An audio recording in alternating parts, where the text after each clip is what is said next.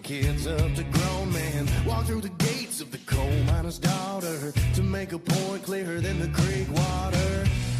Who's the best? Who's it gonna be? In Hurricane Mills, Tennessee.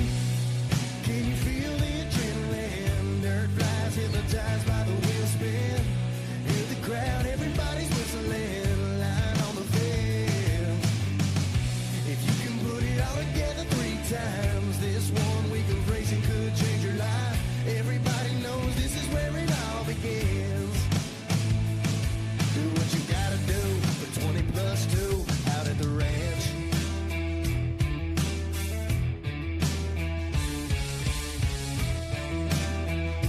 All right, one more time, I want to welcome everybody to RacerTV.com watching at home. Appreciate you joining us. Know you're hiding from the boss. You might be in the office right now. You might be downstairs getting ready to go to work. You might be just having the day off at Friday, but whatever the situation is, we appreciate you spending your time with us here at RacerTV.com. Look forward to delivering you a great day of coverage, and know we're going to have great races. First race for our coverage, of course, Super Mini 2, 13 to 16 is our final moto of round 2. Again, coming up with the next moto. Vet 30 plus will be moto number 1. That is go time, folks. Start handing out the hardware. Going to start crowning champions here after Vet 30 plus moto number 1.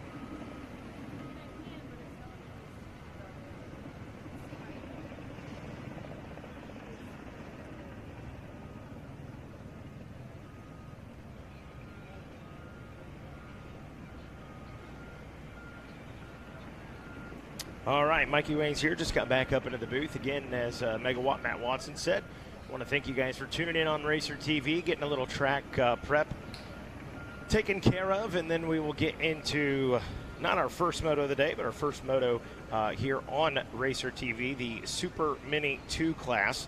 As a matter of fact, this is race number 29. After this one, hey, this is our last round of motos here for the second round. After this, we will begin our third motos already here on a Friday morning. So, Super Mini 2 going to be ready to roll here in just a moment as we take a look at how they finished in their first moto. Liam Olaf, oh boy, what a week it's been for that young man, and comes into this one with a first place finish, the number 32 out of Oak Hills, California. Finishing in the 2 spot coming into this one, another young man who's had a pretty solid week on that Orange Brigade KTM. That's Jeremy Fapani. Finishing in the number 3 spot in their first moto was the number 43 out of Georgia on the Gas Tiger Wood. Finishing in the 4th spot was the number 18 Kawasaki. Boy, some major heavy hitters in this one. Landon Gordon. Finishing in the number 5 position in moto number 1 was William Caniger.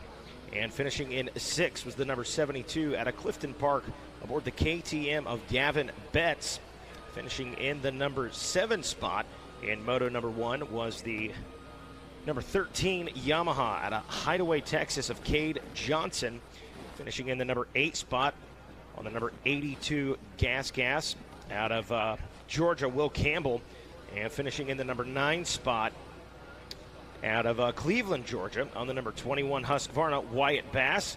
And rounding out that top 10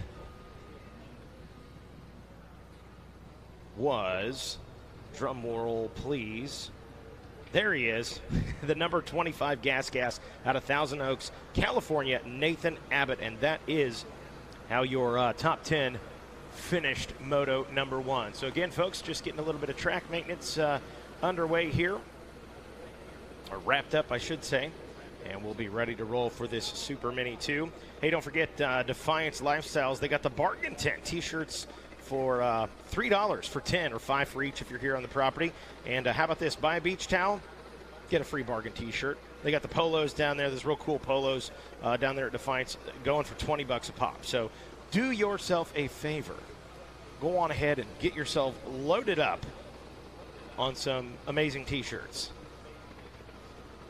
What did I say, 10 for 3? There's my dyslexia again. Dyslexic, sorry about that. How about 3 for 10? That's a much better deal. Defiance down there going, hey, Mikey, we appreciate you trying to boost our profits, but it is 3 for 10, not 10 for 3. I guess it'd be the opposite of that. There you go. We'll get it dialed. Hey, it's been a long week. I don't know if you folks at home, and I'm sure you guys relate to this out there. Kudos, by the way, while we got a break here, to the track crew, the folks that run security, whether you're here with one of the sponsors and you've been working basically sun up to sundown, and just everyone in the office, our flaggers. It is a long week, and I know you're probably like me and Megawatt were talking this morning. If you're here and you're putting in the work, yes, you're having a blast, but it is hard work. No matter what your role is, it's long hours, and at this point on Friday, my God, I hope you've seen the movie Groundhog Day, because it's an American classic, but it's Groundhog Day. I literally have to wake up. I have no clue what day it is. I got to look at my phone to confirm it, and then 5 minutes later, I've already forgotten again. So I'm sure you're in the same boat, but for those wondering, it is Friday. So we're rolling right along here. Got some great races coming up here today. To kind of give you a little preview for the folks at home, if you did not know, right now on the gate, ready to roll, is that Super Mini 2 class we just talked about. And coming up after that, we'll reset the deck. We'll be ready to go with our third round of motos, and we'll begin that with where it all started, those Vet 30+. We're going to crown some champions here this morning. How about that? That'll be followed by the 450B class, slotted for a 10 a.m. start time, and then the 125Cs. That's going to be race number 3. That'll be followed by your 85cc 10 to 12, and then race number 5, your 65cc 7 to 9 limited. That'll be followed by your senior 40+, and then we'll get back to your mini senior 2, 13 to 15, and we'll have a little intermission this afternoon and jump back into it. But man, has it been an incredible week of racing, and things shaping up. For those watching on Racer TV, you might be looking at those clouds and thinking to yourself, oh, I bet they're getting that stuff falling from the sky. I don't even want to say it. So far, so good. It's actually fairly cool. A little humid, but fairly cool compared to what we've had. And we looked at the weather radar, and it's still just north of us here at the track. Just saw Mike Burkeen down in the by the podium there, and I said, Mike, is it still dodging us? And he said, just a bit outside. Just right now, what we've got is Nature's Water Truck. Bingo. Hey, is what we have right now. Yeah. Jeff Russell and the guys can leave the truck park for a few minutes. Yeah. We just have a sprinkle coming down. And, Mikey, I do believe we are on the fringe of it. Yeah. I don't believe that we're going to be in the eye of the storm here in the next few moments. So, guarantee you there's a few guys out there, though, that are like, let it cut loose. Yeah. Let it rain. I can wax these guys. Absolutely. These guys are confident mutters. Yeah. Give me a mutter. And then the other ones are going, absolutely not. Please no.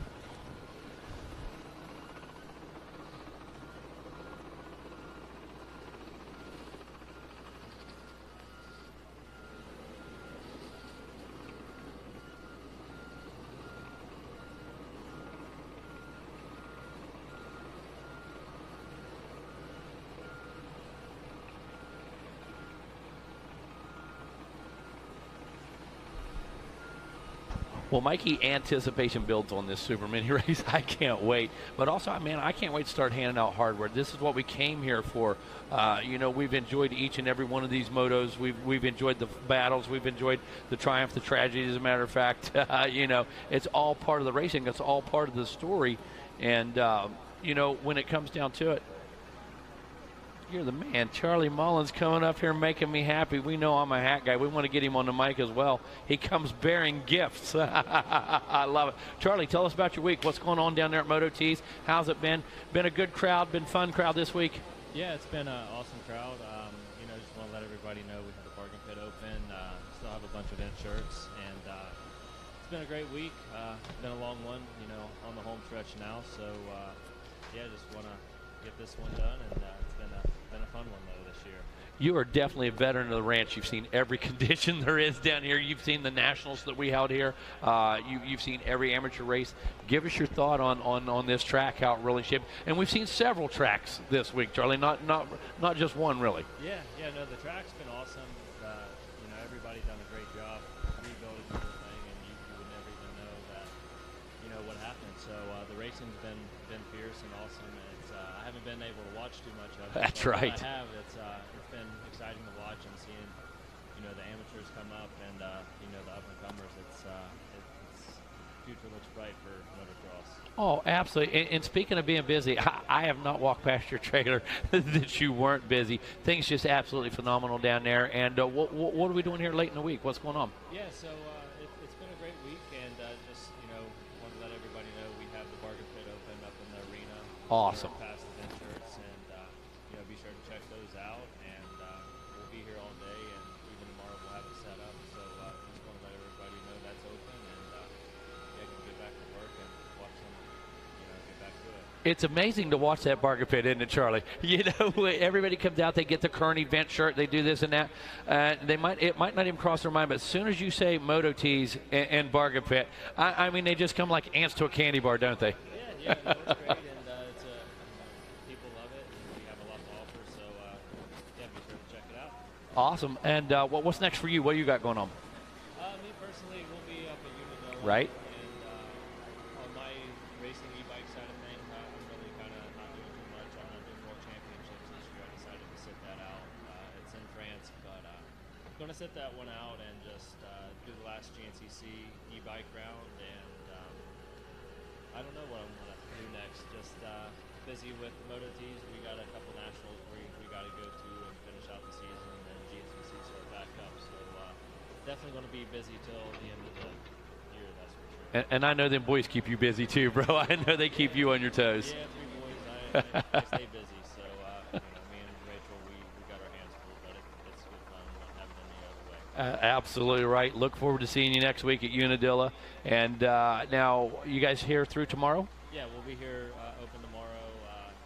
T-shirts and bargain pit. We'll close up once racing's over tomorrow. Right on. Start moving north. Awesome. Fantastic. Thank you so much, Charlie. Thank you for the hat, man. I've gone by a dozen times, and you know me, I'm a hat guy. So appreciate you taking the time out. We'll get this mounted up right now. Mikey and I will represent the rest of the weekend as we hand out these championship medals. And, folks, please go over there and check that bargain pit out. And it is at the arena is where it's at. Correct. All day today? All day today. And tomorrow? Tomorrow Until we sell out? Yeah. Oh, basically, cool. So get busy, people. Get down there and clean that bargain pit out so Charlie doesn't have to load these T-shirts up and take them anywhere else, all right? Help us out here. Work with us, folks. We're trying to be givers. Thank you, Charlie. Appreciate you much, man. We'll talk to you soon. Take care. Thanks, Charlie. Man, Meg, I already got my freshie on, man. I know. I got my see freshie you over on. there styling and profiling. That's how you are. Feels good. I was busy handling the hard work. You were. Okay, yeah. while you're over Meg there was, playing and looking in the mirror, making sure you look good like one of our interns. Yeah, By the okay, way, thanks a lot. Charlie Mullins, EMTB maestro. Oh, if you are you will. kidding? Royalty. Yeah, royalty. And Absolutely. A GNCC off-road, royalty. off-road period. royalty. When we talk about champions, we talk about character and this and that. Let me tell you something. Not all the components are always there. Yeah. They are with Charlie Mullins. Oh, you know unreal. what? Morals, ethics, sportsmanship, talent, tenacity, anything that you want out of a champion that's there. And you know what? Great dad, great husband, you know, family guy. So I really love hanging out with Charlie and learn something from him every time I'm with him. You know, we might be talking about the landscaping around the track or something, but I learned something from Charlie Mullins every time I'm with him. Yeah, he's a solid dude, no doubt about that. All right, 65cc, or excuse me, that was the last race. How about Super Minis? Super Mini 2, 13 to 16, getting their first look of the track here this morning. will be ready to roll back to the starting gate and get what will be the last of our Moto number 2s, and we'll go right into Moto number 3s.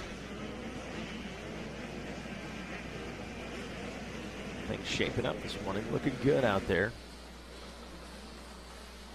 Just had some track maintenance out there. So these riders taking care of business. Hey, guys, got to tell you again now, when you see that four-wheeler rolling around with that big cooler on the front of it, you see the pickle man, you got to stop that guy, man. You got to say, hey, Corey.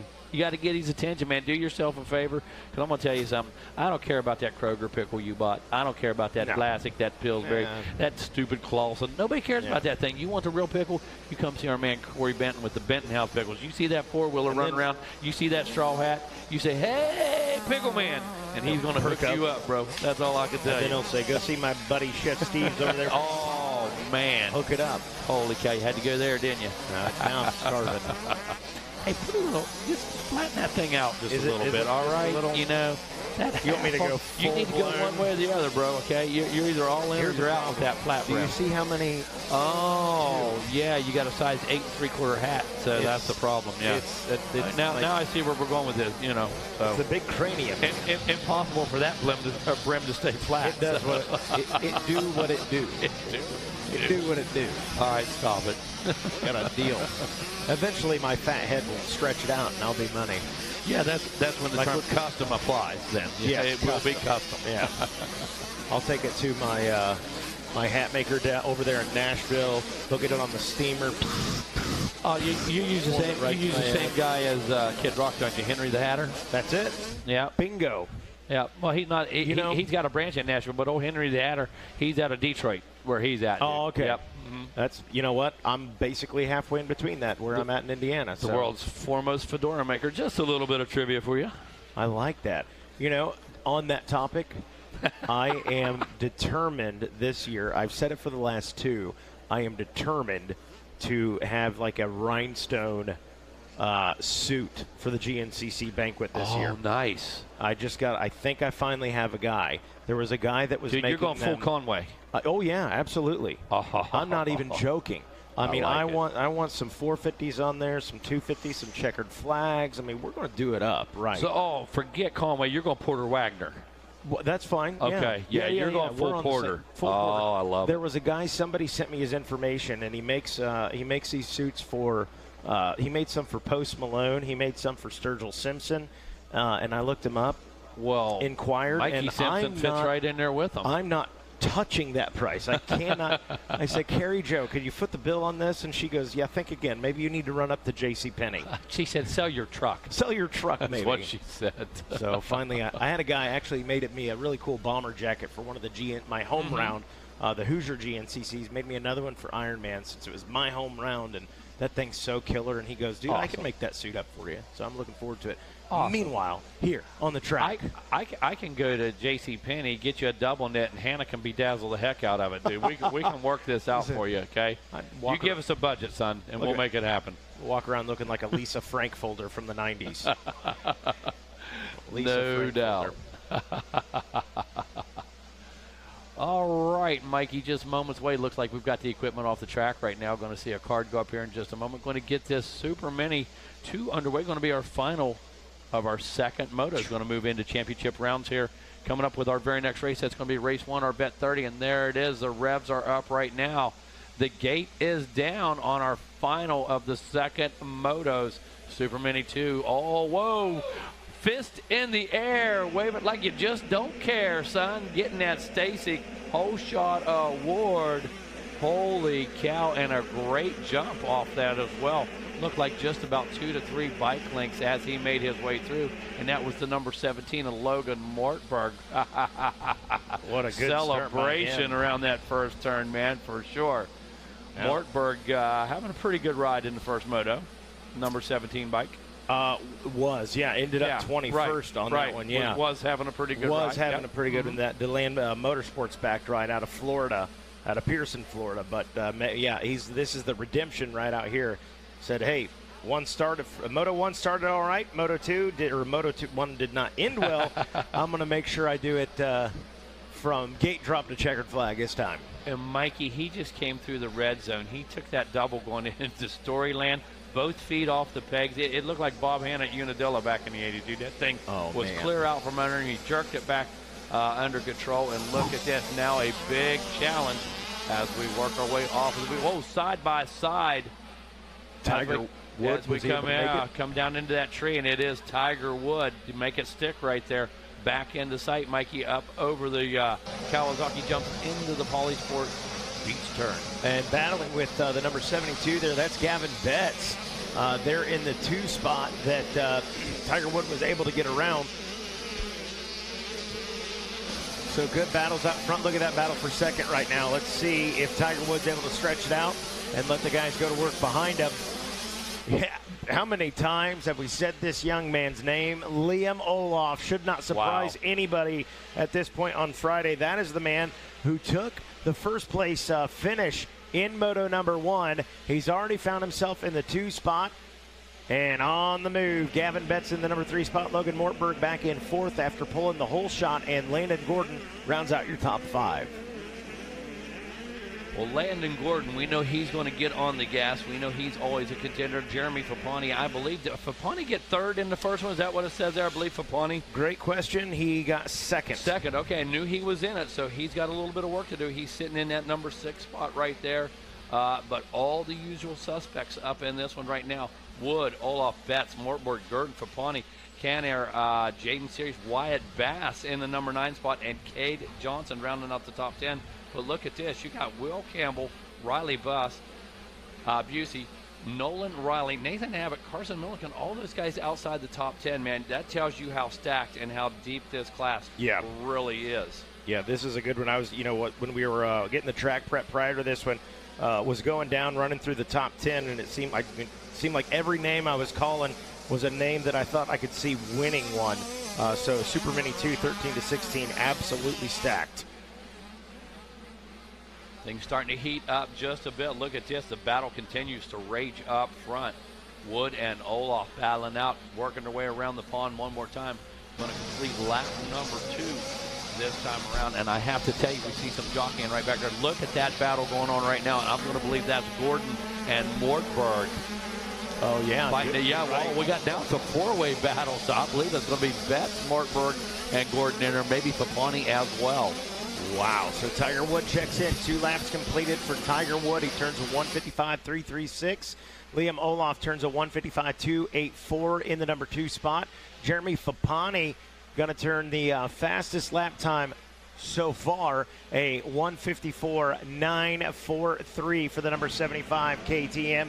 Landon Gordon in the number 4 spot. He's got a 156.3, and Gavin Betts back in the number 5 position. Logan Mortberg now outside of that top 5 in 6. William Kanigher in the number 7 position with Jaden Searles in 8th place. 9th place is the number 21 Husqvarna of Wyatt Bass. And Will Campbell, the number 82 Gas, rounding out your top 10. Keep your eyes on Will Campbell. Got a sub-2-minute lap time. And right there with Wyatt Bass duking it out. The number 32 on screen, Liam Olaf.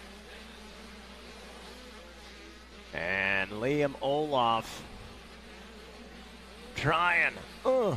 Tiger Wood trying to stretch it out. There goes Fapani. There goes Landon Gordon. Just a little bit of separation early in this one. These guys feeling out this track after we had just had some track prep. I want to make sure, okay, now I'm starting to see some lines here in lap number 3. Now I'm going to be able to make some moves. There's the 72 on screen, Gavin Betts. And Gavin Betts got a battle brewing behind him. But Tiger Wood, the number 43, had a 3rd place finish in Moto number 1. Would love nothing more than to escape this one with the 1st place. Go grab that gold for Moto 2, but boy, here comes 3rd lap, Liam Olaf. Liam Olaf now starting to get him squared up right here. Jeremy Fapani in the number 3 spot, the number 75 KTM, and Yeah, Rubbin's racing. Let's go. Couldn't tell. That was just behind. Just out of sight right there. Don't know if they were battling the track or rubbing tires, but getting real close. Liam Olaf letting Tiger Wood know he's there. Jeremy Fapani right there in it as well. Landon Gordon, you just saw him, that number 18 Kawasaki at the bottom of the screen. And here we go into the 10 Commandments. Tiger Wood has done a great job shutting the door on Liam Olaf so far. Both riders on the inside line. Just darn near carbon copies of each other these last few turns. Liam Olaf being patient, applying just enough pressure, maybe force Tiger Wood into a mistake. Tiger Wood says, not going to happen. I'm going to send this thing. We welcome Jason Wygant into the booth. Yeah, Mikey Waynes. What up? Good job running those podiums. A little confusion in that last class I saw.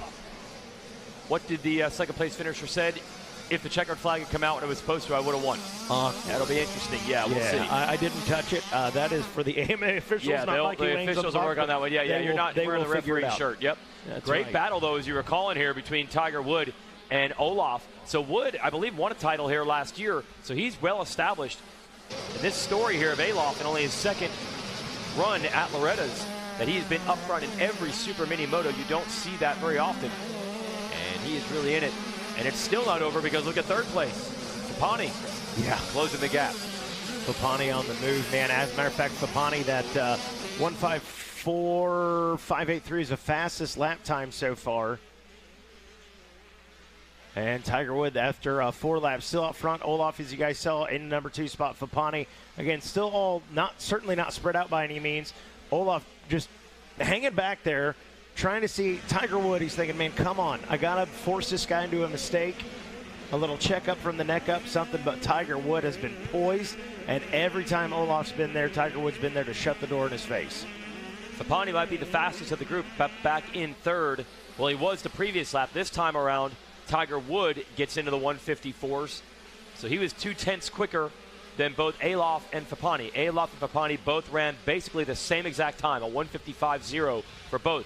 But now I think it's swung back Olaf's direction. Look at that corner right there. And he's right on the rear wheel of Tiger Wood as we go into Storyland. Liam Olaf looking for the lead.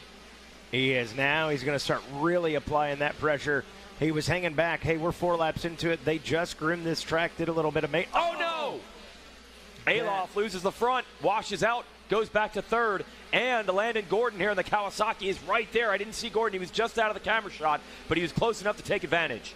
Wow, so what a change of events. So just when we thought Olaf was going to get up there and challenge Tiger Wood, seemed like he was ready, had him in the crosshairs, goes down. Tough break. Heads up play, though, right back on the machine. Lost time, obviously, but not a whole lot, and it's early. Well, about getting close to that halfway mark, but nonetheless, he's got time to click off a couple of good laps and get back up in there. It is shocking how little time he lost. That's still him right there behind Fapani. So he lost 1 position, but he's still in contention for it. He could still even win this moto. Not bad for having a crash and being in such a fast pack. They pulled back away now from Gordon. Then Gavin Betts rounding out the top 5. Jaden Series, Wyatt Bass, Will Canaguire, Will Campbell, and Logan Mortberg. That's your top 10. Cade Johnson is just outside of that in 11th. Back to this group. Wood has opened it up. He's got 3 seconds on Fapani. Olaf is back. He wants second place. Imagine if he got it back in 1 lap from when he crashed. Oh, my goodness. Get out of here. He might do it. I mean, impressive. We were saying it earlier. Liam, everybody's going to come away from this week at Loretta's knowing who that young man is. Oh, yeah. If you didn't, you do now. Yeah, you just want to make an impact. Now, the riders never see it that way. It's first or bust. For sure. He's going to be upset if he doesn't get the title, the moto win, whatever it is. But and another mistake by Olaf. This time didn't get the drive out in those ruts in the right-hander after the 10 Commandments, and another mistake there in the left. So just like that, now he's drifted way back of Fapani. It was funny. Talked to his granddad the other day, just off the podium, and I said, all right, Olaf or Olaf? He said, I say Olaf. I That's asked what him I've on always the podium, known. Yeah. and Liam said Olaf. What? Come on now. And I said, well, he told me Olaf on the box. And he goes, yeah, he does that. I don't know why. He goes, I think he just doesn't want to correct you guys. Oh, he wants to be I'm with friendly. you. I think it's Olaf. Well, his dad raced for a long time, and back then, Dad, and you know what? It probably was Grandpa back then, who was just Dad at the time. Yeah. You're right. I remember them saying it was Alof back in the day. So Exactly. either Liam's trying to change things up, or he's just too polite. But he's being politically correct for Mikey. He doesn't want to insult his elders. said, I don't want to upset don't want to step the on new Mikey's guy. toes, insult him, hurt his feelings. He's like, I don't want to embarrass this guy in front of these people. You know what? So, You know what? The movie Frozen had not come out when his dad was racing, so Olaf was not a household name. Right. Maybe he wanted to switch to what everybody knows. oh, shoot. And, when we found out that Aaron Plessinger was actually Aaron Plessinger, Yes. after calling his dad Plessinger for 30 years, Absolutely. and I said, wait, we've been saying your name wrong for 30 years? And he's like, yeah, that's right. Yeah, He didn't seem to bother him. Yeah. Didn't bother him. He didn't care. Exactly. Yeah. Maybe he's Plessinger when it's Woods racing. But when you're that tough, you're that successful, and you're a legend like that, doesn't matter how you say it. Right? Oh, his dad, Aaron's dad, we all know the personality of Aaron. Oh, yes. He's wide open. His dad, he's a fun guy, but he's totally different. Yeah, his dad 100%. is just like a tough piece of shoe leather. Oh, you got that. I one time went to him. His dad, Aaron's dad, Scott is just an unbelievable mud rider. Yes. Those Ohio guys are unbelievable mud riders. I came up to him one time like, hey, man, they told me at one point you were the best mud rider in the world. And he said, yeah, that's right. Yeah. Right. Good for him. Anything else you'd like to know about That's it? it. Yeah. Next question. Yeah. Watching the 38, I think that is a lap rider, and Papani's trying to get around him. I don't know. He's running too much of the pace here. Wow. Yeah. How is that possible? And is that Alof is back again? That's Fapani and Alof? Is that who that is? Alof has caught Papani for a second time. So he was ahead of Papani. He crashed. He caught him and made two mistakes, lost ground, and is coming back. And at one point, Papani was the fastest rider in this race. He has the best lap time. And Tiger Wood is just thrown down. He's pulled away from these two. They had me totally fooled, Weege. I think that was a lapper. Alof again. Oh. So Alof has gone down for a second time. Man. Landon Gordon this time is going to get around him. He had just held off Gordon with the first crash. See, this is what it is. If you're Liam Alof, you're going to be so bummed, so disappointed. You had the speed to win. Sure. But he's done the job. He's established himself as a player. Evan Ferry this morning just killing it. Goes down right here, flat front tire, out. That quick, like lap number 2. Was killing it, had a great start, was in good position, but those things just happen. That's part of racing, but more importantly, that's part of the ranch.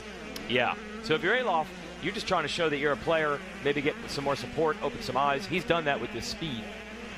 But it might end up being a fourth-place finish in the Moto. Tiger Wood, meanwhile, who's already established, so is Fapani. They've been here many years and have been up front for a long time. They're 1-2.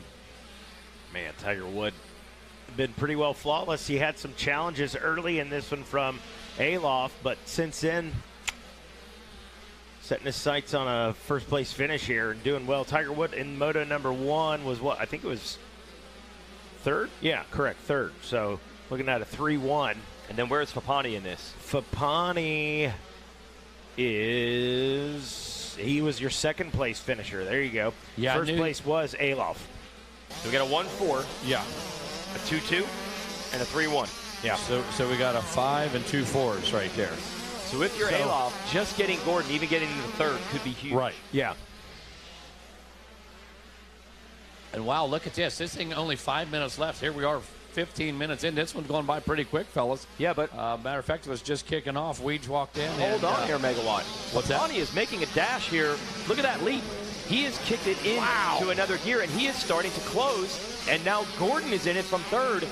Tiger Wood, they were this close earlier. What? Tiger Wood stretched it for about 4 laps, and now Fapani is beginning to close. Here's the gap. Wow, what is going on here?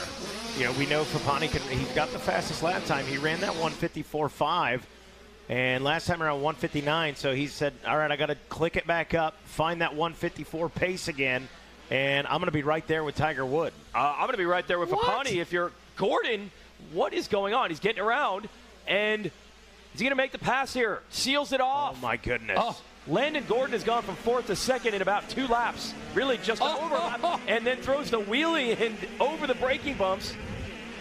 Add injury to insult right there. I'm just going to wheelie away. The only thing after I missing make the pass was the devil horns in the sky as he was ripping no that out. doubt. But, wow, what an incredible line choice there. Was able to just keep the power, kept the momentum up, and then, as you said, we just took the line away. Jumped in front and took the line away.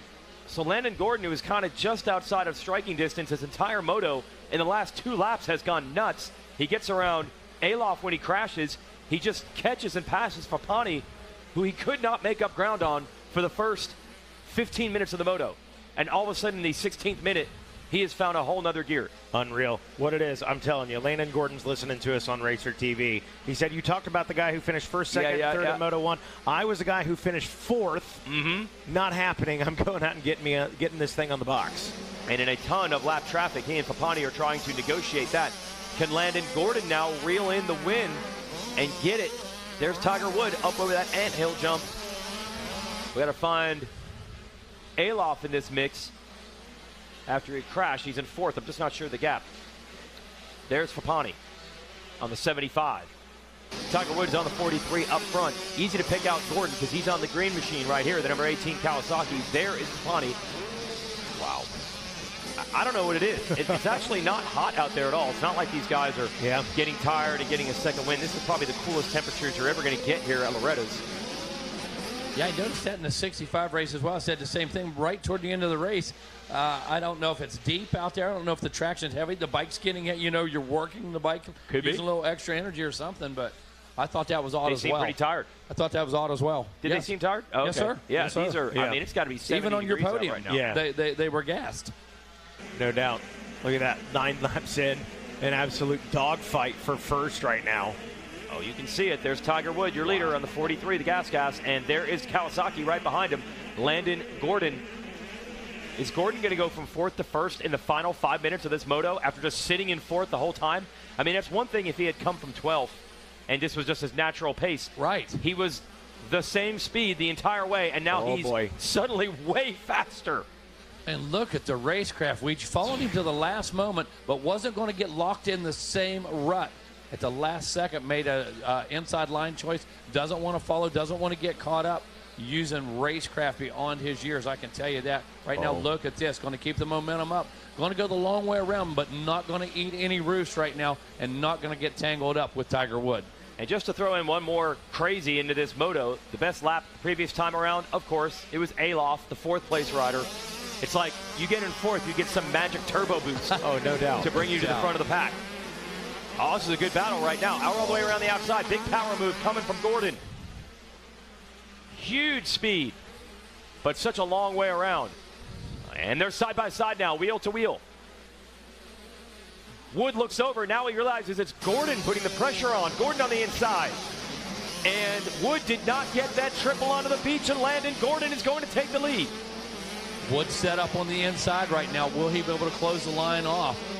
Gordon goes the long way around. Whoa, surrenders it right here. Checkered flag, and Tiger Wood gets it back. Unbelievable. Oh, Gordon took the lead with 2 turns to go, and just before the last turn, Wood fights back and grabs the moto win. Listen, that berm gave out right here in the sand turn. Yep. Wood recognized that. Wood went straight to the inside. When he saw that Kawasaki swap just a little bit, it was do or die. And I have to tell you, folks, if that was the only race you saw today, you got your money's worth. Unreal. Period. 4-rider battle. Shout out to Fapani 3rd and Alof 4th. They rode awesome as well. I think Gordon actually was a little too nice there. He could have just, he was on the outside going to the last turn, but he had a wheel on him. He could have just dive bombed and tried to just block him and say, hey, I'm not letting you through. He chose a different rut. The rut blew out for him. It didn't blow out for Tiger Wood, and Wood repasses him in the last turn to take the win. Yeah, I wasn't looking for things to be so polite there in the Bermuda Triangle. Exactly. He did the correct thing. Yes. Oh, you're in a rut, I'm in a rut. Right. But he could have just said, I'm going wherever you're going, and I'm blocking you. I'm not letting you get inside of me. Oh, shoot. Well, I got to tell you, that's what we expect here in these Super Mini classes. Oh, yeah. That's the level. That's how tight this competition is. That's how closely matched these riders are. And again, that's why we do it 3 times down here. This is not the 2 Moto format.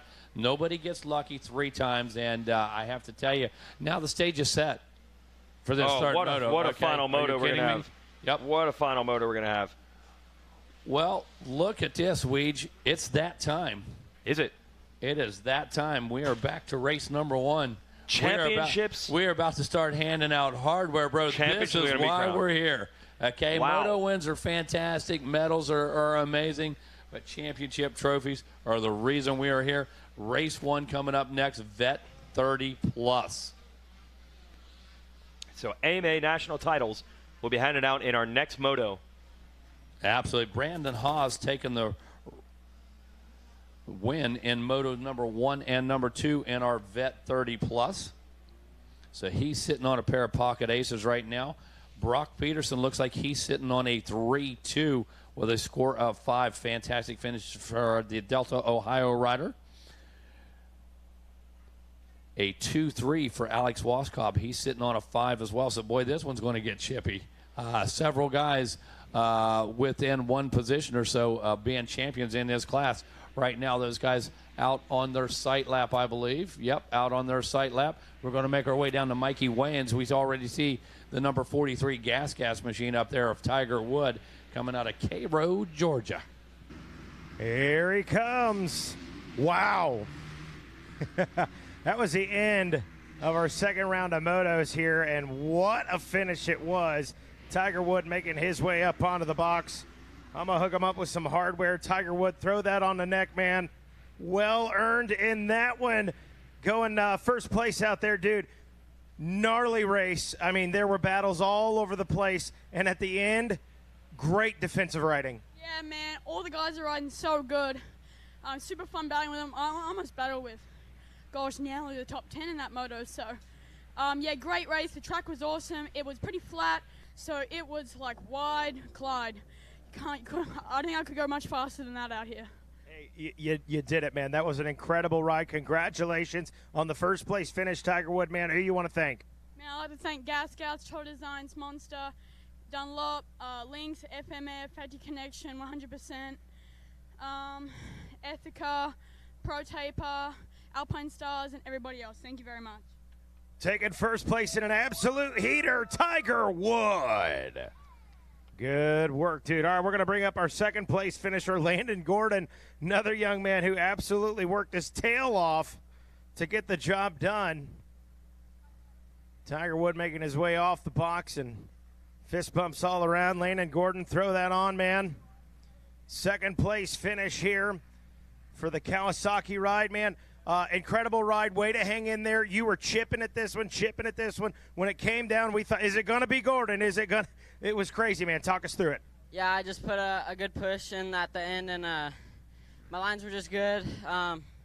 Just figured out the track, really, and just putting down good laps. I just need to get a good start next time.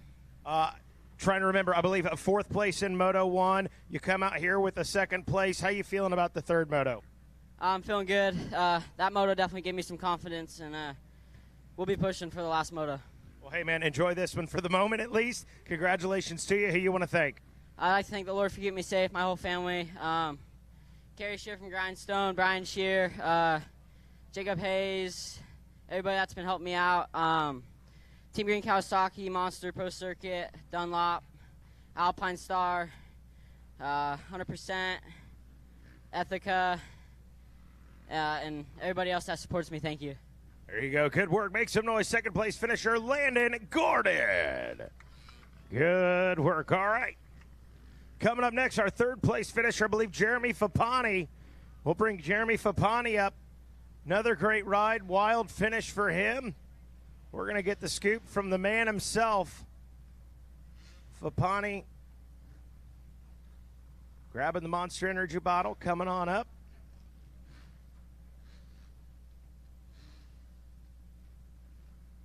All right, Fapani, come on up here, dude.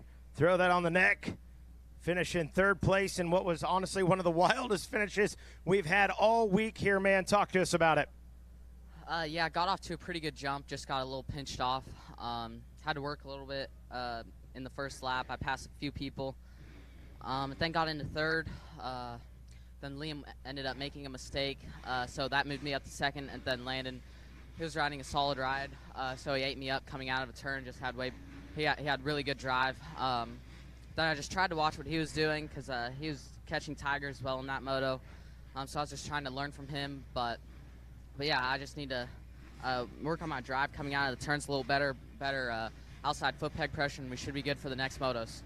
Love that. Love it. You're out there with the notepad, the pencil, taking notes. That's how you learn, man. Good. Congratulations to you. Who would you like to thank?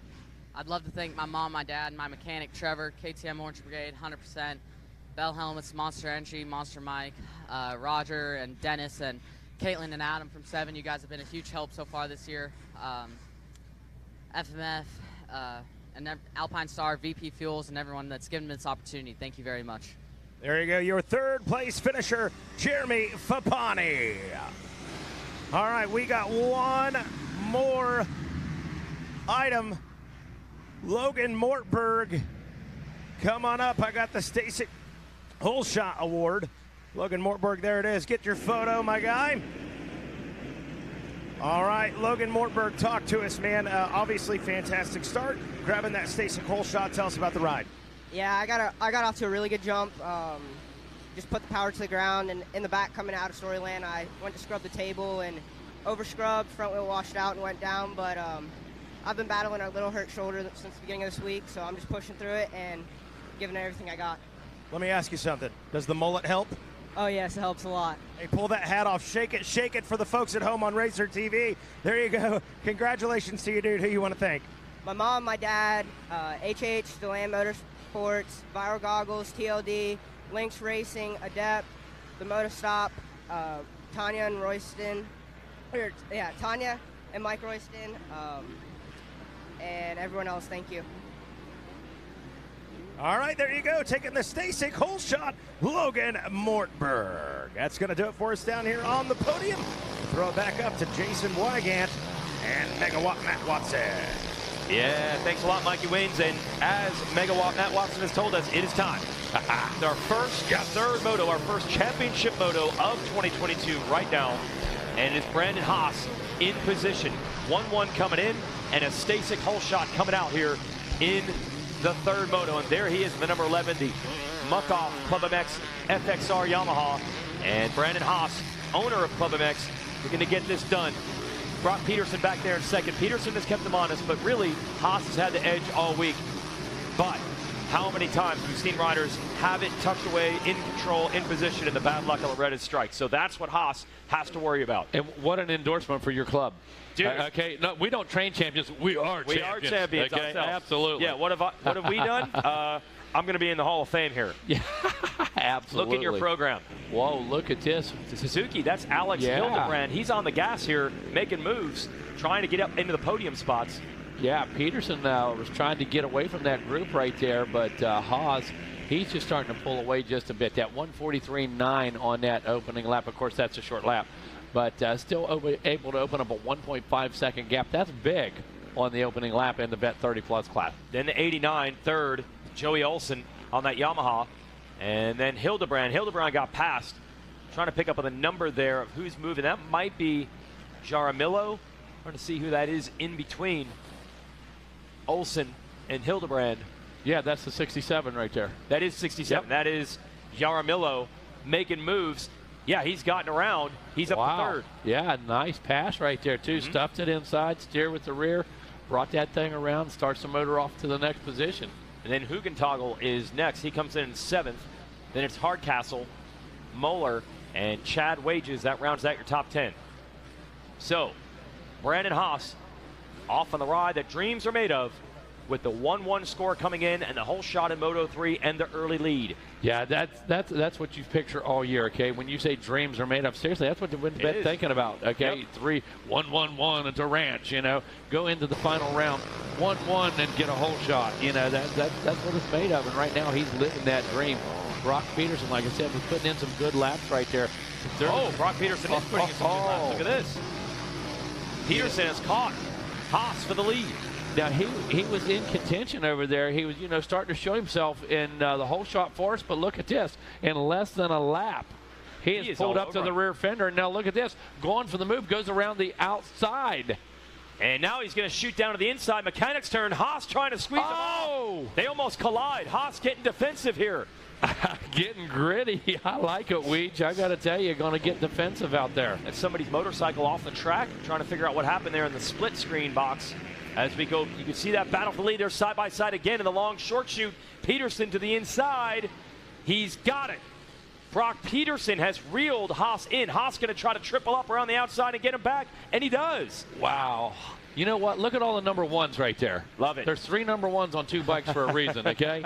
All right, that's incredible to me. Well, that's incredible to me. What Haas just pulled away in 2 seconds in one short straightaway. Yeah, Peterson did all the work. Yeah, Peterson did all the work, got right on top of him, and Haas said, whoa, whoa, whoa, where'd you come from? And absolutely pulled right away, like you said, in a matter of 2 turns. Now you see Peterson getting cross-threaded there, and Haas just having his way with it. All right, so there was a temporary battle for the lead.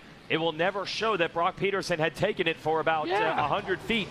Because by the end of this lap, it'll probably just show Haas was out front and is still out front. Let's see if Peterson can put it back together. I don't know if because this track is a lot rougher than what most of these guys ride on. This is an amateur event. Maybe it's the roughest track. No, Peterson's back. For some reason, they can make up time in chunks. The line choice makes such a drastic difference. Now, if you remember, this is where Peterson closed the gap last time. Now they're going to work their way back around, head back to the middle. And now let's see, will he use the same line? Will he try to use the same technique this time around? And will the advantage go back to Haas again as they get in the back part of the track? Peterson applying the pressure. Last year's champion, he wants more. Now, Haas doesn't have to win the moto to win the title, but it is clear by the way he's riding, he doesn't want to coast at home in second. He's doing everything he can to hold Peterson off. Again, here's a repeat of the last lap. He's going to go outside right now is Peterson, just as he did last time. Haas moved over and shut the door on him. Again, takes the same line away from him. Here we go. It's just like deja vu, Groundhog Day at the ranch. Yeah, Peterson knew that was coming. He reacts. He gets down to the inside. Great job by Peterson to straighten that corner out. Is it going to be enough, though, to get to the lead? Side by side again down the long short chute. Wheel to wheel into the 10 Commandments. And Peterson emerges with the lead again, and this time Haas is stuck on the inside.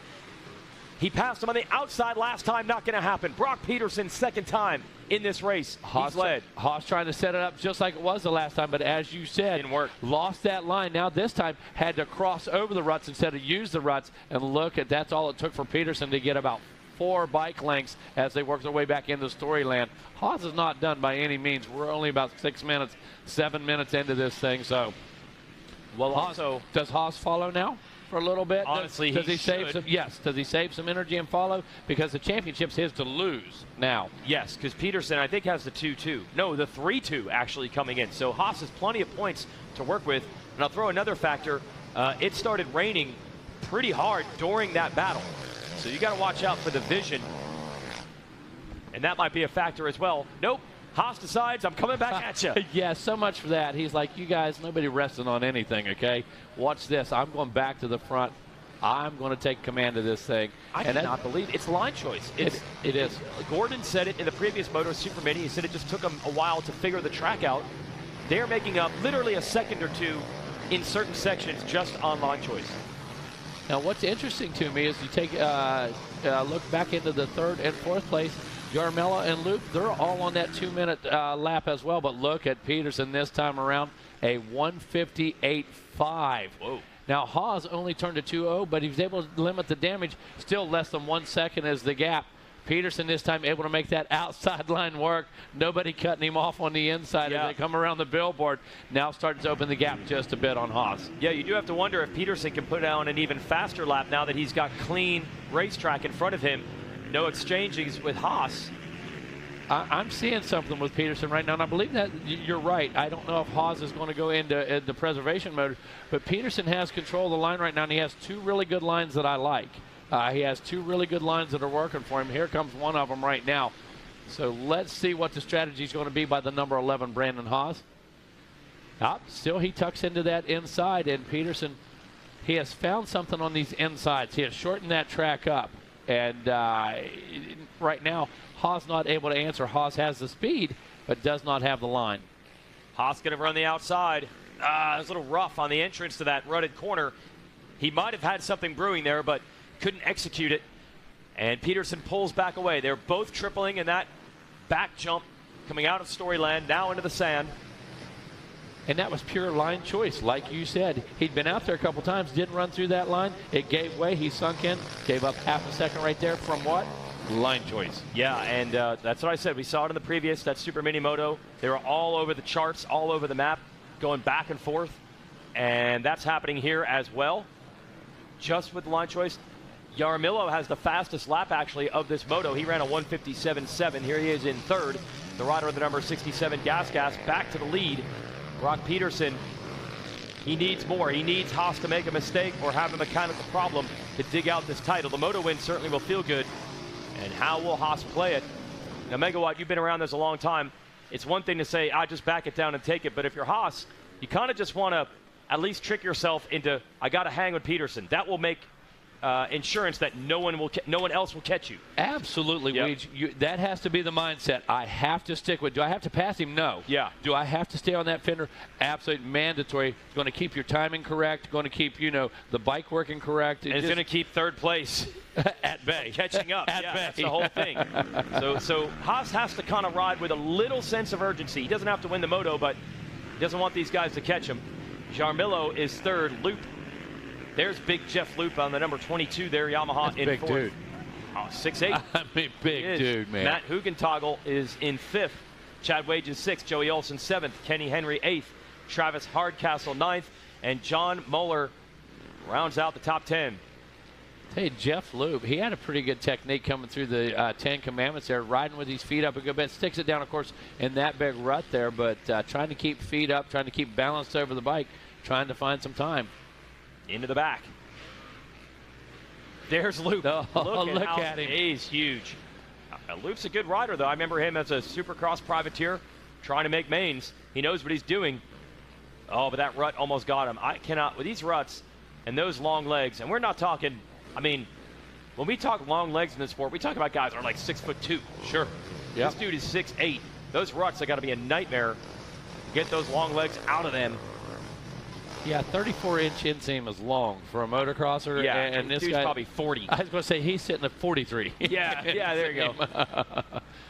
And, it's amazing that we talk about this. Too tall Mike Bell over the years. Is it a hindrance? You see a lot of shorter stature riders, Philip Otto, Carmichael, Jeff Ward, very successful riders. Yep. But then you and I have got to witness something absolutely incredible.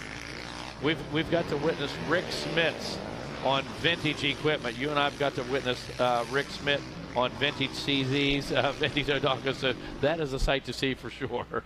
I know. 7'4" on a bike that has 4 inches of travel. Speaking of that, I got some news for you. I got something for you to feast on. I'll show you on my phone. You'll be impressed. Bring it. You'll be impressed. Bring it.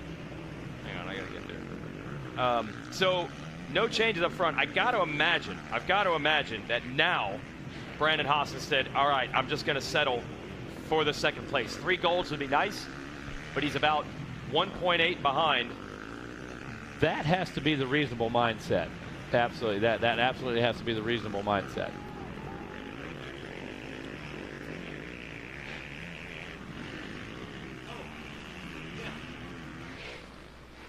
Oh, yeah.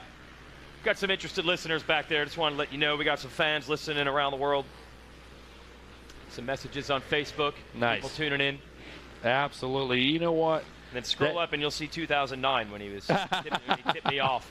Hey, bro, I got the pictures from the York swap meet. He always stops by the Racer X booth over there. He makes about an 8-hour drive to get to that swap meet. That's how into it he is, dude. And he promotes his swap meet in Indiana while he's there. That's awesome. The guy's an enthusiast, true and true. Matt Hugentoggle there on the number 5, riding well. Then Chad Wages on the 45 is 6th. Joey Olson on the number 89 has drifted back to 7th. Still a good run for him. Kenny Henry, who was battling for podium earlier this week, he is 8th. Travis Hardcastle 9th, and John Muller is 10th. Brock Peterson looking for the moto win. He might not be able to defend his title this year, but he's not going down without a fight. Haas in 2nd, and Daniel Jaramillo, again, is going to hold that fastest lap time of the moto. Man, these 20-minute motos feel like forever, just from a fatigue standpoint, but even more when you've got pressure I'm sure Brandon Haas, this one has felt like a hour and 20-minute moto. He's been sitting back there, watching the clock, watching the laps go by, trying to avoid the big mistake. We've seen flat tires and broken wheels quite a bit this week. A lot of things can bite you. And if you're Brandon Haas, you got to avoid even thinking about that stuff. Yeah, if you're Brandon Haas right now, you think about one thing, the next lap. Yep. The next lap. And before you know it, here we are, time remaining about 5 minutes. We're going to see that 2-lap card, and probably next time around. I think we'll probably see that 2-lap card this time around. I'm going to pick up the white flag after that. And like you said, if you're Brandon Haas, what's going through your mind? Well, the first thing that's going through your mind is I'm a Loretta champion. Yeah. That's the first thing going through your mind right now. And no, later. Worry about that in 5 minutes and 16 seconds. Yeah, exactly. But you just really cannot make any innocent mistakes right here, because you know as well as I do, Weege, the smallest of mistakes could be total disaster right now. They've got 9 seconds on third place, so that's really what Haas has to play with here, back in the number 2 position to wrap this title. But Jaramillo has been going fast, so that gap could get smaller if Haas backs it down. Let's see how the board is going to work. Are we going to get the 2 to go here? Oh, nice job staying on the racetrack for Hugentagel. He went over that berm. Let me tell you, that's bike skill, Weege. I mean, that is bike skill right there. For me, that would have been pure luck, but you're saying for him, that was skill. Absolutely. Okay. Oh, yeah, you and I, we were saved by luck right there. Yeah, okay, yeah. no question. I don't know how I pulled that up. I'd have been between the trees. So. Yeah. There is Jaramillo, your third-place rider. That is the pressure point Haas has got to avoid getting into a battle with him. Hugentagel, he's up at the crown molding. The crown molding of the racetrack, all the way off on the bank, and got over it, almost went down. There's Hugentagel again. He is in 5th, trying to catch Jeff Luke, who is in 4th. Now that gives you an idea right there exactly how rough that beach is starting to get around that polysport pond. Did you see that thing give him the little kick right there? And he was in perfect body position, but that's just how rough it is. Man. Jeff Loop. Loop's in 4th.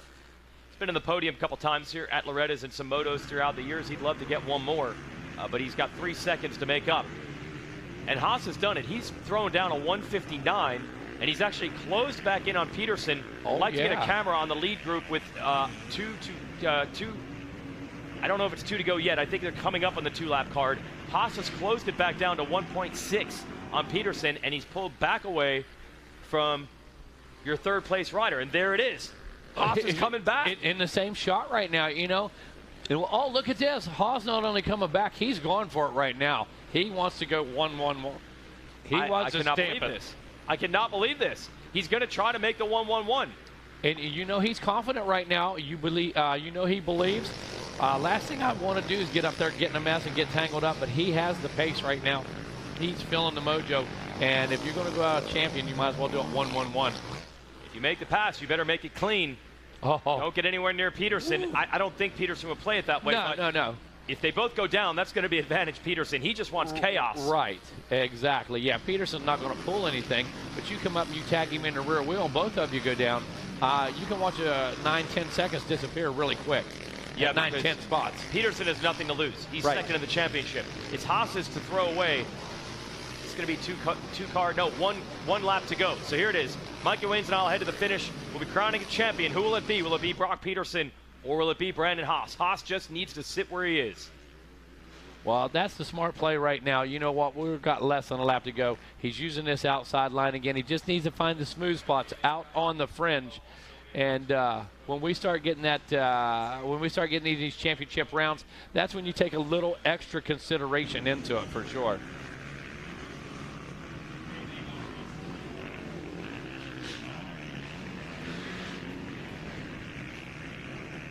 All right, as Weege and Mikey Waynes make their way down to the podium, we're going to bring it home here, just less than a lap to go. Brock Peterson now in good position. Out front looking at that moto win. There comes Haas. Now he has definitely slowed this thing up. He saw the white flag, not going to take any chance. Actually almost on a victory lap, almost come to a stop there as he works his way back into the red zone. Brandon Haas, it's starting to sink in right now. Owner of Club MX says we don't just train champions, we are champions. Final time back into Storyland. There comes the number 11 machine. Camera work on him right now. Hard to imagine the emotion underneath of that helmet. And if you're Brock Peterson, you know you come out of here making a statement. You had the number 1 plate coming in, made a couple errors in the early motos. Here we are in this final moto. You're going out. You're going to stamp this thing. So leave him with a moto win, leave him with a gold medal. That's a big thing. But Brandon Haas looking at 2-2-1, going to have 5 points, going to have a championship. There comes Peterson. He looks over right now to see back how far back Haas is. Doesn't really matter. Haas is still going to take the championship home. Peterson, a great sportsman, definitely. Down into the Bermuda Triangle, the final left-hander, and we crown our first champions of the week here in our Bet Plus 30. And Brock Peterson, Brandon Haas, Daniel Jaramillo, these guys made it interesting for sure. There you see it. There is the white flag, and here comes your champion right now on the number 11 machine. That is Brandon Haas. A little bit of a fist pump, not much, totally spent right now, and just starting to sink in the reality of the situation. Congratulations to the number 11 Brandon Haas. Congratulations to Brock Peterson for the moto win here in Bet 30 Plus. Take a look at the rundown. It's going to go like this. Brock Peterson, Brandon Haas, Jeff Loop able to put himself in that number 3 position by the end of it. Daniel Jaramillo in the number 4 position. Matthew Hoftogler in the number 5 position. Chad Wages finishes the 6th. Kenny Henry, we know that name, out of Parrish, Florida, in the number 7 spot. Joey Olson in 8th. John Moeller in the 9th spot. And Travis Hardcastle checking in that 10th position out of Brandenburg, Kentucky. So can't wait to hear all about it. No, Brandon Haas is going to be ecstatic. You see him getting the can set up down there. The bike's already. Look. Peterson telling his story to everybody down there listening. I love it. Looks good, Mr. Carter. Perfect camera shot. Can's trophy looks great. All right, let's get to our moto winner. He was not going to relinquish his title without a fight.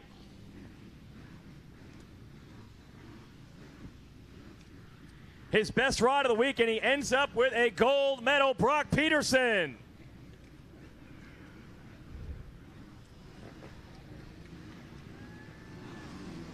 One sec here.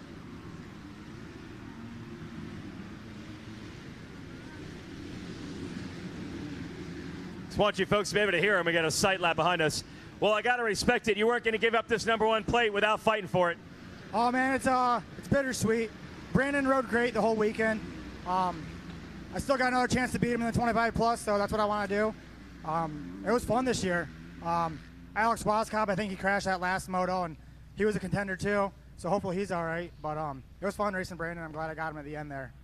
Who do you want to thank? It's been a pretty solid week still. Yeah, it's been awesome. Thank Chris McMillan for giving me a good start again. My wife, Brandy, my 2 daughters, Eliza and Molly, my dad, Kevin, Jim Darabaj at Championship Power Sports, awesome dealer. I can't ask for any better. Mitch Gerwin at Turbo Speed Suspension, Richie Shehorn does all my graphics, Dynamite Design, FXR. Brad's been helping me out. The factory ride goggles are awesome. They're sweet. Hoosier Tires, they get me off to a good start every time. Everybody, Sunstar, No Toil. Everybody else I forgot, thank you, man. It means a lot. There's your moto winner, Brock Peterson. All right, good job, Brock. We do have to move the bike off the podium, though, because we're going to bring the championship machine. He's not giving it up. He's gonna chain himself and this bike to the podium in protest. No, he's good. And we'll bring the number 11 machine on up if the Club MX crew wants to bring the 11 machine up, and we'll bring our 3rd place rider in the meantime, Jeff Loop, if you want to come up, and I'll give you the bronze while we set the motorcycle up. Thanks, Brock. Great fight all the way to the end. I think he got into 3rd on the very last lap. Let's hear it for Jeff Loop. Yeah, Jeff. Here, let's go over here so they got room to bring the bike up.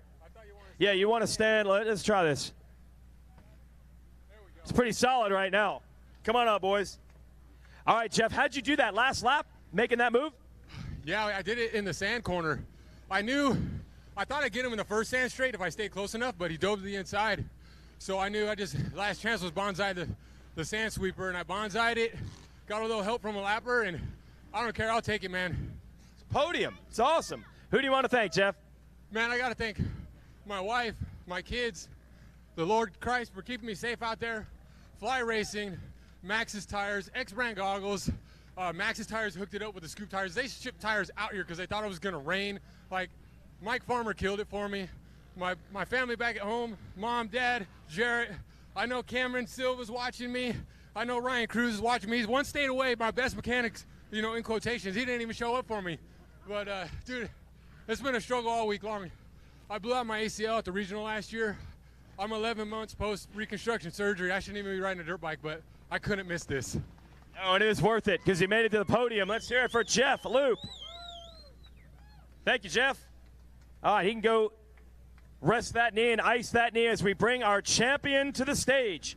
It's a silver medal in the moto. That's just one part. He started it right with the Stasic Whole Shot Award. Let's bring up our champion of the Vet 30, Brandon Haas.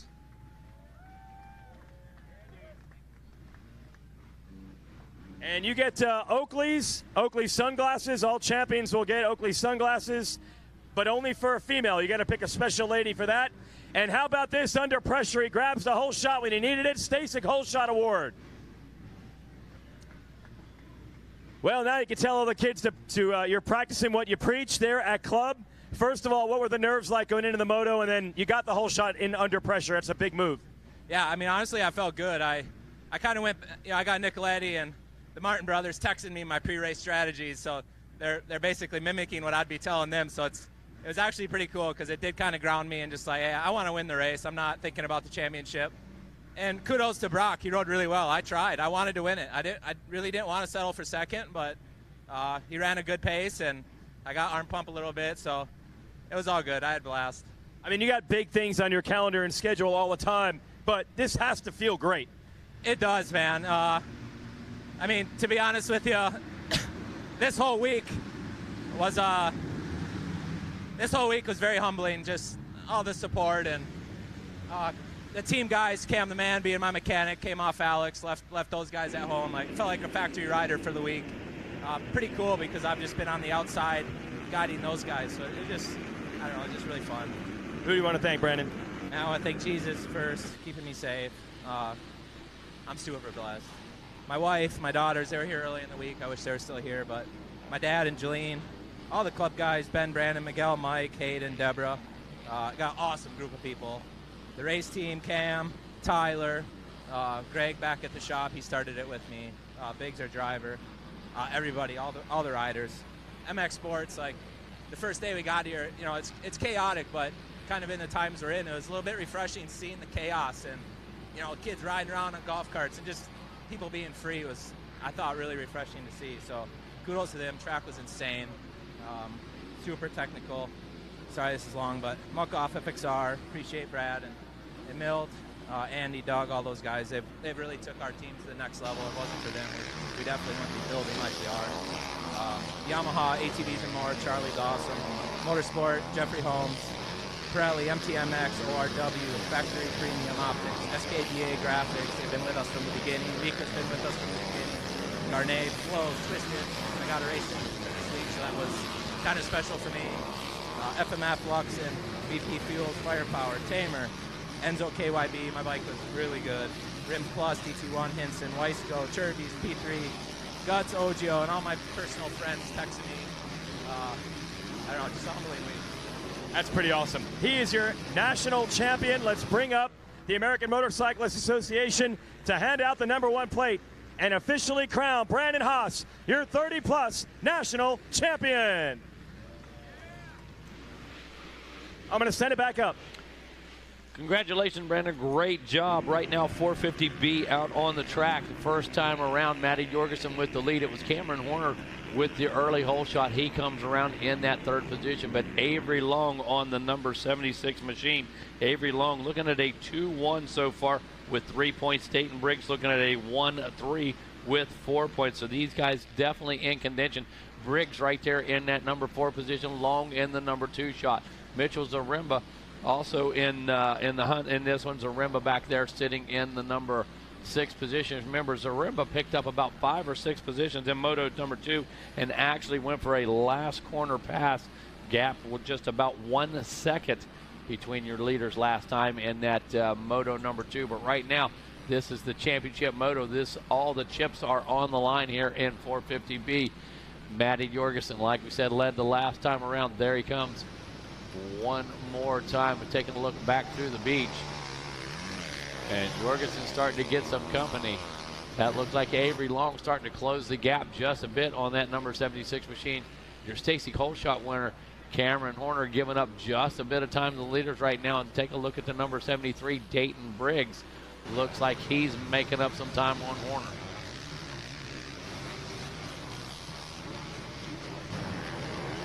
Leaders down through the Bermuda Triangle now. Here we go, making that tight left-hander back past the tower. Again, Jorgensen with the lead. This time he turned a 155.3. Avery Long a 155.5. Cameron Horner, he comes through in that 3rd position. Zaremba up into the number 4 spot. He turns a 156.6, so he's just a bit quicker than Horner ahead of him. Jordan Bees in that number 5 ride. Marcelo Leodorico rides in 6. Dayton Briggs in 7. Kyle Epperson in 8th. 9th is Jaden Cooper and Rodrigo Borges in that number 10 position. Out on the track, though, the number 14, Matty Jorgensen Jr. still putting the power to the ground. Starts to pull away from the 76 of Avery Long just a bit, while Cameron Horner and Mitchell Zaremba try to push forward and put themselves in the hunt. Right now through the 10 Commandments, and we're starting to see a challenge take place there. I believe that's going to be Zaremba and Beast fighting it out as they work their way through the red zone back into Storyland. That looks like Mitchell Zaremba picking up another position right now. Whoa, they come together. It looks like that's going to be Zaremba and possibly Beast.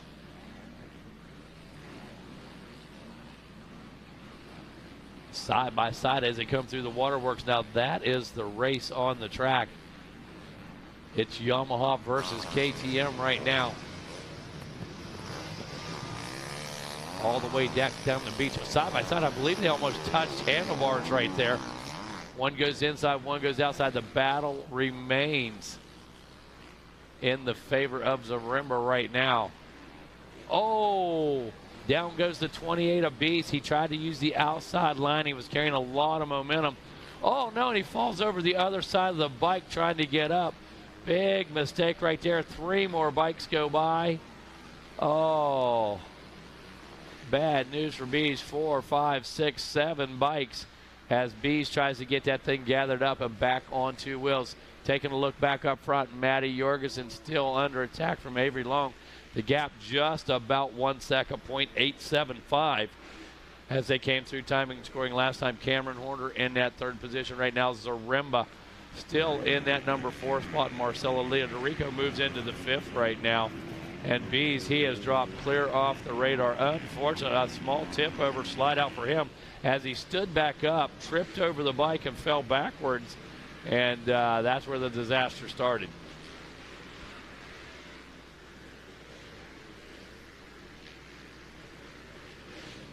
Fast lap right now. That's a 154.1. That was Avery Long. That was on lap number 3. So last time around, Long really turning the heat up. Jorgensen starting to feel it. Jorgensen goes way deep to the inside. He's riding defensive right now. Catches a rut on that KTM or really side ruts that thing up out of there as Long continues to apply the pressure. Cameron Horner, Mitchell Zaremba, Marcelo Leodorico in those 4th, 5th, and 6th positions. They've got a battle raging as they come out of the waterworks. Back into those sand sections. Here we go.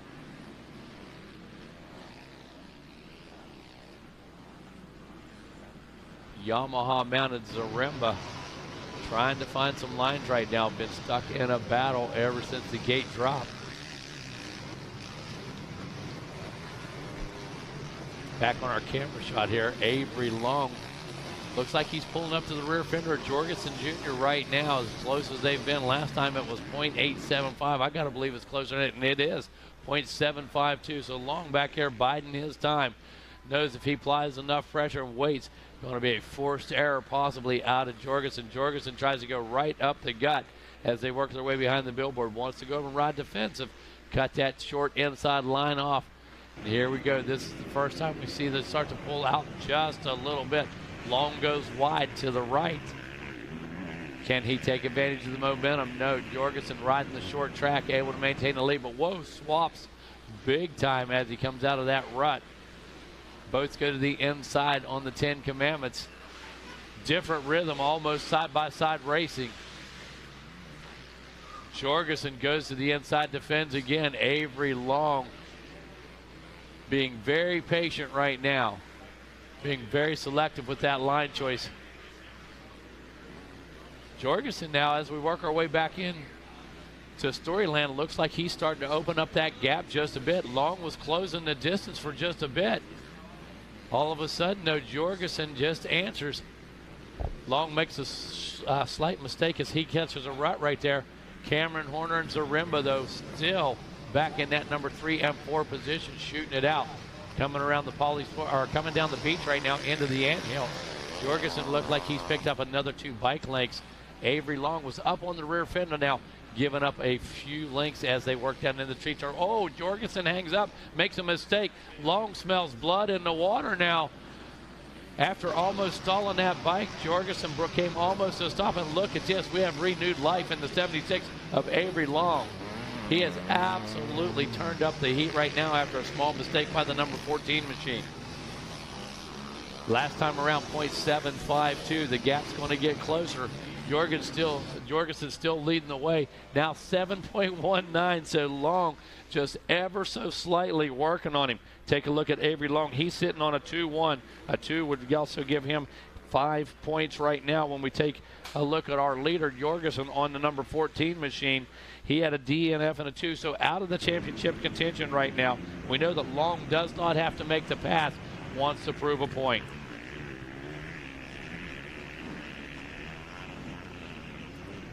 Getting back in the booth here, I'm going to show Megawatt this quick breakdown. What was on the podium just a moment ago. Yep, just some line choice out there. Got to respect Brandon Haas to be able to pull that championship off. Big lines. The way he did it. And he said he wanted to win the moto. That's exactly what he said. And Brock Peterson just turned up the heat. So let's see if Matty Jorgensen in this one can hold on for the moto win. It's been a pretty wild class. But it sounds like we're going to have a rematch in the plus 25. Yeah, I like how Brock was throwing a little of that in there. All right. I like how Brock was throwing a little of that in there. Like, let's see if I can beat him in plus 25. They're battling, I think, like 5th and 6th in the 25 plus. So Avery Long, as we said, he's sitting on a 2-1 right now with that possible 2. Matty Jorgensen with that DNF out of championship contention, but wants to make a statement as he exits the He won the first moto? in the 450B. He won the first moto? Jorgensen went DNF 2. Oh, DNF 2 is what he does. So that's the other class. Sorry, yeah. Yes. He had another class where he won the first moto, and then he tipped over, and that was the end of his moto. It was bizarre. Yeah, Absolutely I don't know. bizarre. It looked like he hurt himself or something. For sure. And then ended up basically a 1 DNF. There's Jorgensen on the number 14 in control. But Avery Long is building quite a story this year, but he wants to end it with some titles. Can he go for the moto win? Stories are great. Titles are better. I think so, but I will say this. When you're in the B class, your whole goal is to get noticed, to get that next level of support. I do feel like if you can go out there and completely dominate it, not just win the title, but dominate, might give you that little edge when the factory teams are looking at their next guy. You might want to think about trying to get the moto win in this scenario. Absolutely. So what you're saying, the championship and the good story would go with it. It goes a lot further. Well, yeah. I mean, if you're, I'll just start. Okay, he's on a Yamaha, right? If you're Star and you're like, we're looking for one guy, and you're picking between 3 or 4, you won it. Maybe that's what it takes to really raise the eyebrows. So I want to see how Avery Long plays it. Does he just go for the title? Or does he want to show he was going to crush everyone? Early in the moto, I believe that. Early in the moto, I believe that was the strategy. It looked like he was going for it? He was absolutely going for it. Yeah. But I will respect his choices right now to back this thing down, be conservative, solidify the championship. Yep. But it will raise the price of his stock in my book just a bit if he chases him down and applies some pressure for sure. We've seen it. Haas and Peterson at last moto, they went to battle for that win. You're watching Cameron Horner, who just went by. Then this is Mitchell Zaremba in 4th on the number 45. Then Marcello Leo Dorico is 5th. Dayton Briggs, Jaden Cooper, Rodrigo Borges, Kyle Epperson, and Tucker Nelson. That is your top 10. Now, Zaremba sitting on a 3-4. He's in 4th spot now. If you remember, Zaremba brought the heat all the way to the finish line. That gap was about 1/2 a wheel. Yeah, dude. And brought himself from 4th place in about 3 laps in that last moto. So going to be interesting to see. Does Zaremba have something in the tank? Does he have a good strategy here? Does he, have something for Horner? It's possible. That's what we've seen this year. Honestly, I keep saying it, but I feel like so much of it is just line choice. The guys are so close in speed. When you find out a new line, we're seeing guys making up 1-2 seconds a lap. Well, on just one line through one section. The problem is, Weech, there's one really good line, a couple good lines, and the rest are bad. Yep. I mean, that's it. And if you don't have the opportunity to enter that line, or you can't clean that line, man, oh man, it's going to make for a long moto if you don't have good line choices. Jorgensen still has it under control. Avery Long, I think you're right. I think Avery Long is just looking to bring the championship home now. Much Going respect. For the 2-1-2. Yep, that's intelligent. Much respect. And not backing the pace down a lot. Letting everybody know why he's out there with a 2-1 right now, I believe is what he's sitting on. And he wants to go 2-1-1. Make no questions of it. So the other rider we got to watch here is 5th place, Dayton Briggs. Yes. He went 1-3 coming into this one. So he's behind Long. He needs to beat him to win the title.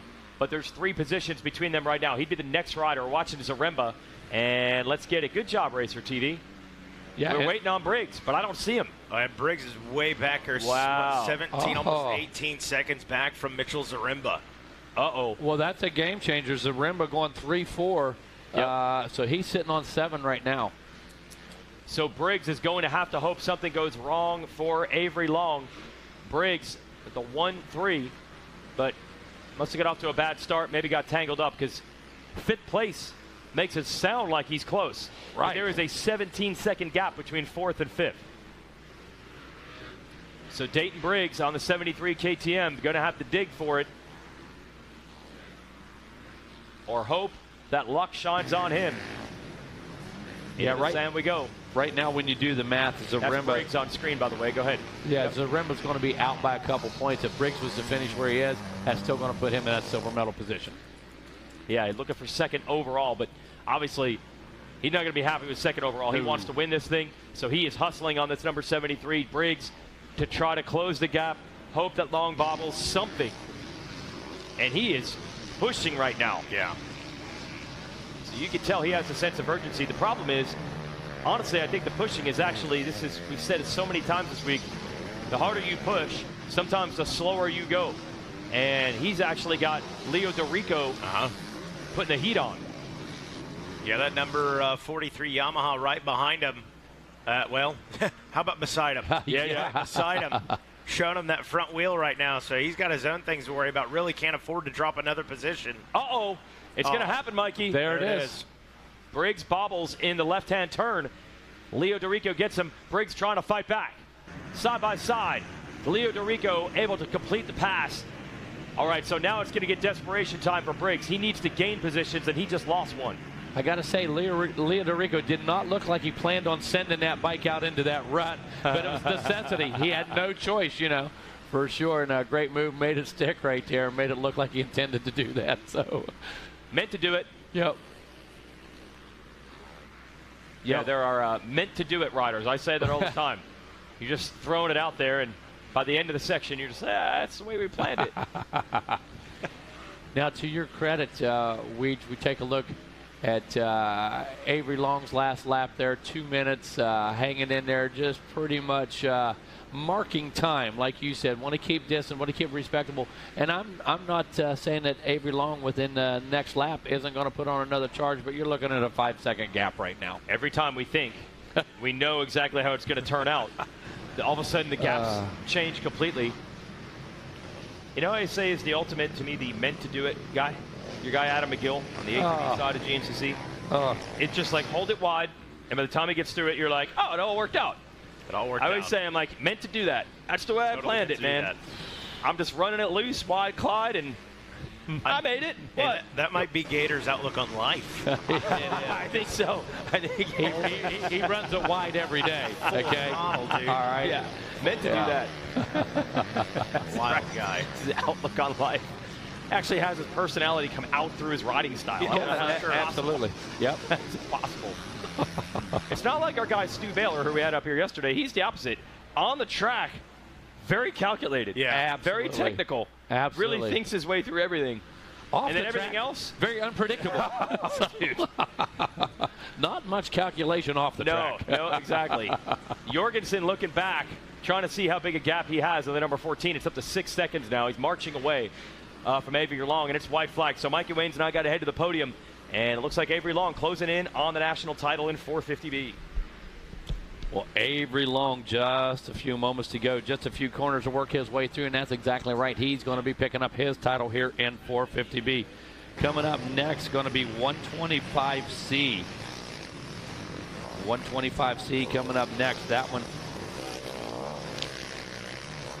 getting ready to get underway here. As soon as we get our podium celebration to take care of, going to see the checkered flag here in just a moment. Matty Jorgensen in control of this moto right now. Bike working really good, putting in good laps. 201.0 last time around. So the 14 machine looking to pick up a moto win here. Avery Long looking to pick up the title. There he comes on that 76 Yamaha. White flag continues to fly. I believe the checkered flag will come out here in just a moment.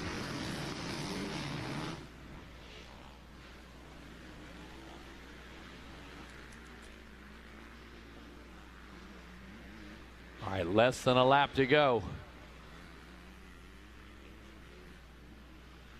Avery Long checks in. He turns a 2:02.4 that time, so doing exactly what he needs. Gap stays about 6.8, another 6.5 back to Cameron Horner. So that second place position pretty safe for the 76 machine of Avery Long. No real pressure from behind. Not going to take a chance of running down Jorgensen Jr. Nothing to gain by doing that. So pretty much a victory lap right here for the 76 Avery Long. Got to concentrate, keep it on two wheels. There comes our leader through the 10 commandments. That's the 14, Matty Jorgensen Jr. What a great ride for him. Was challenged a couple times. Avery Long pulled up on the rear fender, decided it wasn't worth it to go for it. And Jorgensen with everything he needs to do. Takes a quick look over right now. Sees Avery Long on the other section. Knows he's in great shape. Going to take home a gold medal here for Moto win in Moto number 3 of 450B. Back through the waterworks he goes. Just coming out of Storyland. Has about a half a lap. And Matty Jorgensen filling this Moto win. Avery Long, though, he's thinking about the big picture. Sitting there in that number 2 position. And he works his way through waterworks. Knows all he has to do is bring this one home. And we're going to call him the 2022 Loretta Lynn's 450B champion. Jorgensen again trying to find Long, takes a look over, knows he's got this moto in control. Having a little bad luck earlier in the week, though. Want to keep him out of contention for that championship. But here comes your moto winner, the number 14, Matty Jorgensen Jr. One final trip down into the Bermuda Triangle. Going to take that deep left-hand rut. Powers his way through. Checkered flag is out. And that's going to do it for 450B Moto 3. That one coming to a conclusion. And Jorgensen taking that moto win. Avery Long finishing second and taking home the championship hardware in 450B. Wow, what a great race. See the crowd gathered down there in that finish line area around the podium, and a lot of cheers, a lot of jubilation. So Matty Jorgensen out of Pompano Beach, Florida. taking that moto win. Avery Long coming down from New London, Minnesota. Going to take the 450B championship. Cameron Horner, third in that moto out of Bozeman, Montana. So up next, 125C. Micah Grubbs looks like he's got a 7-1 in that one. Number 32 coming out of Chardon, Ohio. A 1-4 for Dawson Cobb. He comes out of Honea Path, South Carolina. He's looking good as well. He's in good position. 5-3 for William Jordan. Comes out of Dade City, Florida. All right, let's get this podium going. Not going to come up with a title. Some bad luck in a couple of motos. Really, the second moto's got away from him, but what a week so far. And a gold medal. Let's hear it from Matty Jorgensen.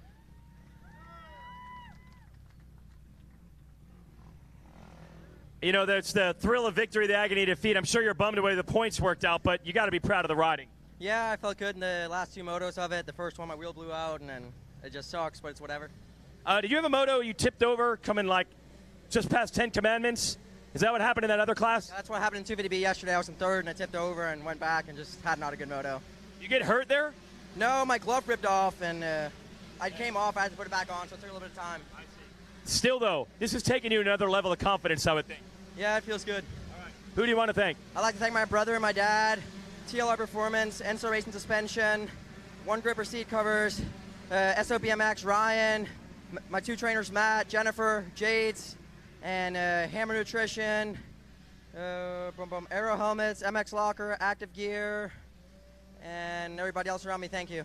All right, there it is. Matty Jorgensen with the moto win. All right, if we get you guys to grab Matty's bike, sorry for the bad news. If you can grab Matty's bike, and we're going to move the championship machine of Avery Long on up, we'll bring the 76 up. Second place will be enough for the title.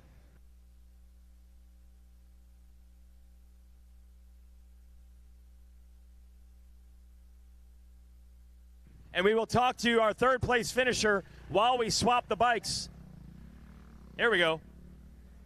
So I'm looking for Horner, who took third, while we bring the championship machine on up. Congrats, boys. Looking for Cameron Horner on the Honda.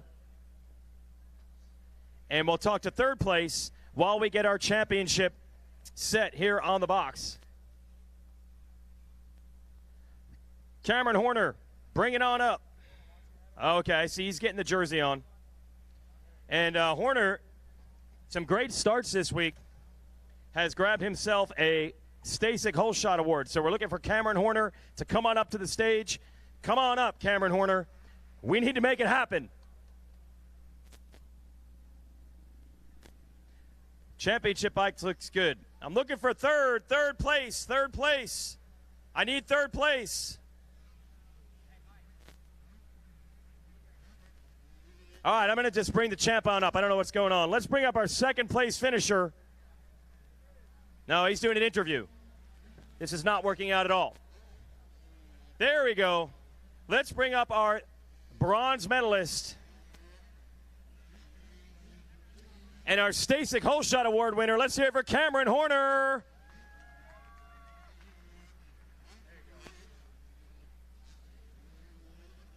You've been in some battles, man. Every time I see you on the track, you're fighting somebody.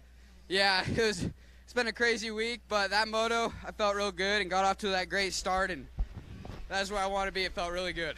Who do you want to thank, Cameron? Honda, Let's Ride, my mom and dad, Kevin Hyde, City, Thor, Doug Haskett, 100%, everyone else back home that's helped me get to here.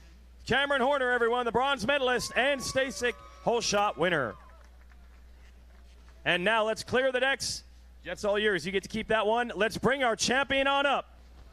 Making a name for himself this week on the Yamaha. You're a 450B national champion with the second place in the moto. It's Avery Long.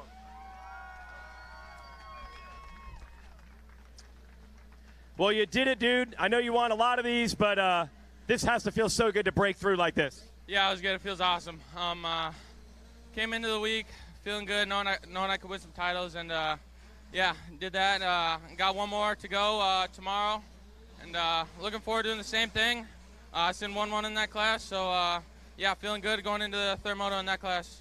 How did you play this one? Were you going for the moto win, or were you thinking about points? Yeah, I want to go for the moto win. I ran out of tear-offs. Matty was riding great. A little tough to pass out there. But yeah, I started running out of tear-offs and backed off a little bit to try to save them for lappers. But yeah, overall, awesome ride. Let's let you thank everybody. I'd like to thank my mom, my dad, Rock River, NSA Yamaha, Alpine Stars, Moose, Dunlop, Bell Helmets, 100%, Monster Army, Danny and Ed for giving me this opportunity, Donnie Luce, my mechanic Clay's been working his butt off all week trying to keep the bike clean, and yeah, it's been awesome. So yeah, my little brothers for coming out. They've been here every moto. I know they like chasing girls, but it means a lot to me that they're up here. And yeah, just everybody in my corner, thank you so much. Let's go racing in our next class. I'm going to bring the Tad from the AMA up. We're going to hand over the 450B National Championship one more time. Avery Long. Hey, great job, Avery. Fantastic performance here this week. Right now, 125C underway, and that's going to be Lance Geis on the 14 KTM with your whole shot. Geis having a stellar moto in moto number 2, second place. Having some issues with that first moto, though, a 23rd. So your whole shot award winner right here, Lance Geis, going 23-2 so far. Contenders look like Dawson Cobb. He's got a 1-4. Micah Grubbs a 7-1, and that's going to be your guys that are mainly in contention for this title here in our 125C as they start to sort themselves out. Looks like Geis putting that whole shot to good use, able to hold on as they whoa, little collision right there. Not sure exactly who that was. A couple riders come together as they work their way around that tree turn. Oh, one rider down now. Still, these guys getting sorted out on the first lap. Giving up a bunch of positions. Is that down rider? It looks like the number 80, I believe it was. Might have been 88. That might be Taylor McKenzie. We'll get a proper ID here in a moment. But there comes your leader, number 14, Lance Geis. Again, putting that whole shot to good use, trying to separate himself from the rest of the pack. Up and over the anthill goes your leaders. Back around the tree and back into sight for the first time. Going to complete lap number 1 here in 125C. The number 14 goes clear up to the outside, rides that outside berm down into the Bermuda Triangle. Here we go. He takes that inside line, going to ride defensive right now. Going to bring lap number 1 to a close. 125C going to play out like this after lap number 1. Lance Geis in that number 1 position. Dawson Cobb in contention for that championship. He sits in the number 2 ride. Number 3, Spencer Burley.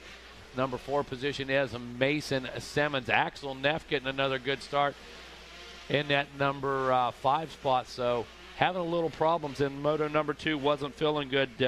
Came off of a 3rd place in moto number 1. So Neff looking to improve on that last one. Going to try to move that number 67 Husqvarna to the front. Micah Grubbs in 6th. William Jordan in the number 7 spot. Gavin Flair in 8th. Riley Greiner rides in 9th.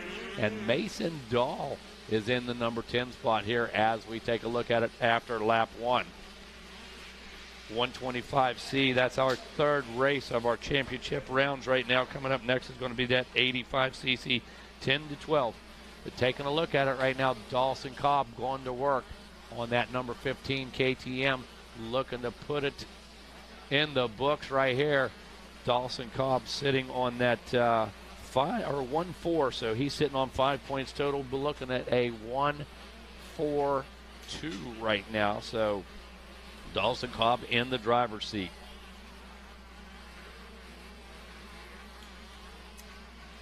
Making our way back into the booth, the 125C class. Megawatt doing hey, gnarly start. Yeah, are you couple kidding? Of riders. Yeah. Those bikes got so tangled up. Oh. And what's tough, you can't get a real ID on it, so you want to be careful. You don't want to shake somebody's parents up, say the wrong name and this and that. So let it sort itself out there. That's exactly what we did. And got to tell you, I knew we would have a race on our hands. Geis got out there. Geis having some bad luck early. He had a 23 in the Moto 1, but he come back, rebounds with a 2nd in that 2nd moto. So 23-2 per your current leader right now, guys. This is more a race of principle. This is more about a statement, proving a point. You know, we had a little bad luck there. 23rd in that first moto. Can you imagine coming out of here 23-2-1? Wow. That may not win you a championship, but it certainly makes a statement and proves a point. Yeah, exactly.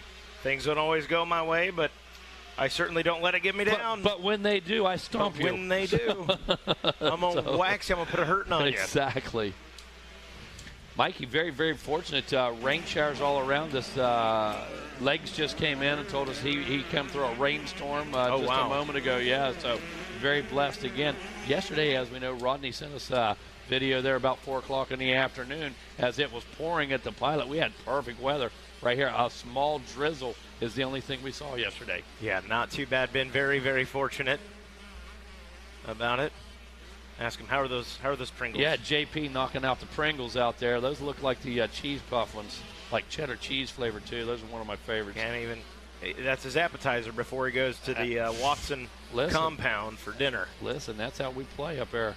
It's a buffet every night at our place. I've not had any complaints. Thank you to you and your wife for being. Before I forget, before it's Saturday and we're all over with, let's make it public real fast. Thank you to Megawatt Matt Watson and your wife for hosting dinner each evening for me. My wife said, "Are you eating like crap?" And I said, "Absolutely not." She thinks it's going to be, cheeseburgers at the Wendy's every night. I said, "No, I've eaten pretty darn well." So thank you guys. No sweat, dude. That's family, son. You and I've been on the road a lot together. We know the importance of getting some rest, eating correctly, and putting in some time. So our pleasure having you, bro. Thank you. I appreciate it. Well, on the track, Lance Geis doing his thing. Dawson Cobb there in the number 2 spot. Spencer Burley had him on screen a moment ago, that number 89.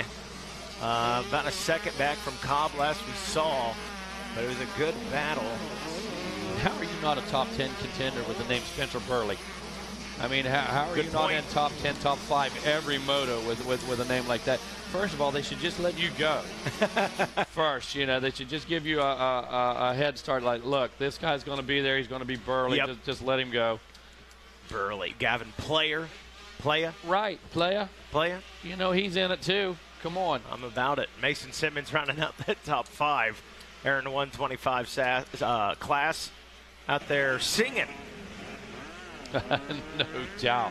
On key. Love it. We call these 125s. A great transition machine still. A lot of riders like to get on the 250F. They like to fill that 4-stroke. But when you're coming off those Super Minis, those 85s, just a little bit bigger wheel, just a little bit more power, it's a great transition machine. I keep one around at all times. Weege used to have a CR120. Do you keep a 125 around, Weege? You have one anymore? Not anymore. But they're just such great transition machines, and they're fun. You would not believe how many guys show up at like the Big Dave Vet Homecoming, and they bring a 125 along with that 450. Oh, I love it. They ride multiple classes, but I think it has it has a soft spot in all our hearts, us older guys, because that was our transition bike.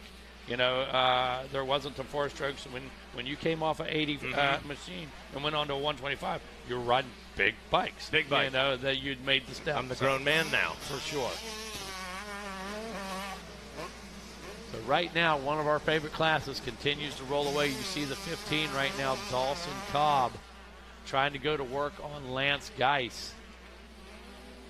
Geis turned a 2:05.5 last time around. Cobb was a 2:06.9 gap, just about 4.4 seconds. Spencer Burley, I believe, has gotten around Cobb, is what we're watching. There's the 89 right there. So, yeah, okay, very good. Yep, very good. Spencer Burley has gotten around Cobb into the 2 spot. Nice call.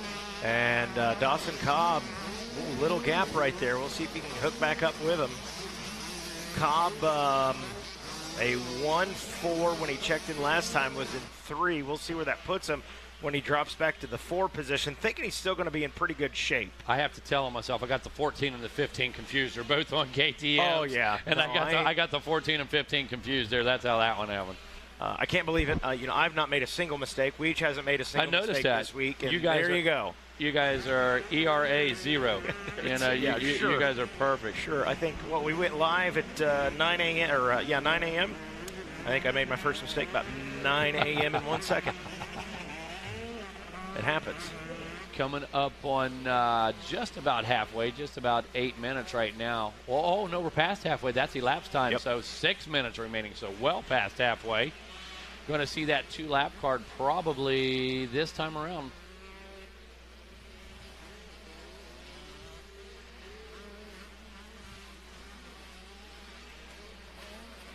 Keep taking a look at the skies, Mikey. It's funny. You look out one window, it looks one way. Look out another window, and that may just be the frosting on the windows too. That may be some of the weekly dirt that you and I have failed to remove here the last couple days. But looks like we are headed for great weather today. Should be overcast the rest of the afternoon, according to my radar that I looked at. Not a meteorologist by any chance. I just play one on TV. Yep. Here we go. Oh, we just had the finish line camera. I was going to get an idea of it. Lance Geisboy, what a ride here in the third moto. Like you were saying when we walked in, that 23-2-1. If he can finish that way, how gnarly would that be? Exactly. Something positive for him to take away from this. To me, Lance Geis isn't going to think in the what-ifs. No. Yeah.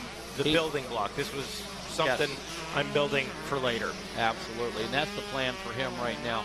Time continues to wind down. I believe the 2-lap card is out as we take a look, working their way past the podium and past the tower right now, actually. Last time around, 2:06.4 for both of them. So Geis and Spencer Burley both 2:06.4. Cobb checking in with that 2:09. So Cobb giving up the pace just a bit right now. All right, you guys going to make your way down to the podium. Guys going to make your way down to the podium. Going to be interesting to hear the story. Going to be a story to be told. And right now, Dawson Cobb looking at that 1-4-3 for the possible overall. So he's riding in that third position right now on his KTM number 15. William Jordan in that number 2 spot. Right now, he's looking at a possible 5-3-6 for 14. Spencer Burley, a possible 6-9-2 for 17. So Cobb, Jordan, and Burley in contention for the overall podium. But right now, it's all about Lance Geis out front and leading the moto.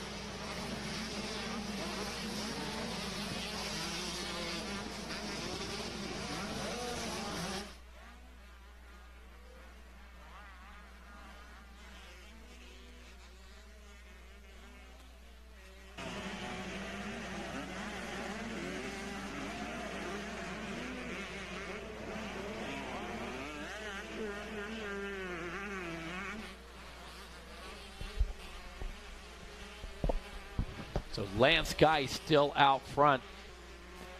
White flag is out right now. Number 14 working his way through the 10 commandments, putting this thing on lock. 2:07.3 last time, 2:07.8 for Spencer Burley. Dawson Cobb a 2:08. So as we ride, we're going to take one more look at it. Dawson Cobb looking at a possible 1-4-3. William Jordan a 5-3-6, and Spencer Burley 6-9-2 for the possible overalls here. Right now, one more trip back through Storyland for the number 14 of Lance Geis. Going to take home a moto win here. Keep this thing on 2 wheels just for another moment. Come back through the waterworks. Going to come down the beach for one final time. Going to make his way around the Polysport Pond and hopefully pick up that gold medal moto win here And we're going to hand out some championship hardware, and Dawson Cobb, the man of the hour, with a 1-4-3, provided we roll this thing through to the checkered flag. Coming up next, going to be our 85 10-12, followed by 65 7-9 limited. So going to have some youth classes coming up here in just a moment. 85 10-12 was an absolute burner for the first couple motos. Take a look, Carson Wood getting the win in there. He went 1-11. Cade Dutton going 3-1, so he's sitting in the catbird seat right now with that score of 4. So 85cc 10-12 coming up here in just a moment. See the final corner right now. See the checkered flag coming out. And that's going to do it. Lance Geis going to put the icing on the cake here. His week at Loretta's going to take a moto win in moto number 3. So Geis, that actually leaves him with a 24-2-1. That first moto really causing him some issues. Going to put him with 7th overall, but leaves here with his head high, knowing that he finished on 2 podiums, leaving with a moto win. He's going to take a gold medal, a silver medal home, and nothing to hang your head about there. Great performance by Lance Geis, but congratulations to Dawson Cobb, 1-4-3. He's going to be our champion. William Jordan, 5-3-5. He's going to take home a silver, and Spencer Burley going to go 6-9-2 for the bronze overall. Take a look at this moto. Lance Geis, Spencer Burley, Dawson Cobb, 1, 2, 3. Gavin Player in the number 4 spot. William Jordan in 5th. Mason 7th and 6th. Jackson Butler brings this one home in 7th. The 8th place goes to Riley Renier, and Carson Mainquist pulls down a solid 9th. Miles Engelman rounds out our top 10. Going to be an interesting podium down there. Can't wait to hear from Dawson Cobb. Boys are going to get things set up. We'll be right back with you in just a moment. Coming up next, 85cc 10-12. And coming up right now is our moto winner. Let's hear it for Lance Geis. Taking the win at 125C. How'd that moto go? Oh, got a really good start. Got the whole shot. Tried to push the couple of laps, and then stay steady and not crash, and it worked. All right. Who do you want to thank? Jesus Christ for keeping me safe. Mom and Dad, FXR, Unlimited Motorsports, Next Level Motocross, Coach G for getting me here. 100% fine-tuned, Hardline MX, Natural Lubricants, and everything else I forgot. Thank you so much. Let's hear it for Lance Geis taking the win. All right, we got to get the Lance Geis bike off, and we got to bring the championship bike on. Thank you. Oh, I forgot. Yeah, you got the whole shot. One more for Lance Geis. Get to keep that.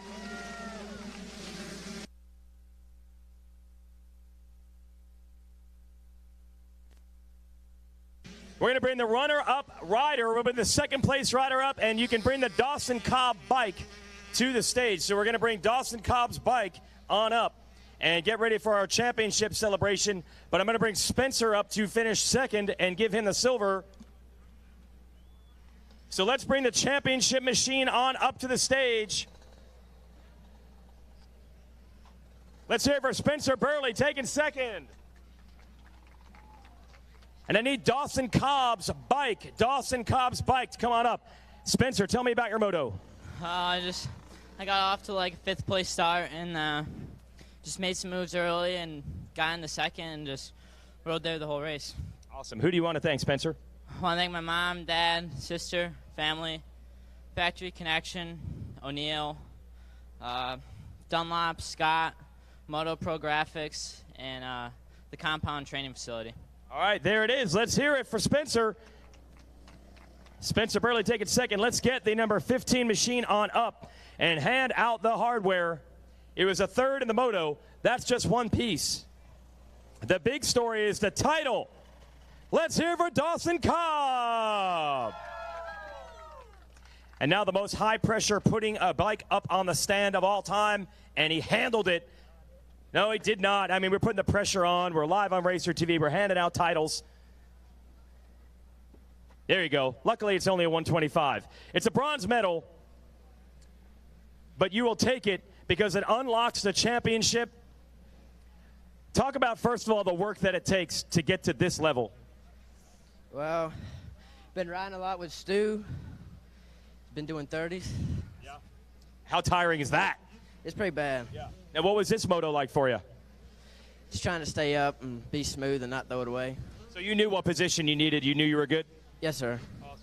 Who do you want to thank, Dawson? God for keeping me safe, Mom and Dad, all my friends and family watching back home, BDR, the shows, Stu, and everybody else, thank you. Ladies and gentlemen, we're bringing Tad from the AMA on up, and he has it, the 125C National Championship plate, and we are going to crown our champion. Let's hear it for Dawson Cobb. And all of our champions get a pair of Oakley goggles, but only for females, so you got to pick a special lady in your life. And, of course, celebrate with some champagne. I don't know if you've ever done that before. Stu, give him some tips. Let's celebrate our 125C National Championship.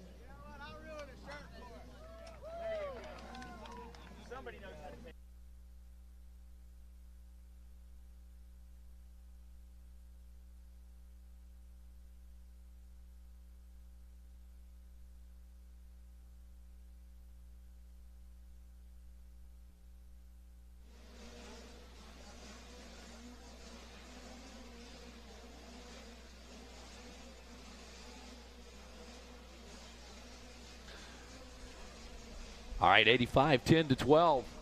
Race number 4 coming up next. Back on the gate right now, just moments away from getting race number 4 underway. Taking Moto wins here. Carson Wood winning Moto number 1, and it looked like Cade Dudney winning Moto number 2. Problem for Wood, though, had a 11th place finish in Moto number 2, so he's sitting on 12 points right now. Sitting in the driver's seat is Cade Dudney. He goes 3-1 for 4 points.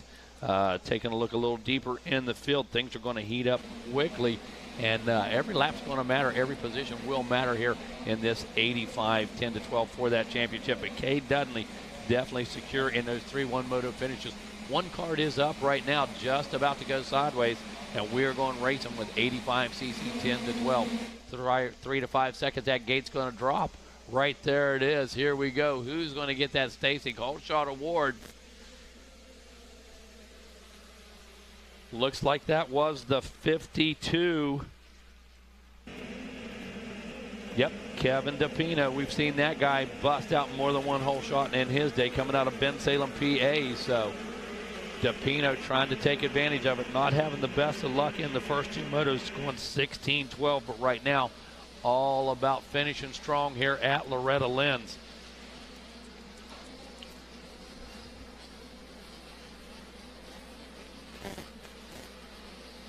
Making their way back into the red zone. Here we go into Storyland, taking a look at some of these other names. Brennan Harrison, he got a 6.5 so far.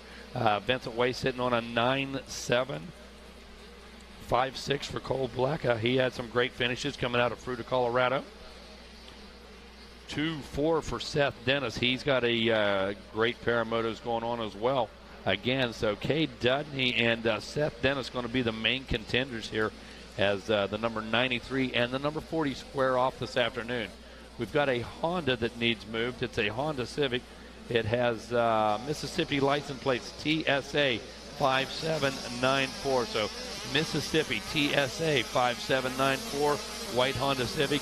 It needs moved, or we're going to move it for you. Appreciate your cooperation. All right, Kevin DePino with that early hole shot. Here we go, working our way. Whoa, several riders down just before the anthill getting collected there.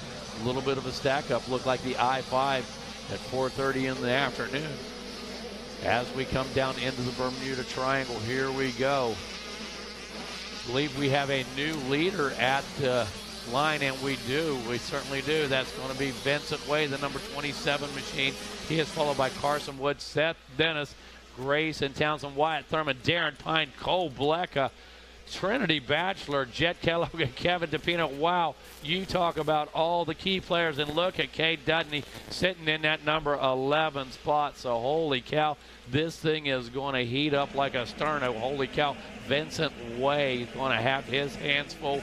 All the players lined up right behind him as we move our way into this 85cc 10-12 championship moto. First time through. Yeah, first time through. Looks like just about a half a second gap, but already under fire is Way. Carson Wood trying to make a move. Seth Dennis picking the pace up immediately.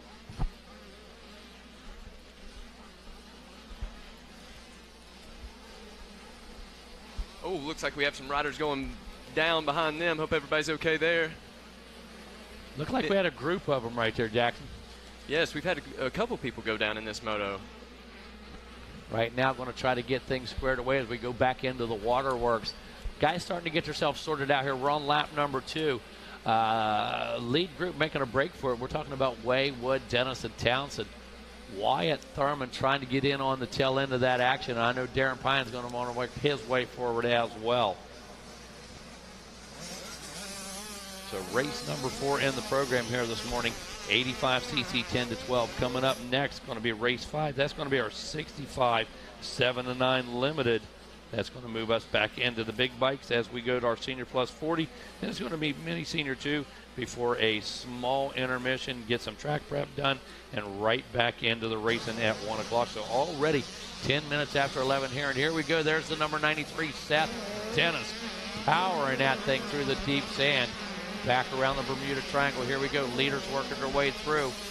Lap number 2, Vincent Way, Carson Wood, almost identical times. The gap 1.31 as they move out on lap number 2. Seth Dennis, I said he was working that machine. He absolutely was. He turned to 206.7. He got down into that deep stuff around the Polysport Beach, but he is back on the charge. Grayson Townsend moves himself into the number 4 spot, and Darren Pine still back there on the charge in the number 5 spot. And look at this. There come my buddies again. You know, you guys are just like clockwork. Too good to us. Our man Corey Benton, we've talked about the finest pickles in the world. But I want to bring you something else, folks. I want to let you know we've talked about Chef Steve's popcorn. We had the Monster Mix last time. Let me tell you something. He's got all kinds of flavors down there. It is the best kettle corn. It is the best popcorn that I have ever ate out of a bag in my life. I'm here to tell you. And I'm not a popcorn maker. Every time I burn it, I leave uncooked kernels, Corey. I'm the worst popcorn maker there is. I never get it right. Let me tell you something. No such thing as a bad kernel in Chef Steve's popcorn. I'll tell you, everyone popped to perfection. And what in the world have we got right here? Is that lemonade? I mean, when we talk about fresh lemonade, it looks like 2 whole lemons in each one of those cups right there. Steve said, hey, you got to try it while you're on the mic, son. Oh, now listen. I know it gets hot and it gets gritty out there, and everybody's looking for, they're drinking the Monster Energy, they're drinking the water, they're drinking the this or that. If you do not work your way down to Chef Steve's Popcorn and try this homemade lemonade, this fresh lemonade, you are missing out on a Southern treat. I'm here to tell you that is the finest lemonade I've ever put in my mouth, bar none. Forget that bottled stuff. Forget that powder mix. Chef Steve doing it right, doing it organic, making it happen. I love it. Appreciate you guys for sure. All right, Megan, Jackson. It looks like Vincent Way had a 9th and a 7th in his first and second moto. He's looking for some redemption here. Yeah, Vince had some bad luck here and there. Corey, Steve, thank you guys so much, man. Appreciate you guys. Vincent had some bad luck, but you know what? He went back, sat down with his dad, Nick. Nick, one of the toughest guys. Nick, a lot of times was the fastest guy on the track, but all the time was the smartest guy on the track. Yeah. Nick Way was a racer's racer. The guy had strategy. The guy had speed. And his tenacity was just absolutely incredible. Nick would fight to the very end of the moto. Nick was going to fight you 10 feet past that checkered flag, And sure enough, when we look at the big picture on this one, Vincent out front leading the way, he would be looking at a 9.71 if it was to finish as we are, and that would be good enough to put him on the podium. But what he wants more than that right now is he wants to make a statement. Wants to show, hey, we have the speed, we have the conditioning, we have the mental capability to do this. Had a bad moto right there with that 9th moto. That was his bad one in moto number 1, but Nick Way took him back, sat him down, had a talk with him, and they came out with a whole new attitude here in this 3rd and final moto. So on the track, it's Vincent Way, Carson Wood, Grayson Townsend, Cade Dudney, Darren Pine, 1, 2, 3, 4, 5. That's how they run on the track. But when we look at the overall, it looks like Cade Dudney right now, followed by Carson Wood, Vincent Way, Grayson Townsend looking at a possible 4th, and Cole Blecko with a 5.66. Could come out of the ranch with a top 5 overall. Most definitely. It looks like Carson Woods made a little bit of a push here. He's not close enough to make a move yet, but we'll see what he's able to do. man, Jackson, we know the push is one thing. You know, closing that gap is something. You get up on the rear fender of somebody, but can you make the move? Can you find the line? Do you have the momentum? So matching the speed's one thing, man. Catching them is one thing, but making that move is a totally different story. And then a lot of times you have to take a new line, so you don't know what that line might have to offer. That might slow you up, ruin it all. That's racing. Absolutely. Going to welcome the boys back into the booth right now. Mikey Townsend and the Weeds doing a fantastic job down there. And how about these podiums, guys? These podiums just absolutely incredible. We're talking about a bunch of youngsters that had this plan, had this vision. Here they are living up to it right now. And some of the stories down there, absolutely amazing.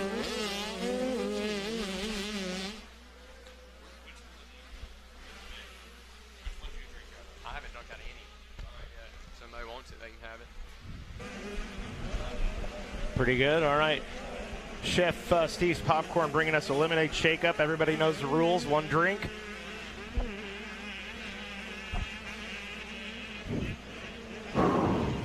That's hands down the most refreshing, ice-cold lemonade shake-up I've ever had. My favorite part about it comes in a bucket. Nothing like getting a quart of lemonade. Man. For sure. All right, taking a look this time around, a 2:07.1 Vincent Way. The gap now down to .516, less than half a second. Carson Wood, as Jackson said, starting to put a push on, finding some speed out there. I think I had a little different line going into Storyland back there. Set him up. He didn't have that bike moving around on him. He didn't sink into that deep rut. And I believe he's able to pick up maybe half or a second right there. So it looks like Vincent Way is able to put a little bit of a gap on him compared to what we saw just a second ago. He might have realized he was on his back fender, said it's time to go. And that's exactly right, Jackson. We also talk about all the time, each one might have a better section or a better half of the track. And outside of that, I just think it was, like you said, Vincent said, hey, it's time to go. Took a look over his shoulder, glanced across the track, and realized that gap was shrinking down to less than half a second. Vincent Ray there looking at a third place as far as the overall results are concerned. Caden Dudney looks like he is, I can't imagine he's happy with the fourth right now, but in his head he's probably like, well, Dad said at least be that and you're in good shape. Let's see if he can improve upon it. And, you know, delicate line to dance right now. Dudney looking at that championship. Do we take a chance? You know, do we push it? We're in contention, but you know what? When you're sitting on that line for contention, it's also easy to give up that spot. So you really need to pad that as much as possible at this point. It's not like we have a 3 or 4 or 5 point gap or cushion. I can't imagine the stress of the riders, the dads, the teams as they sit there the night before we get into our third motos, as they look at their riders' results and play out every single scenario. Because they can't, and that's what they've done. They can't let it go. You know what I mean? They can't wait till race day. I'd be the same way. I don't want to wait until I'm looking at the scoring app and figuring out where my rider's at. I want to know before I even look at it. Absolutely. And like you said, the scenarios, the situations, okay, if he finishes here, we have to do this. But if we do this and he does that, that plays it out for us. I can only imagine how crazy they drove themselves last night. Yeah, exactly. Sure. Megawatt, have some popcorn. Oh, right on. Our apprentice come in here and said, you know what, we're just going to pour it out on the table for you, and everybody help yourself. Popping some bottles on the podium, and he said, you know what, we're going to do it in the tower with some popcorn. It's okay. It's all good. It's all good. I believe me, I'm going to eat that off the table. That's not a problem. Yeah, that's fine. That's fine. Vincent Way out in front. Carson Wood, the 26 KTM, sitting there in the 2 spot. Caden Dudney third. Grayson Townsend fourth. And Brennan Harrison fifth on the track right now. We have about 12 minutes into this moto here for the 85cc, 10-12. And as you look at the overall results, if it ended right now, it'd be Caden Dudney with a first place, Carson Wood with a second, and Brennan Harrison with a third. Carson Wood trying to do his best, go out there, let the chips fall where they may. That second moto, not too great for Carson Wood. He had an 11th place, but doing his job here in moto number 3 to try and put himself in as good a position as possible. The rider down right there, 27, Vincent Ray on screen. That Husqvarna ringing it out front, but he has some company back there in Carson Wood. Looks like Wood's making another push. You know, I think Jackson, he's had some spots, like we said, he's very comfortable with. And when we talk about making a push, if he's in position, if he feels like he's close enough, then we're going to take that shot at it. As we drift into other parts of the track, maybe things, the gap opens up a bit more. I'm not going to take any chances because right now, all on the line for these top three right here. Cade Dudney's still sitting in that number 3 position looking at the championship. Carson Wood knows he needs to get up there and win this thing, and if that would happen, still not going to give him the championship, still not going to have enough points. Dudney has a nice pad right there, but you leave out of here with a moto win. Right. You leave out of here with super confidence, and you always remember by your last race. That's the bottom line. Whether it's sponsors, whether it's potential teams, that type of thing, you'll always remember by your last race. And when your last race is a moto win, that's great, dude. That's fantastic. And we talk about fitness a lot, but that's confidence is a big thing. Having the right mindset, having the right mind frame when you're going up there, that's nerve-wracking being on the gate. For somebody that has, if you've never been on the gate before, you can't understand. It is one of the most nerve-wracking things I've ever felt in my life. We talk about that all the time. We talk about the ability to withstand the mental pressure. And if you haven't been there, you haven't been there. Yeah. If you haven't been there, I don't care if it's 125C. I don't care if it's Vet 40 plus. Mm-hmm. If you've not experienced it, you've not experienced it. You know, interesting thought last night when we were sitting there having dinner with the boss. Carrie Jo was telling us about, I can't remember the exact number of riders that were on the island waiting to see if they get it. Something like 16, 17, 18 have punched that opportunity. And she kind of walked us through that feeling of walking up with the bib and the kids see her and you can see their eyes lighting up like, oh my God, it's going to happen. And just, we kind of played that scenario out. We said, that is the only kid or adult on the starting line, no nerves. Right. Their nerves was out there waiting to see if I get to race this moto. Yeah. By the time I get to the gate, man, I got nothing to lose. Oh, heck no. The nervous aspect's over. Yeah, I'm here now. That's the only rider on that gate. I'm not saying they don't have any nerves, but let's be real here. You know what I'm saying? The level is way less. The I pressure, get to race. The pressure has been removed, and I'm here. I'm You here. bet. I get to race. All right, 7 laps in, 15 minutes down, about 5 to go. Going to see that 2-lap card probably.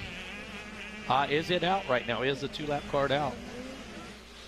Didn't get that on the camera shot last time around, so about 4.5 minutes. I'm thinking we may have a 2-lap card flying right now. If not, next time around for your leaders.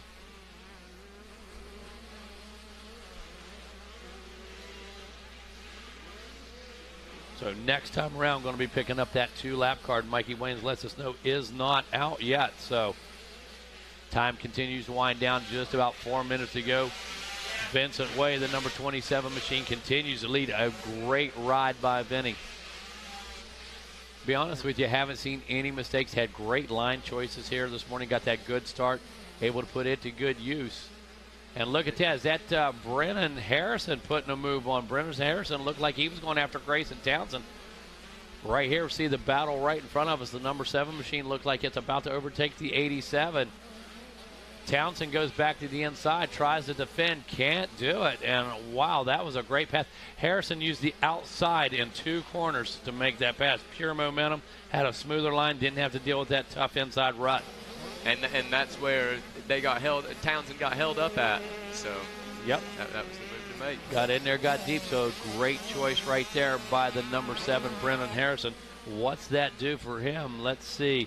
Brennan Harrison in podium contention now. Look at that. 6.55 would put him in 16. So that 1 point made a difference of moving him up onto the podium. So every spot makes a difference here. We've preached that before many times. You race to the finish. You race to the checker flag. And listen, anything can and normally does happen here down at the ranch. And like we said earlier, everybody knows what they have to do to get on, to get that championship. They know all the different things that can happen, all the different places that everybody could get, what that would put him in contention-wise. He knew what he had to do, and he did it. Jackson, the number of scenarios, you got the same chance of winning the Powerball as figuring out how it's going to play out down here at the ranch. And you hit the nail on the head. That's why we race each moto as the only moto. Each race is the deciding race. That's why we pick that mentality out. And when you take a look at Vincent Way, 8 laps in, this time still a 2:07.9. Less than 1 second separating him and Wood for most of this race. And talk about the ability to take pressure. As this 2-lap card flies right now, this was going to be real interesting. Will Carson Wood make a move? Will Carson Wood find somewhere where he wants to make the attack? Right now he has the second place in hand. Even if he makes that move, it's not going to move him up into championship condition. So right now, taking a look at Cade Dudney. Dudney sitting in that number 3 spot. That's your potential champion as things wind down. A lap and a half to go.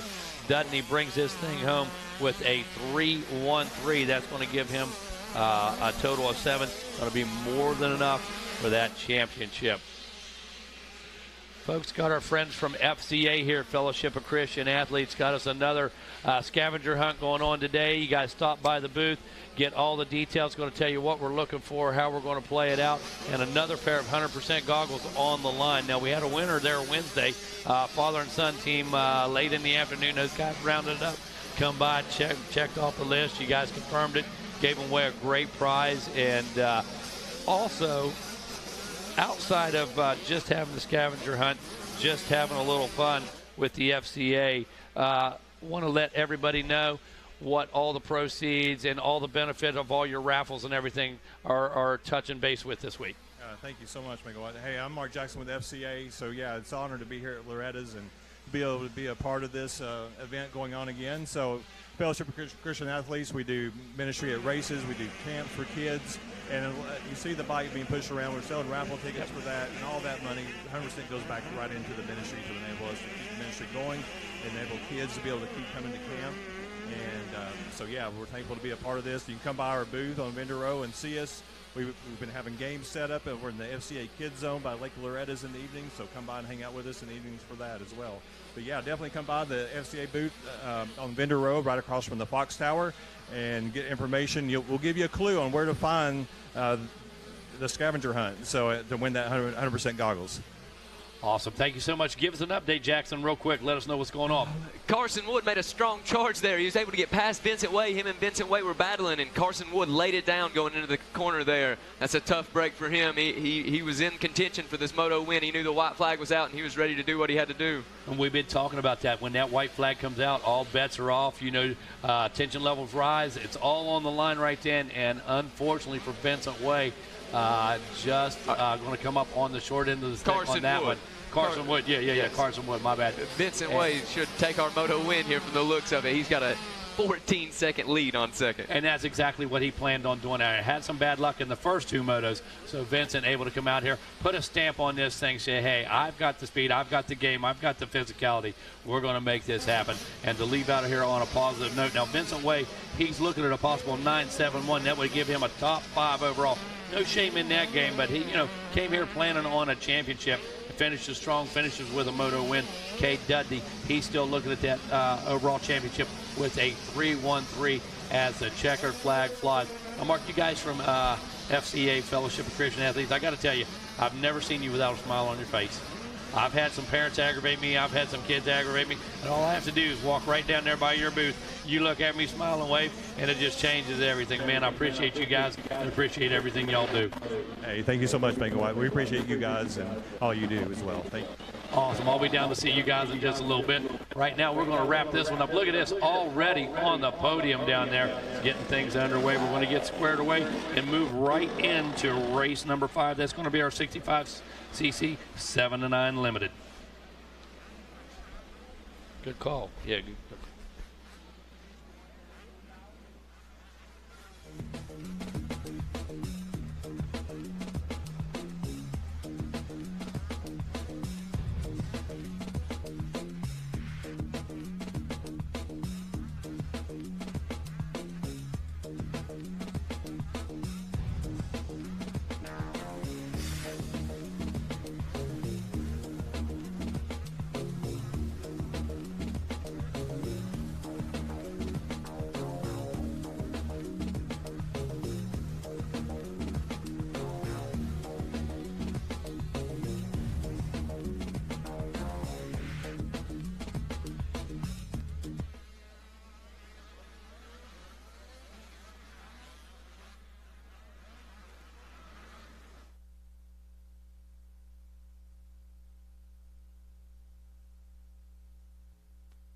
All right, we're going to talk to our moto winner. Rough start to the week, but he rectified it at the end. And for that, he ends up with leaving the ranch with a gold. Final moto winner, let's hear it for Vincent Way.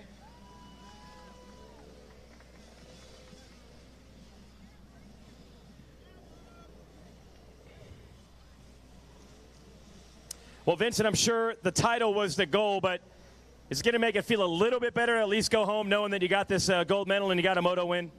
Yeah, I haven't had the best of week, just been struggling, and then I really locked in on that one and got it done. All right. Who do you want to thank, Vincent? Husqvarna, FMF, Monster Army, Arma Sport, Pro Taper, Answer, Alpine Star Boots, Bell Helmets, Scott Goggles, Pro Taper, Nihilo Concepts, Flow Foot Pegs, Vertex Pistons, Mitch, Schneike, Luke, everybody, thank you so much. All right, there it is, your moto winner, Vincent Way.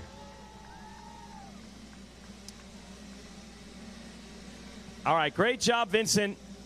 We do need to move the number 27 bike off and bring the number 40 on up. We're going to look for our whole shot winner.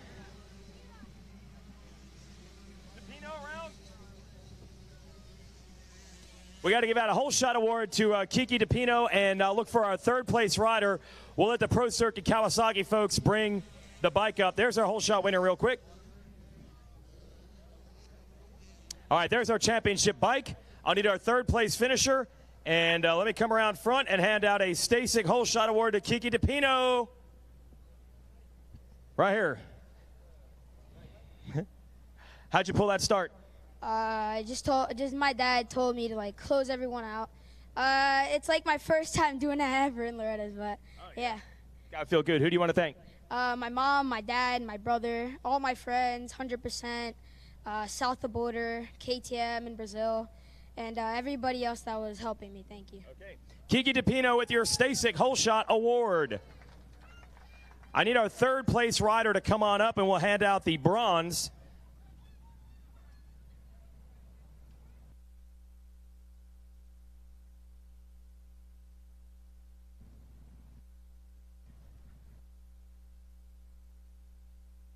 Brennan, not Brandon, it's Brennan Harrison taking the bronze.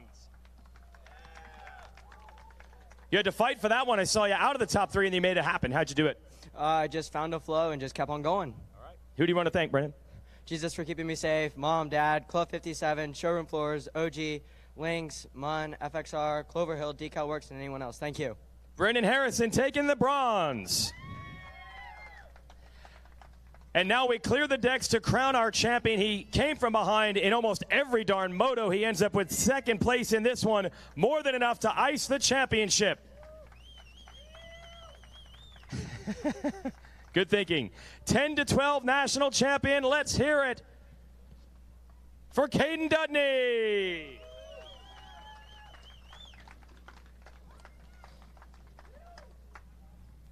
And you get a pair of Oakley sunglasses, but for only a lady in your family. So you have to pick a special lady, maybe mom. Hey, you had to do some serious work. What impressed everybody, I think, the most was the lap times coming through traffic, man. It wasn't as easy as it looked. No, I mean, track's pretty fast today still, but, I mean, it is what it is. You just got to work with it and just try your best on the track. And I got to a pretty good start and just rode out there and got out front, so, yeah. Have you won one of these titles before? Yeah, I've won 2 of them. All right, so how's this one feel? Pretty good. All right. Who do you want to thank, Caden? My mom, my dad, Monster Energy, Team Green Kawasaki, Renthal, Pro Circuit, Dunlop, Maxima, and Henson. Everybody else, thank you. Oh, and Twin Air, thank you. All right, let's bring Tad from the AMA on up to the stage, and we will hand it out. The number 1 plate in the national championship in 85 10-12 goes to Caden Dudney.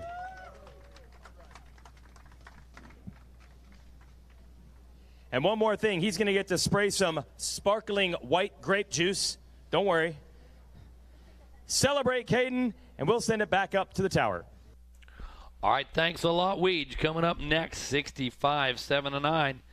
Sawyer Geek looking at a 1-3. He's sitting on 4 points right now. Looks like he might be in the driver's seat. Oh, no.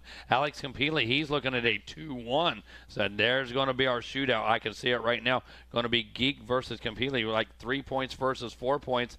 Also in contention right now. We have several other riders putting together some very consistent finishes, while others some not so consistent. Taking a look at the 65, 7, and 9. As they work their way back down into the starting gate. Going to be underway here in just a moment. Looking forward to that, as well as coming up next, going to be our senior 40 plus. Then our mini senior 2 going to take a quick intermission and get right back into it with 450C. But right now, it's all about our 65cc 7 and 9.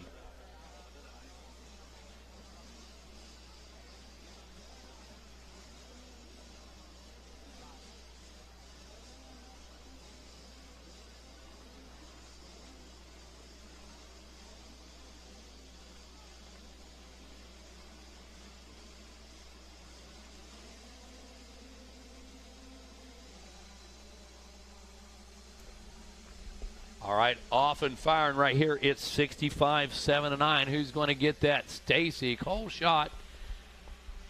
Whoa, they went by so quick, Jackson. I could barely read those little numbers. I lost the idea, and I thought it was Geek. Sawyer Geek out front on that 18 machine doing exactly what he needs to do. Sitting a point behind Alex Campili right now. So an early hole shot puts him in the early lead, puts him in the catbird seat. Look at this, 5 wide as we, 6 wide as we make our way through the 10 Commandments. One rider off the, 2 riders down. Look at that big cartwheel, Jackson, like a rubber ball, bounces up. Man, he's headed for that bike. Get me back in this race.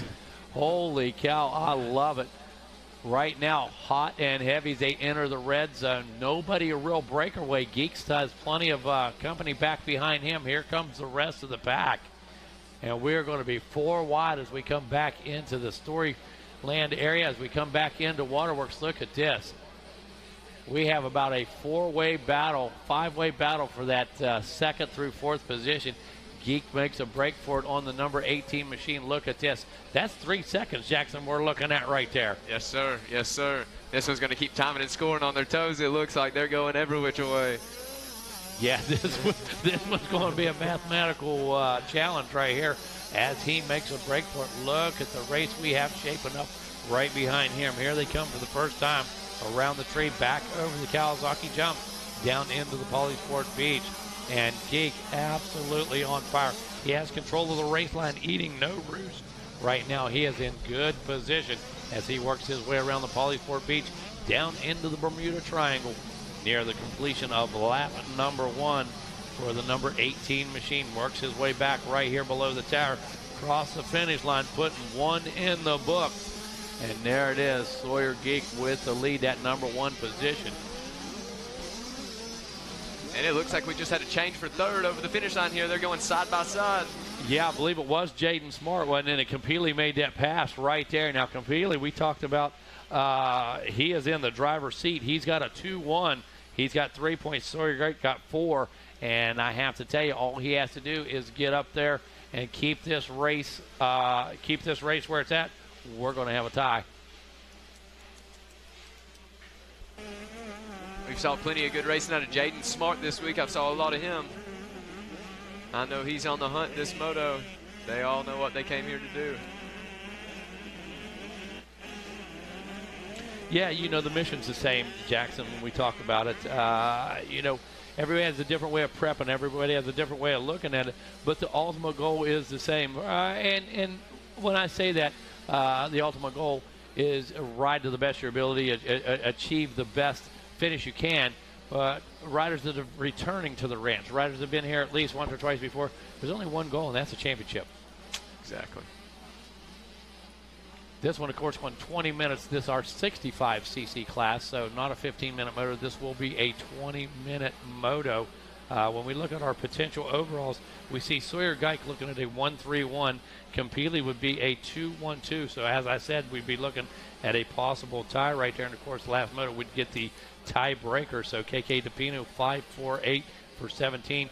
He's looking at a possible podium position as well. Then we look at Jaden Smart, only 1 point back, sitting on a possible 4.11.3 of 18. So, man, oh, man, big separation between a tie of 5 points and then the next guy's going to be at 17. So, big separation in our finishes right there. Little inconsistency in these results, but as you take a look at our top 2 guys, doing exactly what they need to do, putting in consistent laps and getting consistent finishes.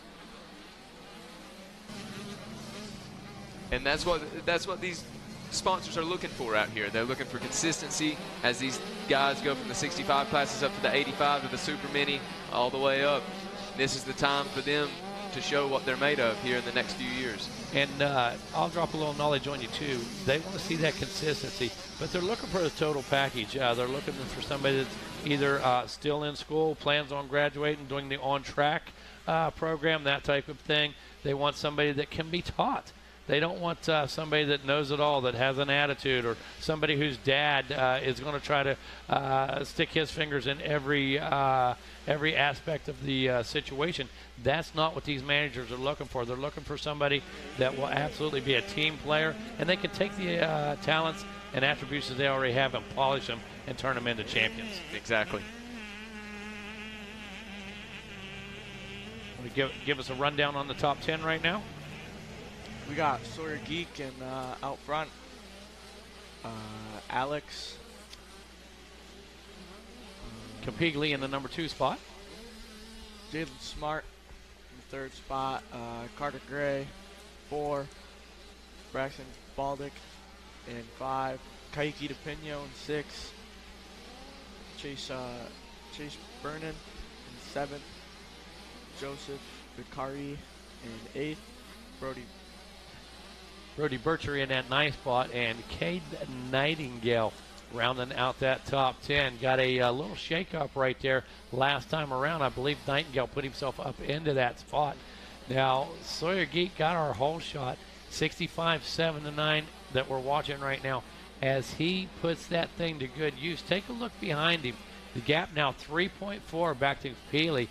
That whole shot was everything in this moto. Sometimes it's not the big game changer, but in this one, giving Geek that clear track right now, allowing him to open that gap just a bit, allows him to put in the fast lap as well, 2:16.834.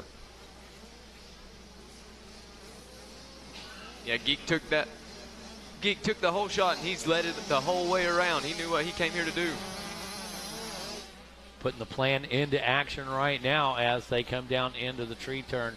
One more time, look at this. There goes the 14 of Braxton Baldick around the outside. He's trying to make up some time on Carter Gray right now. Gray was protecting that inside, right in defensive as they come down into the beach right now. Wow, look how rough that turn's getting. Whoa. Was Baldick able to make the move? He's going to take the long way around, I believe. No. Oh. Carter Gray having a hiccup right there. He caught that rut. Braxton Baldick moving into the number 4 spot.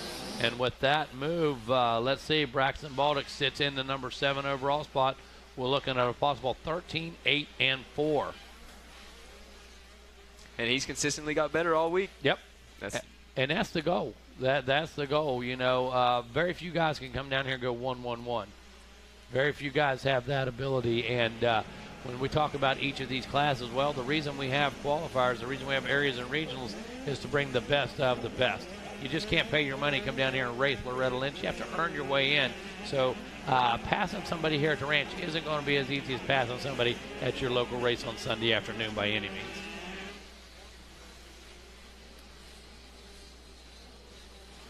Yeah, and for anybody that's tuning in on Racer TV that's not familiar with the Lorettas, this is what you, in amateur motocross, this is the final destination. This is what you work for. Yeah, this is it. And, you know, there's lots of majors out there as far as amateur races go. Lots of big, you know, we call them the Big Five, the amateur races. But this is the pinnacle. This is the penultimate goal right here of anybody. And look at this. Here comes that battle again, Jackson, as they make their way back just before Waterworks. This thing is far from over. There comes the 14, Braxton Baldick. still messing with Carter Gray. Goes to the outside. Carter Gray said not yet. He cuts back to the inside right now. Now on this one, look at there. Carter Gray said, I'm going to take the short track. But what that does is that sets Braxton Baltic up for the next inside.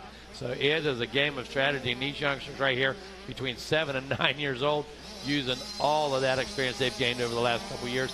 And it looks like Baltic's finally taking control of that number 4 spot. As soon as I say that, there comes Carter Gray sticking a wheel in. Looked like Baltic really had 2 or 3 bike lengths, but Gray, we talk about using that knowledge, really shortened that track up, stuffed that thing down to the inside, and right up on the rear wheel of Braxton Baltic one more time. Here we come down into the Bermuda Triangle. We are at just about the halfway point, so 9.5 minutes on, 10.5 minutes remain. That brings us to halfway point of this 20-minute moto. Sawyer Geek out front, pulling away 4.4 last time around. A 2:18.0 for him, a 2:18.2 for your second place rider, Alex Campigli. Jaden Smart, 2:22.3, about 13 seconds back. And it looks like Chase Brennan is coming into the picture here. He is. Look at that, the number 33. Great call, Jackson. He has made himself run. Whoa, drags a foot right there. Almost pulled him completely off the bike. But he has absolutely made himself relevant. Look at him. We now have a 3-way battle between Brennan, Gray, and Baltic. This is their final moto here in the 65, 79 limited class. They're going to go for it. Yeah, championship on the line. Now, pretty secure situation back there for those guys. But what's not secure is the championship. We're sitting on a possible tie here. 1-3-1 for Geek and a 2-1-2 for Campigli. And I believe the tiebreaker is the final moto.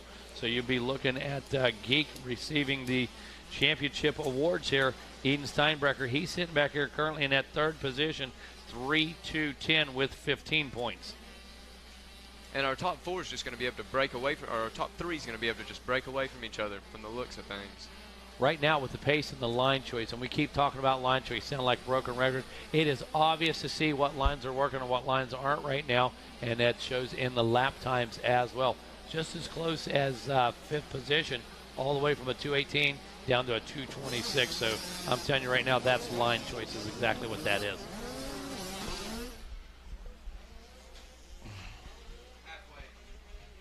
And as we hit the halfway mark here, it's going to look like Sawyer Geeks in our first place position, Alex Campigli in the second place. We got Jaden Smart in third, Braxton Baldwick in the fourth place, Carter Gray in the fifth, Chase Brennan in sixth. In the seventh position, we got Brody Bircher. In eighth, we got Cade Nightingale. In ninth, we got Joseph Vicari. And in 10th, we got Aiden Steinbrecher.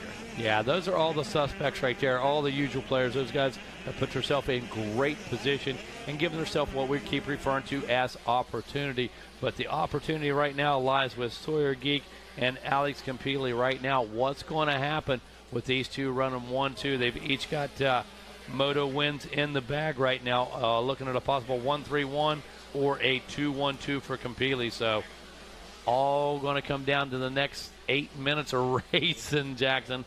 Going to be determined here in just a few moments. Anthony Hill from Super Mini 2, you're number 15. We need you to come to the MyLaps truck immediately. Anthony Hill, Super Mini 2, number 15. We need you to come to the MyLaps truck immediately, please.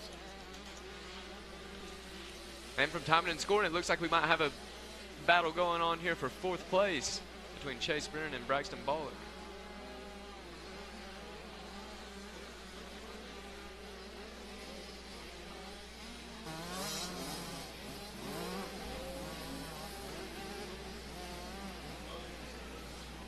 I think Alex Campigli closed that gap. I think it was around 13 seconds. A couple laps ago now, it's down to 4 seconds. Could be a battle for the lead. Could be. They're turning very... Last time around, Sawyer Geek had a 2:17. Alex Campigli with a 2:18. So, as of right now, Geek's able to do a second lap faster. There's a 5 second lap, or 5 second gap in between them. We'll have to see what they're able to do.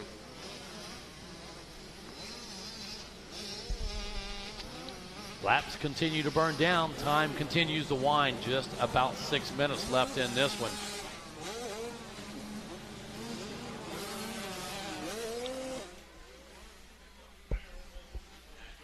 And if you look at the lap time difference from first and second with Sawyer Geek and Alex Campigelli, 2:18, 2:17, and then after that, the third place with Jaden Smart, it's a I don't think that's right, but 2:41, and then fourth, 2:26. So that's almost 10 seconds that they are faster than the rest of the pack. Yes, and the lap times have switched around. And for the first and second position, now Geek with a 2:18 and Campigelli with a 2:17. Only a 3.7 second gap between them. We're just a little ways over the halfway mark. He still has the time to do it if he has the pace to do it. Campigelli with around, I think, maybe 2 or 3 more laps to try to make it happen. Maybe close in almost a second that last lap. So it'll be coming down to the wire as we close out the race.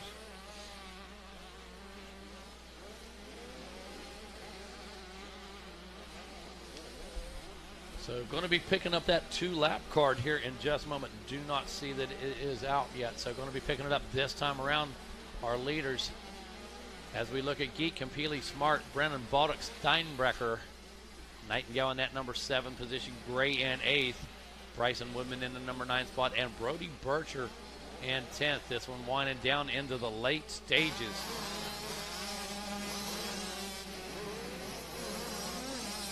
Taking a look on camera at the number 22, that's Alex Campili right there. He's in that number 2 ride right now.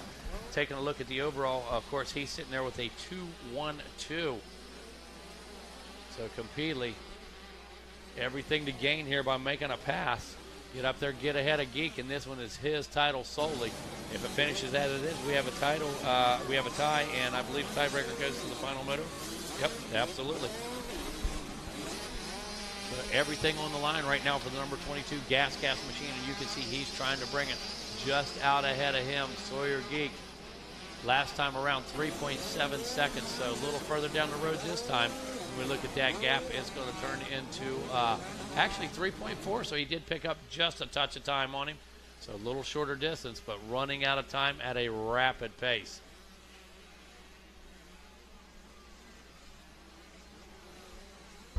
Should be picking up the white flag next time around. I believe the 2-lap card is out now, as our 65-7-9 lives up to its expectations.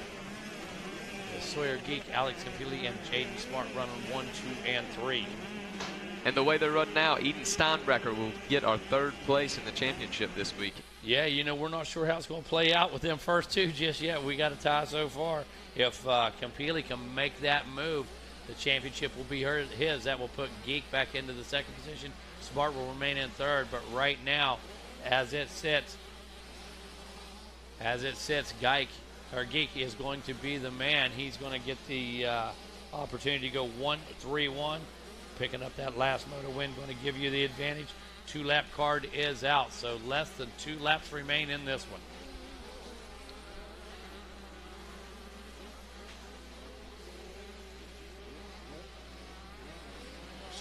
Sawyer Geek could, you know, when you're in the lead, you want to hug the insides a lot. You don't really want to take those outsides, because if the person behind you, they take a lot of the insides, they can close the gap real fast on you. So if he just holds on to the insides and runs real smooth through all the lines, then I think we can pull this one out.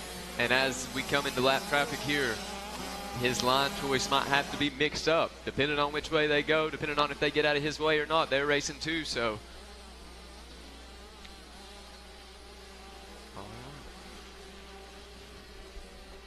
Well, fellas, I got to ask you. Here we are. We're on Friday. You guys both part of the apprentice program. Time's starting to run down just a bit. We got a moment here. Give me a takeaway from this week. Man, I've loved it. I've enjoyed it so much. I've been up here with you guys. Y'all have been so nice to us. It's been a great time. Jackson, well, we appreciate your great job as well. Yeah, it's been a fun experience up here. I mean, you get to kind of see behind the scenes and stuff. You get a better view of the track than like if you were to come down here to just kind of watch. You get to meet a lot of people up here. And interesting to work with the sound system and the timing. Whoa, your eyes just got big. Who was that? That was Sawyer Geek going down. No, it wasn't. Wow. we're sitting here talking about the apprentice program. We thought they'd say that goes to show nothing is a lock here at Loretta's. Anything can Geek happen. is trying to get that thing running. We said Alex Campili would need to get that next spot to solidify a championship for him. Geek now watching spot after spot drive by.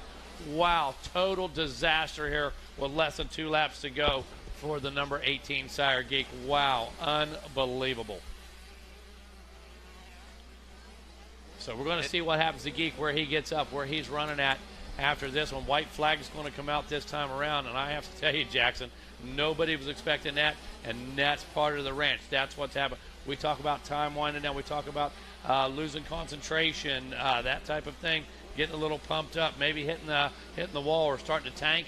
Not sure what the problem was there, but total disaster for the number 18 Sawyer Geek. And we'll see what this does to Eden Steinbrecker's hopes of a championship. It should move him up in points a little bit, depending on how Geek is able to get up and going. I got to believe that's going to put Steinbrecker in second position.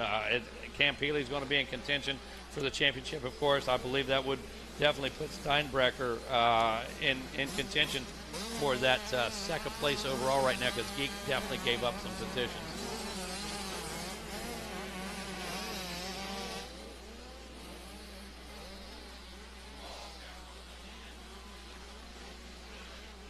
And I believe when Sawyer, when he fell, I think his bike was smoking a little bit. So I'm not sure if he has bike problems or if his bike is okay. Oh, good observation. I didn't notice the smoke coming from the bike. Was it coming from like the head pipe, or was it coming straight out the exhaust?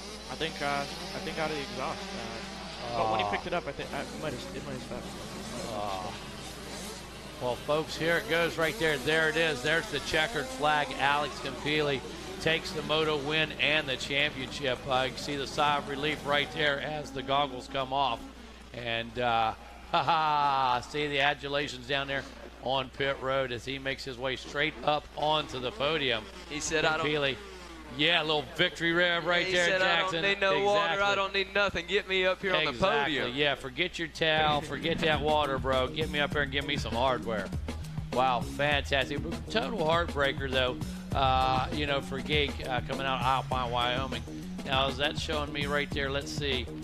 As we work our way down, it is going to show Geek in that second position. Jaden Smart out of Berry Creek in that number 3 ride. Going to get an update on that here real quick before we make our way down to the podium. Coming up next, looks like we've got senior 40 plus in the house coming up next. Going to move to our mini senior 2, take a short intermission, and get right into the second half of our day. So right now, Jaden Smart in that second spot in the moto. So Campili followed by Smart and Brennan. 1, 2, and 3, and there it is, the 22 machine up on the podium of Alex Campili. Fantastic job by him. Jaden Smart right now. Smart finishing in the second spot in the moto, and Chase Brennan knocking down a third for the moto as well. Riders continue to check in. That's going to be Geek in that 4th position. So he's going to be looking at second overall. That's going to put 1, 3, 4 for Geek. Steinbrecker's going to hang in there for a 3, 2, 5. Going to round out the podium. Guys, we're going to send it down to you here in just a moment. Going to remind everybody coming up next, senior 40 plus, followed by mini senior 2, 13 to 15, before a short intermission and make our way into the second half of today's racing. Well, that's one of the wildest ones you'll see, and that's what it's all about here when you're dueling for titles at Loretta's. It was a last lap winner-take-all battle. You got to feel bad for Sawyer Geek, who went over the bars. Campili was there applying the pressure. Whoever won the moto was going to win the title, and Campili pulls it out on the very last lap. We'll talk to him in a moment, but we're looking for Chase Brennan, who ends up with the bronze. And then Jaden Smart took second in that moto. So we're looking for Smart and Brennan, and we'll hand out some medals, and then we'll unfold the championship story with the number 22.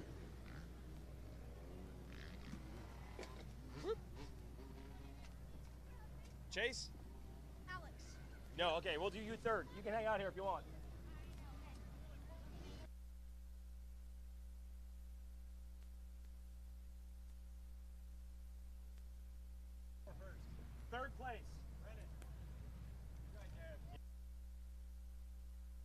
There we go. We got it. All right, here we go. We got our bronze medalist, and it's the big battle here, too. Let's hear it for Chase Brennan. John, I really messed myself up now. That was a wild moto, man. Tell me about it.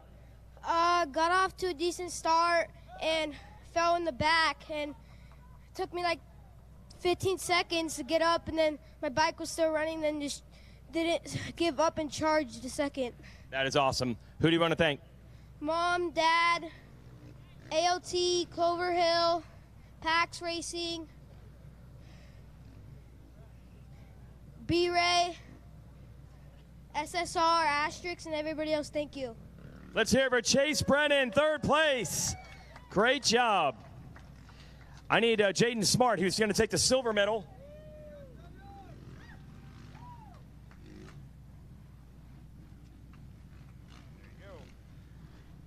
And a good run by Jaden Smart. He's a podium veteran here at Loretta's. Jaden Smart takes second place. Here, just move over to the center here a little bit. How'd that moto go, Jaden? It was good. I got a pretty good start, and I fell down in the middle of the moto and then just charged as fast as I could to not get past.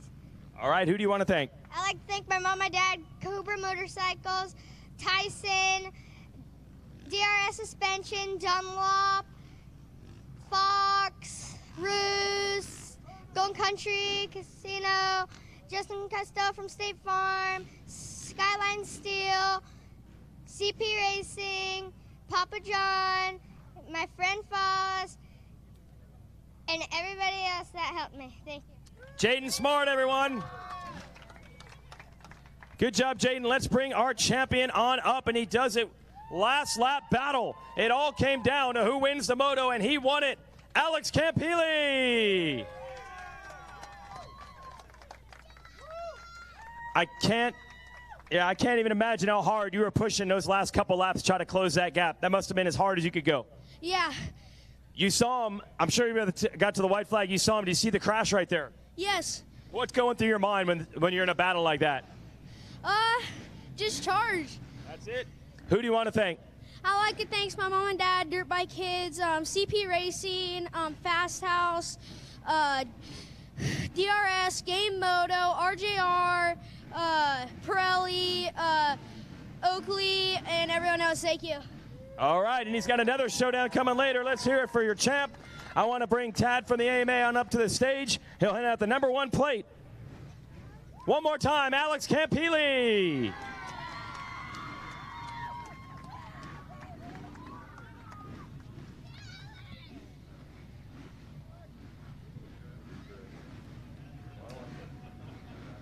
I'll send it back up to the tower. We're going to spray some sparkling white grape juice.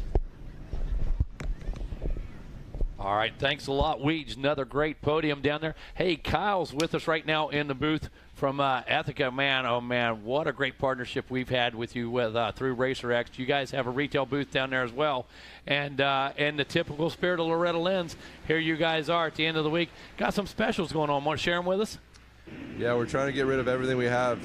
You don't want to carry it home. I literally want to leave with nothing. So any purchase today, we're going to give you a free hat. So please come see us. We're right next to FMF. We'll be here all day until 3 o'clock. So sports bra, underwear, whatever, any purchase today, free. Yep, Are you kidding? Socks, yep, everything. Free hat. I got to send my daughter over there. We'll be loading up. Now, unfortunately, that means it's going to move out of your truck into my truck. So I'm not sure that's a good strategy for me.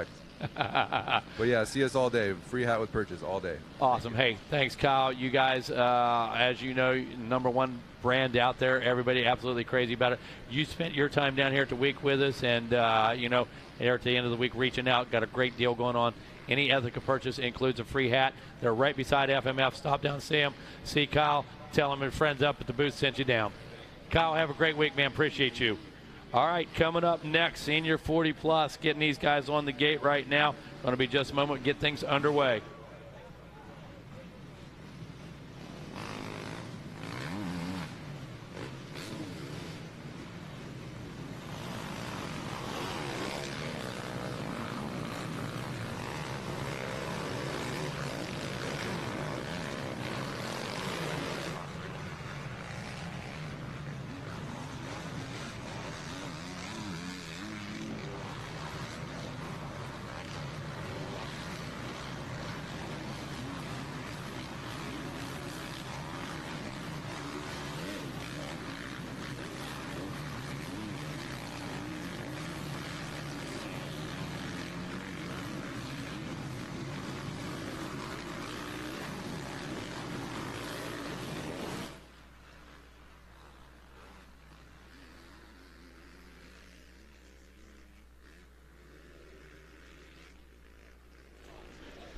Hey, guys, look, we got to get the word out there right now. You see a traffic jam out here.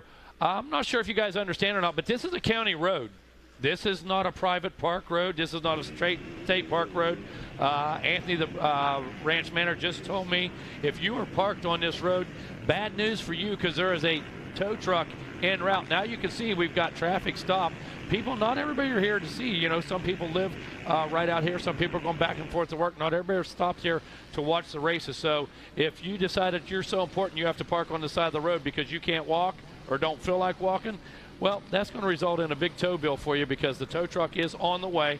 You guys are parked all the way down the side of the road. Listen, you guys need to get out there, get them moved right now. Tow trucks are on the way for everybody parked on the side of the county road right now. Doesn't matter if you're parked in the grass or not. Doesn't matter if your wheels are touching on the side of the pavement. If you are parked on the side of the road, tow truck is en route right now to help you relocate your vehicle. Senior 40 plus. And look at this. Holy cow. After one, Mike Brown, we kind of expected that. Out front, Chris Kiefer in that number 2 spot. Rob Floth, another player. He's in that number 3 position. There he is himself, Loretta. Robert Blake in that number 4 spot. Greg Paymark, 3-time Loretta Lynn's K9 Kennel Club champion right there. He's in the number 5 spot. Matt Barber in 6th.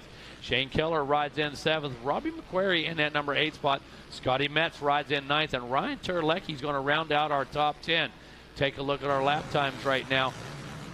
Mike Brown checking in on lap number 2 with a 1:59.9. Last time he had a gap of about 9.8 seconds. Let's see how that works out as waiting on Kiefer to check in.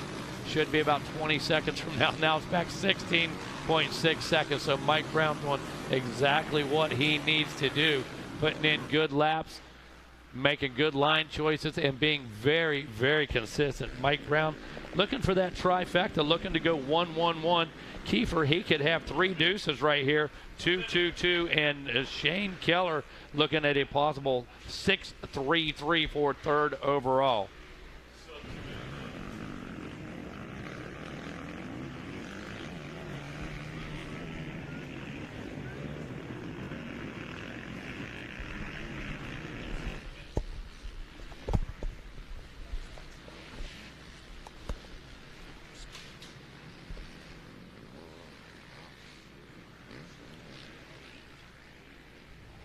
As we work our way through this senior 40 plus, it's a pleasure to welcome into the booth right now a friend of mine, known him several years, Jeff Hines.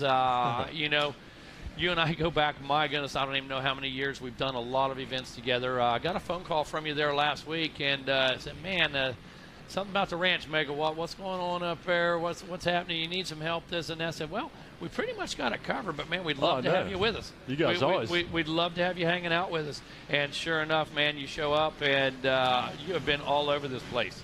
Well, it's been a lot of fun. I mean, I get an opportunity to call, let's say, a whole lot of regionals and area events. I've been doing that for quite a while. So, yeah, and just, see the culmination, see the payoff. As you said earlier, see sometimes the heartbreak, but certainly see the victory and all the hard work that pays off and the elation. Absolutely, Jeff. You know, many years, awesome. many years you've been involved with qualifiers. You've watched regionals.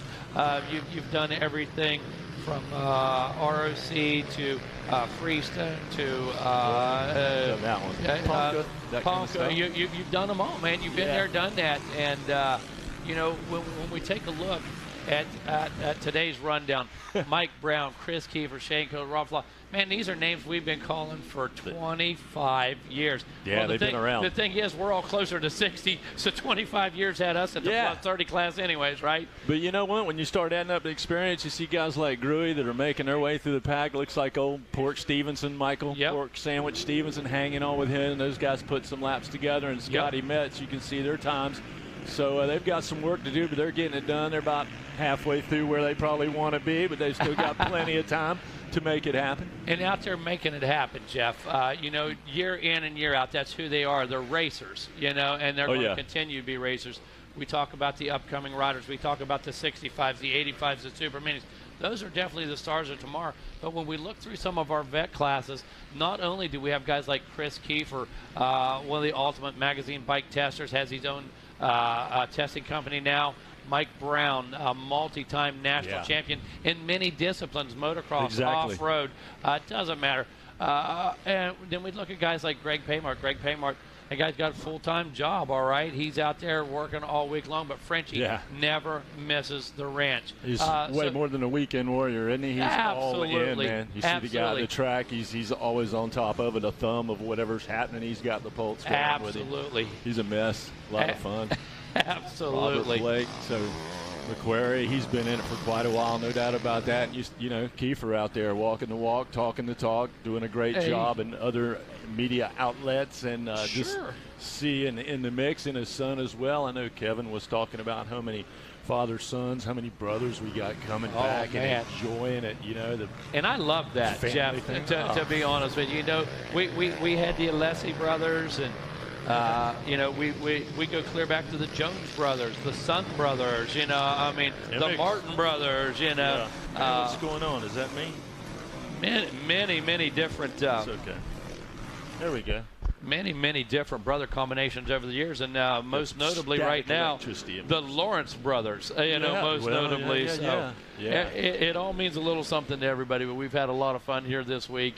And it's been fun listening to you guys. It's been hilarious. I appreciate that. When we take a look right now, all the way down. Still setting those fast laps. What an iconic rider. I mean, he puts his bike on the line, as you said, in any kind of discipline, and you know you're going to have to deal with Mike Brown. And that's another thing. These guys have been training hard. They know he's going to be here. He's going to be showing up. He's going to be heavy.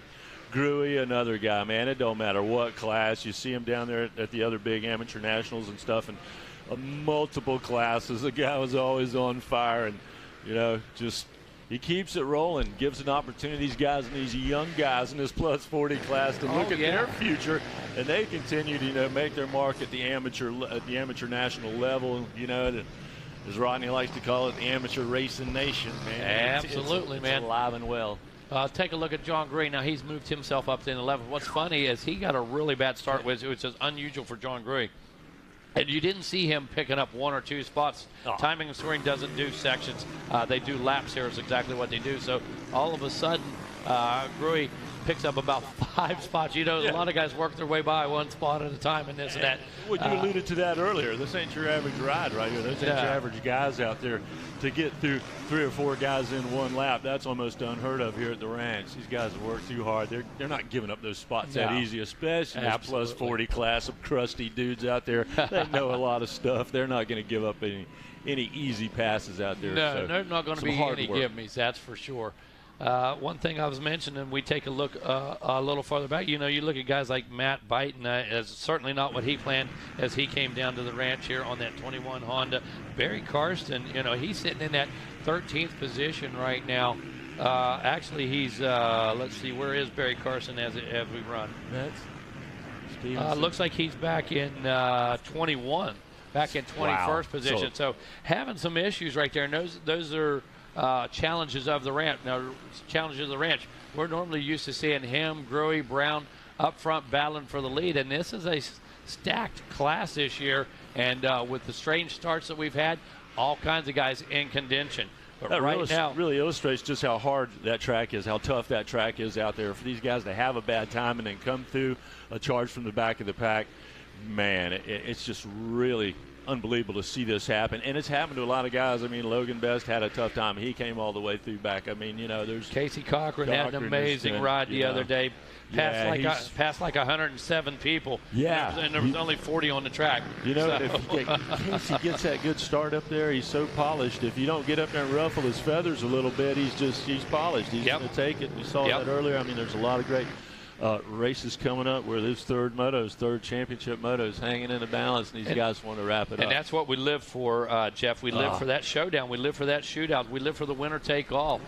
Down to just about 8 minutes left. Yeah, the hard work's coming on right now. These guys have been putting the time in it, and we're so blessed right here. What a beautiful day. Now, it was really hot a couple of days ago. Yesterday was nice, but today, really, we're getting a reprieve. Got some good weather out there, and you're seeing some good lap times. Yes, sir. The track staying really good all day long. A little bit of cloud cover make all the difference in the world. Doesn't it? Scott Metz back there trying to get into that top 10. Michael Stevenson, as we said, moving to the front on that KTM, the STC ride. He'll move into the top 10. Ryan Tracy aboard the Honda. Gruey keeps moving to the front right there still. Oh, man, look at that lap time. Gruey's not going to be denied. He's going to be up there on your boy Loretta before you know it. Robert Blake still running in that 7th spot. Terlecki absolutely got Sam the bird down there in the pits waiting on him. Loretta does, hanging out on the podium, hoping to go to see him down there. Brother-in-law had one of those things, man, and you give that bird a roll of pennies, a regular roll of pennies, and that was the happiest that bird ever has. His head, tail, head feathers go up, straight up and everything. Just yeah, it was crazy cool bird. My buddy used to feed one walnuts, and that thing, let me tell you, you talk about a strong beak. Yo, yeah. It'd take a whole walnut. Keep your finger out of that thing's mouth. You can't wear rings. Can't wear rings around birds like that. Yeah. All right. Barber in that top 5. McQuarrie in the 4th spot. Chris Kiefer again, smooth and solid, but wow. Moving up in there, Shane takes a shot at him. He's going to make a pass, but again, Mike with those solid lap times continued to stay out in front. Mike Brown looking to put another notch in his gun belt, and talk about a gunfighter with an incredible, iconic career. He fills the bill, checks all the boxes. Absolutely checks all the boxes. Even has a line named after him on the Tunnel of Love right here. How about that? Absolutely use the Mike Brown line. Man. On the Tunnel of Love. So not a lot of love and that for was the rest of the recognized by riders. Stu Baylor yesterday, one of our GNCC riders.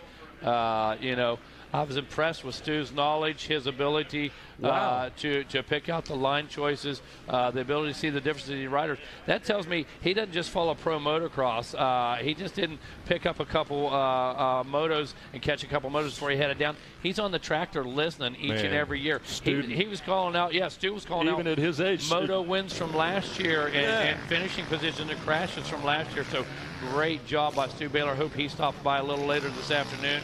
But right now, our man Kevin Kelly has made his way into the booth. He's going to catch up with us on the next moto here. We're going to move into our mini senior 2 and then going to take a quick intermission. Jeff Hines. We got a lot of folks moving up in here. Yeah, going to come back with our 450C right after intermission. Ryan Sprintz is going to join us up here again, champion of the Rock Paper Sisters yesterday. Again, you got Kevin Kelly up here.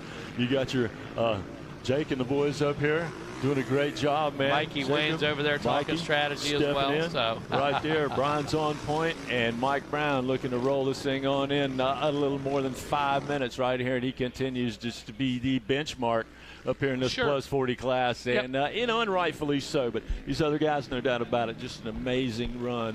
They continue to go to the front. He's the absolute measuring stick, no question about that. Yeah. With Kiefer coming into play a couple years ago, it kind of picked things up at a different level. Because when we talk about John Gruey was never a top national contender. He was never a top pro rider by any means.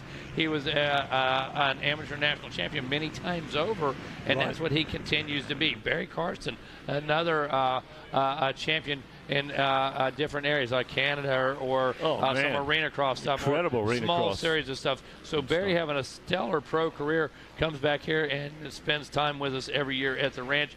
And that's an absolute joy to have those guys come back, show that true love of racing. But again, we talk about guys like Fosnock, Paymart, Barber. These guys got 9 to 5 jobs, They're working daily. They're supporting kids, grandkids, probably the neighbors' kids too, in the state we live in today. So, if you're not taking care of your kids, somebody else is. But he's one of those guys. And our whole senior 40-plus, stellar people, great role models, and want your kids to learn how to ride, want your kids to learn how to be a better person. Come out here and watch these senior 40-plus motos. Absolutely. That's all you need to do. Down to just about 4 minutes. 2-lap car. Jeff, I believe, will be out next time around. Rolling on through that 31-second gap we've got built here. I was just kind of looking at that right there. Little astounding numbers up on the board. Going into what, about 3-4, we'll be looking for that 2 card up any time, I guess. Yeah, things closing in on that. Well, no, we got quite a few more for these guys.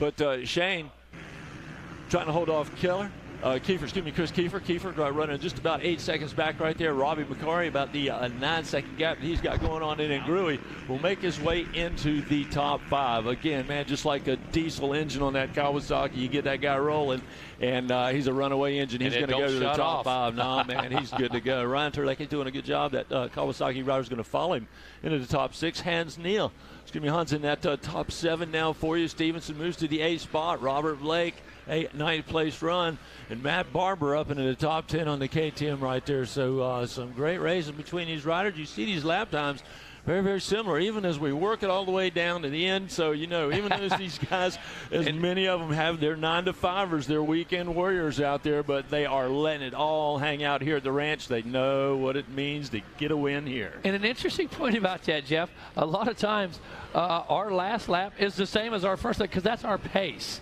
Okay, like you said, we're 9-to-5ers. We're 9-to-5ers, and that's who we are. That's we're used to riding that all week long. Yes, can we push? Can we pour on 2 hard laps and then puke in a bucket later? Yeah, absolutely we can.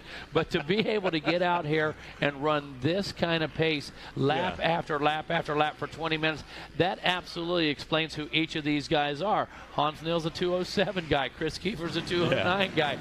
Mike Brown's a 206 guy at this particular point. So find the flow, get the heart rate, get everything settled where they're comfortable, you know. And exactly. You can put that kind of time in. But we talk about that lap time being the same at the end. That's because that's what they're conditioned to do. That's what they're conditioned to do. Now, do we see an opportunity? Do we see somebody bobble in front of us? Do we see an opportunity? Sure, then we're going to step it up. Can we charge to pick up that extra point? Yeah, maybe for a lap or 2. But right now, we take a look at consistency, and the key role model to that is Mike Brown. Lap number 9 out. That means the white flag is out. Less than 1 lap to go now in this senior 40-plus. Mini senior 2, 13 to 15 coming up here in just a moment. Going to take a quick intermission, and I can't believe we're moving into the 1 o'clock hour already as we look at just about 20 minutes after 12. You'll stretch it out to over 33 seconds right here as we get to that white flag. So, yeah, absolutely. 29 not enough, Jeff. All right, you know, like you said, 29, you really don't have that cushion. 33 seconds now, I feel a little more confident in that cushion. Yeah. He's comfortable now? Yeah, absolutely. Great run. Just, you know, Mike had to ice it another 4 seconds there just to be sure. But all these guys, as you said, very consistent lap times. Hans Neal still in the 2:07 range out there. Maybe taking a shot at McQuarrie, but about 9 seconds off. But a good look. And our riders making, looking to finish this thing up plus 40, but another great championship we're going to bestow. And rightfully so, as you said, another notch in his gun belt. He is a player, has been in multiple disciplines. That guy's moto royalty, and he's still out here doing it. We talk about Hall of Famers. We talk about guys. Well, they've been retired for years, some of them. They haven't ridden a bike. They go out and they do the occasional charity event, or they do the dealer day or the sponsor day, this type of thing. Not this dude. Okay, this dude's out there competing this guy pays his own entry fee and goes and races every week somewhere because that's who he is. That's what he loves. He's not out showing up just for sponsors. He's not out just to make a quick buck. This guy's paying his own way. Okay, just loves the ride. And that's what riders do. So let's call it right here. We see him making his way in. Checkered flag going to be out. Congratulations to Mike Brown. 1-1-1 in this weekend. It looks like Chris Kiefer going to be able to go 2-2-3 and hold on, while Shane Keller did a great job. He's a little inconsistent there. That 6 threw him off a bit, so 6-3-2 moto finishes for him. Going to make your overall podium Brown, Kiefer, Keller. Your moto podium looks like it's going to be Brown, Keller, Kiefer. Yeah, Drewy just missing out on that, but man, what an unbelievable battle. Megawatt. My pleasure. Thank you, guys. It's Jeff wonderful Hines, to be up let here, me tell you something. If you're in the house, we're putting you on the mic. That's all I can tell you. It's been a lot of fun. I think it was 94. I think I started. I was just kind of thinking you sent me back for a moment your heart. So I think 94, Gold Cup, Gatorback, first thing I ever did down there. So we're knocking on the door 30 years. Yeah, how about God that? Bless you, brother. Hey, and you man, know what? It's been a fun. I've got time. Kevin Kelly, this guy right next to me, man. The consummate pro. In this whole place. The consummate professional right there. Rolling in here, the emotions Absolutely. and the memories and the good times. Man, thanks. It's unreal. Heinzie, that's why we did it right there, brother. Thank you guys so awesome. much. Kevin, welcome to the club. Well, normally we go 3-2-1, but this guy is such a big lead, and he's been there, done that. He knows exactly the drill. He just hangs out here in the box anyway. So let's get right to it. Another moto win with a big margin, another Stasek hole shot, another gold, and another national championship. Mike Brown.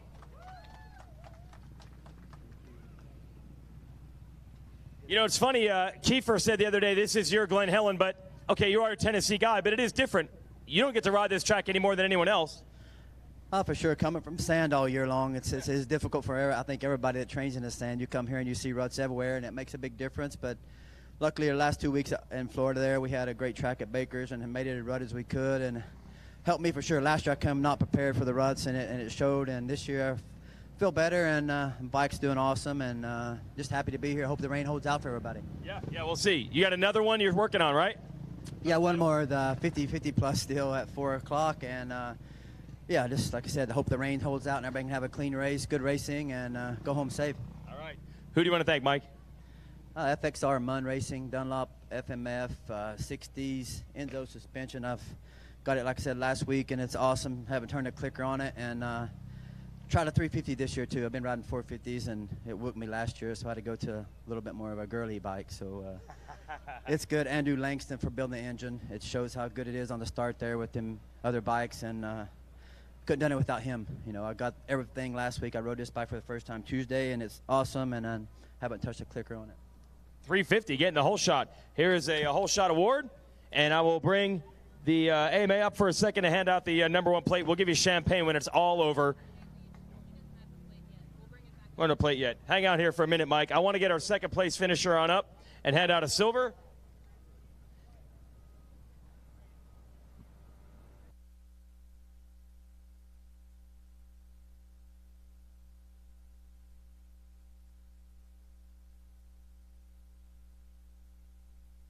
I think we added an N for no reason. Hey, a solid battle. He overcame Kiefer. He takes the silver. Shane Kelleher.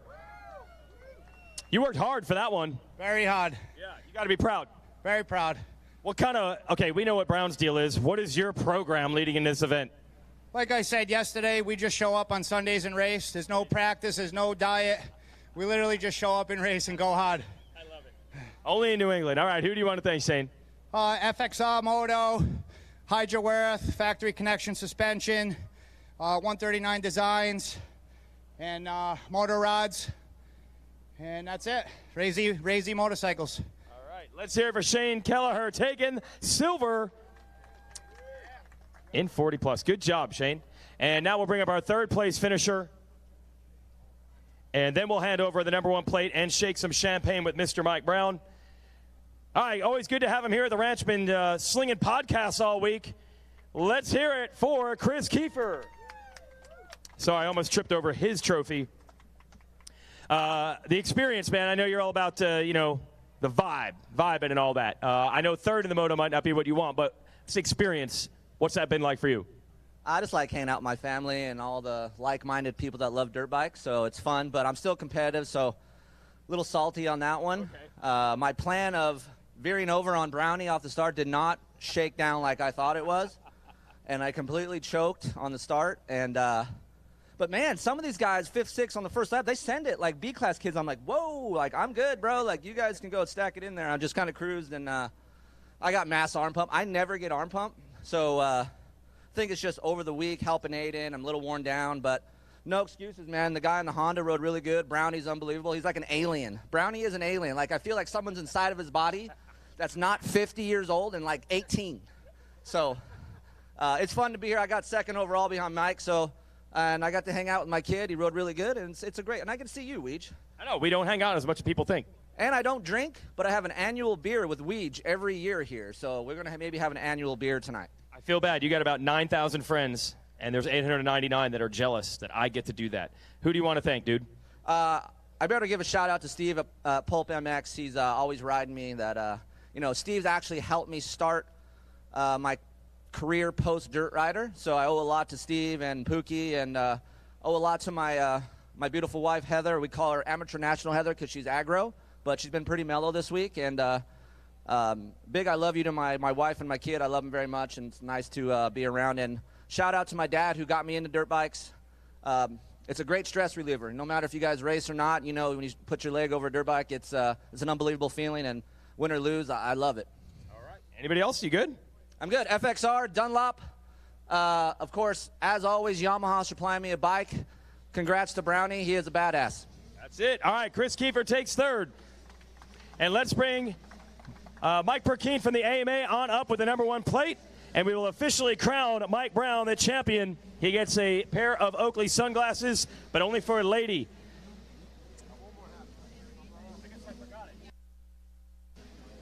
Let's hear it from Mike Brown. And we'll hand him a bottle of champagne, and we will hang out down here at the podium. It's raining just a little bit. We'll see how it affects these little guys that are up next. Thank you.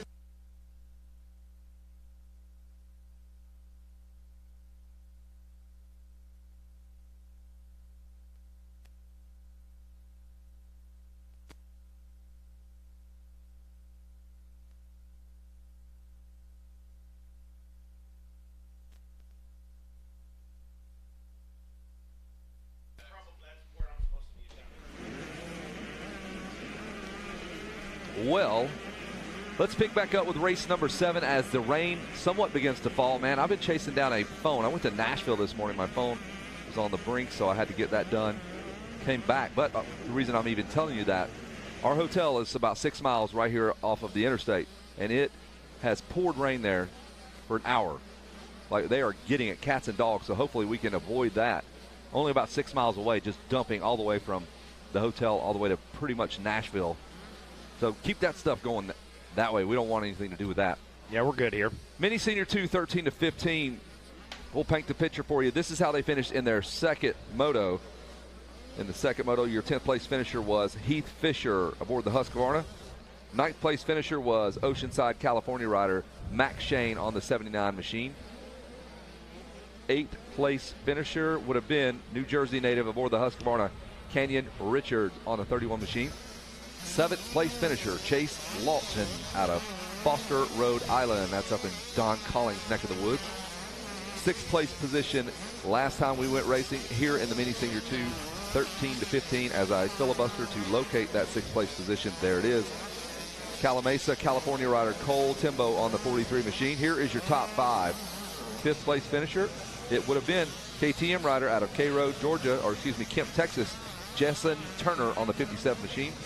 4th place finisher out of Malakoff, Texas, Husqvarna rider Deacon Deno on the number 49 machine. Here is your podium. 3rd place finisher, it was St. Louis, Missouri native KTM rider Nathan Hummel on the 28 machine. Your 2nd place finisher out of Montgomery, Texas, Cannon Hargrove led that thing deep into the race on the number 37 machine. And your winner, Kay Johnson, another Texas rider here. So Texas dominating the top of the podium here in race number 7. Kay Johnson out of Montgomery. No, that's Hargrove's hometown, Hideaway, Texas. That would be where Kay Johnson hides away, puts in those laps, and then just shows up and shows out. Show up, show out. Race number 7, we're about to watch some Mini Senior riders.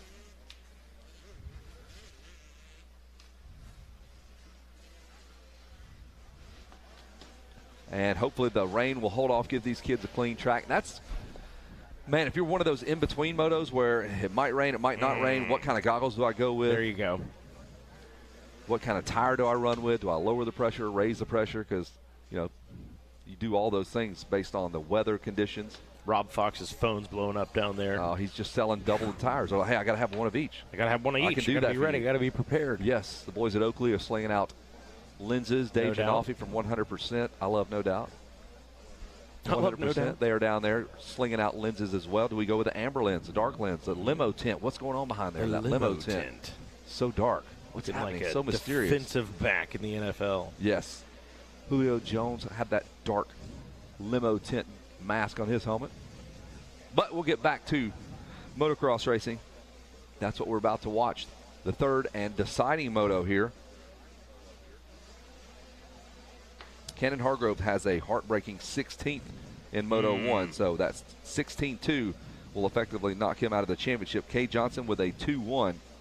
3-4s for Nathan Hummel. 6-7 for Cole Timbo. 3-9 for Max Shane. 5-6 for Jessen Turner.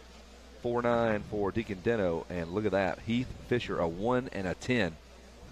That stinks. Kay Johnson, you got to, what's that Chad Reed always said? You got to be in it to win it. You got to just stay in the fight. In it to win it.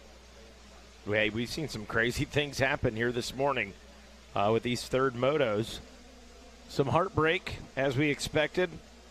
Doesn't make it any easier to watch, especially when it's the little rippers. I know it. Breaks your heart a little bit. You know how hard they have Not a little bit, but a lot of it. Rider down. He is already making his way back to the bike. Man, it takes real skill to miss that right-hander and just fly through those hay bales and not hit anything. Cool. You are going at a high rate of speed. These kids are going at a high rate of speed. It's Carson Milliken on the number 18 KTM. He grabs the whole shot, came by and got the check already. That was quick. Took the big check, threw it in his backpack. A couple of riders going down as we enter the 10 Commandments. He's out of Surprise. Arizona. Done a race out there. Bang, bang. Surprise, Arizona. Attack MX. Going back in time. Some old folks remember Attack MX. It did not work out. We'll just say that. There was a truck given away. They flew a kid over from England. It was supposed to be a C-class rider. They gave a truck away. Dooley. That was the win. It was one class, Attack MX. Each race would feature one class. So they had 200 C riders. It was for the C class. Oh, my goodness. They flew a guy over from England. He wins the truck. They then find out he is not a C rider. No. He goes, well, you can come get the truck. He left it somewhere in Texas. Come get the truck. Yeah, I think somewhere in Texas. Nick Bussey, how about that? I'm pulling that out. Nick Bussey, I believe, was the ultimate winner. He finished second. They said, Nick, go find your truck. It's somewhere in Texas. Hey, I'll gladly go find it. Absolutely. That's a true story. Put me on a scavenger hunt, man. Look it up. I'll go get my dually. That Taco Bell Mountain Dew money. That's how they were funding, giving away. You could either take $40,000 cash or a brand new Ford dually. He went with the dually. Although the steering wheel would have been on the wrong side when he got back to England with that ginormous truck. All right, let's check in with Mini Senior 1. I think that's Cole Timbo? Cole Timbo. Rear man. Up front. Cole Timbo. If I saw it right, it looked like the 4-3 KTM. It is. It's Timbo out front. Chase Lawton in the number 2 spot. Carson Milliken third. Justin Turner fourth. Kaylana Humphrey with his best start so far. He's got Cannon Hargrove right behind him in 6th. Deacon Dino is 7th. Canyon Richards 8th. Chase Anderson 9th. And Max Shane, another top 10 start for that young man. So good start for Timbo when he checks in. He's got about a half-second lead over Chase Lawton. And I think it was still him out front, trying to stretch it out. Good battle there for the number 2 spot, and basically call it a 3-way, 4-way battle there just behind him. Guys still jockeying for position. So you see this happen quite often where guys will finish out with, they'll go like 6-6-1. Ooh, and it just feels so good. Yeah, I saw that in 10 Commandments. It feels so good to finish with a bang. You may not have a title, you may not even get on the podium, but if you can go out with your best finish of the week, that always makes the ride back home to Antarctica or South America or wherever it is you loaded up and drove from. Something positive to take away. It's a long drive. to Antarctica. The 57, Justin Turner all over Chase Lawton right now. Justin finished up in the first. He's got 6.5 scores, trying to best his week's tally here. Kalana Humphrey right there.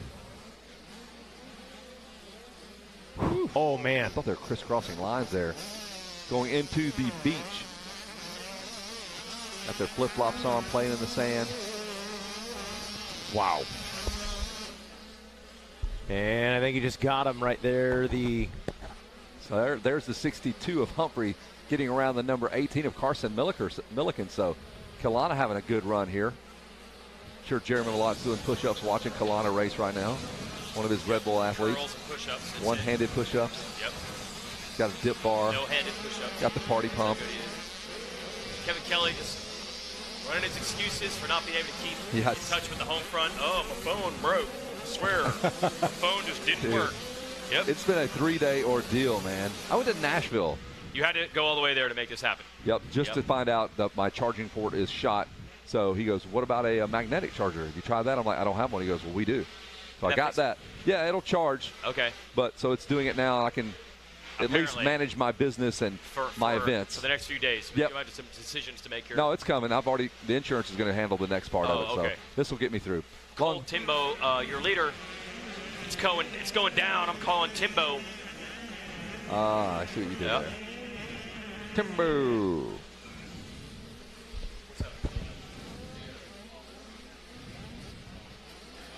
Okay, guys. Here it is. All right, you see the berries down there. The sheriff's office is now down here on the road. That's a road. That's an actual functioning road. Bingo. You just can't park on the side of the road. And the tow trucks are on their way. So if you're parked on that roadway, you need to get your vehicle moved immediately. Again, they've got the law enforcement down there, so you got to get them moved right now, guys. You got your kid out there on the moto? Well, Dad, you shouldn't have parked on the roadway. You got to go move it right now. Yeah, he'll ride. He'll flash by and look over, see you getting cuffed, and they're like, ruin his moto. You're going to ruin his moto. Come on, man. Jessen Turner, so this second place spot right now is enough for him to cling to the title. Cole Timbo is trying to do all he could do to win it. Look at those scores. He's 1 point back. Look at that. Race leader. I know these scores are all 6-5-2. That's going to win a title, 6-5-2. Now, there could be a bunch more movement here. Well, this kid, Cole Timbo, can only do where he's at. He can't do any better, so he can't make any more time up. For a 7-6-1. Are you kidding me? But I think this is where Turner is closing. Yes. Lawson has room to make some moves. He can make up 2 passes. But what we're watching right now is Turner, who would win the title even if he didn't make this pass, trying to make the pass and make the math a little bit easier. Turner in second in the 57, trying to take the lead away from the 43 of Timbo. Well, here's the push here, though. Chase Lawton, he will make up 2 points if he can get around Turner and Timbo, thus tying Turner, and he would get the tiebreaker. Yep. So that's the push coming from Chase Lawton if he can get all the way into the number 1 spot. The key is this battle for the lead right now because Turner wants to make the move and then get away. So Lawton can't catch him. Can't catch him. Put a rider in between them. Here they are slinging it between the trees now on this straightaway. Let's see if Turner can. Well, you know he's good in the turns. Yes, I mean, that's literally his name. He is a turner. I see what you did there. Yep. So he's good in the turns at corner speed, man. He's just born that way. Born into the Turner family. Hey, guys, real fast. His mother was a Turner. His father was a Turner. They were all Turners. They're all Turners. Go ahead. Umena Bearing to the MX Sports office. Again, Umena Bearing to the MX Sports office immediately. Thank you. So we continue to watch Timbo and Turner. Attorneys at law. Timbo and Turner. Sounds like an action hero. Timbo and Turner 2. Lawton is about 3 seconds back. Canyon Richards starting to improve those finishes as the week goes on. Canyon is up to 4th. Deacon Deno is 5th. Max Shane 6th. Nathan Hummel 7th. Carson Milliken 8th. And Naki Barzua is 9th. And Kalana Humphrey, that rounds out your top 10. So let's see when they come across here. Turner is able to make the move. Chase Lawton is on the number 15. That's who you're watching right there on your RacerTV.com screen. That's the rider who has to let it all hang out and hope he can make 2 passes to dig this championship out. Now, Heath Fisher made a big statement. He won the first moto. I believe he's out of Australia. He has gone 1-10-12. So he's out of it. And then Cade Johnson. Okay, here's the story. Cade comes in with a 2-1. He is in 13th. So is it possible that Johnson, and he's running a little bit faster than the riders in front of him, not faster than the leaders, but faster than the riders in front of him, where would Johnson have to go to try to dig this title out? So Cade's 1-13 right now. He needs 4 spots just to tie. He needs to go from 16 points to 12. That means 4 passes. So you do the math there. He's got a great shot of that. That's the tie, but he needs 5 to win the title. Yep, you're right, because he still wouldn't be ahead of Turner. So I'm looking at Johnson needing to get to 8th from 13th. Yeah, why not? And honestly, the gaps, they're not that big. In fact, he's moved to 9th now. Yep, there you go. He's listening. Thanks, man. I needed to hear that. Okay. So Cade Johnson, Yamaha rider, right? Trying to dig this one out. So it's turning all the time. Turner has taken the lead. That'll help his point score. So let's see. That actually makes it a little bit tougher. It's probably Lord. one more spot. There's that 3 Cade of them Johnson, tied. Yep. So Cade Johnson's going to have to make up another spot. We have Turner and Johnson tied for the spot. And for look the title. at Hummel's in between Cade and the front of the pack. He's in 6th. So he has room. Hummel has room to improve. Correct, yes. Plenty of room. Unreal. So everybody up at the top of the running order doing the best they can. They're running the number 1 spot. Yep. The other kids have 5, 6 positions they can make up and make up points. But okay, so right now, the title will go to Turner. Cade Johnson, though, he is in 9th. If he makes up a few spots, title goes to him. Nathan Hummel in 6th. Makes up a few spots, title goes to him. Who has the most to gain? Turner can do no better than he is right now. He's already winning the moto. He cannot make his score lower than a 12. 6-5-1. Cade Johnson is 219 at the moment. Does Evan Ferry have a shot at this title? It's that crazy. Kids It's that aren't wild. even in this He's class. up here in the tower. The math is that crazy. He's got a shot, and that's from 3 years ago. Yeah. his Those scores carry revert over. back. Yes. The winner's provisional. There's some Revert back. crazy rules here. Revert back. There's Very 57 to confusing. Turner. So Cade Johnson, let's see how much more progress. Dude, Cade Johnson just threw it down. He threw down a 207. The rider in front of him, Inaki Aburzua, finished with a 210 lap. He's 3 seconds quicker than the rider in front of him. Johnson desperate to make more passes. Well, let's see how it shakes up the scores. They come through here. Lots of 12s, 13s, and 15s. It's one of those wacky ones if it held up. Yeah. Not the 1-1-1, the perfect score. No. So it's going to be interesting to hear what happened to Cade Johnson. I don't know if it's a bad start or a crash, but either way, the Yamaha rider has a lot of work to do. And don't forget, Nathan Hummel's done it. He's moved up to 4th. He just gained 2 spots. So I think that would put Hummel. It should. Oh, Cade's just in front of him, or they're tied. Because Cade moved from 9th to 7th. They both gained 2 spots on that lap. 10, 11, 12, and 16 points. So Cade Johnson with a 2:17 now has 1 point over Hummel, who has a 4.34. 2:17 might get it done. And it's now been pulled away from Justin Turner. Turner doing a great job trying to win this moto. So how many different guys have, actually, if we have froze the race right there, 5 different guys think would have won the championship had we froze the running order? I think Turner, Timbo, Hummel, and Johnson have all had their shot at it. Yeah. And honestly, all because Cade Johnson had the problems. He came in with a 2-1. Yeah, he was rock solid. Yeah. Desperation time. And we saw it earlier today. Sawyer Geek in a big battle with Alex Campili came down to the last lap. Around the billboard turn, Geek endoed hard in the brakey bumps, and that allowed Campili to get by. It was winner take all for the title. Ah, I love those. Yep, and you just see it all the time at Loretta's. You're going to see a big push. The real question is, down in the mechanics area, do they have all this math figured out? I mean, they have the screens, and they typically have the PA, so we say wrong things, they flip out, so we're trying to we got to keep them calm. We're trying to calm these dads down. We're mental coaches. So you can calm your kids down, keep them calm under pressure here. Can Nathan Hummel on the 28 in 4th place, can he move forward? Can he gain another spot or 2? He'd have to run down Canyon Richards for 3rd. And then I believe that would only tie him. With Johnson.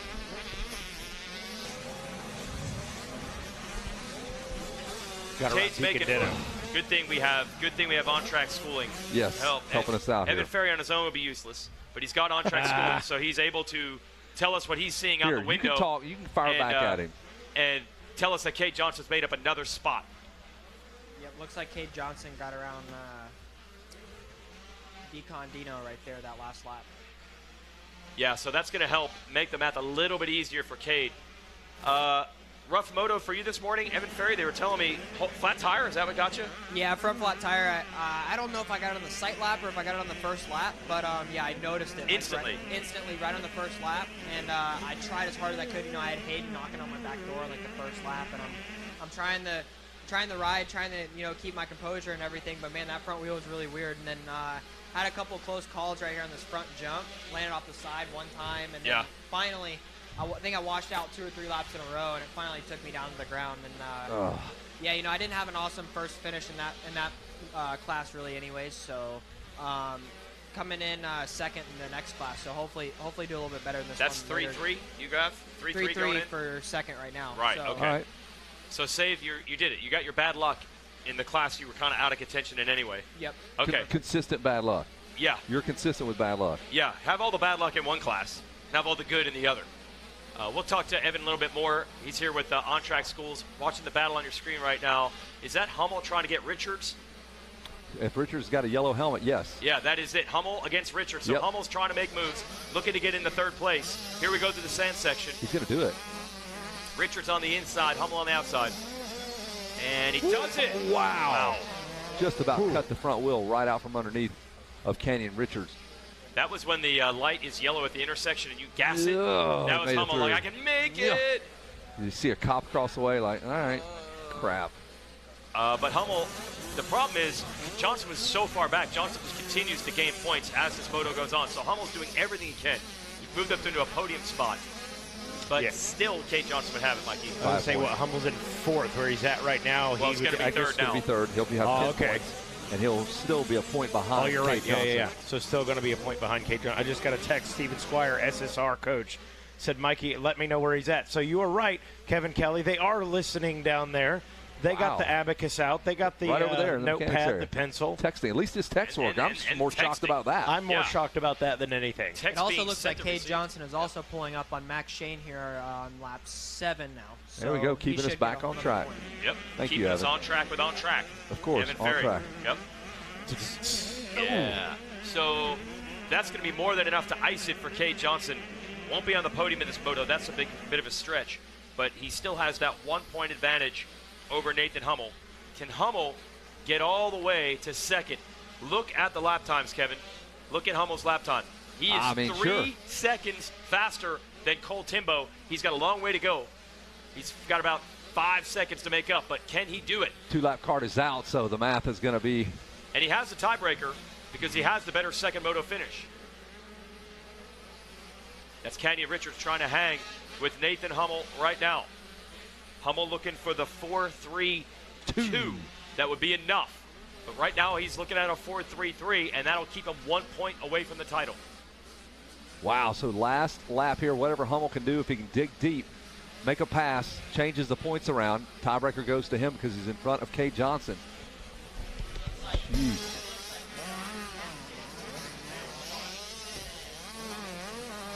They just keep moving up together. Yeah, so good point. Evan Ferry says, looks like Cade Johnson might get Max Shane. Looks like Hummel might get Timbo. The points will pretty much stay the same, and that would give Cade Johnson. But Cade has to make that pass. If he does it and Cole and Hummel does, then we've got problems. Right.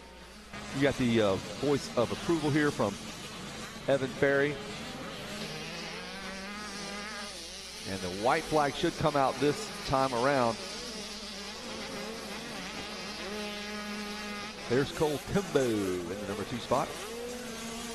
And just behind him is that battle with Richards and Hummel. I mean, I'll tell you what, Kenyon Richards is not going anywhere. He might go right back at Hummel here. Oh, the rear end just jumped way out there. Oh, Kenyon Richards lets it rip. Working the track right now, working that machine. Just past the mechanics area. What do you say? Just like head down, go. Don't do math right now. Right, yeah, forget about it. Just keep pushing. Man, it looks like the bumps are just more violent now. It's not as rolly anymore. It's just real. Yeah, you know, Kevin, I think if you went back and watched some stuff from last year, the dirt just is a little bit more hard packed this year. Like last year, the bumps had a little bit more give, I felt like. But now that this year, I don't know if it was maybe with the flood, some of that soft dirt kind of got taken off. I know they added a lot to it, but you know that's a big difference. Yeah, it does. This year, it looks like if you look at old Loretta's videos, the dirt is almost black. Like when your dad was back here racing and we were coming. I mean, it was wicked then. Yeah. Did they even have TVs back then? They had no TVs. Oh. No, it was shots fired. They did not. They did not. I have VHS recordings of it though. Up here with the rabbit ears and. Oh man, this place was a mysterious thing. You didn't know anything about it. The phone bank. Yes. You had no idea who won until 10 days later when you finally got your cycle news in the mail. All right, there's that battle, the 47 of, well, the 43 takes that back. Timbo and Hummel, the battle we were watching earlier. Hummel has to make this pass to have any type of chance. Nope, Cade Johnson's already made his pass, so Timbo's trying to make his, and it still wouldn't quite be enough. And then at that point, Evan Ferry gets the title. Wow. That's incredible. Evan's up here in the tower, and he might win this title. Are you nervous about this title? I wouldn't know what to do with my hands on the podium. I'm not sure what to do with my hands. Here we go, white flag lap here in this mini Senior 2 13 to 15 class. There is the pass, I believe. Yep. Hummel got around Timbo. Kenyon Richards was trying to go right with him. You got cell service, man? Like, who is your carrier? Cricket? No, I have the Loretta Lynn's Wi-Fi. Oh, the Loretta's Wi-Fi. I cannot get that to work for me. That's where it's at. $109. Nothing. I tried. There's the 57, though. Justin Turner, taking a look at him. Justin has led this thing for quite some time. Let's see how Justin scores. Look, 6-5-1. He's one of those kids that I told you that he wants to finish with a bang. Not really in title contention, although it would be good enough for third overall. 6, a 5, and a 1. Just get a little better each time. It's crazy though. You leave here, and if you're the last guy, you're only as good as your last race. That felt good, right? Yeah, for Justin Turner, that's super awesome. I'm pretty sure my teammate here is going to take home this championship right about now. Your Yamaha teammate, right? How you liking the Yamahas? I'm loving the Yamaha. Put that thing up there. Love them ever since I got on them. Awesome. Your dad was pretty good on Yamaha back in the day. Honestly, I don't even know if I was born then. I do not think you were. That's how long ago it's been since he's been worth a crap. White flag lap, Justin Turner, Cole Timbo, Nathan Hummel. That's your running order. Kenyon Richards 4th. Kate Johnson is 5th. 8, 10, and 12. Those are your moto tallies there. Kate Johnson with 2.15 scores. Hummel with a 4.33. Pretty consistent, 6.51 for Justin Turner.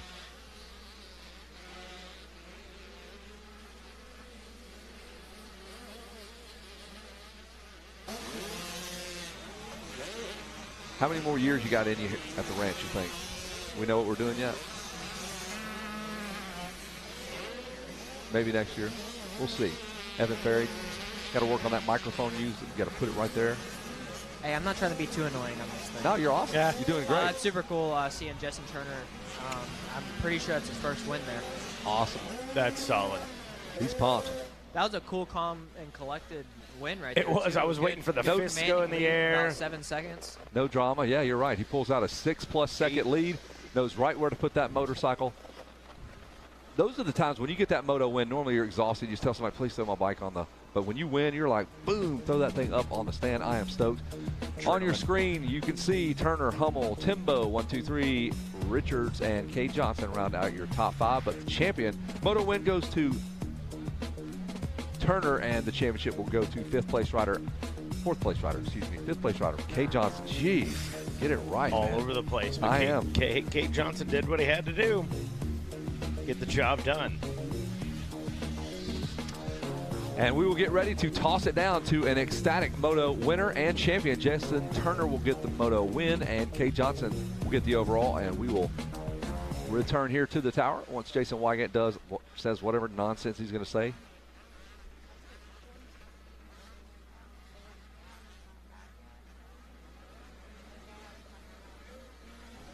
We got to celebrate this moto win. Let's bring him right on up. What a ride. And at one point, it looked like it might be enough to dig out the title in what has been a wild class. Eventually, Kate Johnson made enough passes to get it back. But let's bring our moto winner up. Let's hear it for Justin Turner.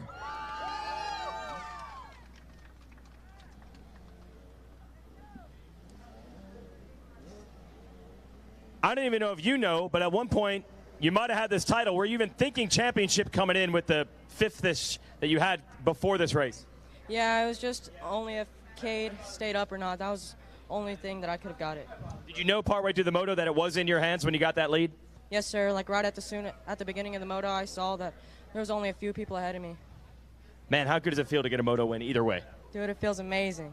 Who do you want to thank, Justin? I'd like to thank the good Lord above, my mom, my dad, my sister, Matt Cleveland Kicks Moto Ranch, HB Moto Co., Rodane at Merch Suspension, Adventure Moto, O'Neill, everyone else that has helped me out. Thank you so much. Justin Turner wins the moto. Awesome job, and almost got that title too, so good for him. We do need to take the 57 bike off so we can bring the championship bike on up. Not a podium run, but enough for the title. That's the way it actually worked out. I'm looking for Nate Hummel, who ended up in the number 2 position. We'll talk to him. And then Cole Timbo. Let's bring up 2nd place, Nathan Hummel, who was doing everything he could to dig this title out.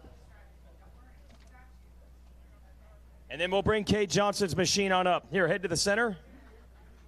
Let's hear it for Nathan Hummel. Well, you had a shot at it, and you did everything you could, man. Yeah, track was pretty good, rough, but I just bogged out of the gate. I don't know what happened, but I just charged as hard as I could and made many passes as I could and fast. Awesome. Who do you want to thank? Mom, Dad, Jesus Christ for keeping me safe. Scott, Pro Taper, SSR, Factory Connection, Lynx Motors, the whole SSR crew, and 60 and everybody else. Thank you so much. Nathan Hummel, a hard-earned second place, and I think he gets second in the championship as well. We're getting our championship bike ready, but it was Cole Timbo taking third in the moto, so I want to hand out the bronze.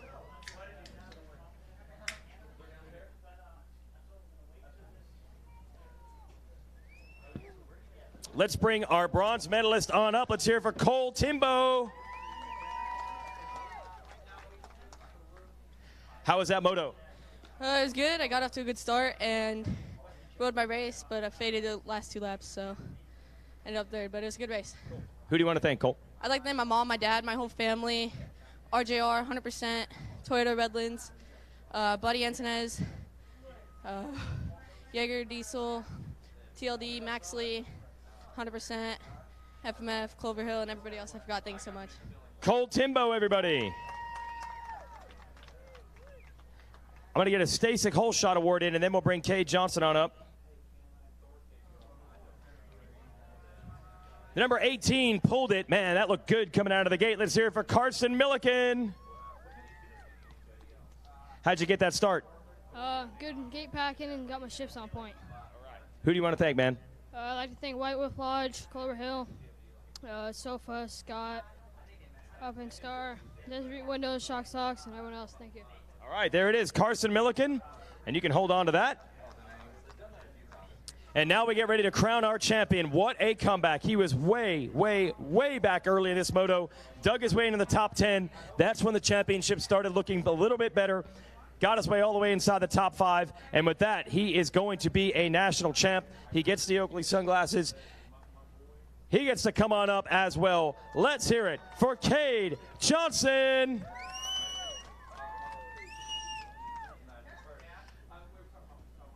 Well, it all worked out. You got the title. That is awesome. What happened there early? Did you go down? You just get a bad start? You were definitely way back there.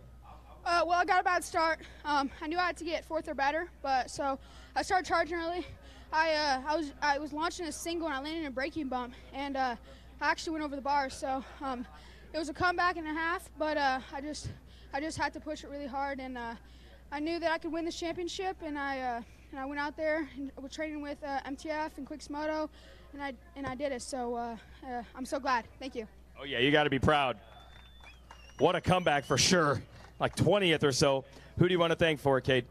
I'd like to thank my team, National Sheriff Association, Yamaha Blue Crew, my mechanic, Sean Hackley Sr., and Cole Engel, Jake Butler, my trainers, Matt Cleveland, Quicks Motor Ranch, MTF, Little B, Colleen Millsaps, Monster Army, Dunlop Elite, Hammer Nutrition, SKDA, JMS, Enzo Suspension, ODI Grips, and just my mom, my sister, my grandma at home, my grandparents, everyone who's watching, all my friends, they're at home cheering me on, just all, the track crew, photographers, everyone that's out here that's helped me get to this point. I just really couldn't do it without y'all. And Ed Torrance, Donnie Luce, Danny Lewis, just everyone that's helped me, FMF, and just everyone that's done this for me. Thank you. All right, that's a long list. He earned it. Let's bring up Alex from the AMA to hand over the #1 plate in the 85cc division. Let's hear it for Kay Johnson.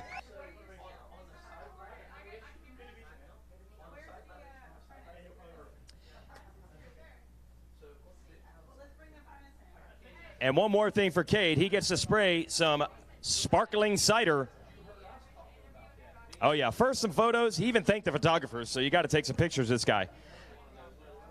And we'll send it back up. I think we're up ready for some intermission, and we'll try to keep you folks entertained, and then we'll have bikes out on track. Hey guys, once again, the Humphreys County Sheriff's Department down here writing citations. Got to get those cars moved. You cannot park on the side of this road.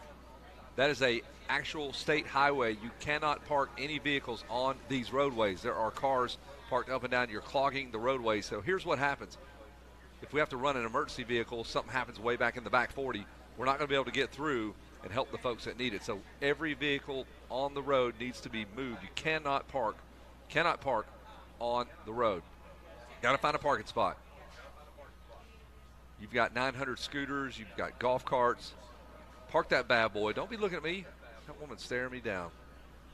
Park your cars off of the side of the road, folks. You cannot park on the road.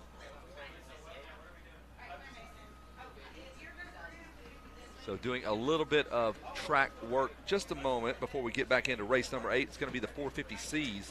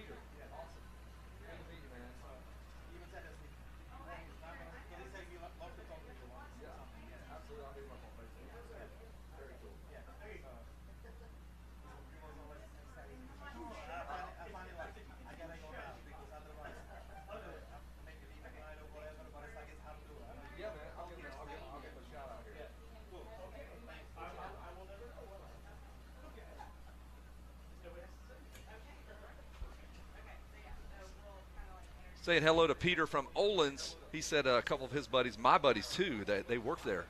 Brian Stokes, he raced out here a long, long time ago. And Brad Stokes, his brother, known those dudes for a long time. Peter from Olin's stopping in to say hi, letting us know they are tuning in back home on Racer TV. Brian Spencer getting loosened up, man, getting those paper, rock, scissors hands loosened up. Had Tommy John surgery to really get the hand tightened up now. It used to be a bad thing. It used to be a curse when you get Tommy John surgery, but now it's actually a good thing. It's a rite of passage for paper, rock, scissors. Grab that, put this bad boy on your head right there. I'm gonna let you jump in like the real deal announcers. Tasha Renfro from On Track. Brian, I'm gonna put this on your head, man. Brian is our blind motocross analyst. And I know everybody thinks we're kidding at home. You are. You can verify you're blind. Tell everybody you cannot see. Can you see this? See? No? Yeah, actually I can't. Okay. What a liar. Okay, you're right. But we've got paper, rock, scissors. You went 2 for 3 as a 3 moto format yesterday, representing the announcers, and you were awesome. You beat Hayden Deegan 2 out of 3.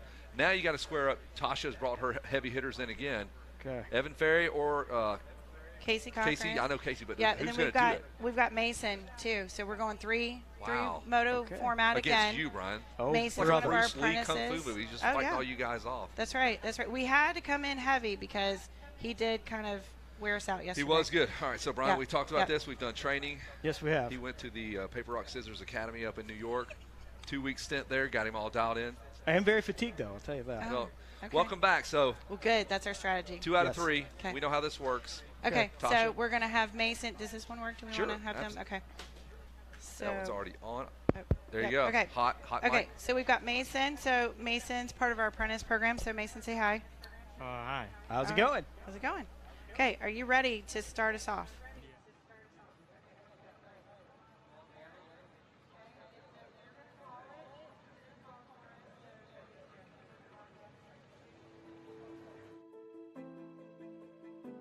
I've seen, the floods here and there and bad weather and even a hurricane or two, but that was the absolute craziest weather system I'd ever seen. And immediately I started thinking, this is going to be really bad for the people that live in that valley and the people who live in that community. Wayne Spear, the ranch manager who was hanging on for dear life at the staging area behind the starting gate. And when I found out that he had passed in the storm, I was devastated. And with Wayne losing his life here, is a big part. We all knew him. Whether you talked to him or not, or whether you personally met him, when you saw his picture, you remember him from being here. Wayne loved the ranch. He loved the people. It was actually what he lived for. I shared more of Wayne with the ranch than I did my own life. Oh, I feel like Wayne's right here with us because he never liked to leave.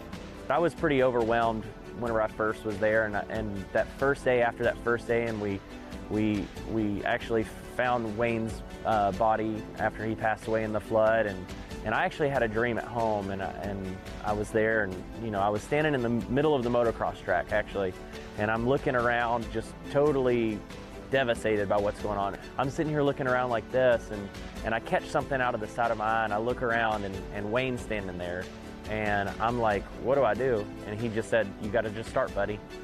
And that was kind of whenever I broke it down into pieces for myself and figuring out how we can get help from outside people and things like that.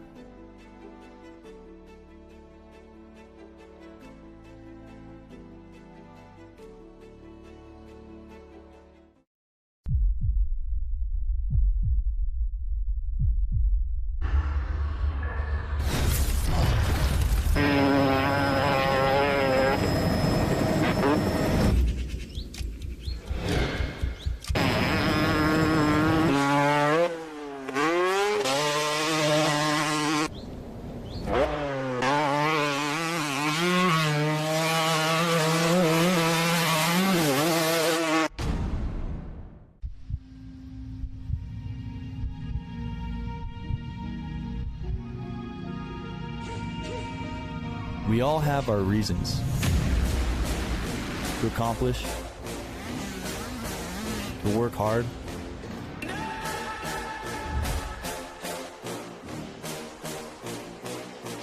We share a common goal, to be the best. Keep fighting, put in the work, never take the easy way. Your drive and determination fuels our passion.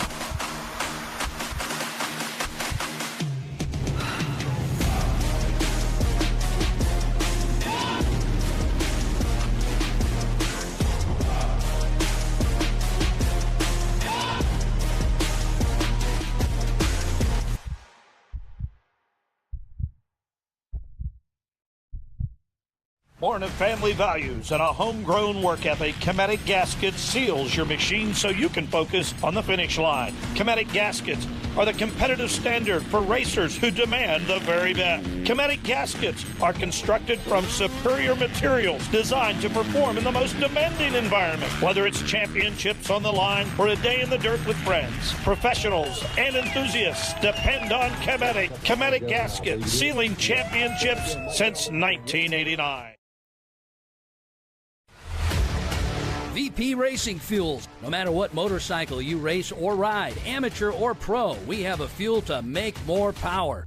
Keep your bike running cool with VP Stay Frosty Coolant, available in 2 formulas. Race ready, designed to be glycol free and track approved, and high performance with freeze protection for street applications. Visit VPRacingFuels.com to learn more.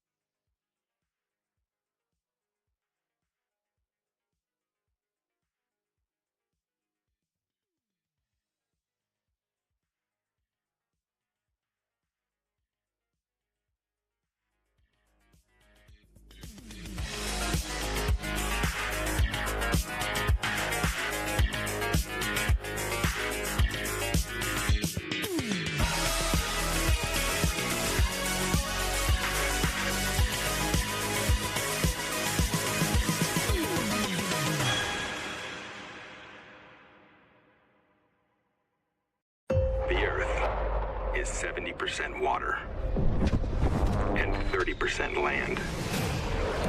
But the entire sky belongs to us.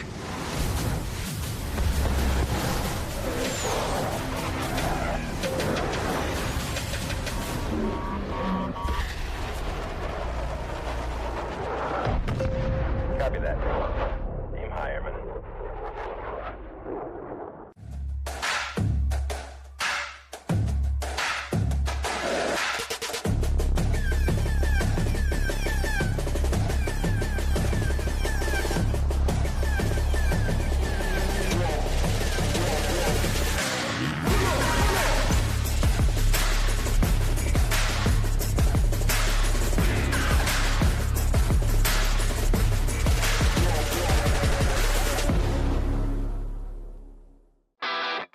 On Track School is an online private school catering to some of the top athletes in the world. We offer a flexible schedule for students that are chasing their dreams and always on the go. We are an accredited K-12 school where students can graduate with a diploma. Scan the QR code or call us to book an appointment with one of our learning coaches to discuss your students' next steps. OnTrackSchool.com. Check it out. I had this weird gut feeling about that day. It's just crazy how fast it can all happen.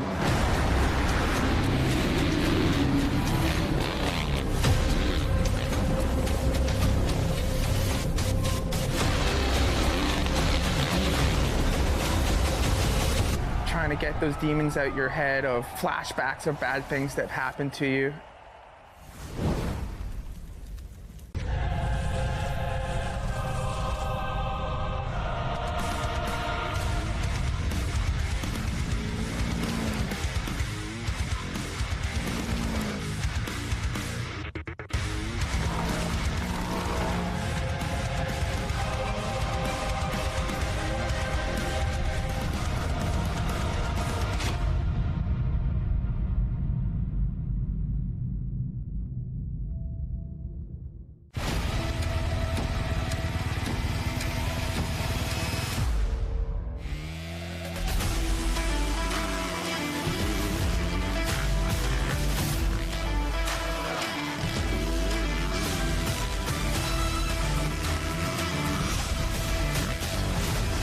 New CRF 250R.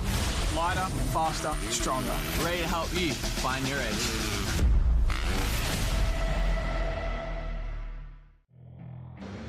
This Racer TV broadcast is brought to you by Monster Energy. Unleash the beast. Parts Unlimited. We support the sport. And Rocky Mountain ATV MC. Get ready.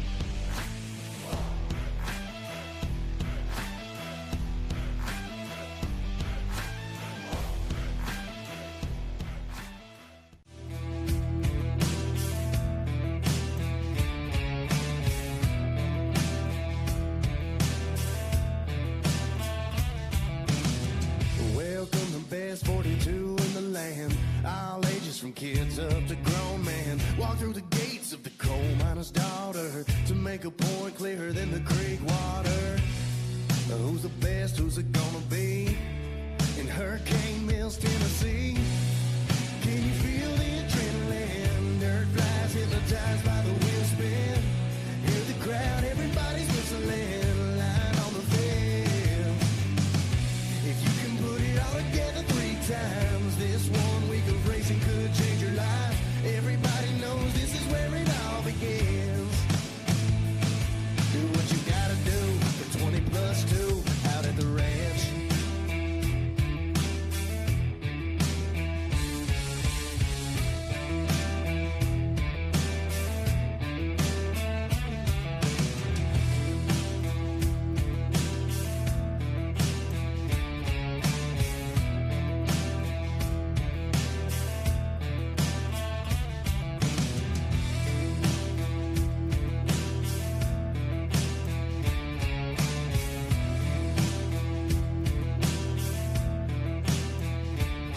Of you guys, you know, put it on the line to get out here. You know what I mean? And the bottom line is, you guys believe in your youngster with all your heart. And I want you to know, so do we, as a matter of fact. So does Pops Ferry, so do I. Kevin's been watching along.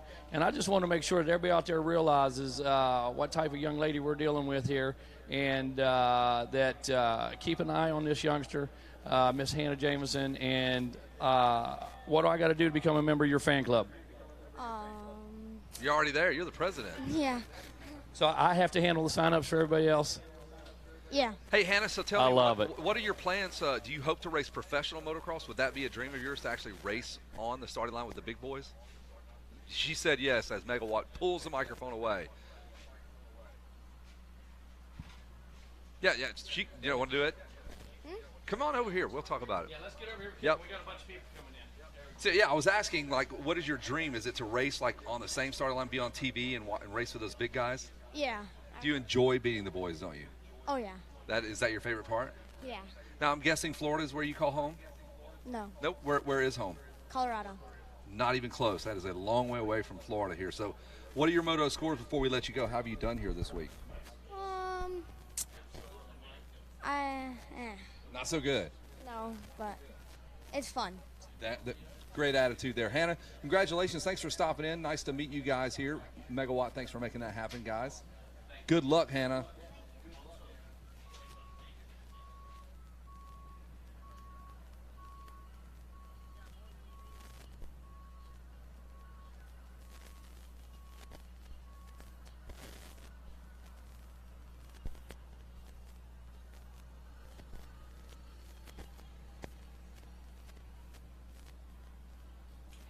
Hey, we've got a Chevy Spark that needs to be moved. It is a Chevrolet Spark. It's over there by the Monster viewing area by the mechanics area. So around the first turn is a gray, it looks like Chevy Spark, Louisiana plates, N551269. A gray Chevy Spark, Louisiana plates, N551269. And it's over there just beyond the mechanics area when they make that right-hand turn. A gray Chevy Spark. We need that vehicle moved. Right now, it's a big dude that just came in here and told me that, and I don't want him coming in here yelling at me anymore. So get that car moved. It's a big dude right there, Megawatt. You want to tangle with that guy? You're not. No way. Not happening. Move your Chevy Spark, or he's going to put it on in his backpack and carry it himself. He'll get it out of the way.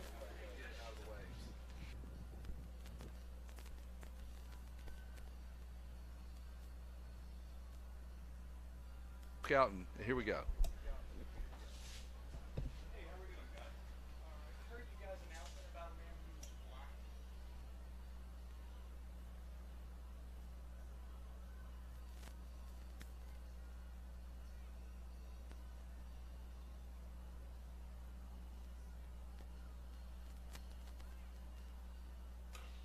All right, we are getting things somewhat ready up here. No, it's mine, bro.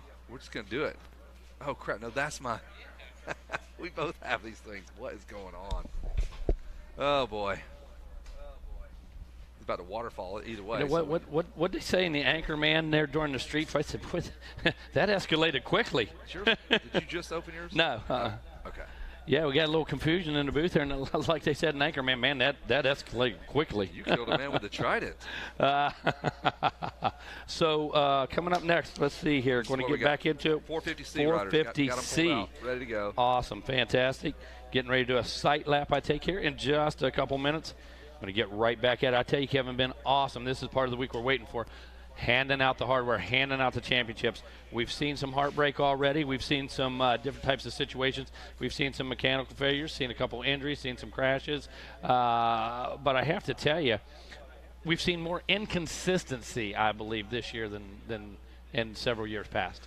Well, I mean, looking at the funny you mentioned that, the moto we just watched, Kay Johnson went 2-1-5. Like he was in 13th, and the championship was out of his reach, and he just kept clicking all passes and climbed up to 5th, good enough for a championship. Second place was 4-3-2 scores, and then 6-5-1 scores for third. So anything can happen. So those of you that get bummed out when you get 6th or a 7th, I just told you, a 5th place got a championship for Kay Johnson, although he had 2 good motos to kind of have a little bit of a cushion there with. And you know what? I look at you when you say that, because I say it all the time. Anything can and will happen. Loretta, That's true. I truly believe that. And man, it happens. I can't remember our Super Mini Moto this morning. White flag. Where's my man at Legs? Where's he at? Jackie Legs. Yeah, first white flag of the day, or for the mini riders. Out front, leading, yada yada yada, falls over. First place back to 7th place. Championship. Right there, done. Just like that. So when we talk about those things will happen, those things can happen. That's exactly the way it goes, for sure. Yeah, like I'll be down doing the podiums. And I will not walk away from that screen until I see all of those guys come through that final time, because I've had to scratch names out, put another name in there as they've changed around the way the finishing order runs. So, yeah, this track is 3-moto format for a reason. Yeah, man, absolutely. You know, here we go again, the broken record. Nobody lucks into it, and that's why it's put into place. First of all, we're not the U.S. Open of golf. I say that all week. You just can't go up, pay your entry fee, and say, hey, I'm here, let's see how we do. You know, this is the process for sure, qualifying. Yeah, it's the most fair system in the world. You need to go two rounds of qualifying, and if you make the cut, you're here, and if not, you're on the list as an alternate. You're out there on alternate island, you know, and hopefully you get in. Lots of people have that way. But when we talk about the system, it's the best in motorsports, and it's the most fair system. Now, consistency, we saw 111 today in our senior 40-plus class, senior 40. Mike Brown for sure. Yeah, senior 40. Mike Brown did it, and then what's his name from Club MX? Brendan Haas. Yep. He went 3. I think he went 112. So very consistent. Sure. Very consistent. But not the norm this year. I'm seeing a lot of DNFs in there, unfortunately, and then guys you're not expecting, 13, 14, backing it up with a 2. Yeah, this last moto we had, our moto winner was Justin Turner. He went 6, 5. And finished off with a bang and won the actual thing, won the last moto. So you see that too.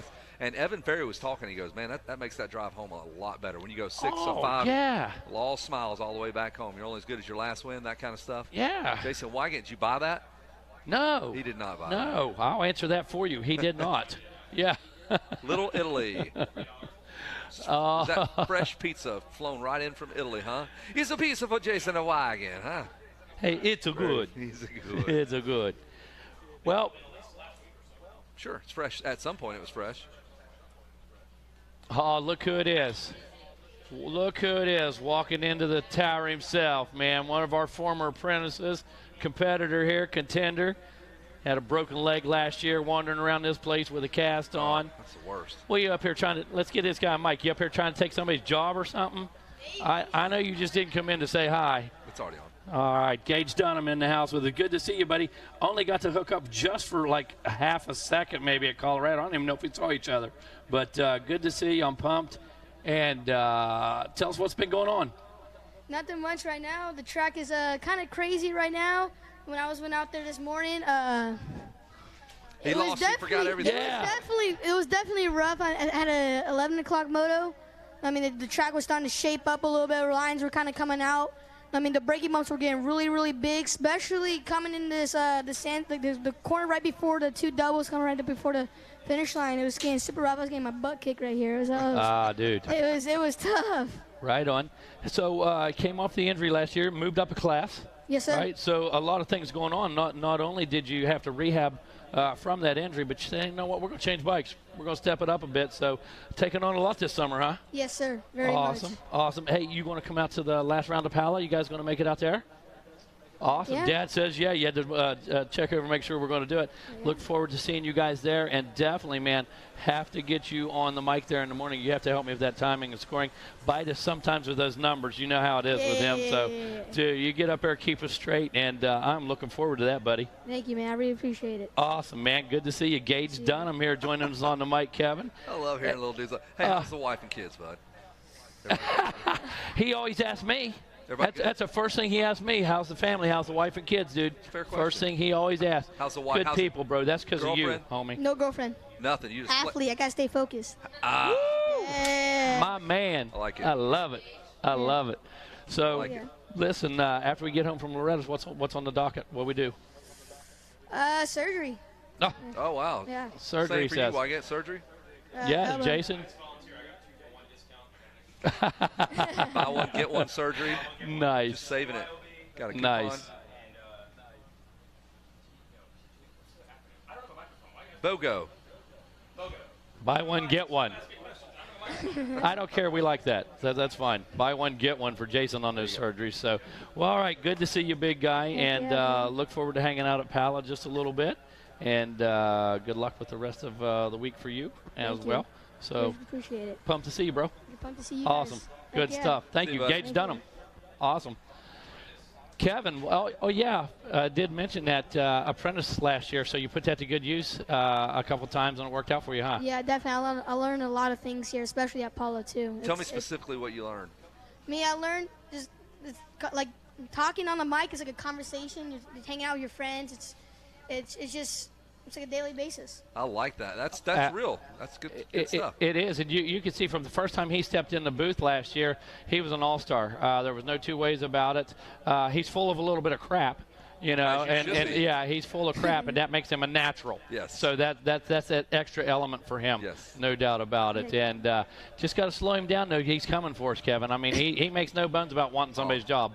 I'll be dead. It'll be his. It's coming. It's coming, no doubt. They won't be able to get my wheelchair up here, so you're pretty safe, I guess. All right, one more time. I'll see you later, buddy. Thank you, man. All right, take care. Yep. Do not fist bump Wygant. He's not going to do that. Yeah. All right, buddy. So they are still working on the racetrack. Man, it's been quite the bit of an intermission here as we've got a fully turned around racetrack. So coming up, let's see here, 450C, right? Mm-hmm. Boy, there'll be a lot of action in that one. Holy cow. Talking about consistency or lack thereof. Yeah, I have to go the other way. I got to say there's going to be some passing going on in this one. Going to be a lot of action at 450C. I saw several competitive guys. Saw several guys ready to make that B jump. Some guys really showing, a lot of skill for the first year, that type of thing. But I see some guys ready to make the jump. These guys are ready to go B. What's your lap?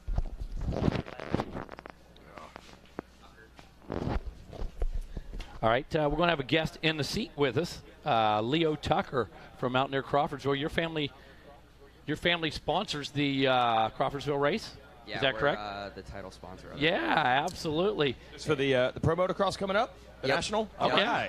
We'll be there soon. And we got a combine. The combine. No way. Really, dude? Yeah. Dude, I'm on injury reserve this week. Yeah, he got hurt. Lacerated my liver. Fractured Kevin did too. My T6 through T10. Kevin did What? Yeah, and bruised my lungs just last Tuesday. You seem okay. Yeah, I was. It's crazy. You're just hanging out. I was ready to race this week, but. Yeah. So you think by, what's that, 3 weeks? 3 weeks-ish? 3-4 weeks, You think you'll be good to go? Yeah. Hopefully I don't lose too much stamina, so. Yeah, that's the thing. The 225s, so. Yeah. Have you ever done a 25? Yeah, I've done a couple 30s in a day. For practice? Yeah. Wow. What was the plan? Had you not gotten hurt, what was the plan here? I was going to race 250B and Schoolboy 2. Yep. So it's going to be the heavy classes. Where were you hoping to end up? What was the goal? 10. Top 10. Top 10. Nice. And, I love these realistic goals, too. Everybody comes, I want to win. 1-1-1. Yeah. Oh, we're going 3 wins, blah, blah, blah. And they say, I come in to get a top 10. Man, that was the plan. That's what we trained for. And the higher, the better. Yeah. But this is what we were prepared for. Good attitude. I like that for sure, definitely. Yeah. Now, look, I'm going to tell you, if you get to make it to the Combine, Ironman, we do this on purpose. Oh, yes. We're going to be pulling you in every direction. You're going to have no time to do anything. You're going to come off that track, and they're going to be like, talk to the coach now. You don't have time to catch your breath. You don't have time to wipe the sweat off your face, because that's the way the pros do it. Yeah, I have a couple friends that have raced them, and they're like, yeah, it's quick. Yes. So that's not us being jerks. That's just us preparing you for the next 10 years as a pro when it's going to be like that every single time. You take all of it for granted how it works. Like, you worked podiums at the Nationals. Oh, yes. They interview the rider. They bring the bike back to the truck instantly. So the rider has to literally tell the crew what he wants changed within about 2 minutes of the moto ending, because then they take the bike away. Yeah, when you so you have no time to collect your thoughts. You have to immediately debrief and tell them everything you want to change in that bike. Yeah, when they're pulling the earplugs out and they're whispering to that guy, when you see that on camera, he's telling him everything he needs because he's headed to that podium. And I want to tell you something. Between Kerry Joe, Jason, Sam Nicolini, they put the heat on these guys. The recovery time is very small. And I love a pro national pace because, listen, we don't need all day. Listen, when we go riding, what we do? We ride for about a half hour. We take a break. We ride for another half hour, right? We've proven it can be done. We've proven it can be done. It's quicker. It is quicker. You gotta be precise. Yes. So that's it might be annoying, but it's all on purpose to prepare you because that's the way it's going to be at the pro level. So sorry if we're going to be pulling on you, and I'll be doing that too. He'll be doing that too. Absolutely. But it's all for your own good. You better believe it. For sure. I'm apologizing in It's advance. going to hurt us a lot more than it's going to hurt you, believe me. Yeah, there we go. Because it is a crazy deal when you see that. Look, I don't know if you've noticed, but our TV shows do get criticized from time to time. And they're like, hey, why do you show this during the moto? Show it before. Well, the motos take about 35 to 37 minutes, and we have commercials. So it only leaves about 4.5 minutes to get in every other thing you need to not be on top of the motos or the podium interviews. Exactly. So that gate drops, usually it's like at 11 minutes after the hour. There is no wiggle room, none. It has to go at 1:11. So if a rider, you don't get an extra 5 minutes for anything. It has to be on time to the second. So that's a lot of the combine. It's a 25-minute moto on a rough track, but also learning that schedule. And I'll ask you this. Everybody's nervous on race day. Do you have a tough time eating and drinking the way you're supposed to on the day of a race? No, I work with that Hammer Nutrition company, Yeah. and it helps me get a lot of my nutrients, and the nutrients that I need to get in my body. So it's pretty easy. Yeah, it's not that bad. Right, because you're not gonna settle down and relax for a nice lunch. Everything's go. Yeah. I love eating fruit, so it's definitely a lucky. plus. You're lucky, dude. Absolutely. That bailed you out. Yep. All right, so Leo Tucker, you'll be back hopefully for the combine. Sorry about your luck here at Loretta's. Having a good time off the track. Having a good time, just being here, hanging out with my buddies. When I got hurt, went to the hospital. I wasn't expecting to be here, but I'm here, so it's all good. Yeah. Better than it could be. How about that? Yeah, much better. All right, Leo Tucker, banged up, man. That is the worst timing ever. He's going to help us out in this moto. All right. We're making some stars here. Now, unfortunately, Leo's going to have to deal with Kevin Kelly up here, which is not for the faint of heart. Now, look, he's got a weak liver. His internals got all bruised up, okay? So this is going to be a true test for him.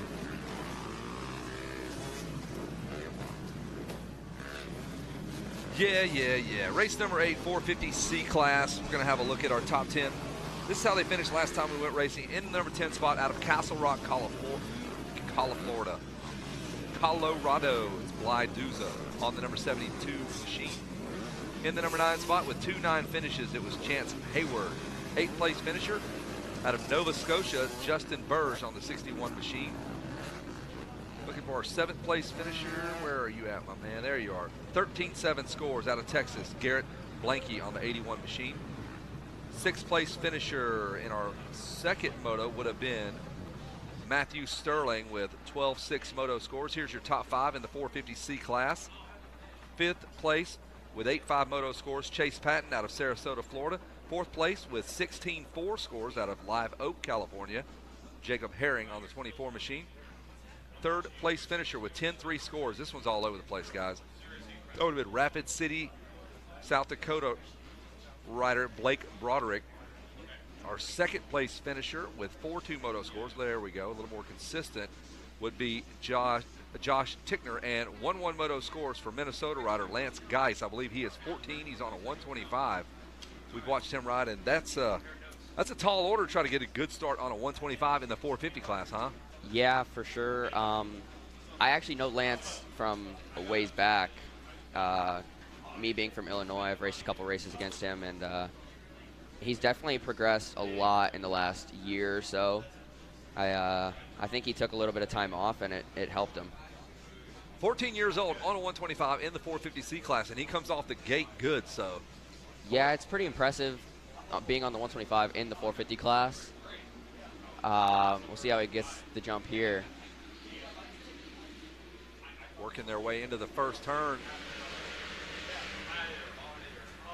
Maybe that's the number 17. 17. Of Josh Tickner with 4-2 moto scores.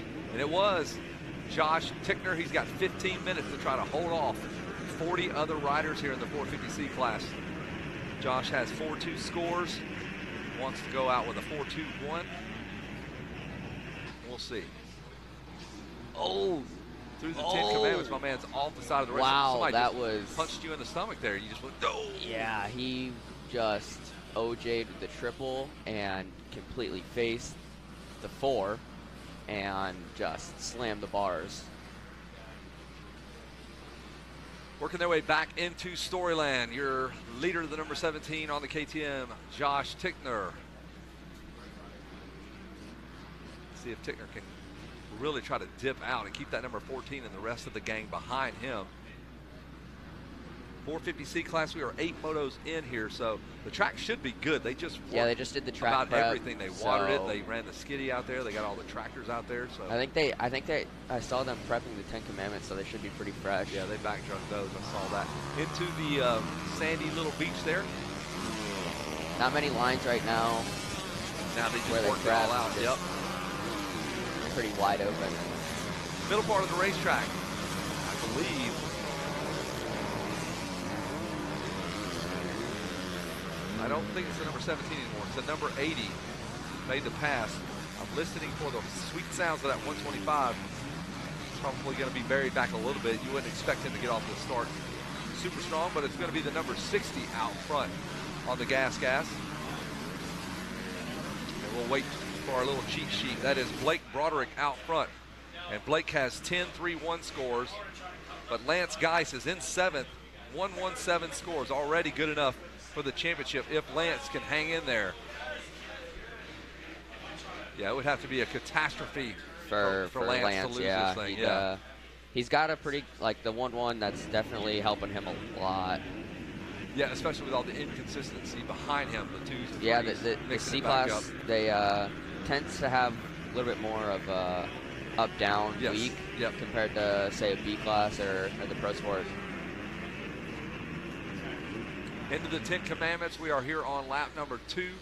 Broderick, Patton, Burrs, Schroyer, Mills, Pittenger, Geis, Blakeney, Sterling, and Ehlers round out your top 10. Early though, that's going to change.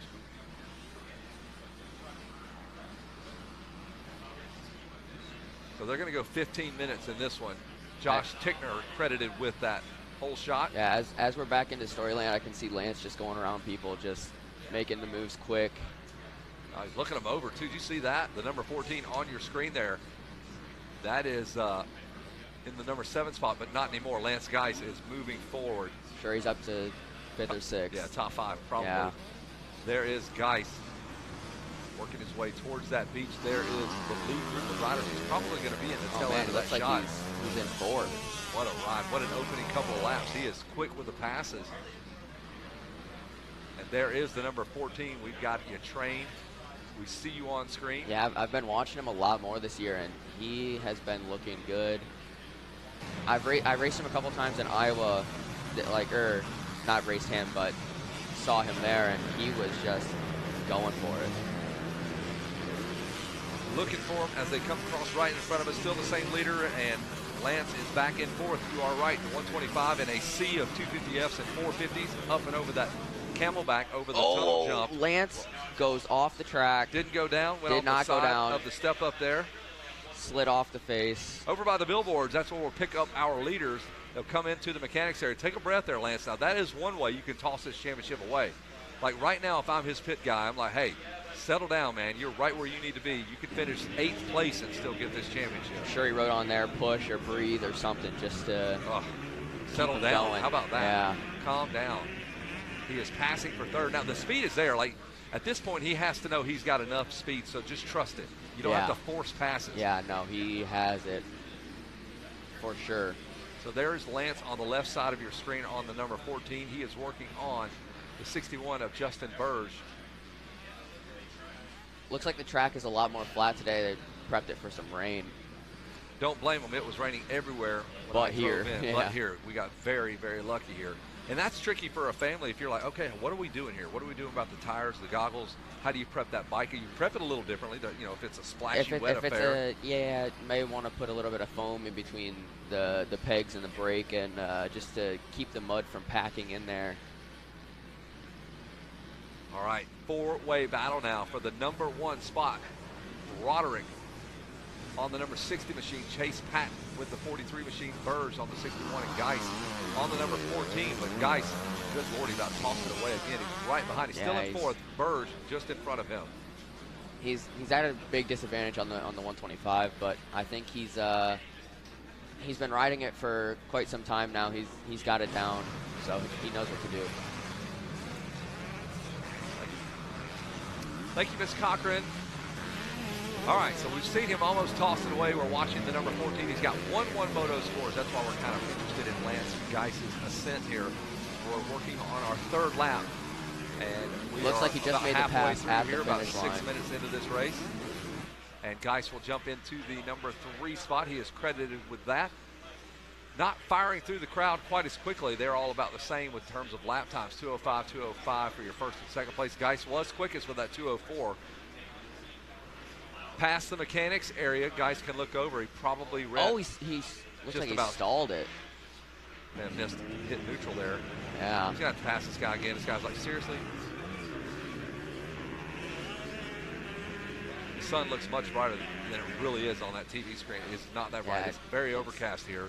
Yeah, pretty dark actually. Going into the 10 Commandments and the 43 of Chase Patton giving chase, trying to get around Blake Broderick, and Geiss has made the pass again. Oh, he goes down. And he goes down. Come on. They got the clutch Settle in, down. kept it running. Nope. Did not keep it Did running. not. So we're going to see what Lance Geiss, what a wild moto here. Where is he going? Is he going all the way around? That's not going to work. You seeing what I'm seeing?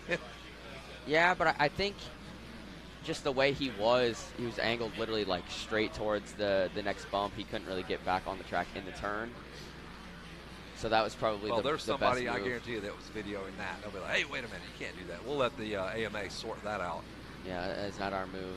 It looked like he cut across the racetrack, just picked it up. We'll see. We'll follow along with the number 14 of Geiss. And he's got to sort this out. He's got to take a breath here. Yeah, settle down.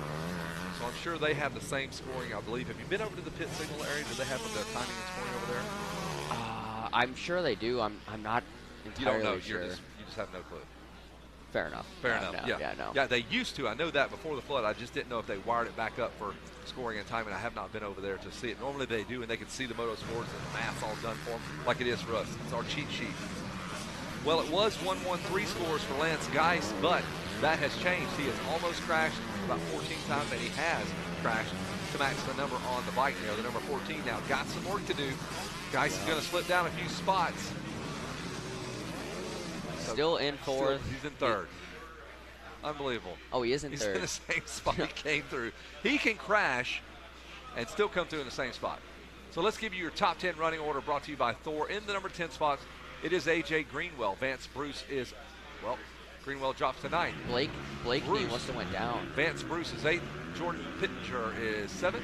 Matthew Sterling 6th. Here's your top 5. It is Schroyer, Herring, Geiss, Burge, and Broderick leading this thing. So Broderick the whole time has led this thing, with the exception of the whole shot. He's had complete control of this race.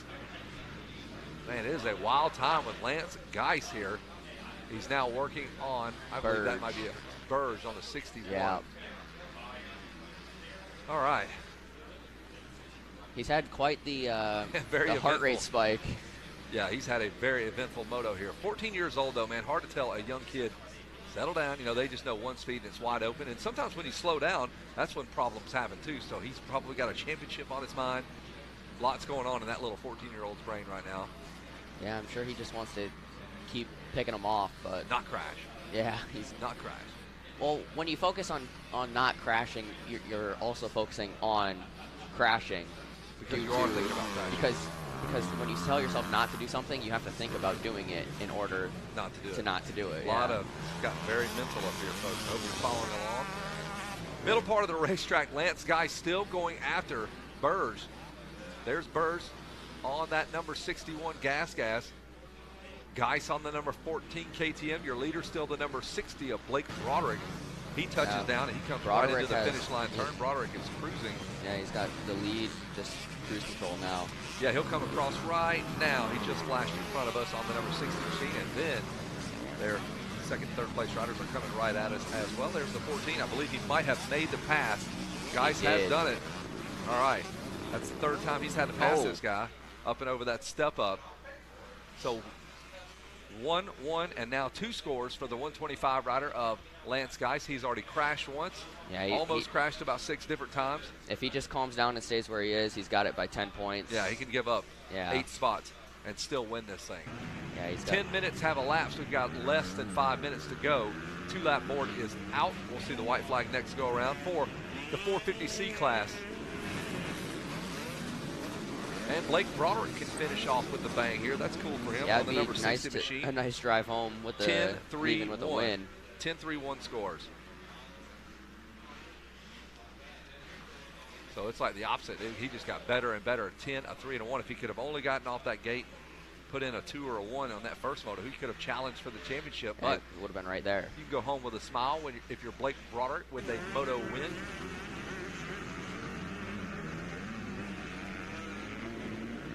So they'll see the white flag next time around. I'm sure they are. I'm sure Lance Geis is happy to see that. Yeah, his dad will be like, what happened on that moto, man? It's got to be a good feeling. He didn't see you crash. He's like, man, you had a rough moto. Yeah, I crashed, man. So there is the 43. Who's that? That is Chase Patton. Chase Patton, yeah, he was up here earlier. He got 5th in the second moto. He went 8.5. So Patton's got some work to do. We're just following along with the number 43 of Chase Patton. He's not even in our top 10. So the white flag will come out this go around. 450C class. This is race number 8, race number 9. 250B Limited up next. There is the 14 of Geis. He is pulled out from the 61 of Justin Burge. And if I had to guess, I bet he's trying to make a run at Blake Broderick first, just because. Yeah, it's pretty big gap still. I don't know if he's got the 7 seconds. He just made up 2 seconds that go around. It's down to 5. But let's don't tell him that. Like, man, there's no way you can catch him. Just stay there. No, just be cool. No reason to hurt yourself. If he stays there, he's going to get the title locked in. Easily. Past the mechanics area, there goes Geis. Your leader's already cleared it. Blake Broderick now heads to the long short chute that takes you into the 10 Commandments. And there is a shot of the 10 Commandments. That's the number 61 of Burge. Got the goggles off. That was the number 81. Okay, he's a lap down. Yeah. There. So the 81, I thought something was up whenever the goggles are hanging from your arm. Garrett Blakeney, 13.7 moto scores. Must have had a tip over or something and just fogged up goggles or... Fogged up goggles. Oh, it's the worst. Happens a lot at night races. There's the number 14 of Lance Geis. One more time around. He's got about a half a lap to go. He's going to go 1-1-2, working on a championship. And he's kind of close. Yeah, he's reeled him in quite a bit. He has cut a lot of time off of that lead. It was 5 seconds. It's probably closer to 3.5. He makes any mistakes, it could be on for the last lap. There's Broderick up and over that big tabletop there through the big rollers. And it looks like he's going to have this thing under control. Middle part of the racetrack, you can pick up Broderick on the number 60 machine. He's got still a pretty decent gap. Lance looks like he just about had a bobble. There's the big tabletop. One more time around, couple turns to go, and Blake Broderick will get the race win. Led just about every moment of this race, so congratulations. He will have a nice little smile on his face. He will go 10-3-1 to get second place overall. So a 10th place, think about that. You got a 10th, you're still in the hunt for a podium. And there it is. That'll do it. He'll get that moto win. That feels good, the 450C class, but there it is, the sweet sounds at 125. The champ is here. Lance Geis wins that one. So we're looking for Justin Burge. There he is, giving that signature rev when they come across the stripe. That's going to do it here from the tower. Thanks for jumping in here with us, man. Yeah. Appreciate you. Yeah, anytime. We'll shut these down, and we'll get ready to, unfortunately, listen to Jason Wygant as he talks to our winners.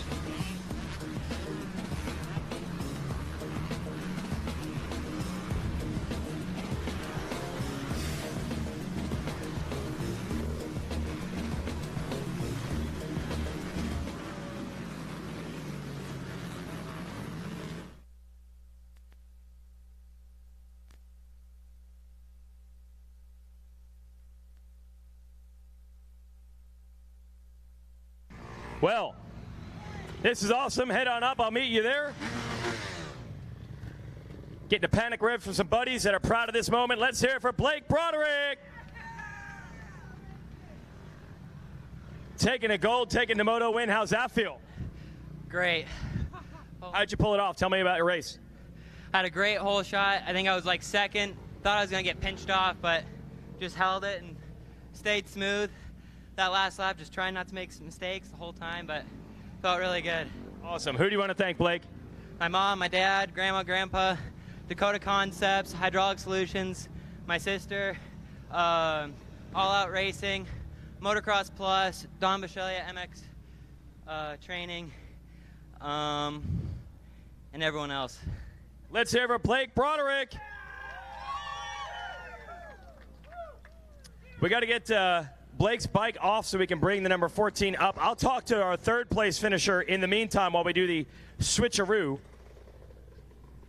Third place, come on up. Here, just right to the center there.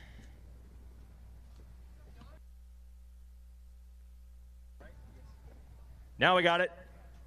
It's Justin Burge, which we actually did get right all week. Proud of ourselves. How'd that moto go for you, Justin? It was good. The track was smooth. The outsides were anyway, and that was pretty much my line choice the whole race. Arm pump like crazy, pretty much off second lap. Arm pump. But I kept going through it and was able to get third. All right. Who do you want to thank? I want to thank Hobgood Mountain Sports for getting me here. Liat Moto for keeping me safe. SKDA for the awesome graphics. Callus Moto for keeping me looking fresh all the time. My mom, my dad, my girlfriend, everyone else, thank you so much. All right, Justin Burge, third place. And we'll look for our second place finisher in the moto. Made the math pretty easy. A really strong run and more than enough to claim the championship. Let's bring him up.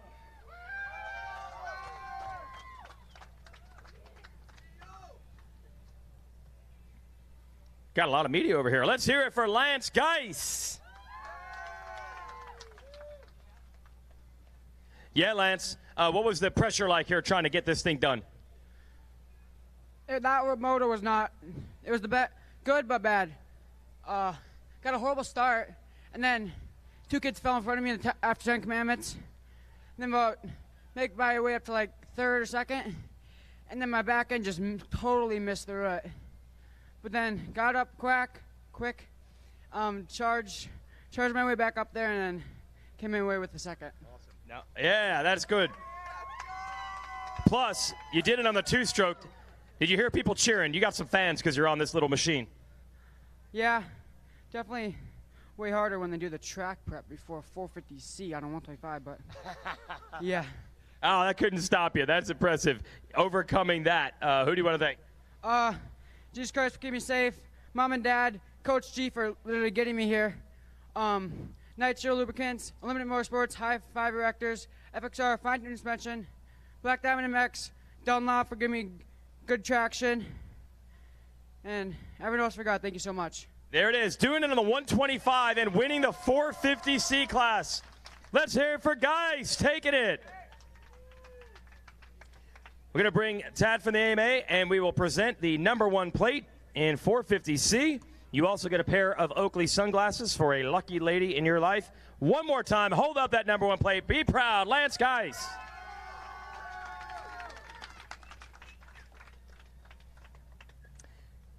Shout out to Tickner, who was our Stasic Hole Shot Award winner. I think he got a little bit beat up in that moto. Not going to be able to make it up here. I hope he heals up quickly. And you've got some champagne to spray. Enjoy it, folks. The stage is yours. I'm going to send it back up.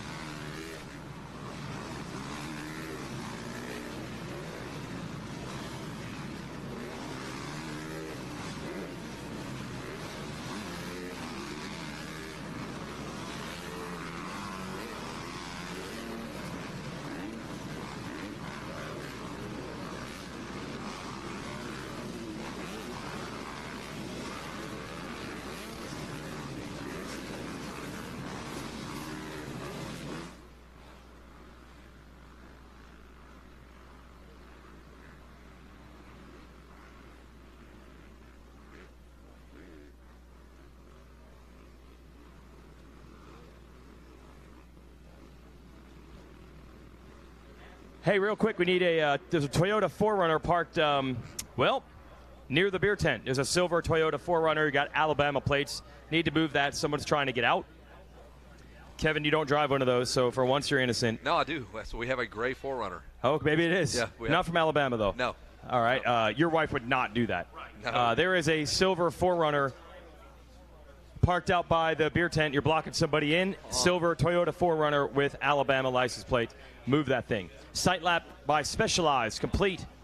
For our next class, we just wrapped up 450C. That was an awesome story. Lance Geis winning the title in 450C on a 125. Did he tell you about his crash? He had a wild moto, too, man. That moto was not clean. Yeah, he said that. He said, I wish they wouldn't do track maintenance before a C-Class moto. So there you go. I don't think it had anything to do with it, though. He tipped over and just... on his own? Yeah. Well, maybe it just made it tough on the guy. Yeah. Sawyer Geek, we need you to the MX Sports office, please. Sawyer Geek, we need you to the MX Sports office. Yes, I've made the transition to the readers here whenever I have to, when I have to call the old names out here. 250B Limited, 10th place finisher. Last time out it was Aiden Dickens. Your 9th place finisher was Dominic Boucher. Your 8th place finisher, Rodrigo Borges on the number 91 machine. 7th place finisher was Logan Riggins. 6th place finisher, Crockett Myers. 5th place finisher, it would have been Trevin Nelson. 4th place finisher, Jordan Beast with that big head of hair. Here is your podium. The last time they went racing here in the 250B Limited class. 3rd place was Slade Barola. 2nd place, Blake Gardner. And your winner was Drew Adams on the number 300 machine. Drew Adams has had quite the up and down week here in these B classes. Oh, Yamaha rider is down. We'll see. The number 30 of Drew Adams was your moto winner. Drew went 8-1 in this class. I talked to his mom and dad. They said he just needs to get bigger. Dad said he just needs to get bigger. Gotta grow. And his mother and father, they're big boys. Just grow. They'll be fine. It's that simple. Just grow. We're going to send him to Alden just to train on growing. Not train riding. on growing. Nothing else. Stretch him out. Stretch him out. Put him on one of those inversion tables. Hey, looks like that gray 4Runner might be rolling out right here. Thanks, guys. It's cruising by. Nicely done, Jason. But that was impressive. Drew Adams has a whole heap of talent. Ryan Villapoto loves what he's doing. He's got him on that canvas gear. He's got red hair, so he's obviously going to be wildly successful. Hey, man. Cowie, hey, man. they did corner the market on those, man. All the Cowie, redheads. they love to scout those redheads. Yep. You know, just like in the major leagues, some teams have a pipeline. You know, they get certain athletes from certain regions of the world. The they got scouting. Yeah, yes. they got the Dominican scouted. Chattanooga, Tennessee, the hotbed of redhead motocross. Yep. They had Carmichael. They had Villapoto. They're working on another one right now. Adam Cianciullo, I feel it was always on the line. Yeah, almost redhead. He was almost a ginger, strawberry-ish. Yeah, it was almost redhead. But so maybe that's part of his problem. If he'd have dyed his hair red, just went He'd just full go red, full on. He'd be the greatest of all time. The greatest of all time. Well, now it's changed. It's a Kawasaki out front, but not the Kawasaki of Adams. The number 10. That is not number 10. Isn't it 40? 40. The readers are not doing you any favors. I don't have them on now. I took them off. I believe that's Aiden Dickens in the lead now. You are right. It is. He's got some swag. I think Adams is right behind it. That's what I thought. Drew Adams tucked right behind Aiden Dickens. Hey, we've seen weird things happen. We just had a 10 and a 1-2 get in the top 3. So an 8-1 might be good enough for Drew Adams to turn this championship around. So Blake Gardner coming in with 2-2 scores. It was your championship favorite starting this third moto. He is 5th right now, a 2-2-5. Could potentially win the title in 250B Limited. So Adams could win this, but he would need some help. He would need Gardner to fall off the map here and everybody kind of hang behind him. He's got 2 points to make up, but we'll get into that math later on. Drew Adams in the number 2 spot. He can pick up 1 point if he makes this pass. Still wouldn't be enough. Oh, no, the number 21 punching on his moto. That's Temmerman He's again. Had a rough go, man. I've seen him on the ground a bunch. He won the first moto, and it has completely come undone with almost every moto since then. And he was going into this with 113 scores, 26th on lap 1. Now we see him off the side of the track. Tough break there for Enzo Temmerman. Look who's coming back there. The big afro of Jordan Beast is on the hunt. On the inside, the number 7 gas rod. How does that stuff fit in that helmet? You've seen it. Does it explode when the helmet comes off? And I think he's got Rain-X on it, because even though it's got he's sweating, it just beads up. It doesn't actually soak in. I think he coated it with Rain-X. Wax, got a little wax job on it. Yeah, exactly. Yep. Ceramic coated I don't understand. It does not soak in. He's got a hard coat, ceramic coat wool. on that steel wool. As soon as he takes the helmet off, you can hear it. Yeah, yeah, exactly. Stand back, everybody. Stand back. Stand back. Hair's about to pop out. My goodness. And you'll see if he gets on the podium, folks. You're going to need a wide-angle fish-eye lens down there. Somebody tagged, I think you and I, Weege, on Instagram and said, greatest hair at Loretta Lynn's. Hands down. Well, he's putting that hair to good use. He's gotten around Drew Adams, and now he's going right at Aiden Dickens, excuse me. Man, does it just give you mojo? That hair, it feels so good, right? When that breeze comes through, it kind of pulls your head back, man. Yep. He could take the breeze out of the back of the helmet, and then it transfers back inside, cool his head off. So he's on the number 7. He's made the move for second. Wow. Drew Adams pushed back to third. Slade Varola fourth. Blake Gardner still holding on to that title in fifth place. And it's Crockett Myers, Brock Walker, Trevin Nelson, Peyton Jackson, and Ian Kernan. That is your top 10. He needs an NIL deal for some sort of hair care product. They've got to jump on. Rain-X, dude. Troy Polamalu. This kid's got he's got Old 3 Spice. humans worth of hair on him. And at Redbud, he was actually mechanicking for his brother who raced pro, and he painted the whole thing red, white, and blue, stars and stripes. How many cans of paint did it take to? Yeah. So much. Oh, yeah. I hope they had the garage door open when they were working on that one. The fumes alone. I'm a little tired, Dad. Spraying it right in his face. Dude, he wants to win this moto. We're talking about Bees with that giant afro, and he is up to second and closing on Dickens. Now, Adams has reset back in third. Well, look at the points. It makes a difference if he starts getting up there. It needs a little help. Dickens just in front of him, but he would pick up a point and only be a couple points behind him. Yeah. It's really down to Gardner to try to hold his position, and he's running 2-minute lap times. He's running Gardner in fifth about the same pace as the leaders. He's just a few seconds off after the start. If Gardner brings it home, he's got it. He's got to stay in the top 5. Jordan Bees, he's got a shot. He wants the 6-4-1 moto scores. He is 6'4" with the afro as well, just like Fletch. 6'4" with the afro. Yep. Tried to have a neck brace, but the helmet is pushed so high up on his head, it wouldn't even make contact. He actually had a tough time seeing through the mouth. He's got to look through the mouthpiece. Yeah, he looks. As that hair pushes like the helmet up so high. Yeah, you can see it pushes the helmet up so high. LS2 working on a new helmet for him to fit around that hair. We've got a great battle right now. Aiden Dickens, Jordan Beast, they are going at it, heading over towards the billboards. And Drew Adams trying to hang in there. Varola right behind Adams, starting to get him the business. Yeah, Slade Varola on the 45. Look at that. Hey. 4-rider duel behind the billboards here in the final 250 B Limited Moto. That looked like a Rider D almost tip over. Did you see the way the rear end almost hucked him right over there? Adams. And Aiden Dickens wheeling over those bumps on this straightaway. We finally get a look here at Gardner. There he is. That's your championship leader on the number 5, or the number 5 position. 67 on that KTM. There is your leader, Dickens, trying to fight off. Oh, look at him bouncing through the shades of 1999. Skimming the whoops.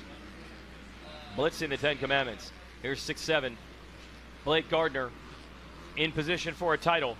You never know at Loretta's. He's looking at 2-2-5 moto scores to win this one. Not even a moto win, but he can get the championship if he can pull it off. I love it works out like that. Love when a plan comes together. I do. Jordan B. Ain't getting on a plane. Hucking that triple there. If you guys not doing it, Adams not doing it there, or was that the 33? No, yeah, that was Adams in third. There's our current champion. If we freeze the field, Blake Gardner. And your leader, Aiden Dickens, trying to fight off the number 7 in that afro. Jordan Beast. Drew Adams has reeled him right back in. Only a bike link now separating Bees and Drew Adams. They're coming around the big right-hand sweeper. They're right directly in front of us. There's Aiden Dickens. There's Bees. There's Adams. There's Varola. A 4-way battle here. Shootout. And then you have Gardner, and he's got some company. The number 11 of Crockett, the Sprocket Myers. He's right behind him. Jeez, this is all tightening up. Brock Walker in the number 7 spot. Trevin Nelson and Peyton Jackson and Ian Kieran rounding out your top 10. As Jason Wygant dives into just any lemonade he can put his lips on. Look at that. Jordan Bees moves into first place around Aiden Dickens right there.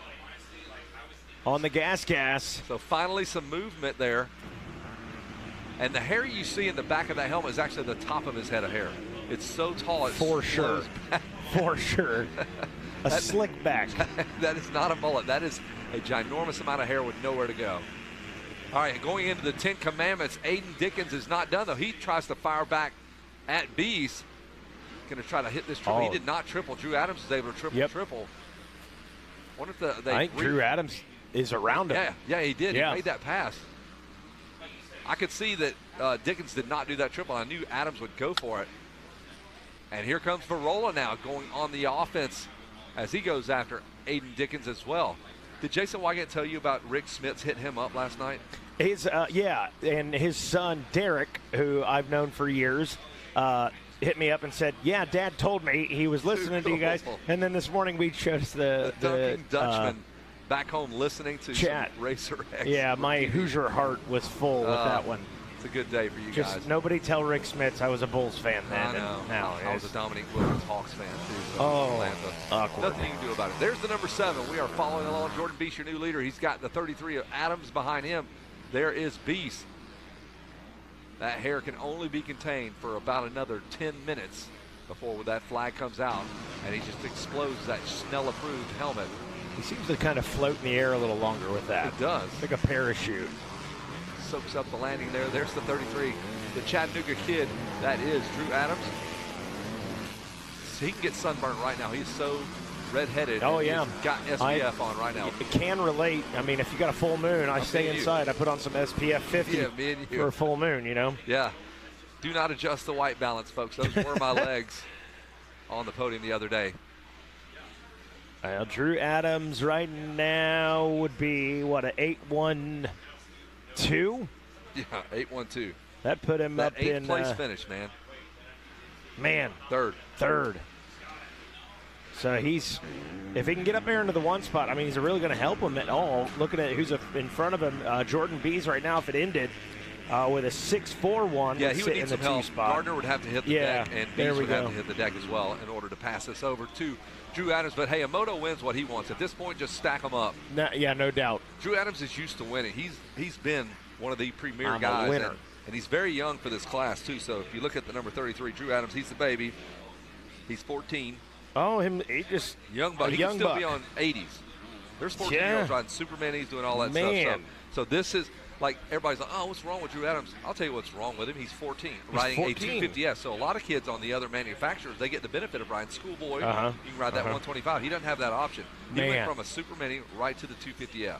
And he's done a great job. He's won a moto, and he's fighting for another win here. So he's going to come back next year with a chip on his shoulder, which that shoulder will be about 3 inches taller. Yeah. And he's about to hit that growth spurt. Speaking of Drew Adams, I had the pleasure of destroying Evan Ferry, Drew Adams, and Jack Chambers in basketball. We had a 3-on-3 tournament at one of the Moto Playground 2 years in a row. Crushed those kids. They were 12, and then the next year they were 13, but I don't care. Yeah, folks, you don't even have to say you didn't need to mention the ages. He was should have tiny. just went with it. I backed them in old man style, just backed them in into the paint. Backing down. Yeah, it was awesome. They could not play a lick of basketball. Quick elbow. Pop to the. Bam. That's how the old guys play. They play a little physical. Bill Lambier in the paint. But Drew had, I always comment that psychologically he recovered from such a drubbing. That showed me he had the intestinal fortitude and the mental capacity to come back and be a winner the next day on his motorcycle. So that's all that matters at the end of the day. We are watching the number 7 of Jordan Beast. I don't think I could back that guy in. He's big. No, he's big dude. Big dude there. Comes across the mechanics area. Jordan Beast on the number 7. Oh, that's not him. That's actually Gardner. Blake Gardner. And he's got 67. Varola behind him. Or Crockett Myers. Excuse me.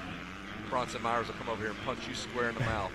Hey, Crockett Myers, he's had some opportunities there behind Gardner. Just hasn't been able to make anything quite work just yet. And now Blake Gardner, I think, felt that pressure, tried to click it up a notch. And check it out. About a 3-second gap. I hear what you're saying.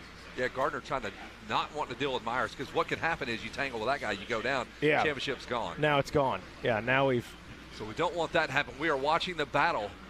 The number 7 of these, and Drew Adams is relentless. Adams has reeled him back in, man. He did turn on lap number 6. He turned to 1:59.545, just a little bit faster than Bees, which obviously, because he's right back up with him on screen. You don't even need the lap times to, No. to know that. Not doing that triple today. Have you noticed that? Yes. I'm not sure if the lines are different and you want to go inside now. So that's the way the track is completely changed. That was one of those you'd see them airing it out, landing, swinging around the outside. We've hence decided that's not the fastest way around. I guess the Lit Pro analytics have told these kids something. Back in the day, you just kind of had to use the old eye test and kind of just see, but now they've got so much telemetry and whatever. How much of a, in that same breath, how much of a game changer do you think watching drone footage from this is? I know from it's huge. a trainer's standpoint. I know kids that are watching it right now. They're on the motos. They're watching these races on their phones so they can see where the track is doing, what it's doing. I literally talked to a kid on the podium and said, I watched the moto before. I believe it. And I mean, not just here at the track on race day, but I guarantee you, when you're training at the facility, wherever, hey, get the drone up. Let's watch these guys from the bird's eye view so we get an idea. How the bike's working, what lines they're going with. We are 7 laps into this 250B Limited. We've got about 5 more minutes remaining as Drew Adams is trying to come up with some late moto magic. He matches the 201 of Jordan Beast just in front of him. There is Gardner and Crockett Myers, who will not leave him alone. It's like your little brother in the middle of the car on that long ride. Get off of me, man. Crumbs all over me. Nasty. I was curious. Look at some of the ages. I was trying to see. We know Drew Adams 14, Vinny Bollicina 14. Are they it for the young guys? Young. I feel like there was one more. They're like freshmen. There's the 45 of Slade Varola. We've got the camera trained on you. The blue Yamaha is Varola, and he's got Gardner now, and that race has just kind of pushed him up there to him. These kids are old enough they know how to manage a championship now. He knows, I need to stay up on 2 wheels. I don't need to tangle with anybody.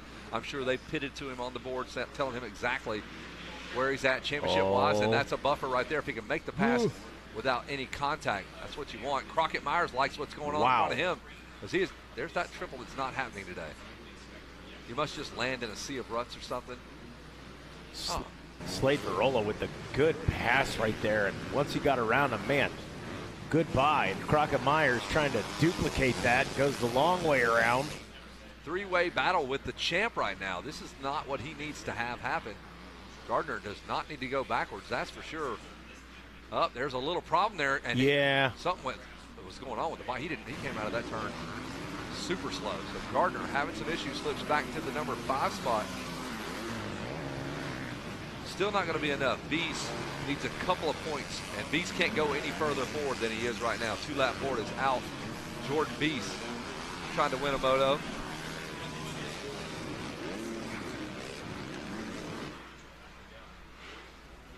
Megawatt, that's you right there, bro. That's your buddy. Around by the mechanics area we go. The number 11 of Myers is working on Varola. He's going to stick it right here. Why not? Not just yet, Kevin. Not done yet. They got Gardner.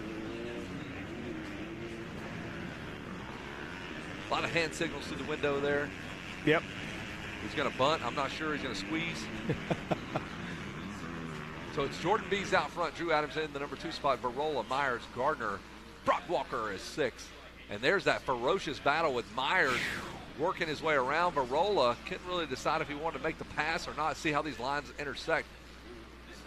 Crockett Myers on the outside, gets back to the inside. Varola has a good clean run here. Man, it's so rough. Varola, better drive out of Varola right there. There's the battle behind him. You just saw Adams flash into your screen. And Gardner's back in the mix here. He's wanting to get in up there and have some fun. Oh, yeah. Don't do it, man. Don't get caught up in this battle here. You'll find yourself on the ground. There's Adams. He has not let Jordan Beast go. 2-lap board is out. The white flag is out, I should say. Blake Gardner still, even with that 5th place position with a 2.25, is still good enough. So, yeah, I'm with you. Does he really want to risk it battling with those guys right now? Well, there it is right there. Myers is all over him. He's gotten back around Myers. Myers was working on Varola. No, Myers got all of them. Myers is in front of both those guys now here. Oh, he's charging right now. Varola's slowing up. Turned to turned to 2:04. Here we go. Last lap. Now we're going. There's there Adams. it He is. is all over our leader, Jordan Beast. The pressure has ramped up. Look across the billboard. Wow. You'll see Beast. You'll see Adams running 1 and 2. Then you're going to pick up Myers, who's up to the number 3 spot on the white flag. Gardner getting caught up in the emotion here. He's up into the number 4 spot. So let's watch the number 33, the Chattanooga kid, Drew Adams, see if he can make some last lap heroic moves here. Heading towards the 10 Commandments. Oh, wow, that bike swapped all over the place. You know Drew Adams saw that. Jordan B's feeling the pressure right now. Oh, he had to turn his head. He was taking a fastball right to the face. My goodness. That one bounced up. He's going to need a minute, going to call time. And here we go. Through the 10 Commandments, Beast was able to triple. Adams will triple out. And Beast having a fight. Oh, there it is, just like that. Can he make it stick? Drew Adams just knifed it in there. Beast counters on the inside. And they're going to be side by side. Drew Adams, that one little mistake, man, and he was able to get around him.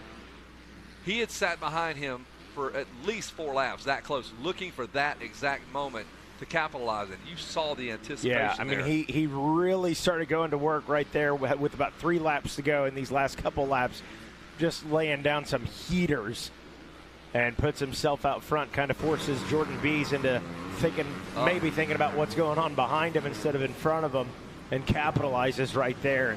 Well, that's what pressure will do. You know, they say that I just want to get on and put that pressure. That he forced him into a mistake. That was an unforced error. Yeah. The 33 of Adams will jump up to the number 1 spot. He'll get a moto win here. Just a rough first moto, and Drew Adams would be the victor if he had just gotten a 5th. But that 8th in the first moto, they'll be back. He's coming back for more, I'm sure. Oh, no Right doubt. back here in the B class next year. Or will he? Do they bump you up? He's 14. Can you bump a 14-year-old up out of the B class? That's what I thought. I remember the Tyler Bowers rule. Remember, he pulled off. So I think he'll be good enough to come back, because you can't make a 14-year-old rider go to the A class. All right. Looking over his shoulder. Man, that one was wild. There is the number 11. Gardner will hang it. He'll keep it on 2 wheels. That was the ultimate goal here. There you go. All right, so here's your top 5s. It's Drew Adams, Jordan Beast, Crockett Myers, Blake, Gardner, Slade, Barola. That was a wild one back there for 3rd and the last lap pass for Drew Adams. He nails down a moto win. Here's what the moto scores look like. Blake Gardner with 2, 2, 4 scores. Guess what? He is your national champion. Drew Adams with 8, 1, 1 scores. He will finish up 2nd. And your 3rd place overall will be Jordan Beast. His Afro finished 6th, 4th, and 2nd.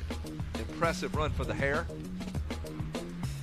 That's how they finish in the moto on your screen. Adams, Beast, Myers, Gardner, and Barola. And that was a wild one there. Drew Adams muscling up, locked in on Jordan Beast. Hounded him for the entire moto, made that pass. Got caught up, tangled up into the hair like a bottlenose dolphin.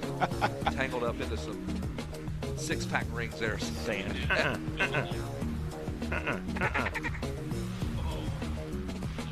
And we will get ready to toss it down to Jason Wygant. He's going to have the happiest redheaded kid you're going to come across today, boys. Happier than you and I? I mean, come on. He's super happy.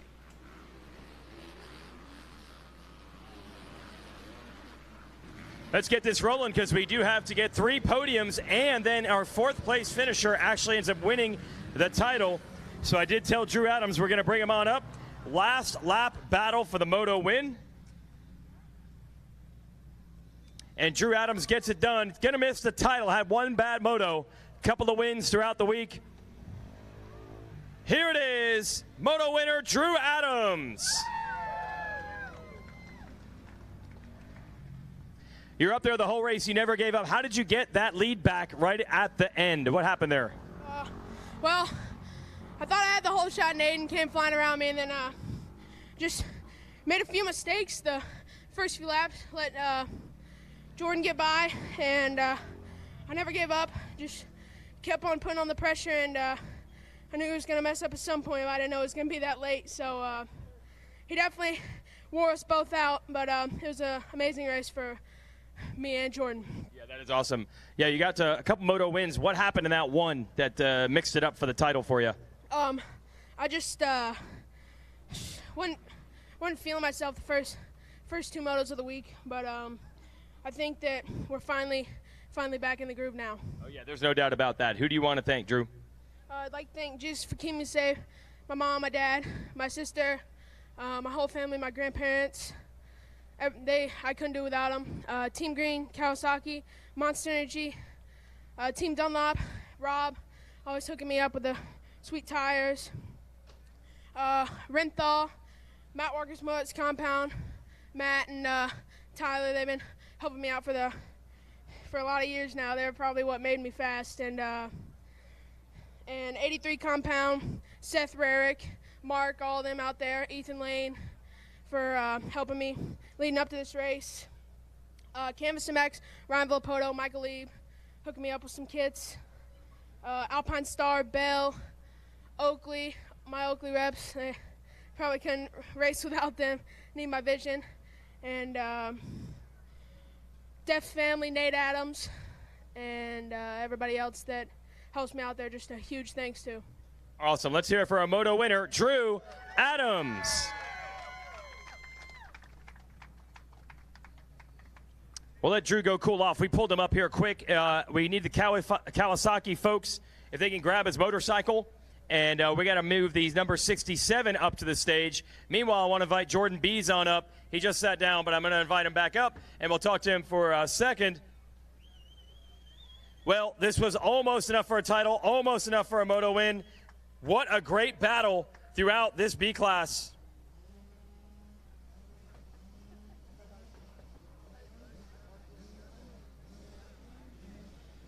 Let's hear it for our second place finisher, Jordan Bees. I had to get the medal around the afro. Not easy, bro. Dude, you rode awesome. I know you were saying this isn't even like a full-time deal. You almost won the darn moto and the title. Yeah, for being so out of shape, I sure do like to make myself work. Bad hole shot. I cannot blame that on the Pirelli because it hooked up and I wheelied. But yeah, the Recluse clutch also just grabbed. It was awesome, but made myself work and somehow got it into the lead. And I didn't even know what to do. I was like a deer in headlights. I still had arm pump from the last moto, so I was just hanging on for dear life. But I'm just so happy to be up here and finally got an overall after all the years coming here. So that is awesome. Yeah, glad to see you're still proud of it. Who do you want to thank, Jordan? Mom, Dad, brother, Recluse, Fly Racing, Pirelli, Scott, Pure Kana, Race Driven, the Functional Neurology Center, Power Band, Sunstar, ODI, FMF, everyone else I forgot. Huge thanks. Jordan Bees, everybody. Runner-up. I think he's runner-up in points and in the moto. Awesome stuff. We're going to bring Crockett Myers, our third-place finisher, third place, and then we will crown our champion. Man, this class is always stacked. B class is where it is at if you want tough racing at Loretta's. Third place goes to Crockett Myers.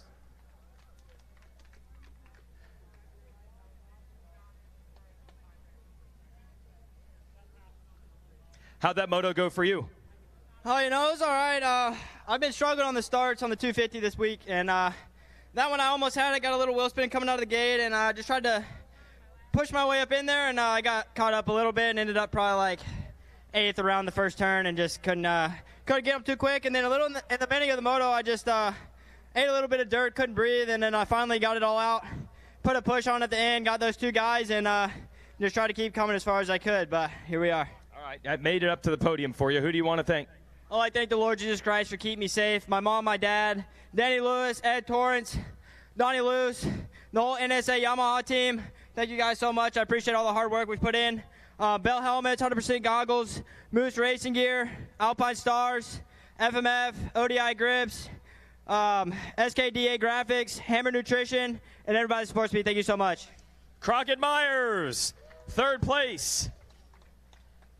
And let's go whole shot if we got him around, and then we'll give the stage. It was Peyton Jackson grabbing the State's Whole Shot Award. Let's hear it for Peyton Jackson. Come over here. How'd you pull that one, Peyton? I've been practicing starts all summer long down at Saab MX, and really got my starts down and just held it right around the first turn. Who do you want to thank? I thank the Lord Jesus Christ for keeping me safe. Mom, Dad, little sister, everyone in my family, Fly, Scott, Bell, SOBMX, Matt Toth, Matt Bishelia, Dirt Lab, On Track School, and everyone else. Thank you. All right, let's hear it for Peyton Jackson. And now we clear the decks. We bring our national champion on up. Did it with consistency. Did what he needed to do with a 4th in the final moto. Let's bring him up.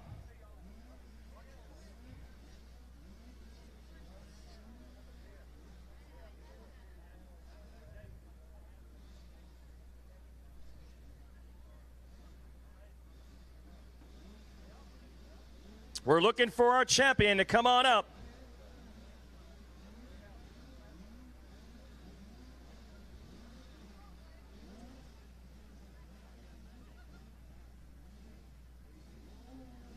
I know they're hot and tired. We don't have the time. We want to make sure he gets as much love here on the podium as we can give him. Let's hear it for Blake Gardner. Well, you did it. First of all, did you know even the math? It was pretty hard to figure out in this moto. Did you even know what was going on? I did not know. I just tried my best. Wow. So when you came across the line, where do you think you were? Did you not know you had the title even then? I did not know. Obviously, it hasn't a lot of time to sink in, but what's it feel like right now? Oh, it feels unreal right now. What kind of work did it take to get this done? Oh, it's unreal. Some years I didn't even know if I would make it to Loretta's, just pushing at the regionals. And then last year, my first year under the tent, just countless hours, months, years at Raynard Training Complex. And it got the job done. Who else do you want to thank for it? I would thank Robbie Raynard, my trainer at RTC, my mom, my dad, everyone at home, friends, family, my mechanic, Troy, my little puppy right there. He's good luck. FXR Racing, X-Brand Goggles, Mika Metals, EBC Brakes, All Balls Racing, Maxima Oils, Mobius, W Wheels, Dunlop, and everyone else. Thank you. We got another moto underway. I want to bring up Tad from the AMA. We'll hand out the #1 plate. Let's hear it for Blake Gardner. Take it away, boys.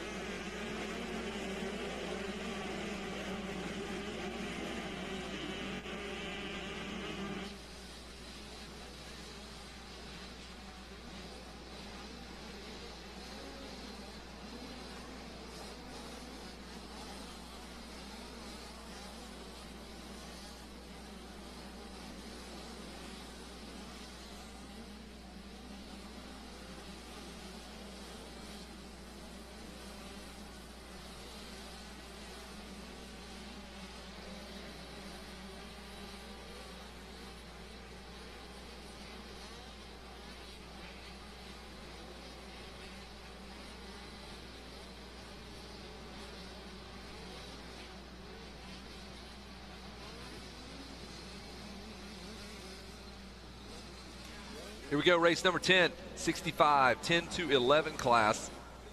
Let's see who our winners were here as they work their way around. Our whole shot would have been Chase Dashel. Kind of dash away. It looks like already stretching it out. Our leader really has a nice, comfortable lead there.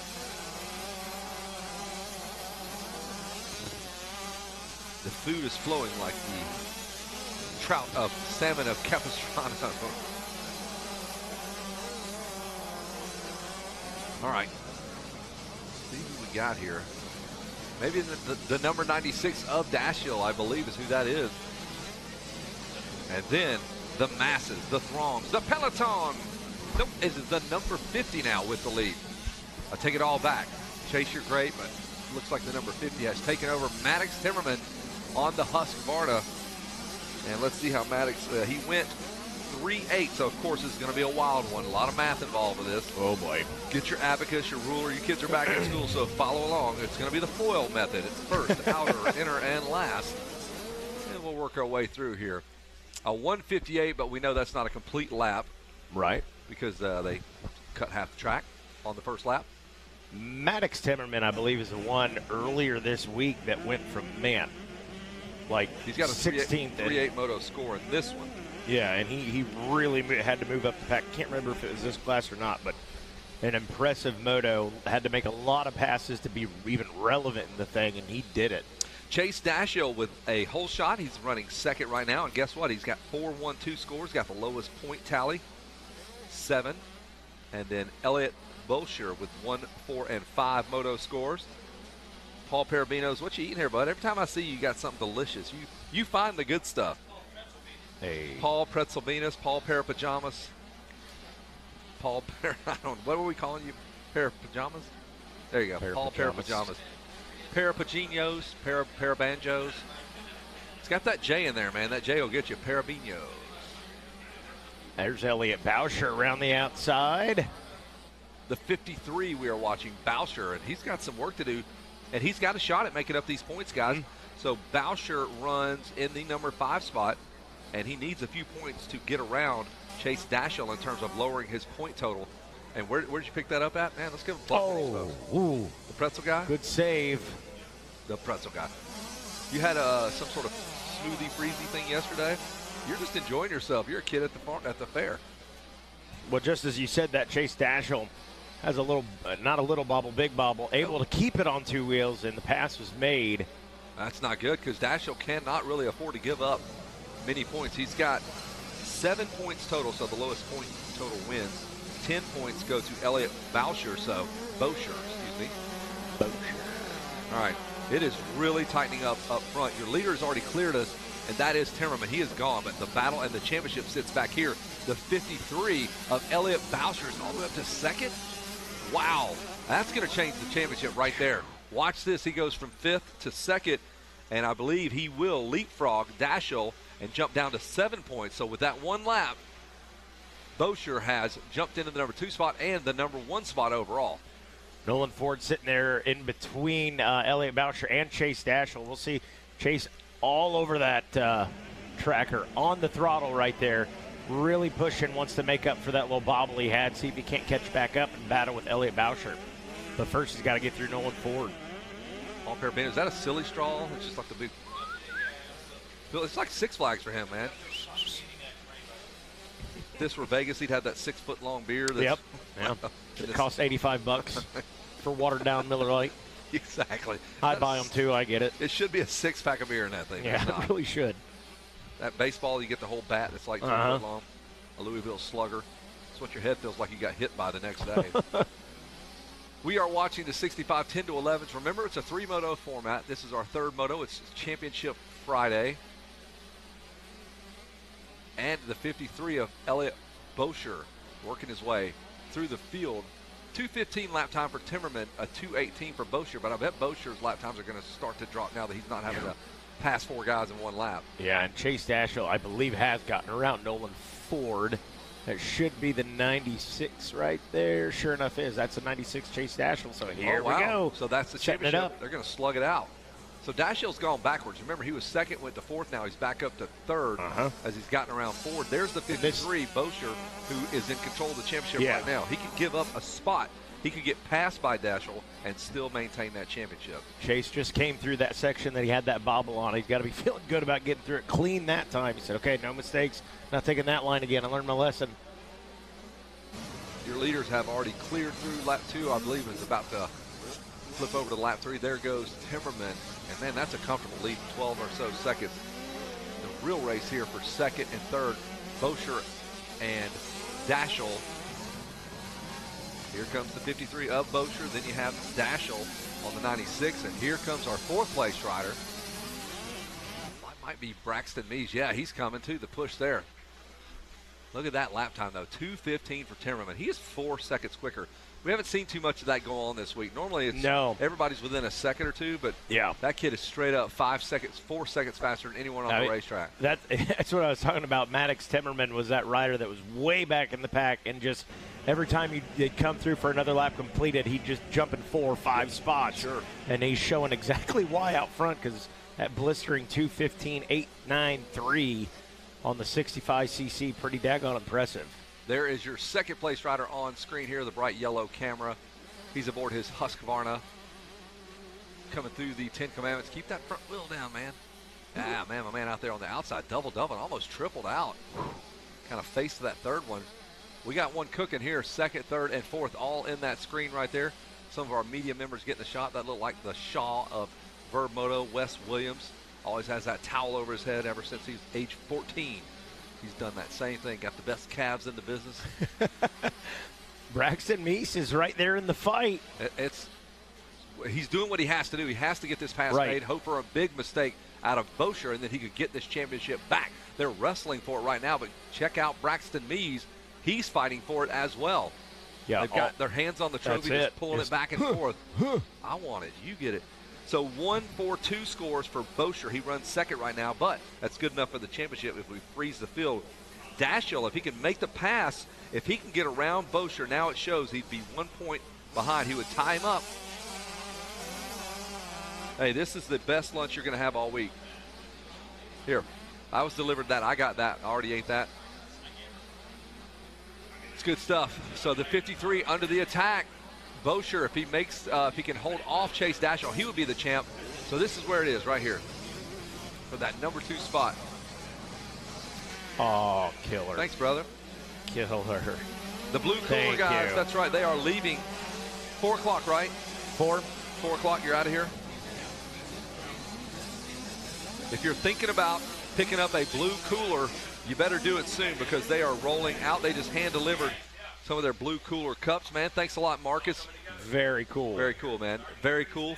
Obviously, they're the blue cooler company. Yeah, very cool, very blue.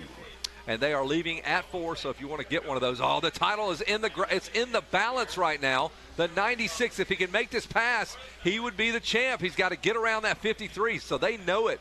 Oh, absolutely, he knows it. Great. Braxton Meese could be the spoiler back there at 4th as they come buzzing towards our cameraman. The white motorcycle, he is currently your champion right now. If we finish the race right here, that's Elliott Bosher. But Chase Dashiell got the whole shot, went all the way back to 4th, got his head right back together, and now he's back in the hunt. This battle, I feel like this battle's been going on for much longer than just 10 minutes. I was looking at the timing and scoring, expecting to see maybe 3-4 minutes left. These guys laying it down mid-race here, mid-moto. Halfway home, the number 53 of Elliott Bosher. That's who you're looking at with the bright yellow helmet there. He's got 2 ominous-looking KTMs behind him, or KTM and a Husqvarna. So we'll see, man. You love the drama. You love these kids. It takes it all the way. It's going to go all the way down to the last lap of the last moto for them to determine this champion. Look out, Braxton Meese on the 15 going after. He could really thwart any championship hopes that Dashiell might have if he gets around him. Dashiell with a small little mistake right there. Really quick recovery. Oh, and Meese gets him. Oh, yep, there goes Meese. So Braxton Meese gets around Dashiell, puts a point buffer between himself and that rider there, the number 53. So that makes things a little easier. But check this out. If the rider Meese gets around Bosher, then it's right back where we were. Yeah. Dashiell can get around Bosher, he would then win the championship. So long way to go here. I know that's confusing. I'm bailing what you're raking. You know, I got you. Meese not in it, though. Meese has got 16 points, so even with a couple, 2 or 3 passes, wouldn't quite be enough. But it's still fun to watch. And Meese goes right after Bosher. He'll make the pass. Man. So we're right back where we were with Bosher having to hold off Dashiell, who is dashing his way to the front of the field. Cheesy dad joke for you folks. There they come, past the finish line. So the point's it's still the same story. You're going to have Bosher trying to fight off Dashiell for this championship. And is that Meese or no? That is Dashiell. He almost pulled the pass off right then. Yeah, Dashiell. Yeah, I was going to say he was in front of him for a second. Wasn't long. What does the pit board say? I mean, I would just be yelling if I was a dad. Just go. Go. Just give me all you got, man. Leave nothing on the racetrack. Here comes our leaders. Past the mechanics there, out and through the trees there. And this championship is just so interesting right now. 8 and 9 points respectively for the 53 and the 96. They sit 3rd and 4th in this moto. That's where the championship focus is.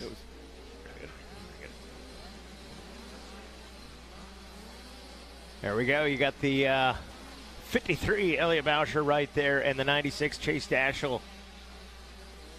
Elliott Bosher in the inside. Chase Dashiell taking the long way around. Both riders taking the long way around right now. Meanwhile, Maddox Temmerman, haven't talked about him in a second. Why? Because he's 22 seconds out. My goodness. Well, you know what? Everybody gets a little taste of victory here. Maddox is going to get a moto win, it looks like. Even with a couple of mistakes, he'd be fine. He'll go home with smiles. He'll get to talk to Jason Wygant and get the gold medal. For sure. This championship all boils down to those two gentlemen right here, the white motorcycle and the orange motorcycle, the 53 of Bosher, and Dashiell just behind him in fourth. That's third and fourth. If things stay the way they are, the 53 would be your champion right there on your screen. Unfortunately, Evan Ferry not quite in this championship. He was up here in the tower. He was in a championship that he wasn't even racing in. Yeah. Down, you know, was involved. He was involved. And our guy, Brian Spencer, was undefeated again today. He smoked him in our paper, rock, scissors on-track shootout. He's blind, and he was better than they were, easily. It just elevates all of his senses. What happened? Yellow flags are out. Oh, no, and it's down. Bosher goes down to 53. The championship slips away. He's got to get that machine going. Oh, and another rider goes past. That might have been Ryder Dorigo on the 55. And the championship now just went past us there. Dashiell now up to third. He should be ahead in points. And there's the 96 of Dashiell. See when Boucher checks, there he is right there, checks in the number 5 spot. 2.5 seconds back from Dorigo in the 4 position. Chase Dashiell, about 11 seconds ahead of him. So that's not impossible. So here's your top 10 brought to you by Dunlop Tires. Travis Schneider, he is not 10th. He just dropped down to 11th. Steel Kelly. Coolest name of Kelly's ever been given, and it's not even related to me. Jackson Vick is 9th. Cash Hawkyard, 8th. Marcus Trujillo is 7th. Nolan Ford, 6th. Elliott Bolsher, 5th. Ryder Dorigo is 4th. Dashiell, Meese, and Timmerman round out the tip of the spear as the 2-lap card comes out. And it's about go time. The white flag will come out for our leader next go-around, I believe, the number 50 of Maddox Timmerman. There is the 96th, the upcoming champ, if things stay the way they are. Chase Dashiell, Meese.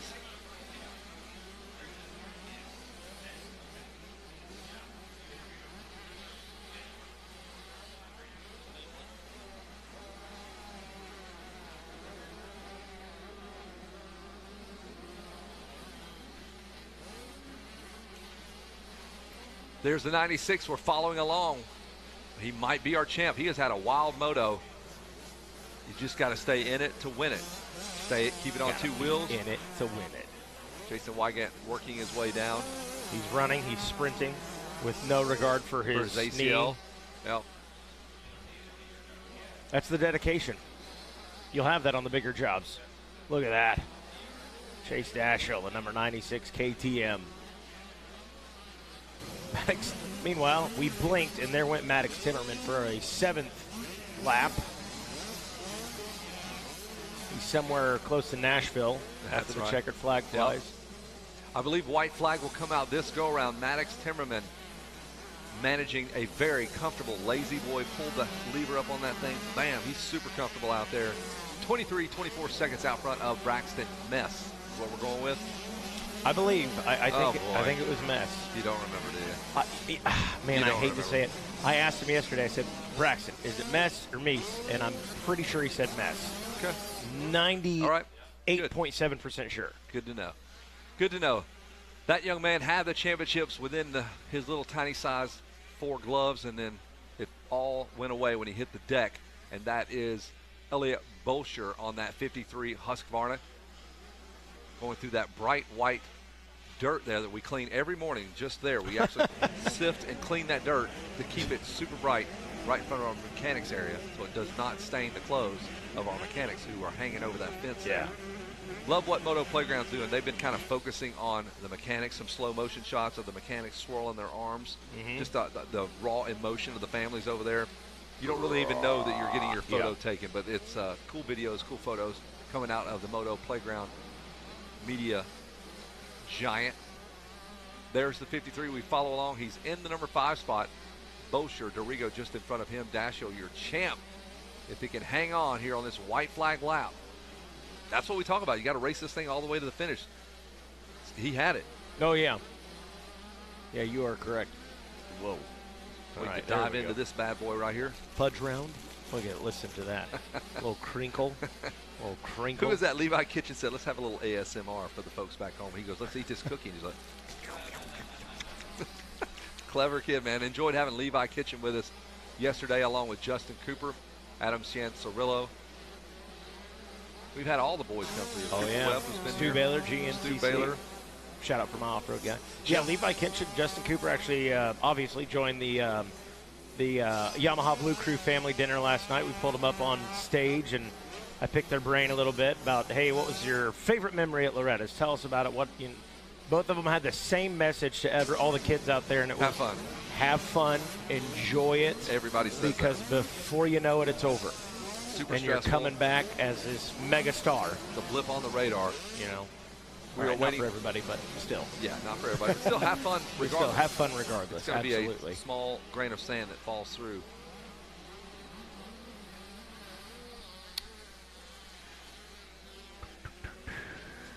There he is on screen, Maddox Timmerman, the guy who had tried to check out to Laterville. He's got his address forwarded right down to the podium. Man. Got my mail sent there. He had the fastest lap time. Just about a 2:15 flat. It was 2:15.005. And I don't know that he ever had a lap under 2:20. White flag lap here. We're following along with our moto winner, the number 50 of Maddox Timmerman. Maddox had a rough middle of the week. He had an 8th place, so the 3rd in the first moto, an 8th, and now this 1st. He's got the speed. We've seen it. And Timmerman's going to take this thing all the way to the stripe, the checker flag. He will scissor kick Jason Wygant right square in the shins when he gets up there for no reason, and I highly recommend you do that. There he is. Got about a half a lap of racing to go. Maddox Timmerman putting his stamp on this moto. Fantastic ride for Maddox. Keep it on 2 wheels. You got a moto win in your future. This will feel good on that drive home. We talk about that. Around that big Thor Polysport sweeper one last time. And Maddox Timmerman will take the highest step down there on the podium. Not too high. He's kind of short. Little kids here. 65, 10 to 11. So we don't have a huge podium for these kids. Here it is.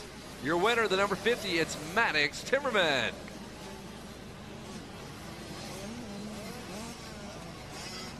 And we're looking for Braxton Mess on the number 15 machine.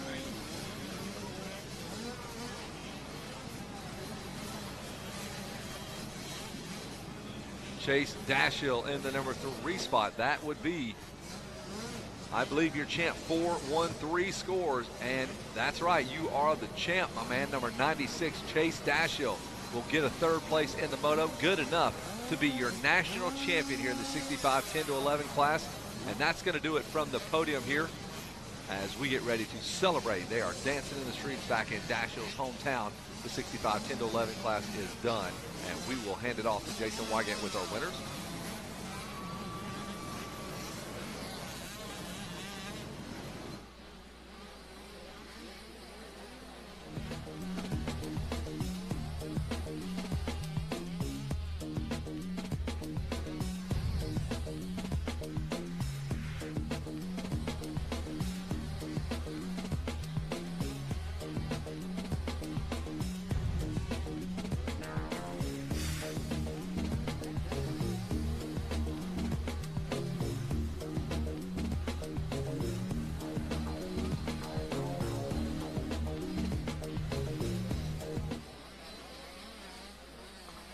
Awesome, awesome performance. We'll give you a second if you need to do some stuff. It's all right. That was hard-earned moto win. Debrief with the family a little bit. Not going to end up with the title, but what a performance for the moto win. Awesome job. Let's hear it from Maddox Timmerman. You got to feel good about that ride. Yeah, How'd it go? Take me through it. I got a good start. Then I passed first and rode my race, and that's it. Who do you want to thank, Maddox? Mom, my dad, my grandpa, Ryder, my mechanic, Fox, Husky, FMF, Dunlop, DRS suspension, DT1, and everyone else I forgot. Thank you. There it is. Let's hear it from Maddox Timmerman taking the moto win.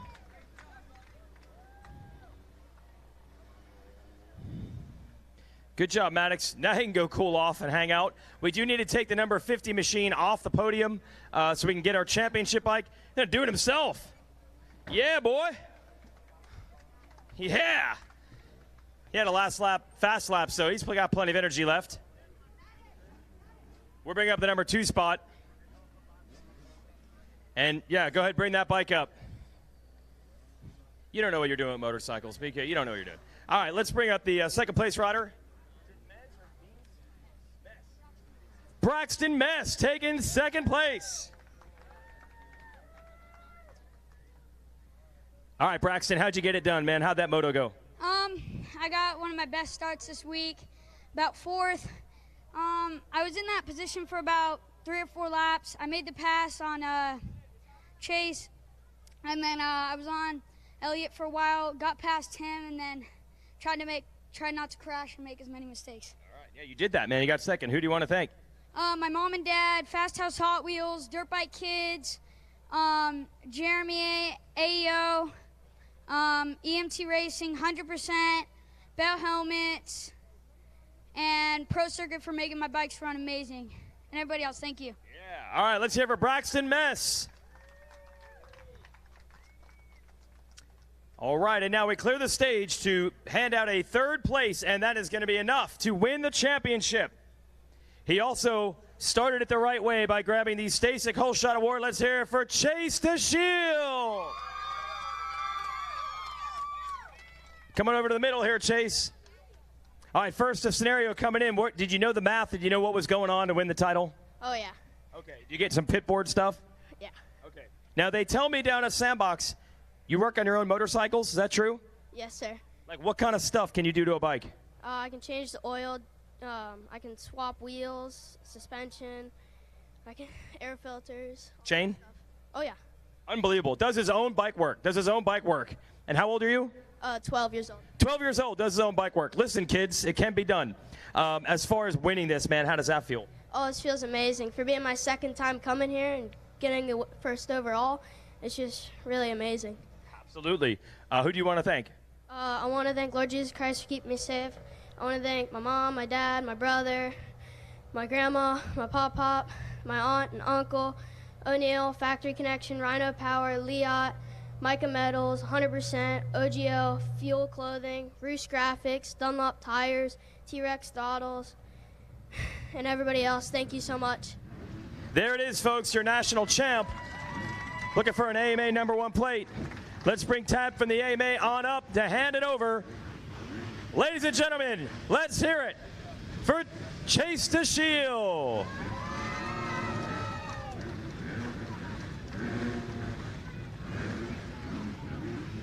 Flip that. Yeah, there you go. One more. Yeah! All right, I'll send it back up to the tower.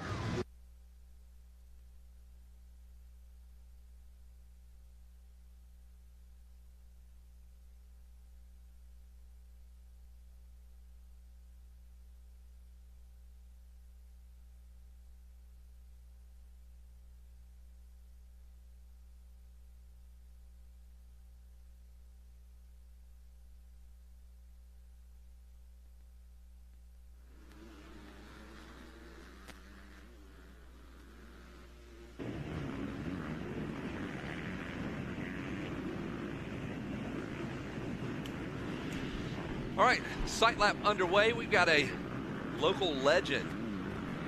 Ryan Sipes in the house here with us, man. Thanks for coming and hanging out with us. But locally, you guys ran moonshine and all that stuff back up in the 40s up here, right? You and your old man? Not around this area that much. No, we're just right up the road, so That's it's right. actually kind of a local race for us. I know you only race once a year, but Did you ever try to sneak in here? Be real here. oh man, Can you imagine you would have been banned for life from racing? Oh, 100%. But dude, my dad brought me when I was a year and a half old.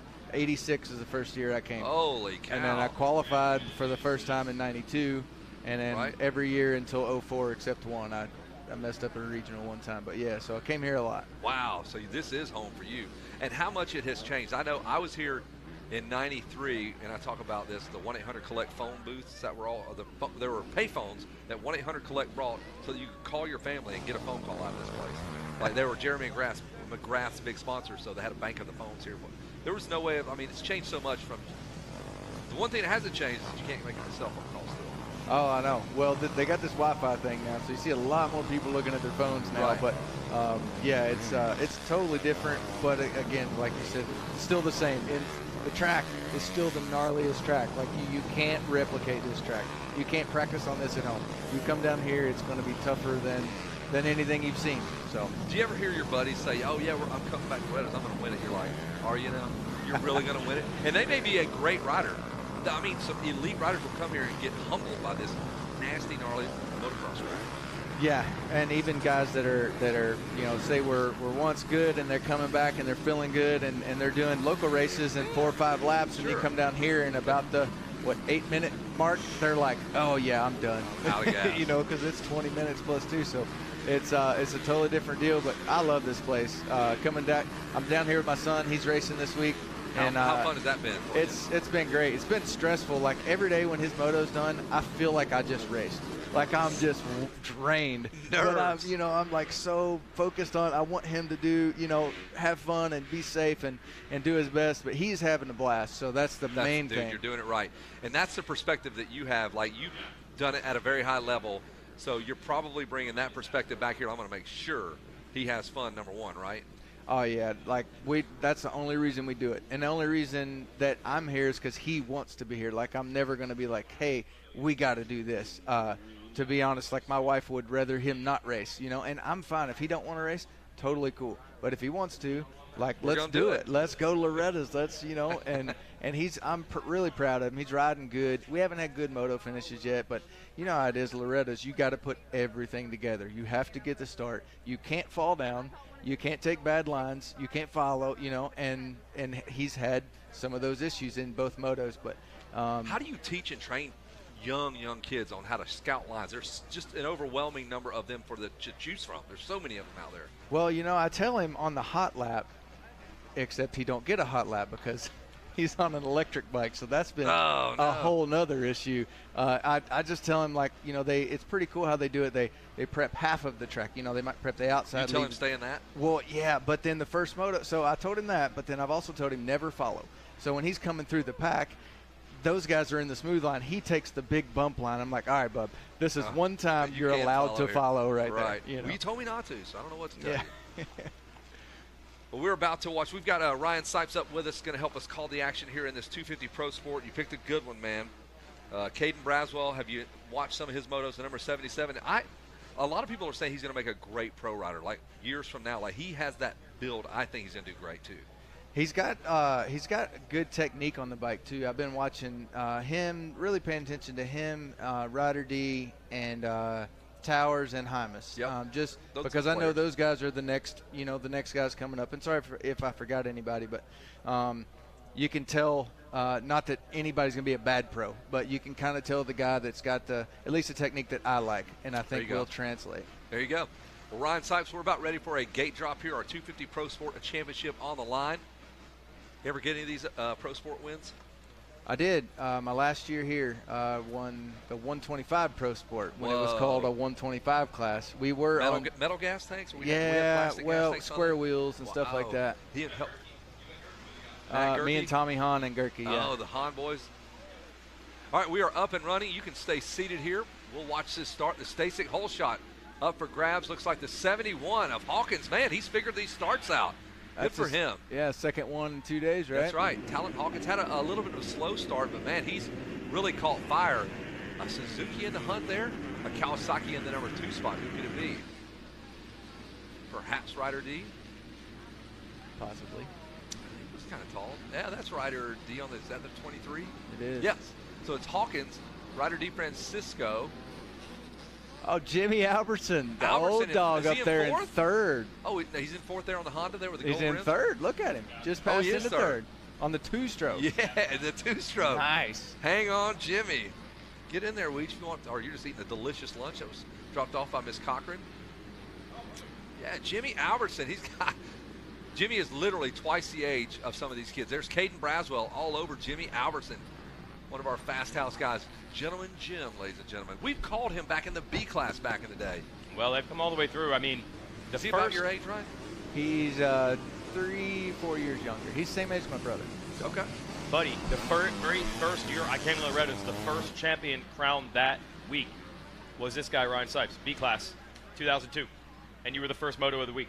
Oh, too, yeah. Yep. He remembers all that. I literally exactly remember, right. I'm like, okay, this is the first championship I'll see crowned here, and it was Ryan Sipes. How So, about yeah, it? we've Here come we are. full circle around here at the ranch with his son racing right now. That's cool. Talon Hawkins got that Stasic hole shot. Yep, Kevin, you said it. He has figured the starts out. He went from terrible starts to great starts. Nothing in between. No, yeah. I don't know how you do that, but they made maybe a slight adjustment to the bike, maybe a tire change or something. Looking for Chance Hymas, Jimmy Albertson. I'm sure Greg's over there flipping out his brother, just like old times, man. Dad's back home selling cars, watching his kid race. Watch out for Broswell, though. Oh, he has been lethal these last couple of motos, and he's doing it again. He has caught Ryder DeFrancisco, and he's trying to get around him. We would almost equate him to a modern-day Mike LaRocco. He starts off slow. By the end of the moto, he is just annoying everybody at the front of the field. But this is a great start for him. Yeah, this is best. Could be trouble that he's starting up there with That him is. this time. That is. There it is on the inside. Look at that. I mean, just like that now can Ryder D triple past, and Brazo will make that pass. Caden Broswell. I don't know where this came from. No, look at Ryder D fight back on it. No. Bam. Man, we saw Broswell a couple weeks ago at the Moto Combine at Redbud. He was good, but he has gone in a course of a month to a whole other level. He's already starting to pull away from DeFrancisco, and now he's going after the leader, Hawkins.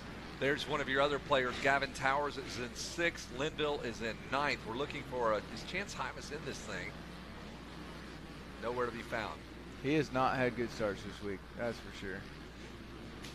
Yeah, it has been a rough week for sure for the number 2 of Hymas, who almost won this title last year. Came back to the ranch, back to the leaders. Here is Hawkins, Broswell, and you can see the urgency. DeFrancisco's like, uh-oh, I got to go. This Broswell threat is for real. Now, as far as the points go, Broswell with a 3-2. I think he needs to get one rider between himself and DeFrancisco to dig out this title. And Hawkins would be that rider. So that's pretty simple. If he can get around Hawkins and keep Ryder behind Hawkins, then he would get the championship. But we got a long way to go there. Looking for Chance Hymas. Oh, there's a mistake. On the by inside. Hawkins, and there. Careful. Close. They fly right past us here in the announcer's tower. And Hawkins able to barely hold on. This nice and smooth and fun racetrack right now. Oh, beautiful.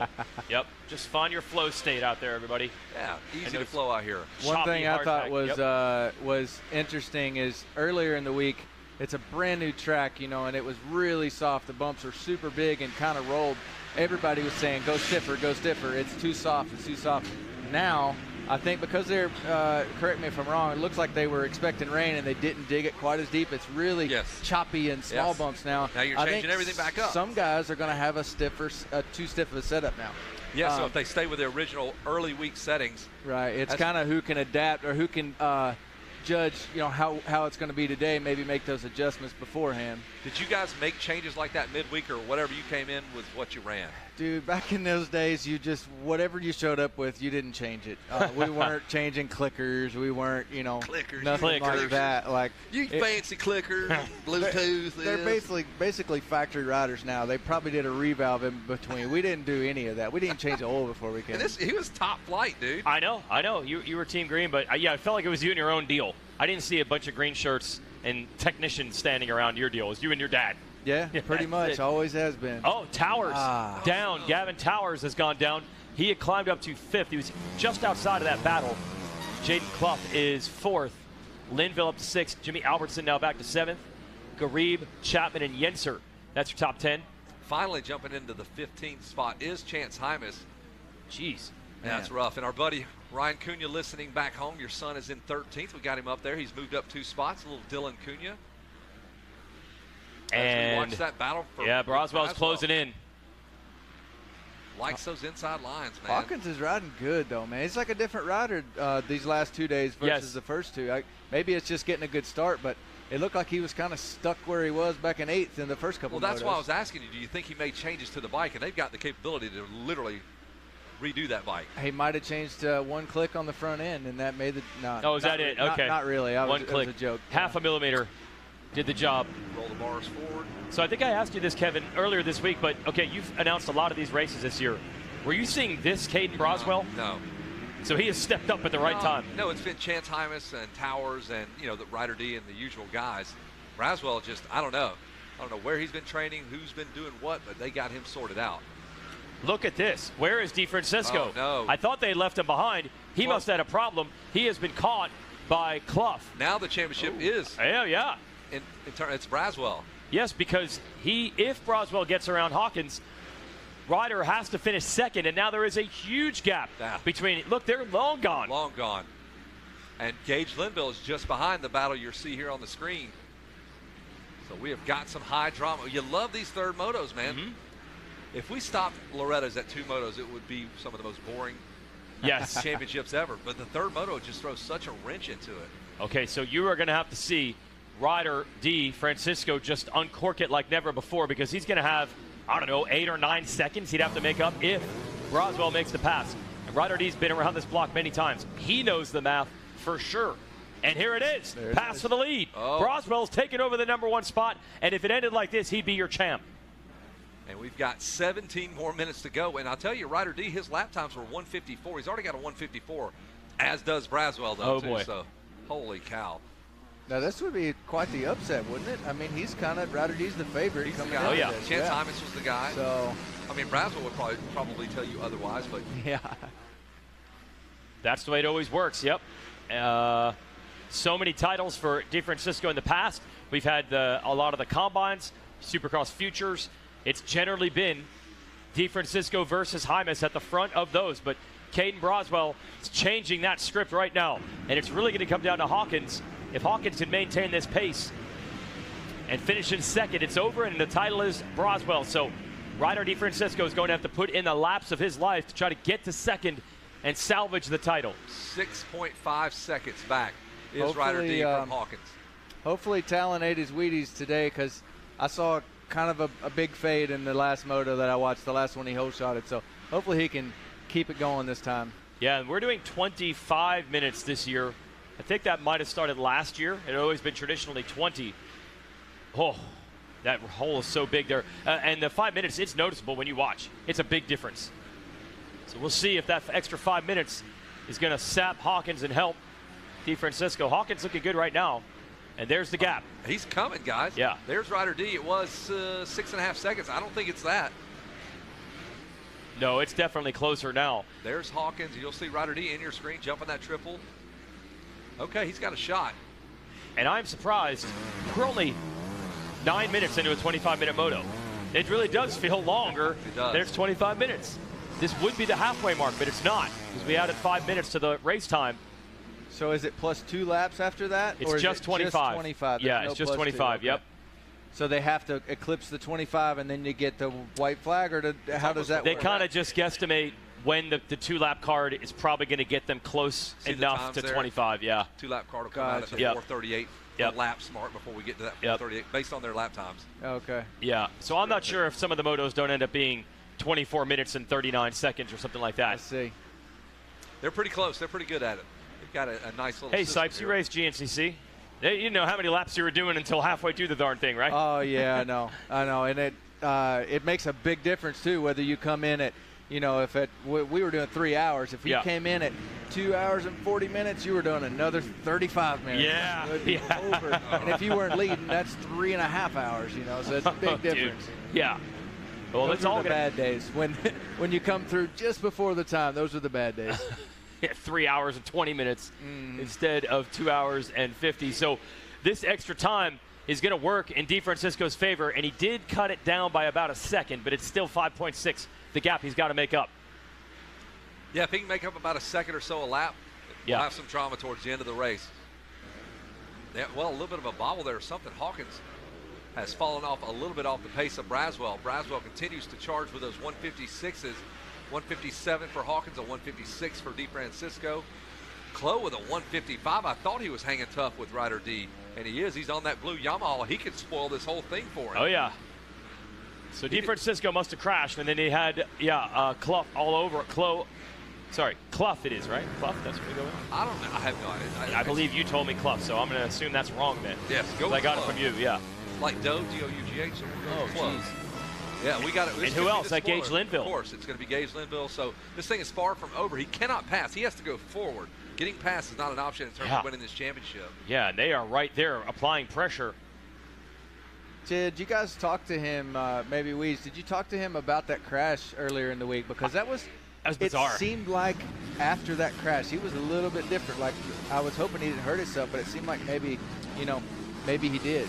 Yeah, he told me he just hit a braking bump wrong, and it made him endo. I mean, that was a bizarre one. I mean, slow motion endo coming into a corner, and yeah, he said he was okay, but it did not seem, at least in that moto, after that. Now, he dug out a moto later, really by playing the 25-minute game well. He kind of waited, and then put the hammer down late, and he's going to need to do that again. Yeah, Clove matches him again. In fact, he was quicker. Clove was the fastest rider on the track with a 155.5, so he is 2 seconds behind rider DeFrancisco. Kevin is fighting off a fleas or something in this tower. I don't know what's going on. Fly or something. Jeez. All right, going into the 10 Commandments, there is Hawkins. Just behind him, you can see the 23 of rider DeFrancisco. And where's Chance Hymas? He's climbed up to 8th, so Chance he's coming, but man, 156 in traffic. That's a scoot. Yeah, another one that got away from Hymas in 8th place right now. Didn't even have him in the top 20 early on. We're into Storyland. And those ruts are getting choppy now.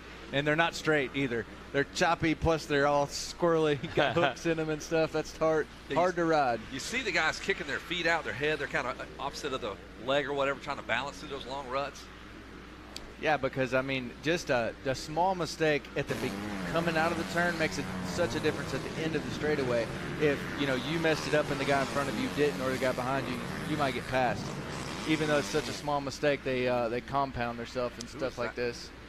Hey, we had Jeff Emick up here, and he was talking about how while you're racing, you're actually scouting out other lines. When in the opening laps where you're here, you're looking over here saying maybe that's the line to go to. I don't know. I can't even look here, much less scout while I'm riding. You guys are nuts. It's just something you learn, though, as you get older. Like when I was a rookie, and shoot, even now sometimes, once you find a line, even if it gets bad, you just stay in your line, and you watch it later going, why didn't you just move over? But on the good days, you do. You're in this line, and you see, hey, next lap, I'm trying that one. DeFrancisco's got to do that right now. Okay, he's got it down to 3.4 seconds. But the last time around, he was only a 10th quicker. He's got to somehow get back into that 155 range. The 157s are good, but it's not going to be enough. And Broswell's gone. He's got 5.4 on Hawkins, and these Yamahas will not let him go. They are just pestering Ryder DeFrancisco. Got it down to less than 2 seconds. That is not a lap rider on your screen, folks. There's Hawkins. He is in second. There's the battle for second. Clo, and trying to get around that man right there, Ryder DeFrancisco. I love that option going into the 10 Commandments. That wasn't the same. It wasn't like that whenever I was racing here, but it's pretty cool just to see the guy you never want to follow, obviously. But oh, no. DeFrancisco's off the track, and now he's got a decision to make. He doesn't want to take on a penalty, so he's purposely going to go slow and lose some spots. What's happened? I don't know why he can't get back on. Something's wrong with the bike. He went off the track for a reason. Could he not get to his breaker? Oh, he's given up on it. Something has gone wrong, I guess, with the bike. Yeah, he took his goggles off. Dang it. What is he looking at? Is it just not running? Unbelievable. The championship now falls firmly in Caden Braswell's grasp. Unreal. As we track Ryder D, we were wondering why he didn't get back on the track. There's obviously a mechanical. He's heading back. Head to the tunnel, past the mechanic, or the... I think he's going to the mechanics area and see if he can fix it. Well, yeah, the bike has some power. You can see that. That's unbelievable. Yeah. The bike is able to roll. It's moving. Yeah. And he was doing fine. He ran a 157 in the previous lap. There's his mechanic coming to look at it. We're going to get the drone right 3 feet away. Just bring that drone. Yeah, bring that drone. And he's got a microphone on that thing. Can he mess with it outside of the mechanics area? I know we've kind of questioned that. Is there a place where you can or cannot? I think they might be saying you got to come in. Got to come in there with it. Well, that's it. The championship has flipped. DeFrancisco's out of the moto with a bike problem. He walks away, and that means Caden Broswell just has to stay where he is, and he'll have 3-2-1 scores for the title. Is that is it a transmission thing, a front brake thing? I don't know. What has happened here? and he looked fine right up until that moment he went off the track. All the wheels look good. Spokes are there, right? Are we sure? That's been a big issue this Yeah, week. wheels have Holy been. smokes.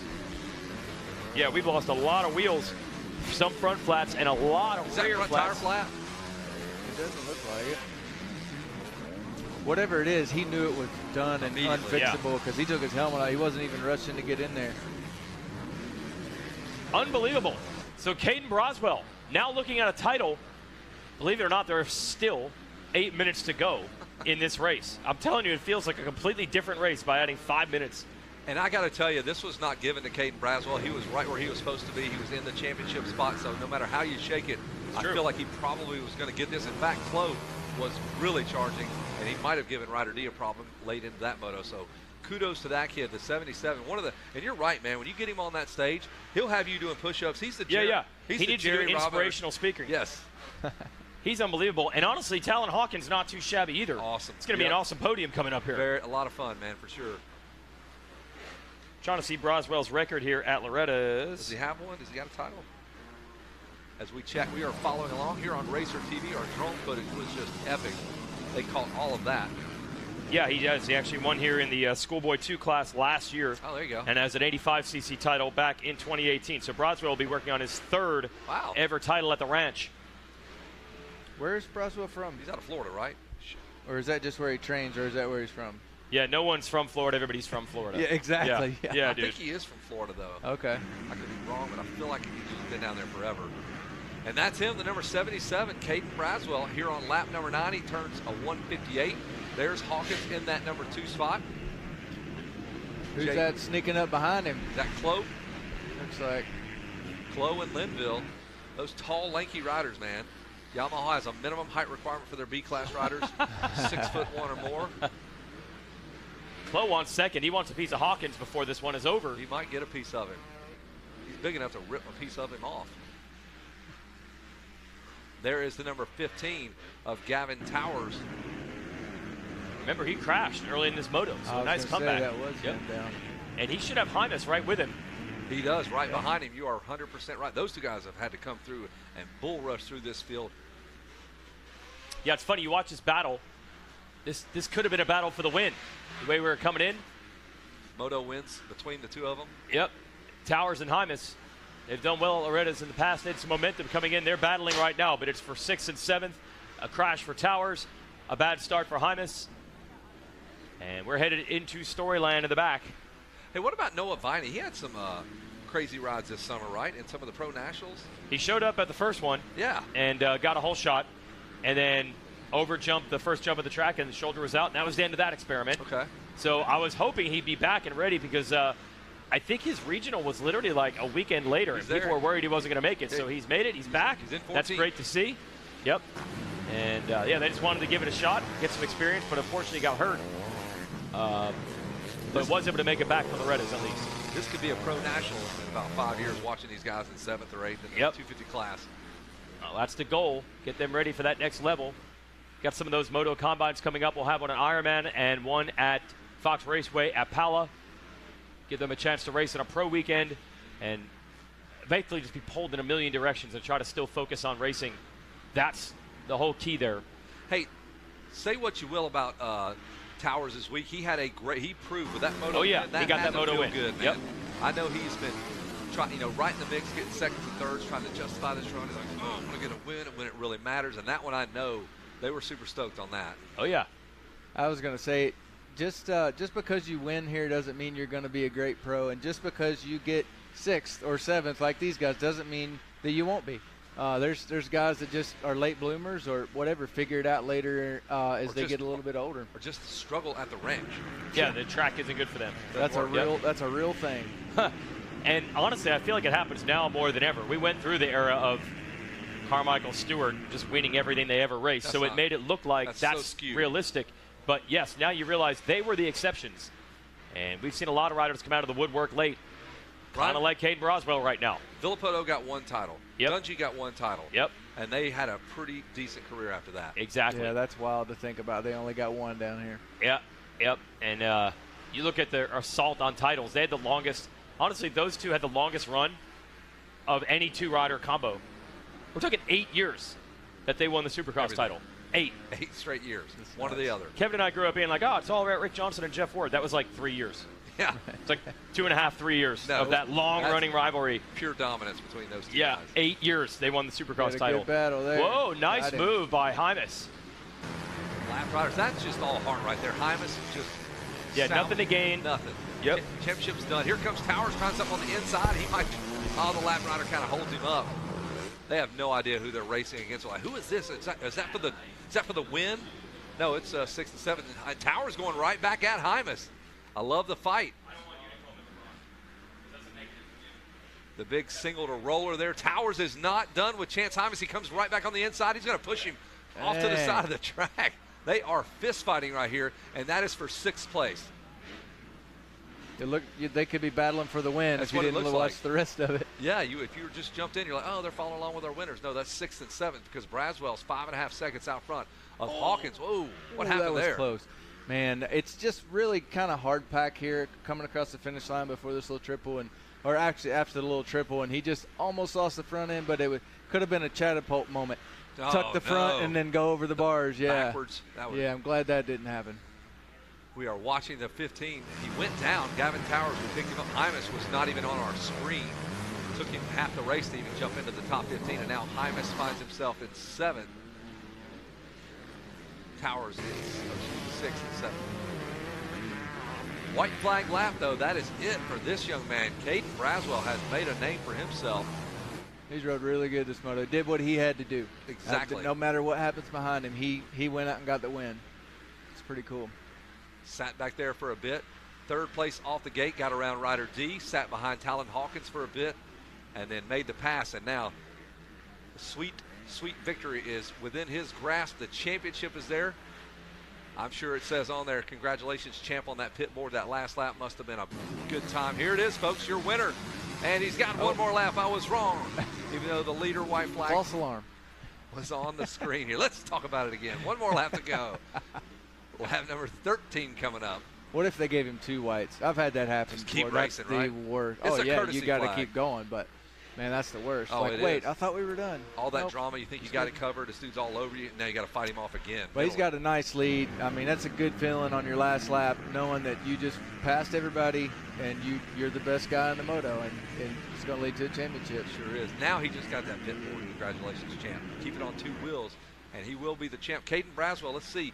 3, 2, 1. I mean, those are the moto scores you want in that order. 3, 2, 1. Saved his best for last. 147 scores for Gavin Towers. 147 is going to get you 2nd place overall. Wow. 147. Hawkins will go 8-3-2. Man, you talk about parity. That's awesome. That just tells you there's a lot of deep talent in this one. Yeah, that's cool. Clough will go 5-7-3, good enough for 4th overall. 6-5-4 for Gage Linville. Chance Hymas 4-6-6 for 6th place overall. So, man. Were you announced down here in 04, I'm sure. Mm-hmm. I went 110-2 for 2nd that year. Holy cow. Yeah, it was. Braswell off the racetrack almost went down. Let's not hit that tree, guys. 110-2 for 2nd overall. A lot of stuff must have happened behind you. Everybody must have had Oh, that it was first crazy. moto. Yeah, it was crazy. Everybody, besides Matt Gerke, won the title that year, but ended up with 2nd with that somehow. Had one bad moto, but kind of like you said, everybody did. And here we go. He's trying to get that behind him. He does not want to go off the racetrack again. The 77 of Braswell. Just a couple of turns to remain. 4 lap riders. You don't want to tangle with them. Just sit tight. You are 7.5 seconds out of Talon Hawkins. And you guys all get to go another lap because you didn't let him pass you. There's the white flag for them and the checker flag for the 77. He is your national champion. Yes, 250 Pro Sport. Caden Braswell, giant slayer, went out and took care of business. And Hawkins got passed by Clough. I was wondering what was going on. At 159 late in the moto, Clough just goes for it. Does that change the overall, though? It does. It does. He gets a top 3 finish. Pushes Hawkins back to 4th. How about that? You love those late moto surges there. So there's your running order on screen. It's Braswell. Clough charges back to 2nd, gets Hawkins, pushes Hawkins back to 3rd. Linville and Garib round out your top 5. And your podium, your overall, it looks like this for the overall. 3-2-1 scores, Braswell. Gavin Towers with 1-4-7. He'll finish second overall. And Jaden Clove will go 5-7-2. Wow, those are some wild numbers here. And that'll do it for the 250 Pro Sport. And we will get ready to catch up with the guys down on the podium. Jason Wygant will have all of that for you.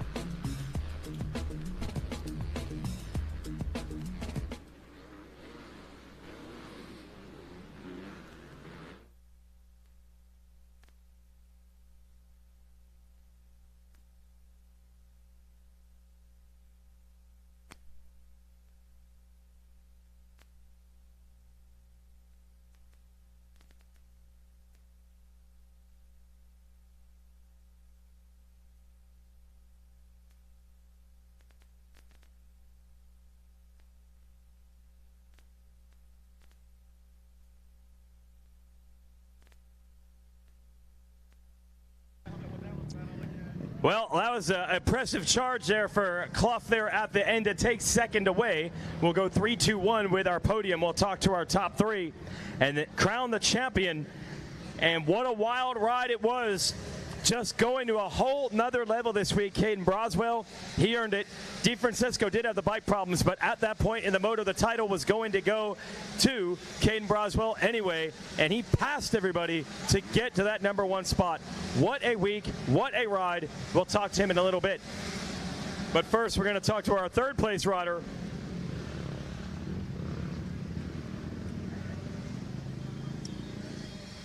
Here he is. Let's talk to Talon Hawkins.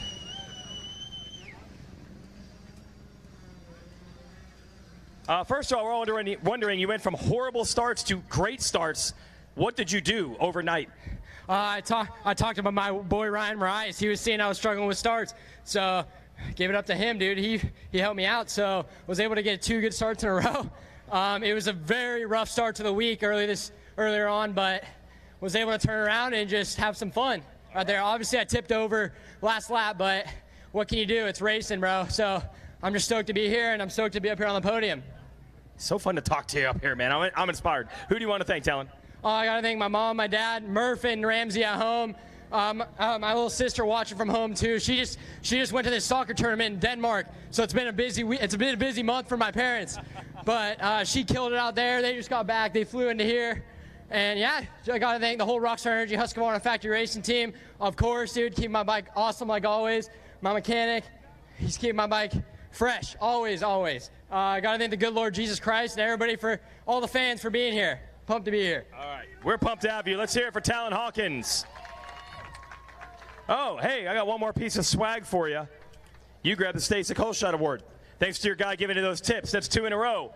We'll get some photos there. I'm looking for Jaden, who took second in that one. Got it on the last lap, I believe. I know. Rubbing it in. Oh, you got the pipe. Oh, shoot. Yeah, watch that silencer there, everybody. Let's bring our second place finisher on up. Here I'm thinking Talon Hawkins was cheering and he was pumped, but he actually just burned himself on this motorcycle. He's all right. Well, never giving up on it. Like, seriously, never giving up on it. Let's bring second place on up. Here we go. Just kept digging and digging and digging and digging, and he gets rewarded with a silver. Jaden Clough.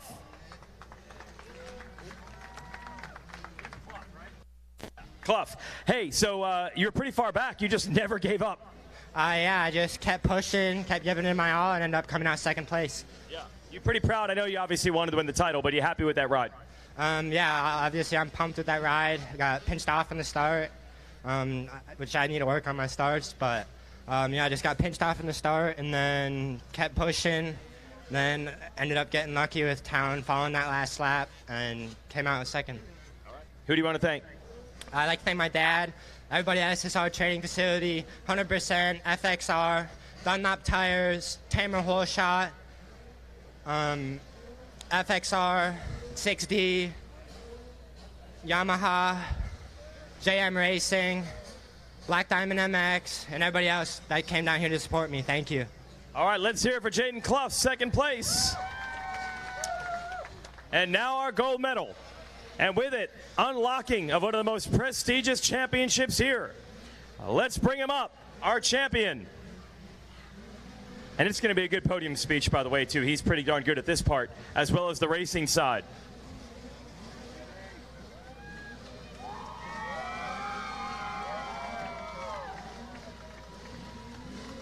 The gold medal and the Pro Sport National Championship goes to Caden Broswell.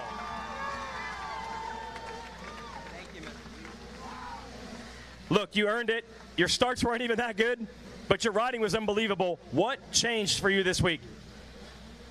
Well, Mr. Weech, I don't know what to say there. I gave it all to the Lord, and, you know, I walked that yellow brick road. I just gave it my all, and that was all I could do. I'm really happy. Honestly, I can't even put it into words. I'm just so stoked. I know my team, my crew, my whole family put in so much work to get me here, so I really want to thank them. All my sponsors, bending backwards trying to get me what I need to race, so thank you guys. Couldn't do it without you. To all the families that come out here and support their kids, you know, y'all make our dreams come true. Thank you guys. This guy's inspirational, I'll tell you. Did you know when you had the lead, I'm sure you knew the points coming in, you got around DeFrancisco, did you know what was going on after that? Honestly, no. I passed a few of those guys. They're riding really good. It makes it hard. But I passed a few of them, and then I was just stoked to be out front, get some clean air, and I was just trying to really focus and put down lap after lap. Just to... Yes, sir. Oh, he doesn't need me to pump the crowd up. You got other people you want to thank? I want to thank the Lord Jesus Christ, and you can follow me on Instagram at Caden Braswell 222 and see all my sponsors. I like to thank them that way. That way I can get them a bigger up. And really, they just put in so much work that it's hard to list them all and tell them what they mean. I could go into deep detail on what every sponsor means to me. My HP motor, gas bike with the Dunlop 12 on the back. It was so awesome off the starts. You're right, I didn't get the best start. I'm 180 pounds on a 250. But honestly, I can't see a better bike out there, and I'm really proud to be on it. There it is. I'm going to bring, who we got? Mike Pelt, not Mike Peltier. We're bringing up Burkeen to hand out the #1 plate to Caden Broswell.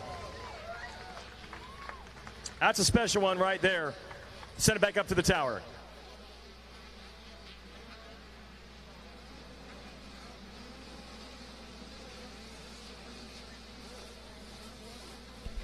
Well, thank you a lot, Jason Wygant. We are back up in the booth, and Cody Wells going out there grabbing the whole shot on the number 29 gas ride here in the Mini Senior 1 class. And no pressure, Mini Senior 1, but just had a good one there in the 250 Pro Sport. They said, we will answer the call. We promise you.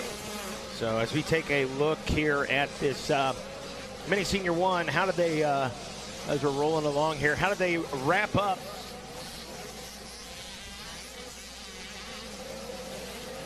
I'm trying to find Seth Dennis.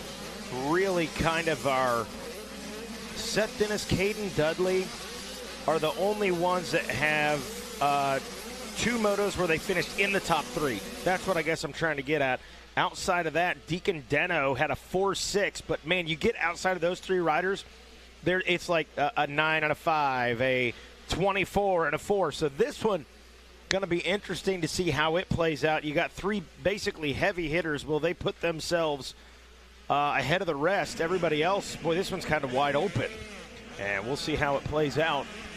And after 1, it's Cole Timbo out in front. Deacon Deno in that number 2 spot. Cody Wells in 3rd. Max Shane in the number 4 position with Cannon Hargrove rounding out your top 5.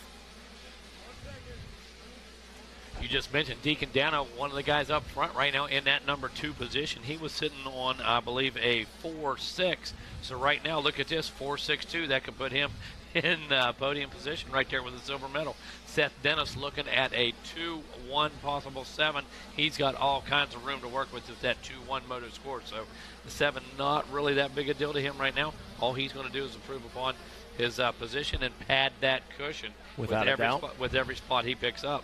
Without a doubt, yeah. So look at it from the outside, you say, oh, Seth Dennis, not a very good start. Well, maybe, but it's good enough for now, and he's going to chip away at it, I'm sure. So, yeah, and you know what, Seth, we'll see the lap times out of him. We're going to see him make some passes and that type of thing, but we're also going to see him be very protective of that championship. And needs to be. This is one of those classes right here, Mini Senior 1. Listen, these guys are not afraid to cross the line. These guys are not afraid to let it hang out. These guys will do what's necessary, man, to make it happen. And, you know, a lot of ego and pride in these youngsters right here, and I'm not going to let him beat me. He's not going to make that pass.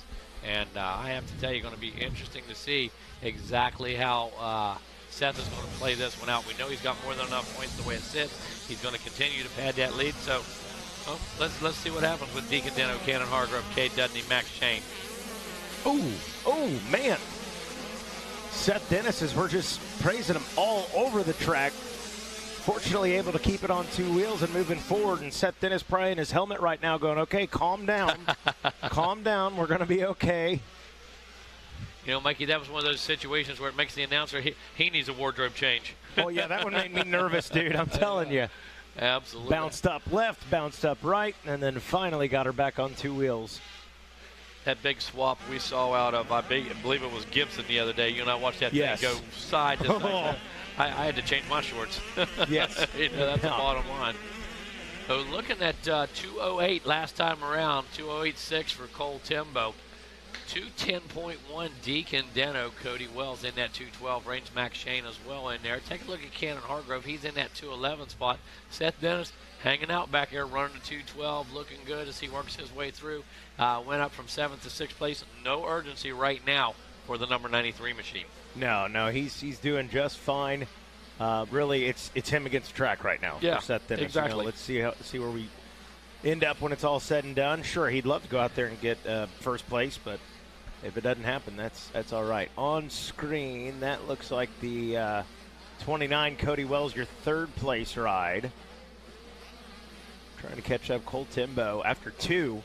Turning fastest lap time, turned to 2:08.626. So, yeah, and look at Timbo out front leading. This guy's got a 14-1 score. Wow. That's what I'm looking at right Timbo, now. what would that give him? Actually, I'm sorry. 5:14. Yeah, 5:14. He's currently in first. So look at the variance. You know, look at the variance right there. 5:14. You know, and he's out front leading, so that tells us he's the top 5 guy all day. Yeah. You know, when you're leading more than one lap, you got a top 5 finish, and then you follow that up with a 14. So interesting to see, even with a win right here, Cole Timbo's looking at about 6th overall. Yeah. Unfortunately, here at Loretta Lynn's, we don't allow mulligans. Yeah. There's no mulligan. Yeah, we don't drop our lowest score. Sorry about you. That's the way it is. But, yeah, there you go. That's right. But yeah. Go out there, lay it out. Make a statement in your last moto, like Dean Diaz was just mentioning. Deacon Deno in that 2 spot. Pushing Max Shane in third, Cannon Hargrove, 4th, Seth Dennis back there. Clicking it off in 5th place. 3 laps into it now. Cole Timbo slows down a bit, but still increases that lead to a 4.8 over Deacon Deno.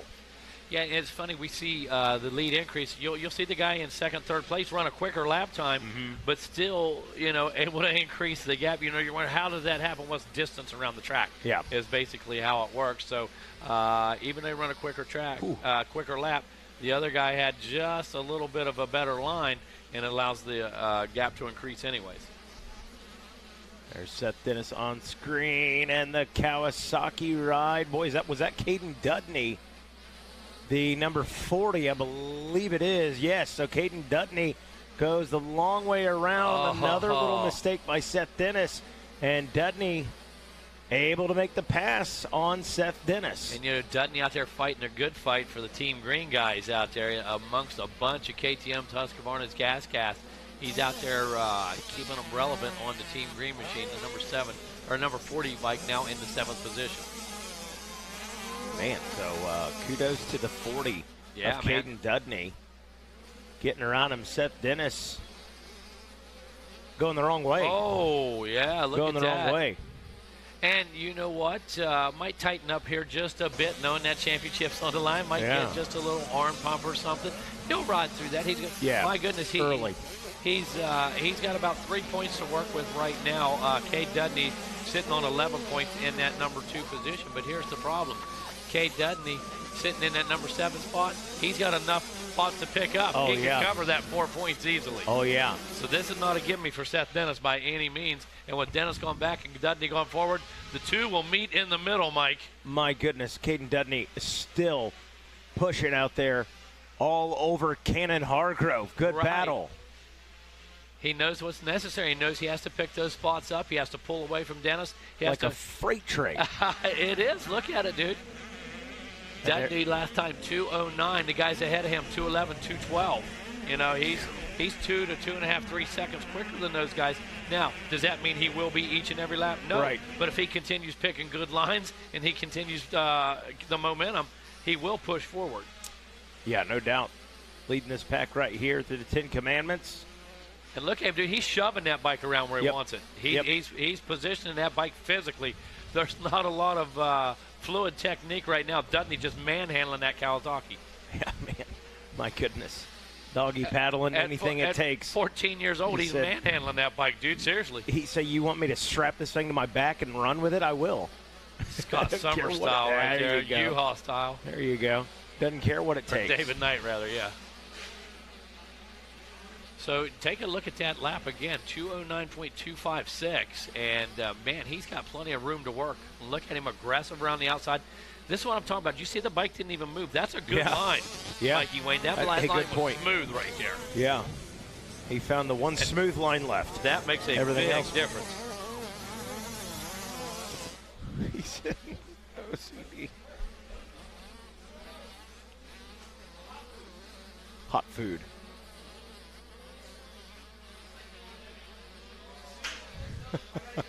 Gold Timbo leading this one. Deacon Dino in the 2 spot. Max Shane in 3rd.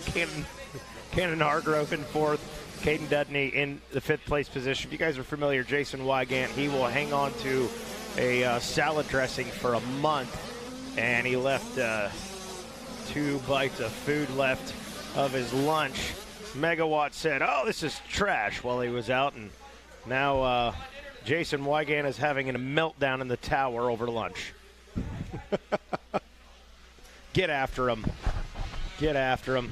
You know, a lot of this whole announcing game is chemistry. A lot of it's chemistry. You And got it's to have out people the working window together, now. and it is out the window. Just Matt Watson's OCD, and I deal with it with Emig for years. He cannot stand when I leave a mess on my side of the desk. No. So I had 2 bites of food. I'm trying to stretch that meal out. I'm trying to get that lunch to go all the way to 5 o'clock. That's dinner now. And then I don't need dinner. Yes, yeah. exactly. So I left like 2 bites left. I come back in this tower, and you want to clean up. I respect that.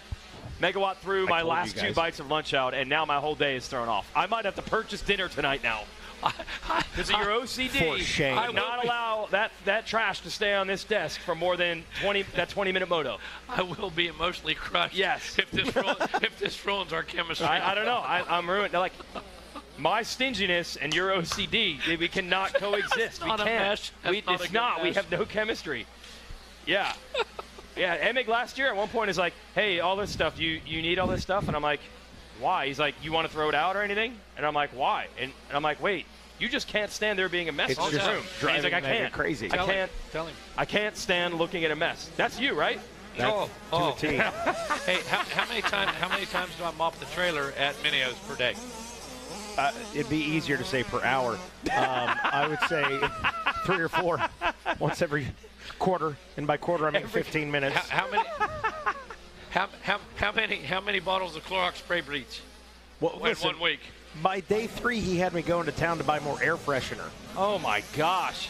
Just because, sweaty, stinky RV. We can't coexist. It's tough. It's very difficult. We got Oscar and Felix up here, and you're old enough to even know what that means. Exactly. You're old enough to know Oscar and Felix. I do know I'm Felix. So Yeah. I don't know which is which, so now I know I'm Oscar. Cole Timbo. I was shocked how big a lead this kid had on like the 3rd lap. He's got 9 seconds on Deacon Deno right now. Caden Dudney, who got a championship earlier, is up to 3rd, and that would still be enough to win this one. Yep.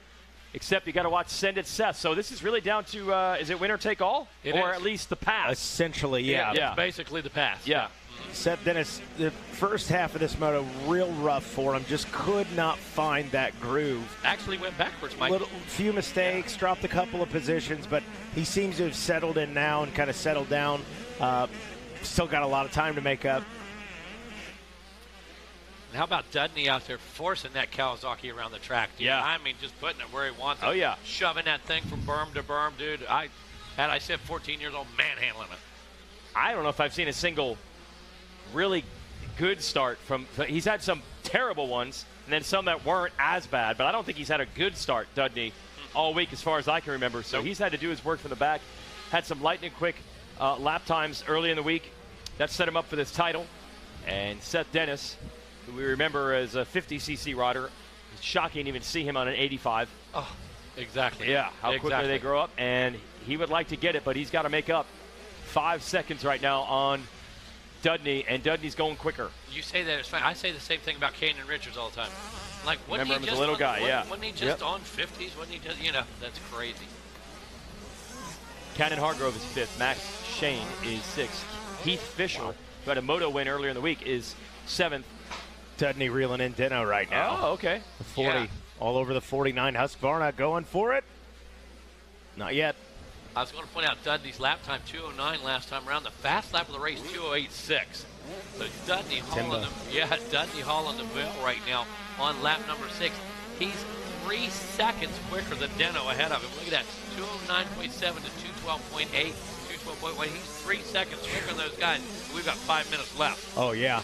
Deacon Dino riding defensively right now. Dipped back into the inside to shut the door on Caden Dudney, but for how long? Dudney's been a man on a mission, not just this moto. It seems like every time we see him out there, he's in this situation. Goes a long way around. Can he get a good drive and make it stick?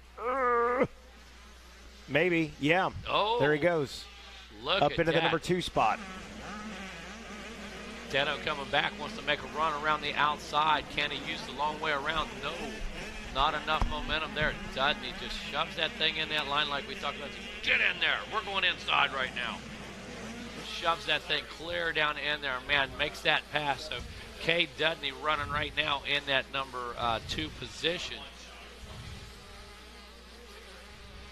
Going to change things up here just a bit as we make our way back around Mikey Wayne's.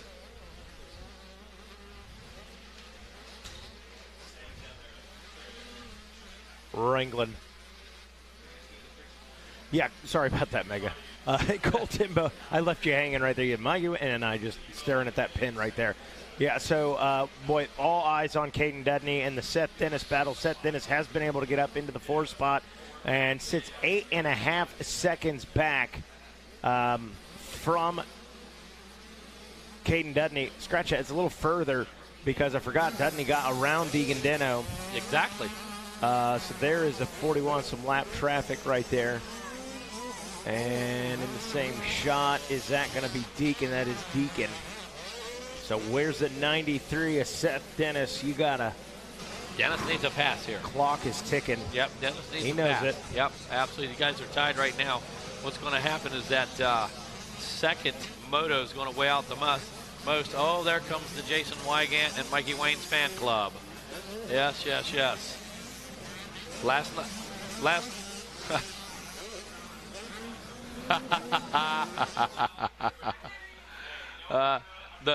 the Mikey Wayne's fan club.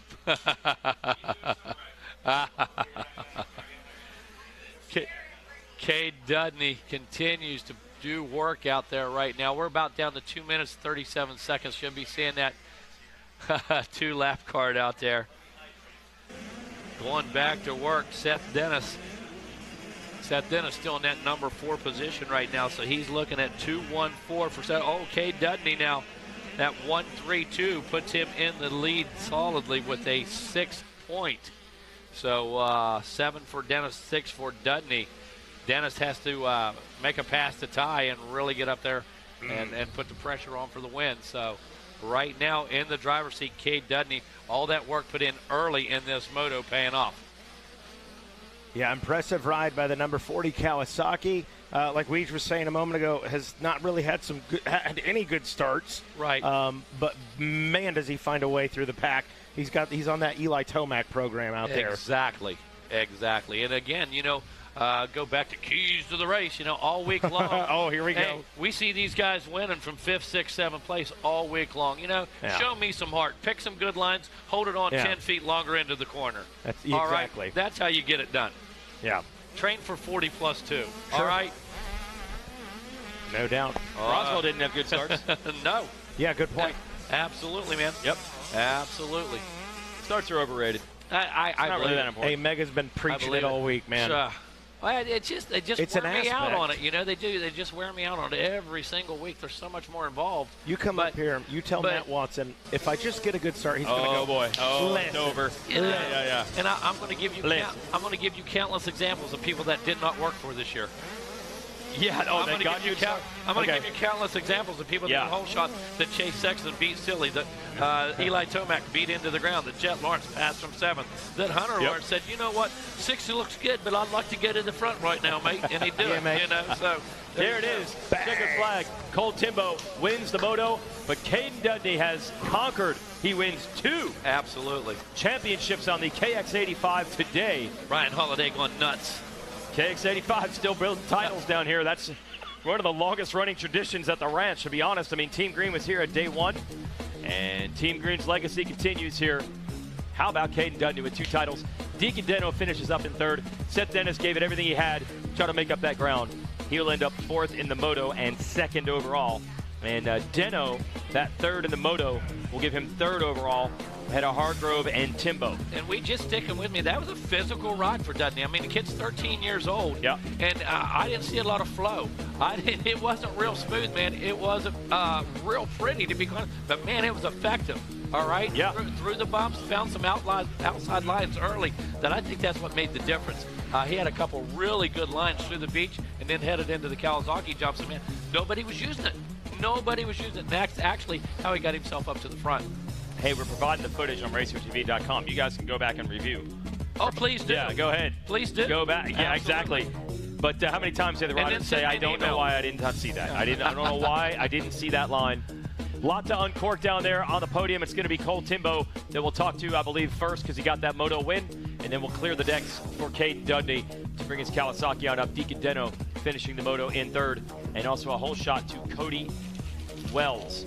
I'll send it down. Kevin Kelly will take it when these riders are ready and when he is ready himself.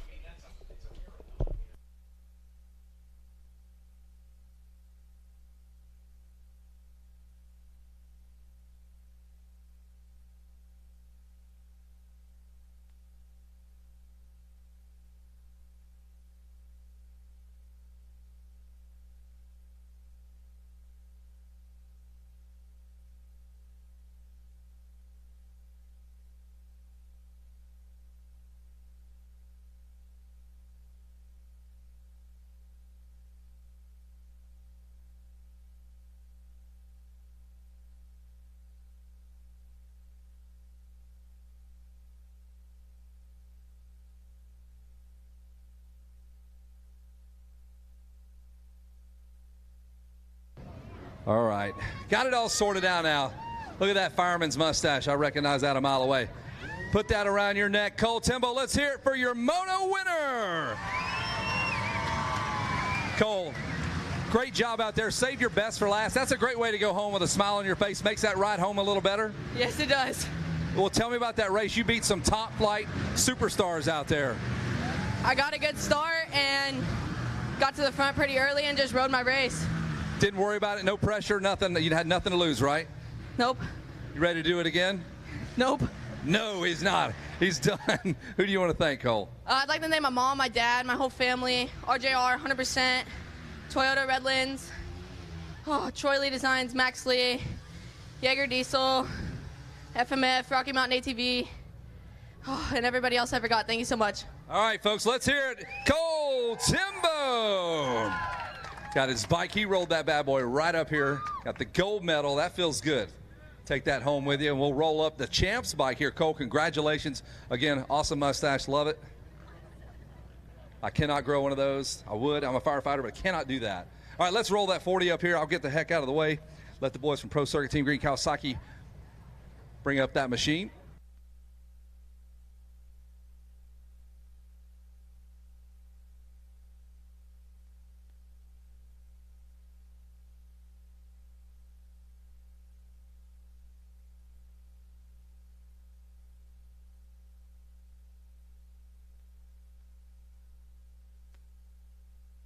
Now, if we could get Deacon Dino, we've got the champs bike up here. Deacon Dino, come on up here, make some noise for our third place finisher, Deacon Dino. All right, Deacon, catch us all up, man. Tell me about your motos, how you finished. I try to write all this stuff down, but I don't have it in front of me. You got third in that one, though. That feels pretty good, huh?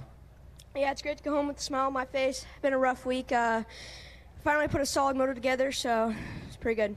So this is kind of what you expected when you unloaded here about a week ago. Yeah. Tell me about your start. I don't remember what I came out on, but I know I came out front, so it was good enough to get a third. Third place overall. Let's hit some of those sponsors. Who helps you out, bud? My mom, my dad, Jesus Christ for keeping me safe, Monster Army, Tapped House, Renin USA, 100%, Dunlop, HB Moto Co., DBK. That's it. Thank you. All right, guys, let him hear it. Deacon Dino finishes up with the bronze medal. We'll say hello to Cody Wells. He got our Stasic Hole Shot Award.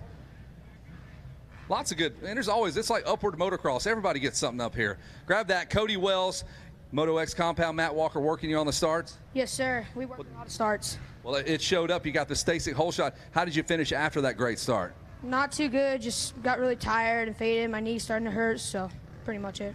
So you're going back home. You know what you got to do now, huh? Yes, sir. Got to go back to Moto X and work hard. You going back Monday morning at 8 a.m.? No, we'll take a couple weeks off. Oh, there you go. Matt's going to give you a day or two. Who do you want to thank? My mom, my dad, LSR, Moto X, Trick Motorsports, Mika Metals, HB Moto, Fox Moto, and everybody else. Thank you. All right, let him hear it, folks. He is your Hole Shot Award winner, Cody Wells. Get those great photos here. We'll now welcome up second place in the moto. Come on up here, Caden Dudney.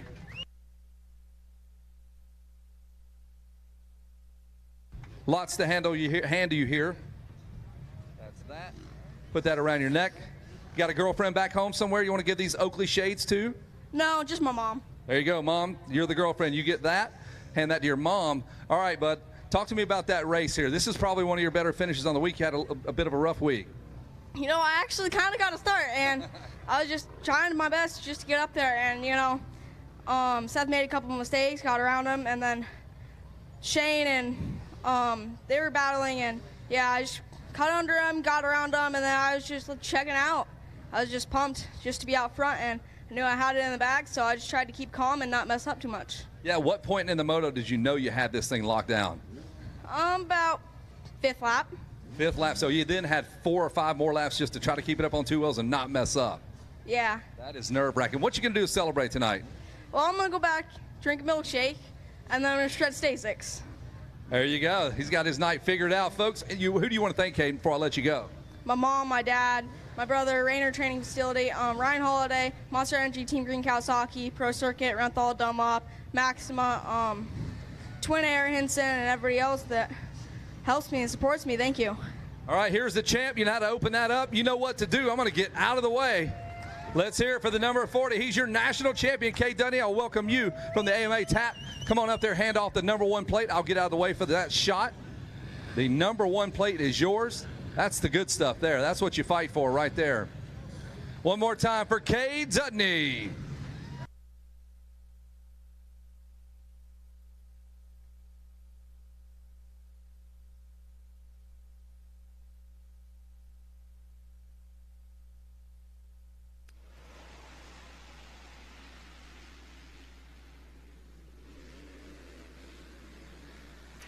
All right, here we go, off and running.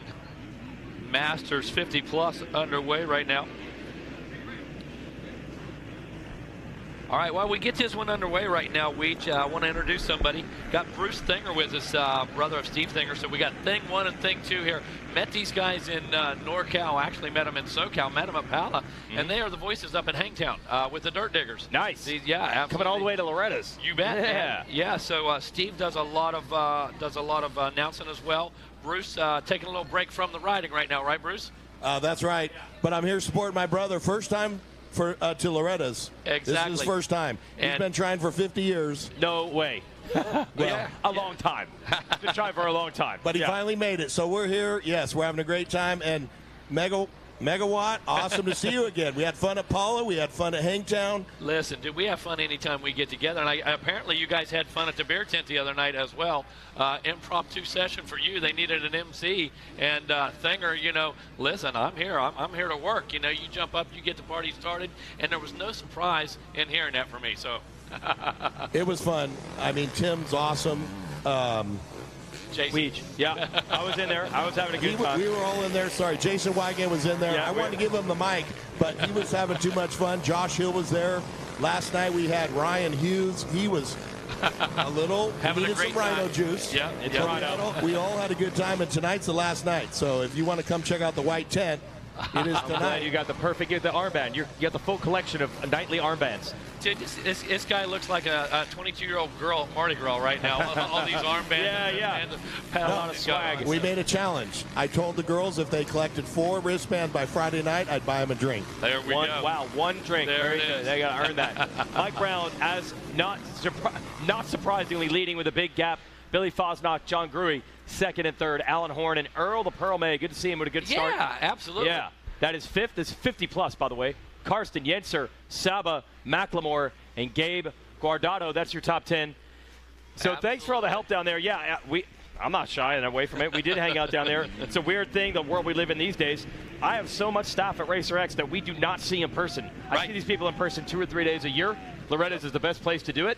I mean, it was like our virtual group Snapchat Slack thread had finally come to life.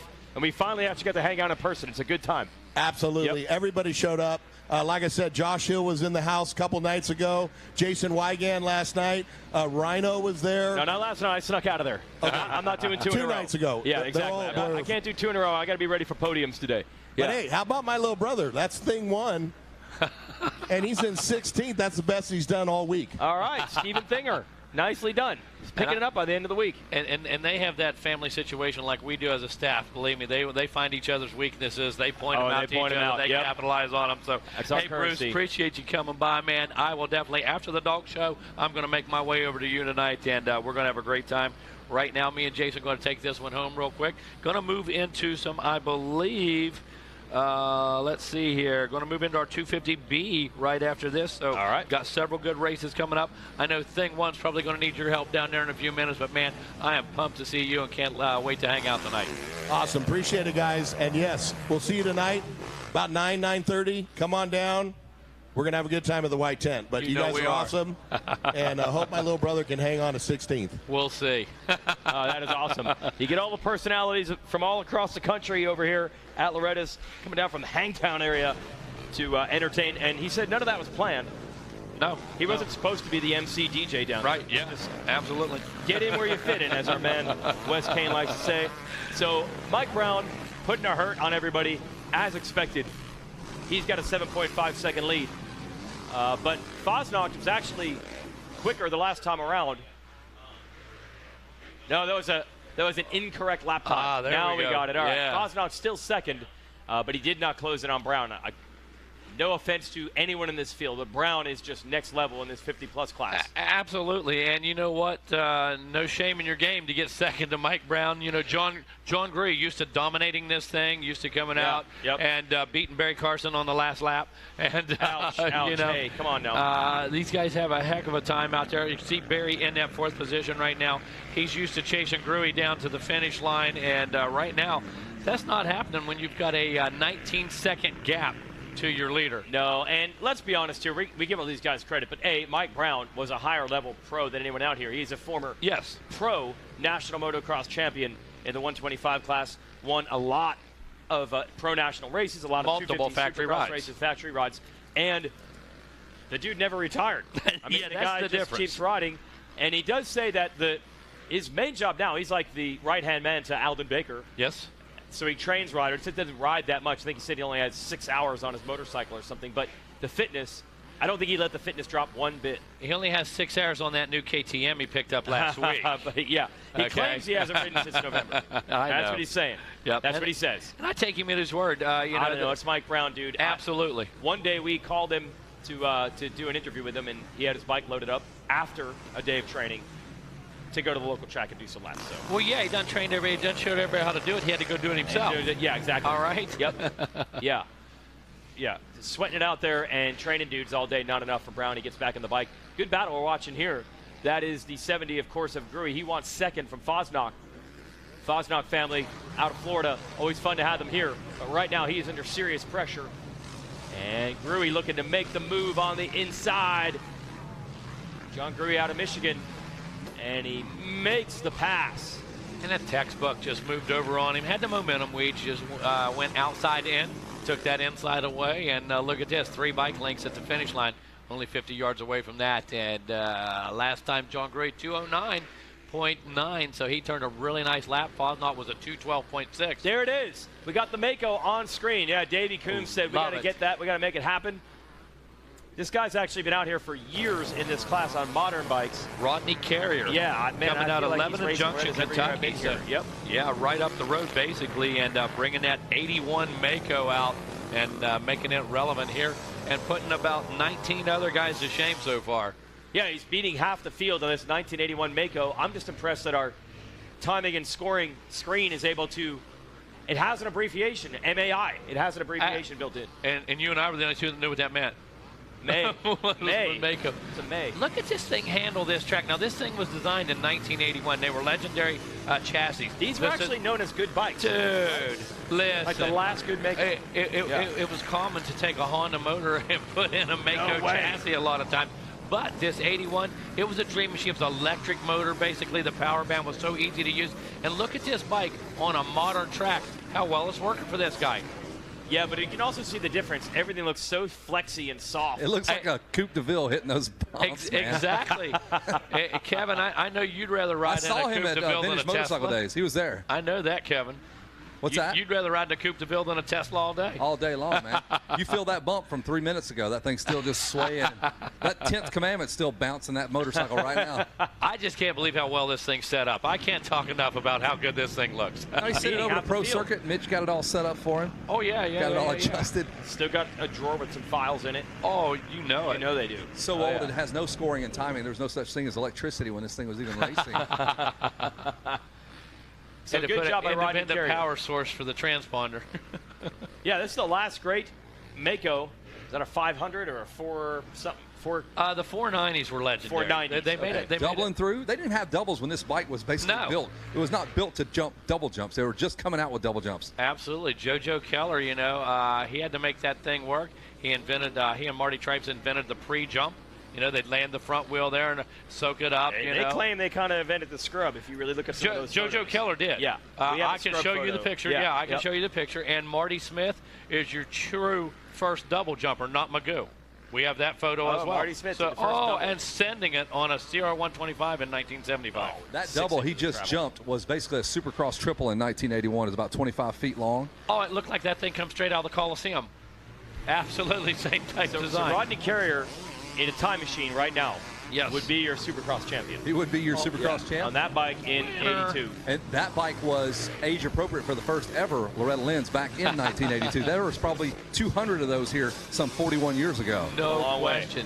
Barry Higgins was probably one of the men on those bikes. You know he was. He was here. There's video of him racing here. Yeah, absolutely. Zapruder film. It's all black and white and grainy.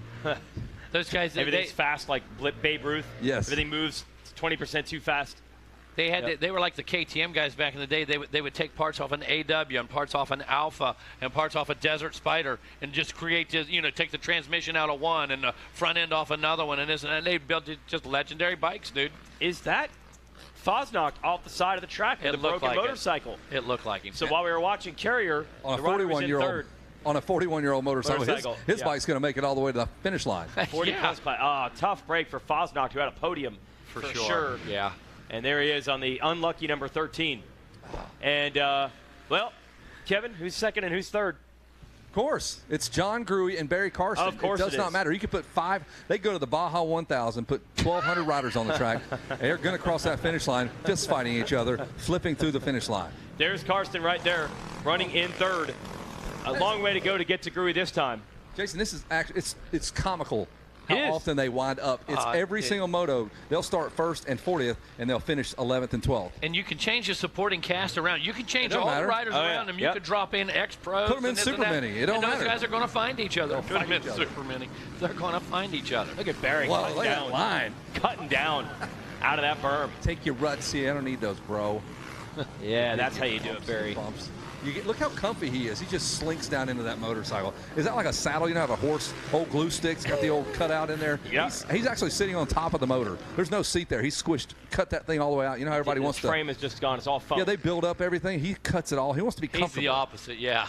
Nice and cozy. Yeah. When he says he's searching for comfort on the motorcycle, that's not the other guys are talking about suspension settings. He's right. like- He needs actual comfort. Harley foam grips, big Yep. squishy grips, nice and easy on the hands when he rides that thing all the way back to New Jersey. New Jersey, yep. You got the cup holders on there.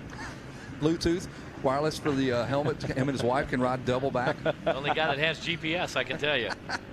Well, the way he just turned out and said, turn left here, and he went, he shot down. He sure did. He's waiting for the which intersection is it? This one? Is it Turn that right. one? Which run? And Which run 200 does he want me feet. to take? 100 feet, jump. The Exit first 31A or commandment. 31B? Yes. In approximately 24 feet. Double Make a right-hand out turn. of 10 commandments. Did you like that exit 31? Oh, nice. Okay. Knowing yeah. your Jersey Whatever, style. dude. Oh, yeah. Whatever. Exit 31. Barry is, I'm going to say, more of a exit 81 guy. There we go. I mean, I know that was my exit too.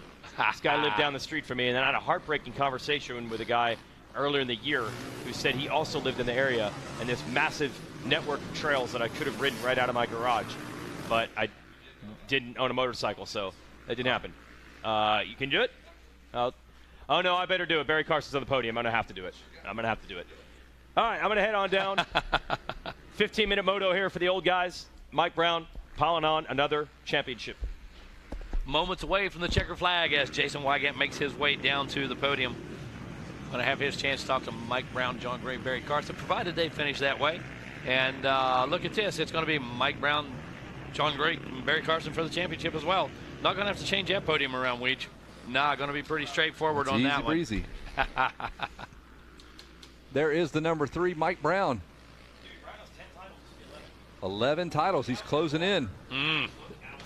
Title number 11 coming up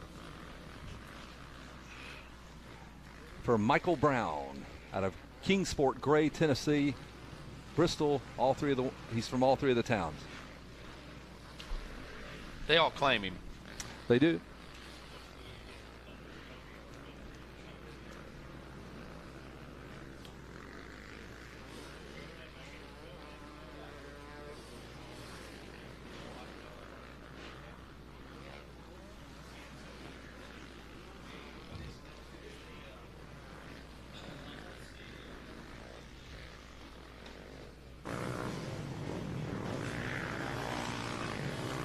I gotta be honest, that's some of the most flashy gear I've ever seen Barry Carson wear. He normally wears like a mauve or a burgundy, if you will. He's actually looking fresh today. There's the number 30. Mike Brown, I called him number 3. He is number 30. Brownie has about a half a lap to go. Brown, Gruey, Carson, Alan Horn, and Earl May round out your top 5. Earl May taking some time off from the White Picket Fence Farm racetrack.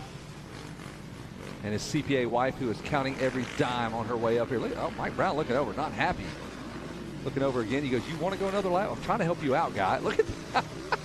I don't know what was going on there. Mike Brown was racing that guy like he was racing for a championship. He's still looking at him.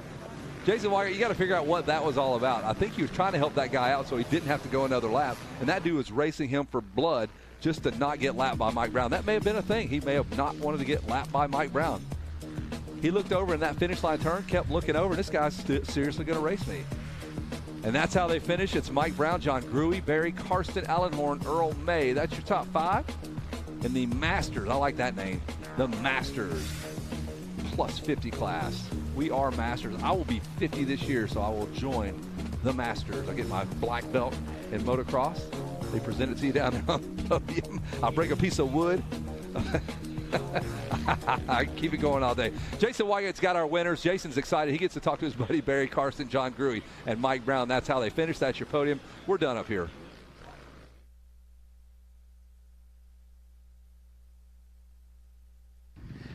And they're all done up here as well. Mike Brown doesn't really even break a sweat doing these races, so he can get right to it. He's got the FXR guys surrounding him, making sure he's hooked up. By my count, this is 11 championships at Loretta Lynn's Ranch for Mike Brown. I'm counting your titles, but I have a feeling you probably aren't. You're just going out there and riding. Are you counting any of these? No, that's when you get in trouble, I think. But no, It's not that. It's not about that. It's about being out with the kids, still enjoying being around them. If I went around kids all the time, I'd feel like I was 85 years old. So I try to keep into it, keep working out, and you know, it's a lot of work to stay with these guys and ride like I'm doing. It ain't like I ride every day. I can guarantee you this bike has got 1 hour on it and probably 5 from last August. So it's just I do train a lot. Not out here riding every weekend like people think. I'm a racer every day and practicing. That ain't happening. I love motorcycles, but Florida temperature is probably hotter than this, and I don't want to be out there every day riding. But I'm out there watching the kids enough and enjoying that just as much as this. So, no, that's it. Okay. Who do you want to thank, Mike? The guys at FXR, Andy, Brad, Milt, all those guys that support me. Carson from up in Canada that designs it all. Big Dan from Munn, Scott from Arma, you know, Rob from Dunlop, all them guys. They don't ever get their name mentioned a whole lot, so it's all about those guys. And, you know, I appreciate everything. It's been a long time, and they've been behind me the whole time I've been here. All right, there it is. Yet another championship, this one in 50+ for Mike Brown. I got to hand you the #1 plate in a bit, but I'll bring up our second-place finisher. I need the #1 here, and we'll get it in a second. And if Mike Brown wasn't here, it'd be the same old thing. It'd be John Gruey dominating. But as Chris Kiefer said, this guy's an alien. This is like the first mortal, first place of the normal humans. Let's hear it for John Gruey. Sorry. Hey, you're always strong at Loretta's. It's just, as Kiefer said in the other class, you're just dealing with an alien here. So you got to be pretty proud of how you're riding, too. Yeah, for sure. You know, being 56 with the other guys and just trying to keep at it. I've been hurt for 2 years. I haven't been here in 2 years. So, yeah, I'm happy. Yeah, there we go. Who do you want to thank, John? For sure, I forgot both motos before, but a good buddy of mine at home, Vaughn Smith with his company, Mid-Michigan Crushing and Recycling, he decided to help me out with some expensive. So, you know, that's always just a huge plus. And, you know, it was new for this year, so I forgot. But big thanks to him. Babbitt's, Team Kawasaki, Fox Gear, Dunlop Tires, Decal Works, FMF Exhaust, Tamer Whole Shot Devices, Hinson, Clutch Components, Twin Air, Renthal, I think I said, Moto Hose, man, Dunlop Tires and the Tamer Whole Shot Devices. And then one last final thing right there, Freedom. This is for the compound boys at home. That is awesome. All right, let's hear it for John Gruey. That's good. Drink that thing. I mean, I know you're over 21. You're good. There you go, John Gruey. Got to look for Barry Carson to come on up. Then we'll give out the #1 plate to Mike Brown. And you cannot have a moto if you don't have Gruey and Carson finishing in some sort of order with each other. Let's hear it for third place, Barry Carson. Dude, the starts are not good this week. I'm just going to tell you straight up. I got 2 good starts, first 2 motos of the Okay, I'll give you that. And then I got too confident, and they went away. They went away. Yes. Yes. How was that moto otherwise? It was a long, hard moto. Got a bad start. Used a lot of tear-offs. They watered the track again, so the ruts were long, but they're slippery. Yeah. And you know, a couple guys went down in front of me because of that. So I just kind of stayed steady and got into third. And John was pulling away, so I just stayed in third. All right, there it is. Barry, who do you want to thank? You know, you got some long-time backers. Yeah. Hey, KPS suspension. My bike's working real good, but the track's rough out there. Yep. Answer. They set me up with some gear every year. Araya helmets, Scott goggles, FMF. Dunlop, Araya helmet, Scott goggles, Twin Air. I mean, there's a list. Sunstar sprockets. Thank everybody for coming out. It's hard. I mean, you get here and your bike don't turn right. You know, and you know, I had a kid here 2 years ago, and I'm wondering what, you know. But I've raced here a bunch of times, and I know why. It's hard. It's a tough track, and the best guys are here. Yep. Yeah, that's stiff competition, and you're still a podium guy. Let's hear it for Barry Karsten. And now we can present the number 1 plate. Come on back over here, Mike Brown. A couple other things for you. First, yet another Stasic Holeshot Award. Did you not get any, or did you get him every moto? Oh, Kiefer got you one time. Okay, so Kiefer got some. And now I present for the AMA the number 1 plate in 50 plus. Let's hear it for Mike Brown. And he's very experienced with this champagne thing. He doesn't need instruction like the kids. Go shower him one more time. And the best news for the 50 plus riders, they're done. They get to take Saturday off.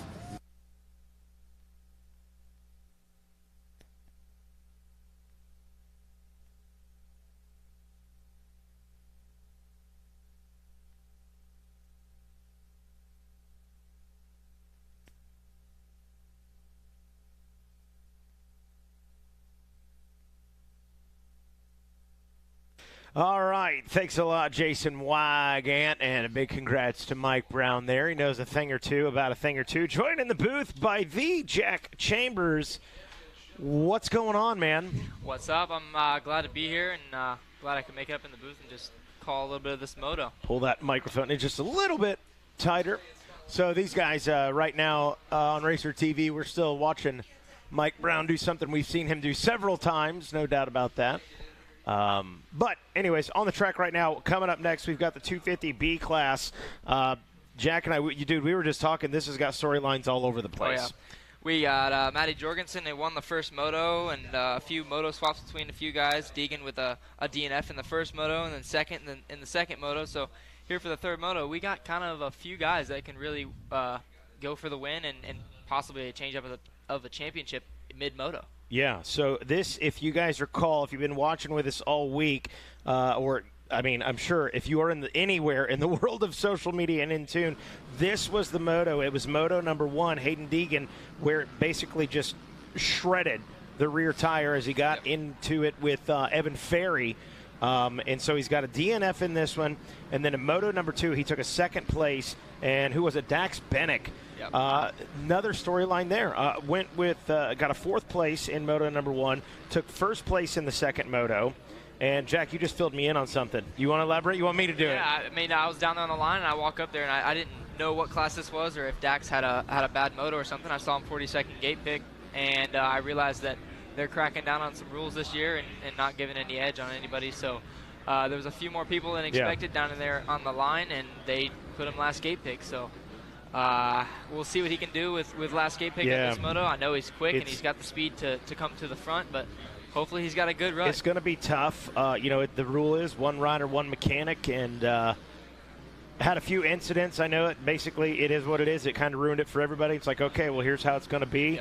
Yep. Unfortunately for Dax Bennick, but hey, also at the same time, I mean, Jack, what would be your mindset? Let's put yourself in Dax Bennick's shoes right now. Hey, I'm a 4-1 coming into this, and I got last gate pick in moto number 3. Do you just say, forget about it, put it behind me, I'm just going to go out there and prove myself? Well, I mean, he's sitting ahead of Evan with 1 point. So I'd say for him, it kind of gives him a little bit of motivation just to be like, they were watching me and, watching what I was doing, and they had to pick on me to put me last. So there you go. Let's go for it, and let's get this whole shot from the outside and prove everyone wrong.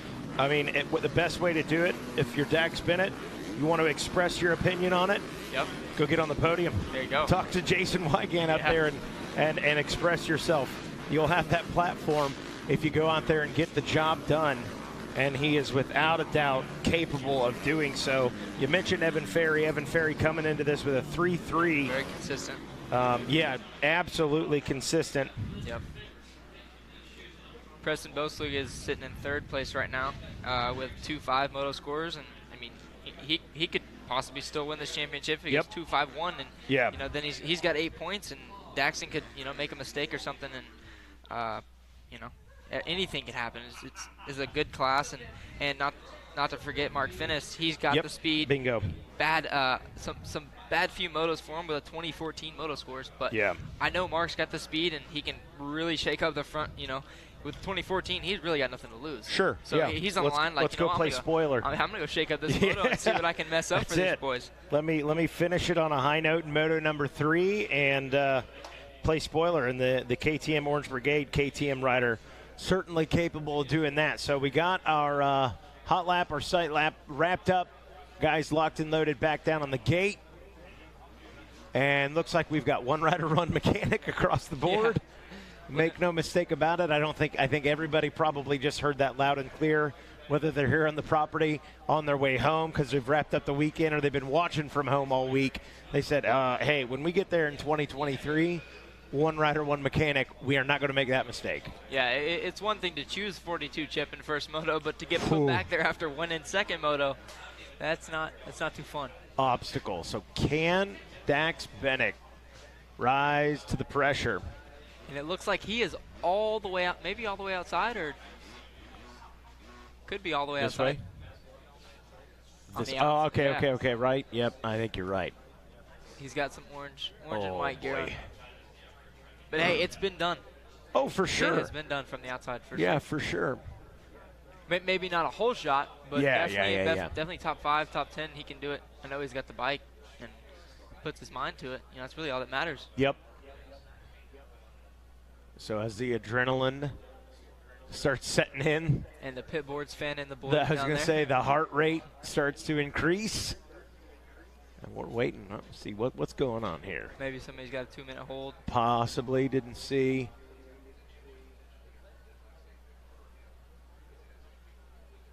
All right.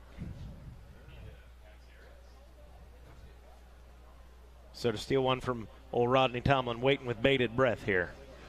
Waiting with bated breath. There we go. Now we hear them off in the distance.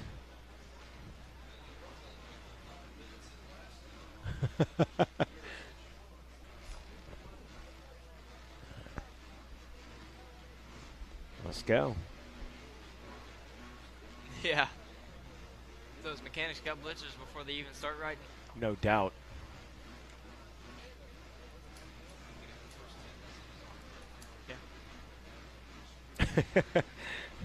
So 250B's what's on the gate. Waiting on the okay. Might have it finally. Looks like they're walking down the line, making sure everyone's good. There we go. So now we're just about ready to be off and rolling.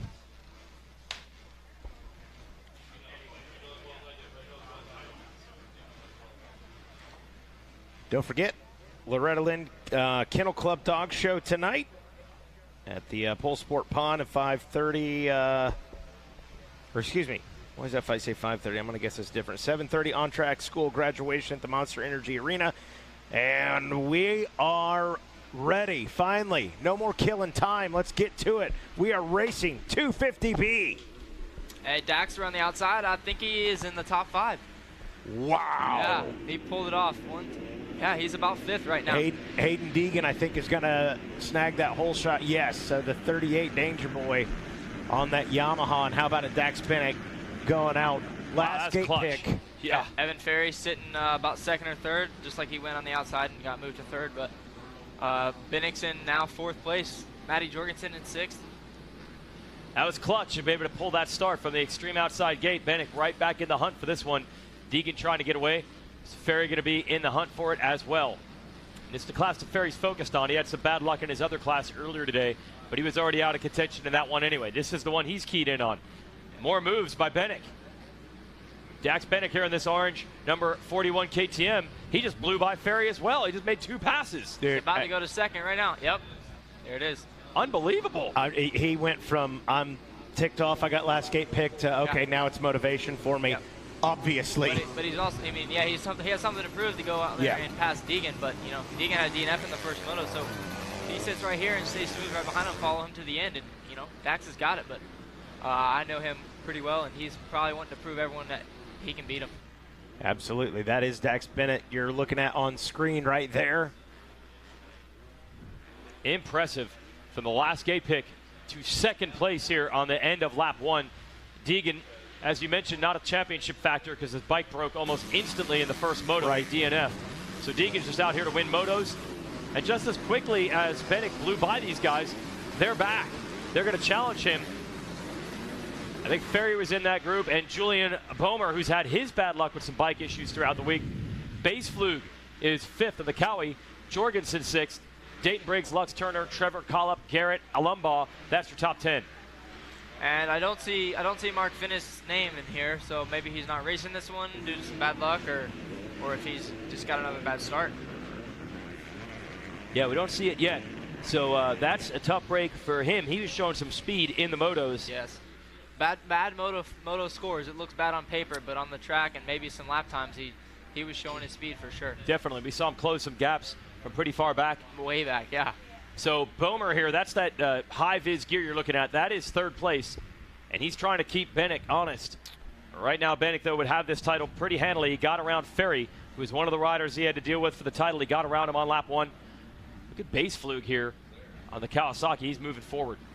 Boehmer in a similar situation as Hayden Deegan as a Moto #1, had a DNF, followed up Moto 2 with a 4th place position. So he's kind of in spoiler mode as well. We're back momentarily here. I think we just might have lost our sound monitor, but not our sound, if that makes sense. As we go back to this battle, this is the man on the move, Baseflug. Looking to make passes. He's got Boehmer in his sights. Wow. Fighting it to get into that turn on the outside.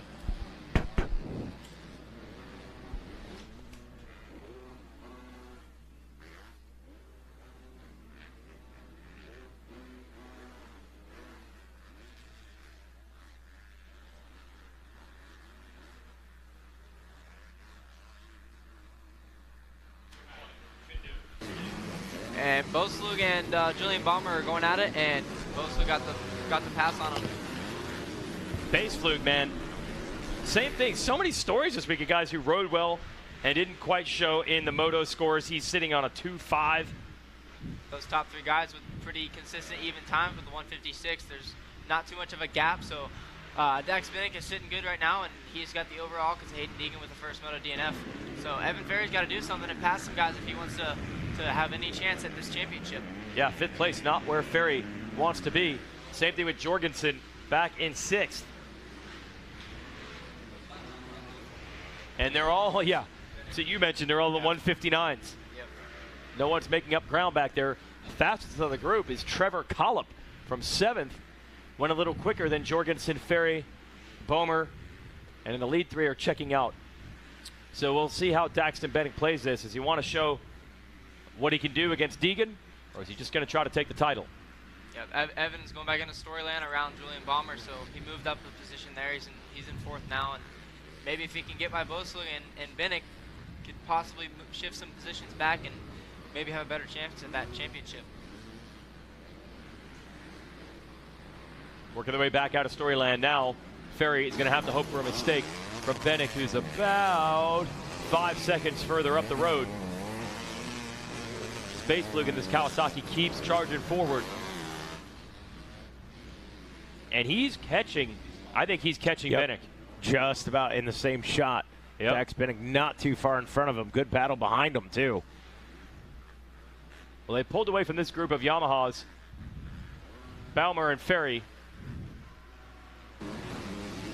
Well, this could change things. At least it's going to put a little pressure on Bennett, and he might not know what bike it is. What do you think? Can he steal a glance and know who that is coming at him, or is he going to wonder if it's Ferry or someone that he can't let by? I think, what you're talking about, Dax. Dax. I think he's focused on getting after Hayden, but at the same time, he's probably trying to stay pretty chill. His mechanics probably trying to keep him calm and get those lap times stay consistent to where he has no mistakes and doesn't throw this away. Even if Baseflug gets him, I think he still gets him by 1 point for the overall. So unless something happens and Dax goes down, then he's stayed pretty smooth right now. But I'm wondering is if he starts hearing a bike behind him, the way this track is set up, can you steal a glance and figure out who it is, or is he going to worry that that's Ferry or Jorgensen or someone like that? You can definitely look around, look behind you, and some corners are super tight to where you could just glance back a little bit and see. When I'm riding, I don't think about too much of the moto scores, and all these guys are just focusing on going forward and eventually winning this moto or top 3, because that's where they know they need to be. They know about where they need to be to get the championship done. So that's what Dax Bennick wants to do, just stay in that second place spot. Here's Hayden Deegan on the Monster Yamaha Star Racing machine. Broke a wheel in the first moto as Evan Ferry went down, and Deegan tried to hop out of the rut and get around him so he wouldn't crash into him, and he just caught his rear wheel in the foot peg, and that was the end of that. So no title in this class for Deegan, but man, like he's going to Glamis here in the dunes and just getting some donuts the way he's sliding around that corner. That was beautiful. Yeah, the key to all these bumps and gnarly kickers is just jumping through them and trying to stay as light as you can. And it looks like the way Deegan's checking out right now, that he's got that pretty down pat as he, jump right there, hop over that bump and smooth into the corner. And that's just kind of the fastest way around this track. As you watch Deegan, meanwhile, it's tightening up big time for second between Bennick and Baseflug. Bennick doesn't need to hold him off for the title, but could change things. Wow. Look at Deegan. Look at the lap time, a 1:53.968. Kevin Kelly behind us going, this is going to be a 1:54, just about dead on. I'm going to give you credit where credit's due there. Solid. He was scooting. Deegan, a 1:53. Look at this battle. Can Bennick hold off Baseflug? Yeah, he just went about a second and a half faster than him, both to Bennick. So he could be getting this pass here soon. My goodness. Let's see what Baseflug can do here on this long short shoot. That's almost become a whoop section. No doubt. And into the right-hander. Standing up through those ruts. Yeah. Hey, a lot of riders mentioning that the track felt a little bit more hard and slick. Is that something you've been able to see, or have you heard guys tell you that? I've been able to see that. The track every year. I've been 8 years now. So obviously not this year, turned in pro, but the track forms almost the same every year, no matter how much sand they put into it. This year, it did seem a little bit more harder packed. Some sections that were slick, some faces that were slick, some landings, and just like right there in front of that triple going into the sand section. It's definitely shaping up maybe more hard pack. I don't know if that's due to the flood that came through here last year after Loretta's, but a lot of the riders are saying there's some rocks that are coming up, some harder pack sections. So, but it doesn't seem to change what people are doing on their tires. Earlier in the morning, they run the new MX-14 Dunlop, and towards the afternoon they changed to a 33. So, but yeah. I was surprised to see that. Yeah, the Scoop, the MX-14, that's a new one. The improved, more sand mud tire. Surprised to see that still so much. Or is that a lot of that just a start? Is that a big reason? Well, the paddle here for the start, they added sand this year, so the start is deeper out in front, but it's really hard pack on the gate. So the ruts on the gate aren't as deep as they usually are, but out there deeper where they till it at almost every moto is really deep. So if you got a paddle, you lose a little bit in the first 10 feet, but you just start digging and where that speed starts to get up, you get the pole shot through that. Man, Deegan jumping the bumps in the mechanics turn. Here's that battle for second again. Bennick versus Baseflug going at it. And they're all alone. They got a big lead over Boehmer, who's in fourth. Baseflug looking for a way around. Ferry dropping back to 12th. I'm not sure what happened there. If he went down, we didn't see it on camera here, but yeah. Yeah, that's not the moto Ferry wanted. He wanted this title. Yeah, Evan drops back to 5th overall with a 3.312 as they sit now. Tripling into the back. Can Bennick hold Baseflug off? Doesn't have to for the title, but he'd still like to. And this would be a nice comeback. Been a couple of rough years, so Bennick was so darn tall, he ended up on a 250 in the B class really early. It's his third year in the B class. I think he was 13 in the B class going up against, 16, 17-year-olds. Yeah. So that was a rough one 2 years ago. Then last year, he was sick all week, didn't get the results. It's been a while since we've seen these types of rides. And working on a championship now. Yeah, Dax, one of the youngest kids in the class, other than a few other 16-year-olds that we have in here. So, but yeah, he's been ripping this week. Preston Baseflug doing work right now on that inside line. Oh, Dax Bennick gets a little too far on the outside, cost him. I always like that shorter line through there. It always ends up being rough, but it's shorter. You cut a lot of distance off, and if you can keep about the same speed you're going on the outside, you can make plenty of passes there. Jumping those bumps, Preston. He looks like he wants to go to the front.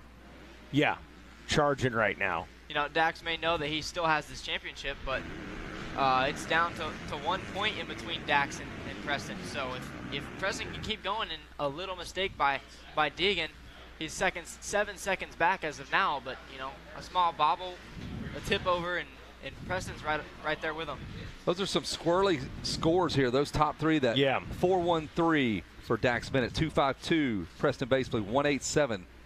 404, 770. I got whatever in different area codes is what that looks like. I got to tell you, if we find that camera and we can point it back on Hayden Deegan here, he is making doubles everywhere. Like, he is making it actually look fun. You know, normally you watch these guys' heads just smash around or whatever. He's just jumping everything. It's really fun to watch this kid ride. Well, and honestly, Levi Kitchen is kind of the one who taught us all that last year. He was just schooling us. Jumping through every right there. bump. That's just a rhythm section. He hits it. Bump.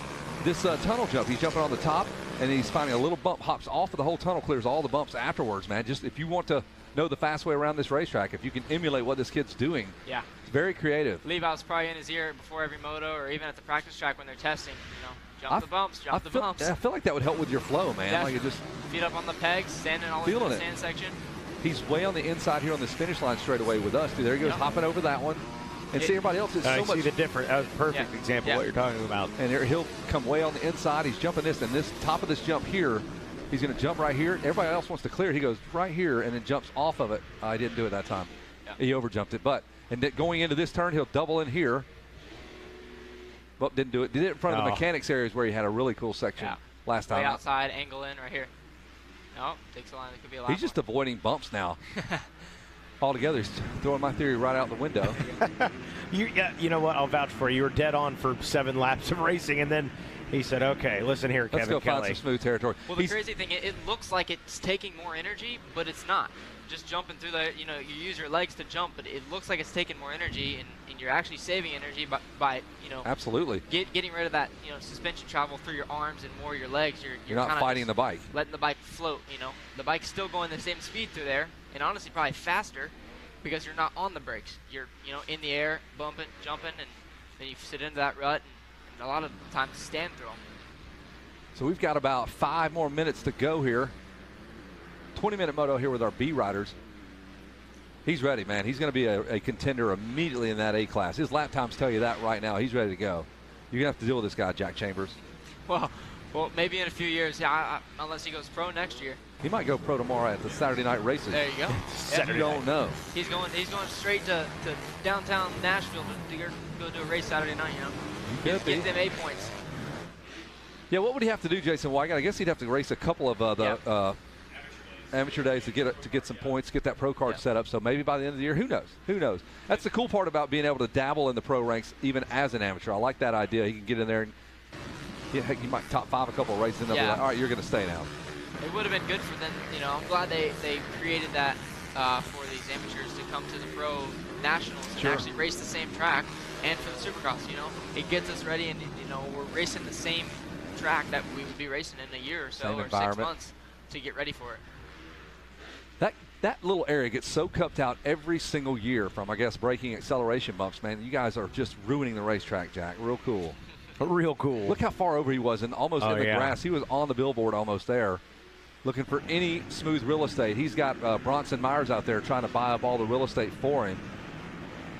There he is, way on the edge of the racetrack. Sitting down. Perfect form. Checks in with his YouTube clan there. Into the 10 Commandments. Triple. Double. And now he's kind of having to change his lines up, obviously, just because of lappers being in the way. He has to kind of spot those guys before he hits the turn to know where he's going to go. Another one of those 700-foot-long ruts. With rollers in them, too. Isn't that nuts? Yeah. Those ruts are nuts. There's honestly no track. I mean, there's the Outdoor Nationals that form up like this, but, you know, they only have 2 or 3 different, you know, the AB of 450, AB of 250. those are the only guys that are going out here. You know, all day long we have from dorks like guys me. as old as you out there. Hey. Down to some 5-year-olds. Yep. Some 3-year-olds out there on mini bikes. Yeah, Jeff Emig made a great point. He goes, the braking bumps at a pro national all form about the same spot because all the pros break at the same point. These are way sooner. Dudes are way back. It's just bumps everywhere, and acceleration bumps way later because we roll out of the turn, then we get on it. Yep. So it's a very challenging racetrack for you guys to navigate. It forms up so much different because of the momentum that pros carry through the corners versus 85s, super minis, 125s, all the different classes. Now you're just bragging. You're just bragging, dude. Nah. Settle down. Nah. No, hey, but all these kids will grow up in one day and They'll be learn that this, guy. and they'll be sitting here saying the same thing. You're exactly right. Absolutely. Looks like the 2-lap card is out, and he has finally avoided that cupped-out jump. You see him move 3 feet over. You don't have to hit these bumps. That's what Ryan Sipes was talking about. That he goes, I would be in a moto 20 minutes straight of hitting the same dumb bump, and then finally, for whatever reason, I'd move over and be like, how about that? That was much there the smoother. whole time. The whole time. Carry some more speed through there. And Emig talked about that as well, about while he's always scouting for different lines while he's racing. I'm like, it's hard enough for me to stay in a rut and not kill myself in that rut. He's over there looking at this line, how they merge and how he can change up. That's why you guys are pro and I'm not. Yeah. Well, it looks like for the white flag is out, and we're on Daxon Vinnick now, and switch back over to Hayden. But Daxon has done some good rides this week, and with the last gate pick, and he has pulled it out. It looks like if he finishes this lap pretty smooth, that he'll be the 250B champion. That's impressive, man. You talk about the nerves. Like you go in thinking you have the whatever gate pick, and they're like, hey, hold up. I believe it would have been first gate pick. Right. So he goes in thinking he has the first gate pick, and then they're like, nope, you're the last gate pick. That changes your whole mental state. Yeah, and obviously whatever that mental state it changed to didn't last long, or he just threw it in the back pocket. And hey, that's a tangible skill, just to have something thrown at you like that. You're like if your motor messes up and they're trying to work on it frantically, that just blows you out. Honestly, sometimes when you have a problem on the gate, it gets your blood flowing so much. You don't even think about it. You get the whole shot. I've seen that so many times. I saw Jeff Stanton do that. Or something, and you put them on last second, car goes sideways, you put it in gear, drop the clutch, and you're whole shot. You know. No time to think and panic. Yep, that's true. No time. Well, he did it. I mean, we talked about it prior to this moto. We said, how is it going to affect him? Is he going to let it chip away at him and eat at him? Is he going to have a bad start? Nah, forget it. What was he was top 5 right off out of the from the outside. From the outside, that's right. So for all those kids out there, white flag out. For all those kids out there said, well, if it weren't for my gate pick. Well, Dax Bennick has Exhibit A, Your Honor. Yeah. There's been a lot of talk about guys, we should do time qualifying, but we come here, we're here for a week. If we had time qualifying to that and give everyone a practice, we'd be here for a week and a half. Yeah, we're here for all of August. Preach on, buddy. Preach on. Yeah. There's the number 38. It's Hayden Deegan, and this moto has been all his. What a statement. He's not going to win the championship, but he's going to go home feeling pretty good about his efforts here as we watch the 38 of Hayden Deegan turning flat straightaways and whooped out straightaways into doubles and making it actually look cool. This morning when he took first place, we said, this was the best moto you've had all week. He said, yeah, I would agree. Outside of one little hiccup, he said it was awesome. This one was darn near perfection. Yeah, this one's good. Full shot, win. That's pretty simple. Very solid. Same rut. He's hit that inside turn the same way every single time. Claws his way out of that. Yeah, it's sometimes nice and cozy. You feel comfortable, you don't want to change, but whether that other line you want to be faster or not, you go through it and not know there's a rock in it or something, then you're down. He loses the moto. There it is. So the last lap is always that lap where you're like, take a breather, focus on it, and just execute everything. Well, Jack, you made the jump into the pro ranks, man. How much fun has that been? How much different? Tell me the pace early on in the moto versus one of these motos. What are the key differences? It's been awesome.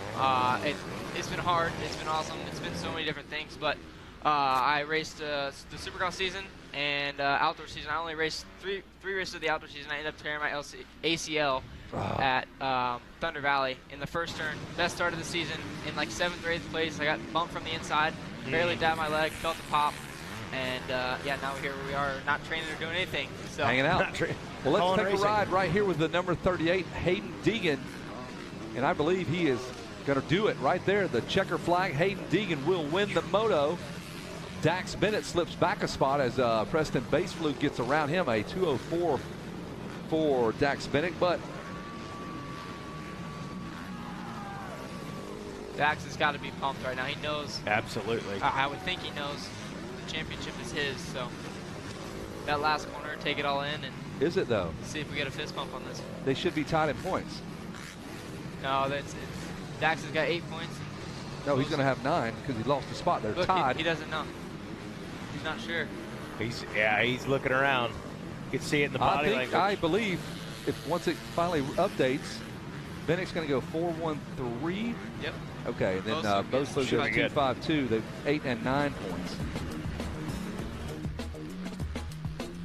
That was a little closer than he probably would have liked. Yeah. Must have had a weird last lap there. Deegan, Baseflug, and Bennick.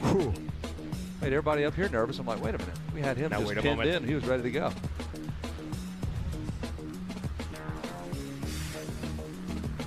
And Jack Chambers, thanks for joining us up here at the tower, dude. Thank you, guys. We'll give you a score after we'll get our Yelp reviews together, and you'll see it online. It usually takes about 48 hours. Yeah, so. There we go. Good 2-day turnaround. 4 stars, highly recommend. Would use again. Oh, hey, we're ready. We got our Moto winner up here, taking a lot of congrats from a lot of people. It's not going to be a title because of the busted wheel immediately in the first Moto, but it is good enough for a gold. Better than nothing. Let's hear it for Hayden Deegan. Oh, geez, I don't know my colors. Right. I'm turning colorblind in my old age. Well, I think I asked you that earlier in the week. It still feels good to end it on a high note, even if the title wasn't yours. Yeah, definitely, and that time I got a hole shot, and I was like, thank God, this is going to be fun. So I was super excited when I got that hole shot. I was like, finally. So came around, and broke a good gap. It was good. Had fun, and I'm pissed that I broke my wheel the first moto, but it would have been good. Are you done for the week here? No, I got one more class, schoolboy. Okay. So I can go get the title in that one if we put it all together. That's right. You did be in a schoolboy. All right, so this gives you some confidence. I don't know if you needed that, but looking good going into that one?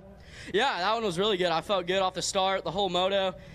Stayed pretty consistent, and then the last lap I made a few mistakes, which kind of threw me off a little. I was just trying to be smart. But it was a good race. I had fun, and yeah.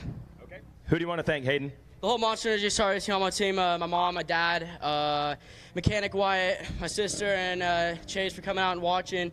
Everyone else who's helping, and Method Race Wheels, thank you. All right, he's got a Stasic Hole Shot Award, and he's got a gold medal. Let's hear it for Hayden Deegan. We'll bring Baseflug on up, who finished up second in the moto. We got to take Hayden Deegan's bike off, though. That was a moto win, but the title will go to the number 41 KTM. So let's bring Preston Baseflug on up and talk to him for finishing second. And we'll bring the number 41 machine on up to talk about the title. Hard-earned ride for second. Let's hear it for Preston Baseflug. I couldn't tell when you came in. Were you pumped on the ride or were you mad about the ride? Something was up. Well, it's a little awkward, but thought I got the win. Oh, okay. I thought I had it after I passed Dax, and I just put the hammer down, and yeah, I didn't know I had to beat him by 2. I thought I just had to beat him, so. Oh, you thought you had the title? Yeah, I was pretty disappointed, but it is what it is. Yeah, you got to be proud of the ride, though. I mean, you needed to beat him at least to give yourself a shot, and you were able to get that done. Yeah, it was a pretty solid ride. Just wish I could have taken home the win, but it is what it is. Gotcha. And we'll let them ride the bike up. Give us a second, actually. No, you got to thank some people.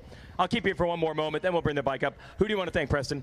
Yeah, I'd like to thank my mom, my dad, my mechanic Ty, my trainer Yanning, Dimitri, Monster Energy, Team Green, Pro Circuit Kawasaki, Asterix, Fox, Dunlop,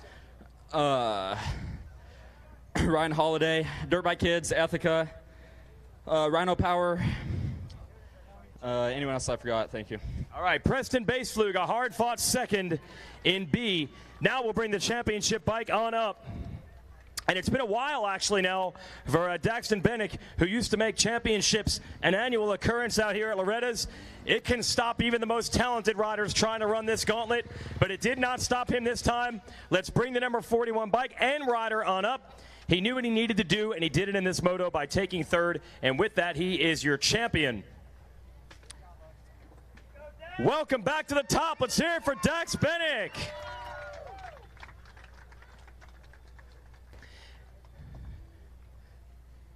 Dax, you won so many titles here on small motorcycles. I know this B thing has been tough on you. You've had all kinds of obstacles thrown in your way. It has to feel so good to be back on top at Loretta's. Yeah, it feels really good to get it done. The pressure was on that moto. It got to me a little bit.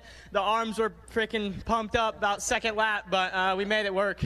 All right, awesome. What do you think the difference is? I know you were sick last year, but it seems like overall everything's really clicking. What's been the difference this year? Yeah, I've just been grinding down in Florida at Alden Baker's. Big thanks to him and Brownie for helping me out. I know it's been a really good opportunity to be there, and that's what I thought I needed, and it's paying off. All right. Who do you want to thank for this title? The Lord Jesus Christ for keeping me safe, KTM Orange Brigade, my whole family for coming to watch, my mechanic B-Dog for busting his butt every day to get that bike good, Fox, Scott Goggles, Dunlop Tires, and everyone else. Thank you.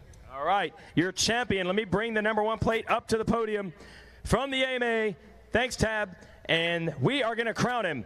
Daxton Bennick is your national champion.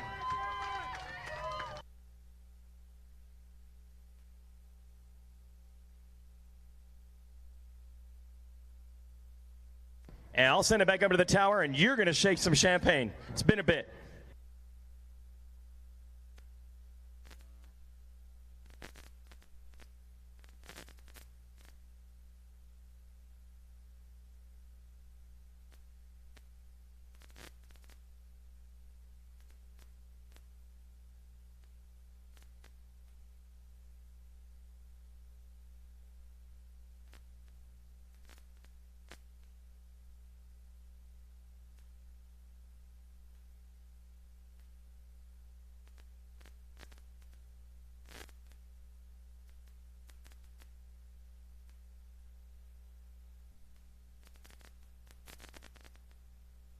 All right, here we go.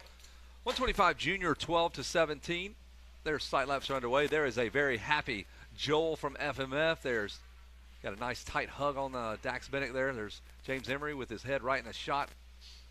Hey, buddy. Oh, yep. He's a media guy, too. Good, nice strong bucket hat. Ready to go fishing after this. Up at the creek. There's Beaker. Yep, at the creek. At the creek. Water truck continues to run around out here, giving the track a drink, if you will. Whoa. I have no idea. Mozart chocolate here. As the day wears on here at the 41st running of Loretta Lynn's.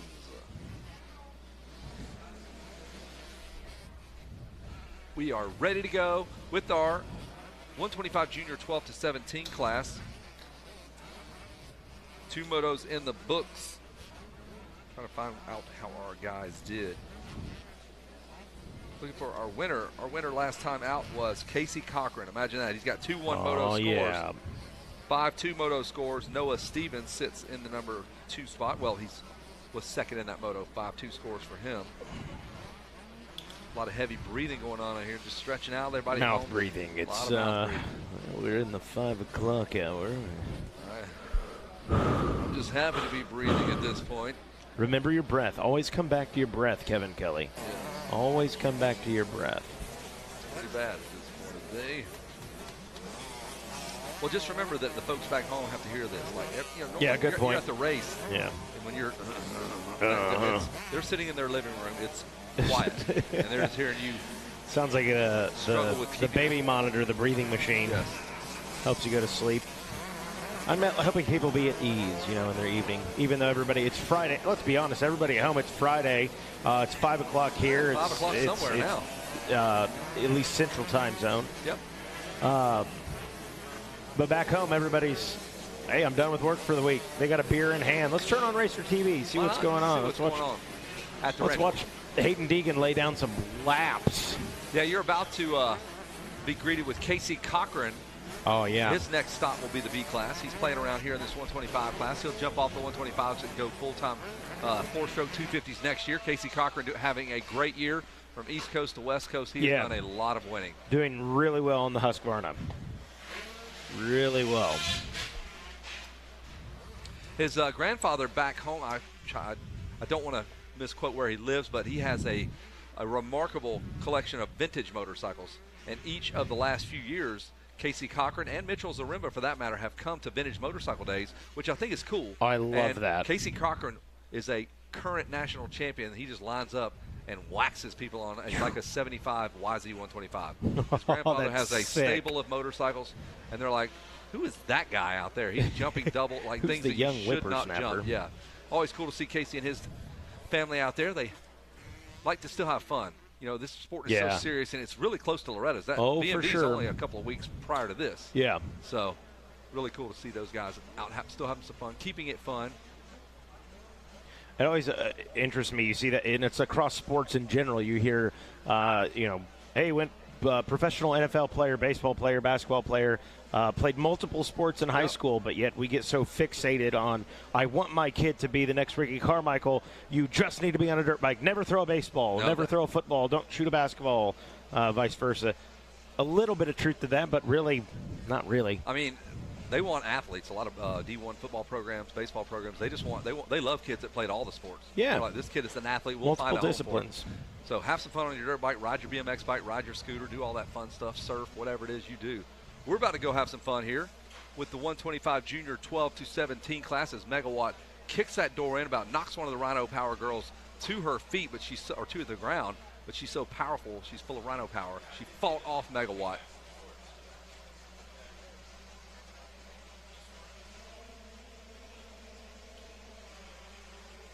Revs are up. Gate is down, and a great start for the number 66. Oh, off the side of the track, Casey Cochran with that hole shot. Well, this is exactly how he wanted it to happen. Yeah, there you go. Casey Cochran. Are we shocked? No. No, we are not shocked. Incredible rider. Doing well. And picking up really where he left off. 2-1 coming into it. Husky rider out front. Triples out. I like it. Somebody wants to take a shot at Casey Cochran, though. Casey's got 2-1 scores. Noah Stevens would like to do that. Yeah. He's got a moto win. He's one of Matt Walker's guys. In fact, Logan Best would as well. He's got 113 scores. Yeah, we've got some players in here. This is one of those classes, too. Lane and Peppard, a 312. Yeah, so a lot of riders all over the place. J.J. Willoughby, a DNF, and then finished in 5th place. So well, all the players are kind of right there towards the front anyway. I picked up Noah Stevens on the 97 Moto X Compound KTM. He was 3rd. Looked like Logan Best on his Yamaha was 2nd. Cochran was your leader. So if you want to be the best, you got to beat the best. So go get him. He's right there in front of you, number 66. And the number 6, it looks like a little mini version of Jeremy Martin. You called it Jason White. Little guys is very strong in stature, built like a fire plug. Looking for the 37 of Landon Peppard, who's busy slaying a deer earlier, gutting it, and now takes time away from doing that. He's actually raced with us. Big outdoorsman, sits from Alaska. Oh, that's right. Yeah. Into the left-hander. There he is, the 66, Casey Cochran. His mom took a minute off of scoring. I don't think that would be a conflict of interest if she was actually hand scoring and had Casey in the race. I'm kidding. She would do a great job. She'd do fantastic. Eli Tomek's mom always hung out with us. She was up here doing scoring for probably 7, 8, 9 years. John Ames' mom, same deal. Everybody's done it. Everybody's doing it. Colin Allen, good start for you, man. He has had a rough week, man. Poor kid. He's back in 4th. He's doing great back there. Comes back as the returning 2nd place finisher from last year. Jeremiah Willoughby is 5th. Clark Robbins is 6th. Luke Falzer is 7th. Dylan Blecka is 8th. Thor Powell is 9th. That was Megawatt's daughter's date last night at prom. Oh, no. And rounding out your top 10, it was Kaysen Little. Sure was. I believe Jordan Renfro was prom king. Oh, really? Sure was. Yeah, they had the prom king, the whole deal. The on-track prom last night was really cool to see. They've got their graduation tonight. There's a good look at the number 97 of Noah Stevens. KTM Moto X Compound, Matt Walker lets you know, man, he gets his guys in shape. Man, they work to the oldies out there. They slave out there in that hot sun. And this is why, though, man. No doubt, yeah. Got to go deep into those motos. There was Noah Stevens there trying to catch up to the pace of Logan Best in the number 2 spot. Floating right in that half second to full second and a half behind him. Meanwhile, there's Casey Cochran out front. About to check in here in just under 30 seconds for a second lap completed. We'll see what he's running on lap time. It's going to be interesting. Come on, let's get Logan Best up there and let's get a challenge here. Yeah, we need it. I just want to see a great race. Logan Best, and Casey likes it. Want to see He's a not battle. afraid of that. He oh, says, for bring sure. it on. And I'm sure Logan Best is too. Loves it. Noah Stevens sits in the number 2 spot, or 3 spot, excuse me. There he is on that orange KTM, the black and yellow gear there. Colin Allen just out of the shot there. There he is on the number 2 machine.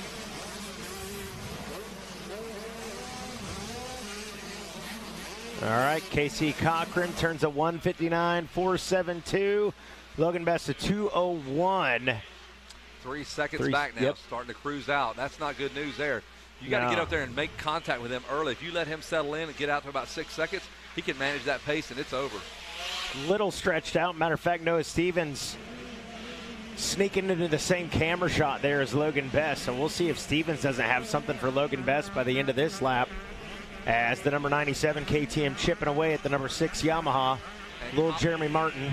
That's a great battle there with the number 2 Colin Allen, Jeremiah Willoughby, and Clark Robbins all battling for that 4th place position.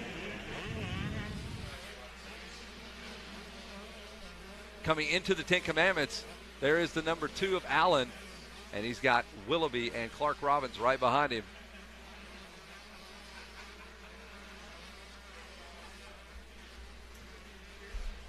He gone. He gone. So this is our 3rd and final moto, the 125 Junior 12-217s. Pair of they almost come to blows there. The 17, the number 80, and the number 46. So all the KTM contingency sits right there in 5th, 6th, and 7th. Willoughby, Robbins, and Fowler. And then you've got Noah Stevens a couple of spots ahead of them. So Nate Ramsey, you're going to have to open up your wallet and pay these boys some orange contingency bucks coming your way, fellas. That's a great battle, though. And it looks like the number 80 of Jeremiah Willoughby has gotten in there. Man, they're just crisscrossing, trying to get around each other. And Colin Allen says, I don't want anything to do with that. Yeah, get me out of here. Colin Allen, as it would stand, as if it ended now, would finish 3rd. There's 2nd and 3rd. And Colin Allen actually has pulled away from them. He's going after a podium spot. I like it. Yeah. Fighting up there. Colin Allen with a good lap that go around. And he sits 2 seconds behind Noah Stevens and Logan Best. So the number 2, showing you why he's got that number 2 on the plate. The returning second place rider from last year. Colin Allen's been consistent in these 2 motos. He went, 7.4, so has finished off the box and just off the box in moto number 2. So as it stands right now, if he stayed where he's at, he'd finish 3rd. Not bad. As far as the overall stands. So why not go put it on the box in the last moto and thank some sponsors that helped you get there. Not just 3rd in this moto, but 3rd in the overall. A 2:11, 2:11 moto scores for Casey Cochran. He was ready for the fight, 2-1, and now he runs in the number 1 spot. Casey trains down in Florida. That's like the new El Cajon zone, man. California used to be the spot, and it's still, you can ride year-round, but you can also do that down in Florida. Down there in Florida. I think the state sales tax is advantageous if you're That's true. Making $200,000 in contingency money each year, like some of these kids are. They've got to think about no their tax shelter, have a plan. Not a bad deal. They're a little looser as far as those wacky California emission laws. There you go.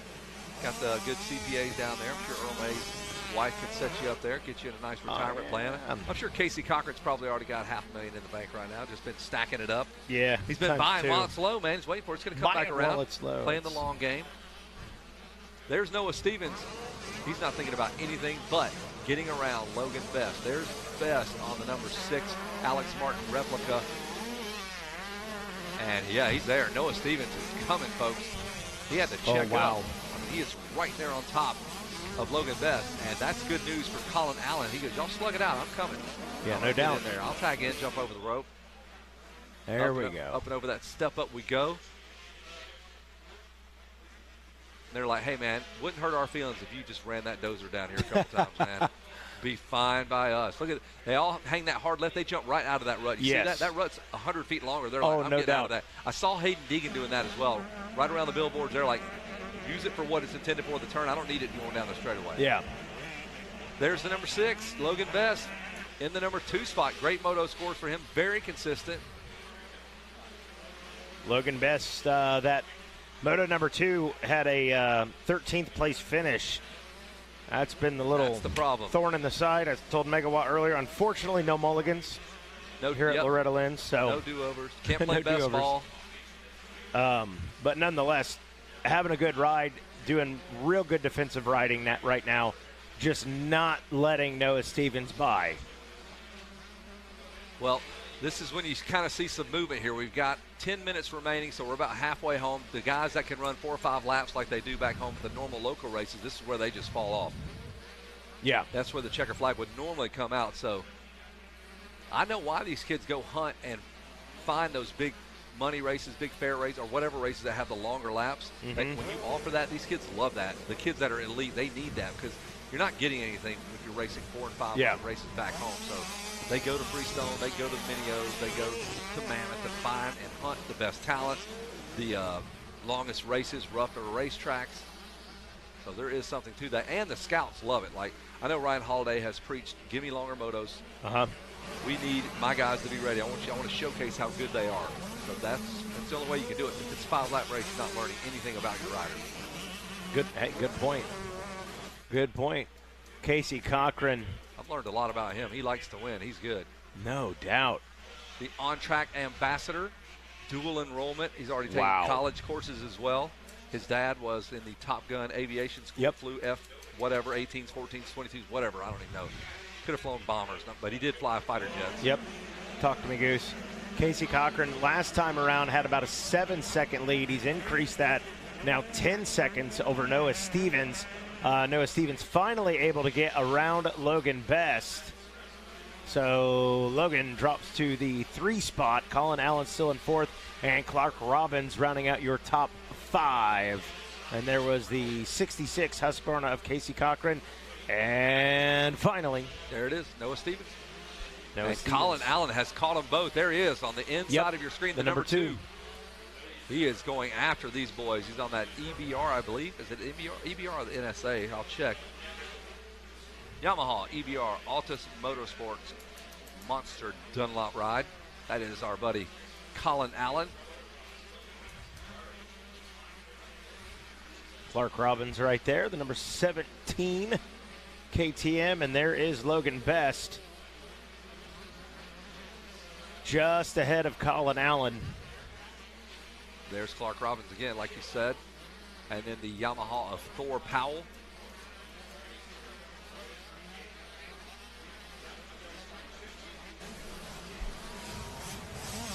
Coming around that big beach there, Logan Best. Oh, Landon Peppard finding himself on the side of the racetrack, getting back in the game. We'll cut back to the action up front. And we're looking at, I believe, Noah Stevens there. Logan Best just behind him. A little sideways there. Stevens on the orange KTM, running in the number 2 spot. Logan Best not going away. I thought he was kind of slipping back, but he's got to win within a second or so. Yeah. Hopping that little triple, this little step up. Colin Allen trying to keep pace with these guys. They make that left and jump right out of that rut. Yeah, get me out of there. Colin Allen just goes wide and says, I'm cool way over here. Mad Moose Media getting a shot. I saw him down there in that attack photo pose there. Attack photo position. Mad Moto Moose.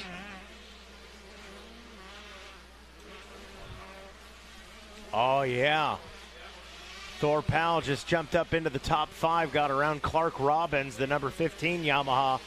Been a week of ups and downs for Thor Powell. More downs, I think, than he would like. Battling some hankering injuries. Not 100%, but making the best of it. There's Logan Best on screen. Off into Storyland as we follow our front runners. There is the number 6. That is Best on his Yamaha. He's on that NSA, I believe, Yamaha team. Yeah, I won't guess. I'll read it. Yamaha Factory Amateur Team. There you go. SOBMX as well. Monster Army, 100%. One of Dave Janoffi's guys.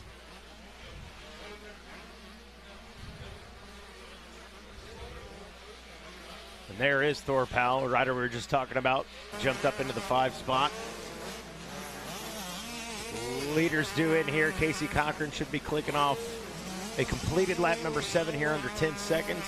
It's really cool of the folks here at the ranch to supply everybody with a bottle of spray pan. When you sit on those bleachers, you can spray the bottle on your legs so you're not stuck to those bad boys. You're roasting in the sun, sizzling. Yeah. A little skillet over there, sitting over there.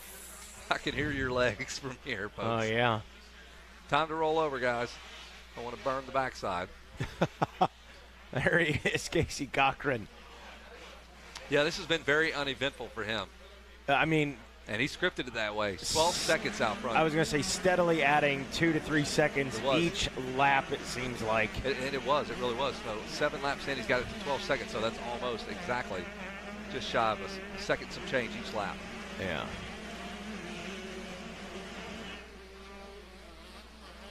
Jackie Legs has entered the building, folks. There's Yep. Noah Stevens now. The fight is back. Logan Best, he is challenging for that number 2 spot, and he just like that took it right away from Noah Stevens. Yeah, they'll flip just demanded it. You don't see that very often where a guy gets past midway through and then he just figures some stuff out and goes right back at the guy. He was a couple of seconds back. Yeah, he was. So, I don't know, arm pump, something, getting late in the week. Maybe just a couple of screw-ups and some turns there, and next thing you know, you're a few seconds back. Let's see what that does for Logan Best. Moving up a spot. Up to 5th. Well, we haven't, I'm not sure we'll have to let it reset.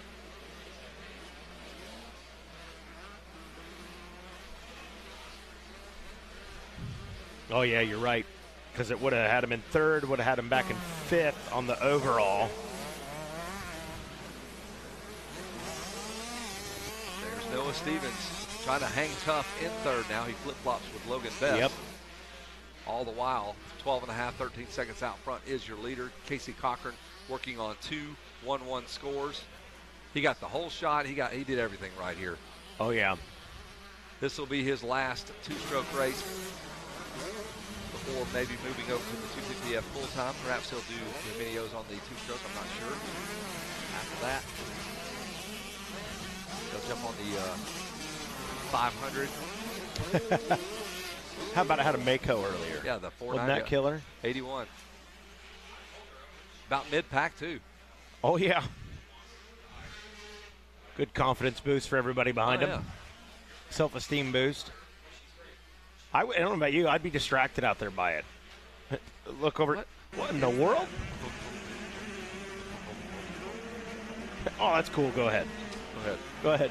Got the vintage tag on the back. Yeah, I love it. Here for it. Lap number 8, the 2-lap card is out for Casey Cochran, Logan Best, Noah Stevens, 1, 2, and 3. Colin Allen now 5 seconds behind Noah Stevens. Something must have happened because Allen was on the charge. He was right behind those. You're right. And now he finds himself about 5 seconds back.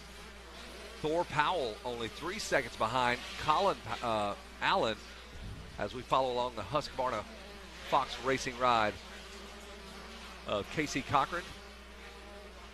I interviewed this kid at DuQuoin, Illinois at Indian Hills Motocross track, and when he was probably 3.5.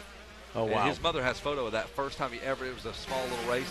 He cried. He never would want to, he just did not want to talk. I don't want to talk. And there was another race he was at that he tanked the race because he knew he was going to have to talk on the podium. A few races on after that, he definitely hated talking, but now he's a pro at it. He was up here as one of the ambassadors for On Track, but yeah, Casey, we go way back with that little guy. Yeah. His mom's fun to watch. If you're out there, if you find Miss Cochran anywhere in the vicinity, she, right now, you can figure out where Casey is on the track based on what she's doing. Yeah. She'll do every movement that Casey's doing. If it's a left-hander, she's like leaning over, turning. Yep. Right-hander, if he's hitting a jump, she's up in the air floating. Look, you got to put that in the universe. You know, you got to put it out there. She does, and I promise you right now, Miss Cochran is doing that. I've got video of her on a big leg out like hay this bale at Freestone, just rup. She's in her own little world, man. Casey Cochran looks over to the mechanic. White flag, he spots it. This one's going to feel good. This is not easy to do. No, it's so impressive. hard to win So one impressive. championship, much less have 2 moto wins, go 2-1-1. There's so many things against you. One little bobble, a mechanical, somebody falls in front of you, a wild boar comes out during the race. Who knows what can happen here. Armadillo. Had no idea we had armadillos in Tennessee, but here we are. Anything can happen out here. The number 66 has avoided all those pitfalls. What a great ride. What a great his mom can do a top end. I know that I don't doubt it. She called Doug one night. They put him on FaceTime. She did the whole motor with Doug. Just, all right, now move that, tighten that, put this here, put that there. Built it back up for Casey. That was when he's on Suzuki's. So cool. It takes a village, man. It takes so many people to get someone to this point. All those days, loading the kid up, driving him down to the racetrack, wherever they've moved themselves from, because they're down in Florida now. It's just such a commitment. All comes to fruition, though, man. That feels so good. It's funny. First, I remember Casey Cochran was my first year at Minio's, 2 years ago, and basically showed up. He was on the gas at that event, and it was kind of like unknowns. Yes. I don't really have much seat time.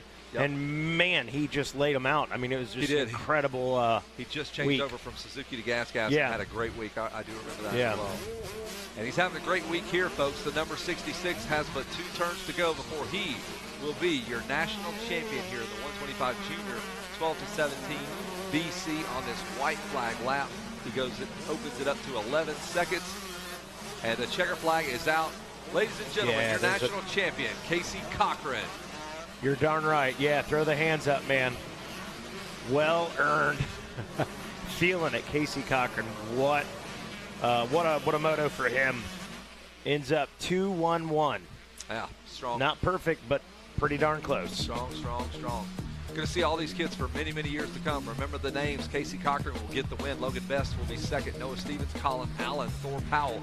That is your top 5. We'll give you the top 10 rundown. Clark Robbins, 6th. Jeremiah Willoughby, 7th. Landon Peppard, 8th. Luke Bowser and Kason Little round out your top 10. And that'll do it for the 125 Junior 12-17. Casey Cochran is your national champion. Jason Wygant will say hello to the entire podium here. Hi, how are you?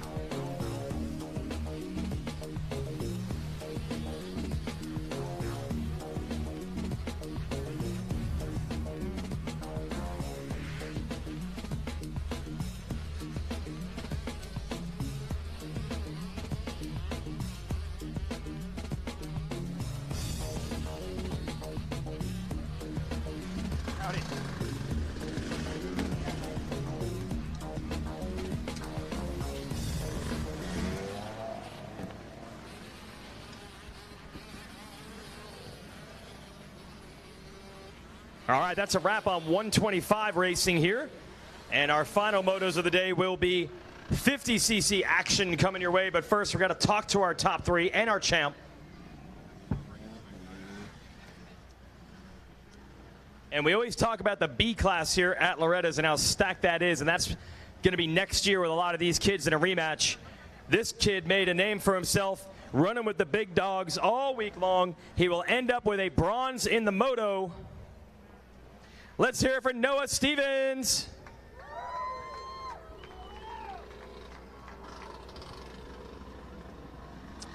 Well, I know you'd probably like the title and a moto win, but still, you really put yourself on the map. You rode with the big names this week. Yeah, definitely. Before this week, I've never even top 5 to moto, so big improvements. I'm still going for the title tomorrow, and that's the main goal. All right. Who do you want to thank, Noah? I'd like to thank the Lord Jesus Christ for keeping me safe. My mom, my dad, my whole family. Lynx Racing, FMF, Limited Decal, O'Neill, Alpine Stars, Bell Helmets, Dunlop, Rob Fox, Jeff Tarnix, 100%, Atrobes Plastic, Anchor Grip Tape, and everybody's part of my program. Thank you very much. There it is, everybody. Oh, you got one more? And Moto X. It wouldn't be possible without everybody there. Oh, yeah, Moto X compound for sure. Let's hear it for Noah Stevens. We'll bring Logan Best to the podium. Hard-earned second place on the Yamaha YZ125. He will finish up in second. Here it is, the number 6, Logan Best.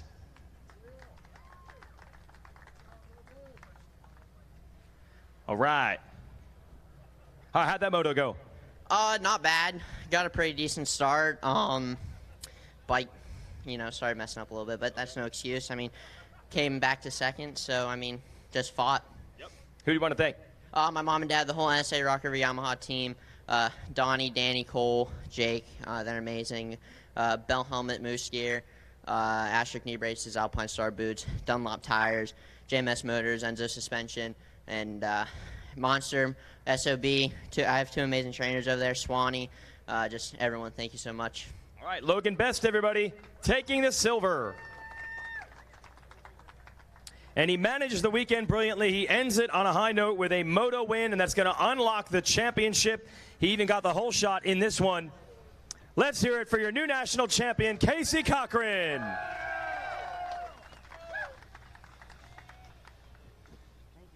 Thank you. I'll tell you what, you managed it those first couple of motos. This week could have gotten away from you quickly. You pulled it back together, and you ended on a high note. You really got to be happy about how you managed all this week, because it did throw some adversity at you.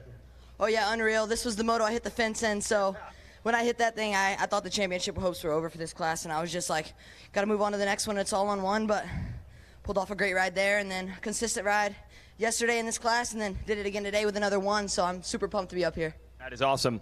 You moving on to a 4-stroke soon? Soon, right after this. Yep. Still, the 125 is going to leave some good memories. You want to thank some people for it? Yeah, I'd like to thank the Lord Jesus Christ for keeping me safe out there. My mom, my dad, Husqvarna Motorcycles, Monster Army, Fox Racing, Oakley Goggles, Moto Muck, On Track School, Baker Factory, Alden Baker, and Mike Brown. All the boys down there. Shout out to Dax getting his title just a minute ago.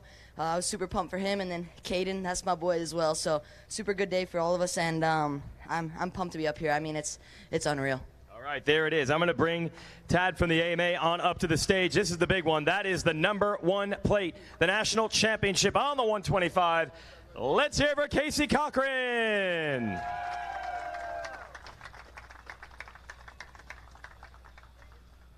All right, he gets to celebrate up here. Some photos and one other step, by the way, which is going to be, oh, beautiful. High-end photography there from Monster Mike. Shake that champagne and celebrate this victory. You guys ready for some champagne? There we go. All right, we're ready for our 50cc class. I'll send it back up.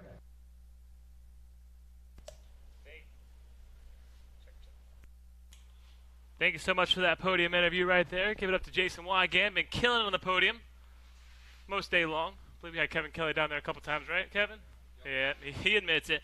We're getting ready again for the Micro 2 4-6 Limited. We saved the 50s for the end of the day, just in case we had any kind of bad weather or anything. Make sure that track is good and dried out for these guys. It should be rougher being towards the end of the day, but I'll tell you what, some of these corners get a little smoother as they rail around those outsides and flow through them. And the track, I'd say, is definitely a little bit harder today than normal because we had the threat of rain earlier. So they decided to seal the track off a little bit and smooth it out, and it's been a great racetrack all day long. Jackson, anything particular you've seen out there, bud? No, it does look a little better than it does yesterday, especially here in like the sand. This sand sweeper right here doesn't look like it's quite as deep, quite as bumpy as it was. But it's hard to tell from up here, you know, when you're riding out there, everything's a little different. Absolutely, and yesterday we had that great battle, of course, Landon Kahn getting that second moto win, but unfortunately going in with a 16, so mathematically he's not looking too hot right now, but you never know what can happen. It's motocross, and it's Loretta Lynn's, and we know anything can happen here at Loretta's. Getting second in moto number 2 was Shannon Tarnow, so Tarnow's got him moto scores of 5-2, so he's looking pretty good, going in with 7 points. But I believe the leader right now going into this last moto is Talon Rogers on the 31 machine. He's went 3-3. Consistency has been the key factor for him, and he's making it happen here. I'm sure he's excited to get this third moto started. Looks like we're just doing some finishing touches on the track right now as we see the dozer out in the 10 Commandments, making sure it's nice and good for these guys. Because, I mean, safety is obviously the biggest concern here, so we want to make sure we get those things groomed out and nice and ready for these guys. Dean, we had some good racing yesterday in these micro classes. I'm excited to see what we have to offer for us today. Absolutely. I believe this was the last moto yesterday, as we see, and again, Landon Kahn and Shannon Tarnow going at it the whole moto.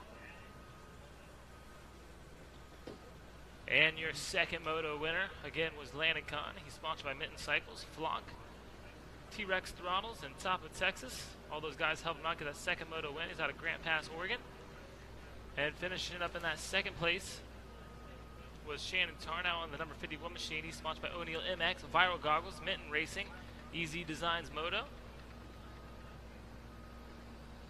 And we're looking for our third place competitor there in yesterday's moto. It was Talon Rogers, who again is your leader right now going into this third and final moto.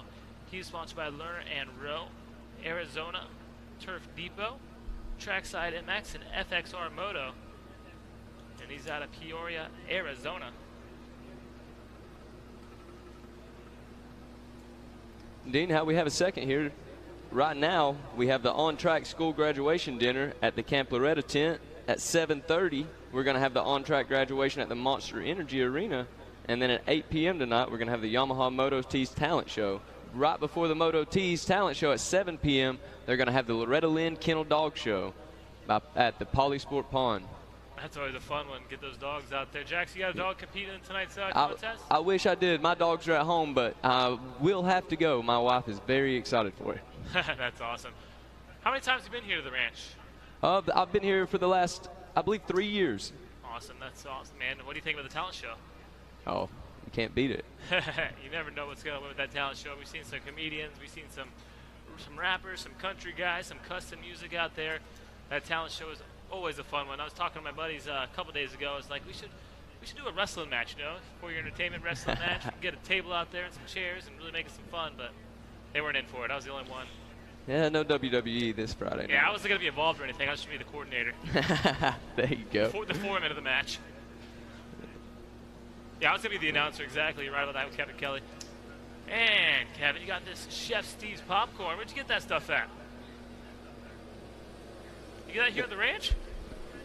Oh, man, they're out here. Chef Steve's popcorn, man. Look them up. They got to be close to the tower because Kevin Kelly came up with a full bag of that Chef Steve's popcorn. Yes, sir. They've been bringing it in all day. They've had some good lemonade, too. Don't forget to check them out.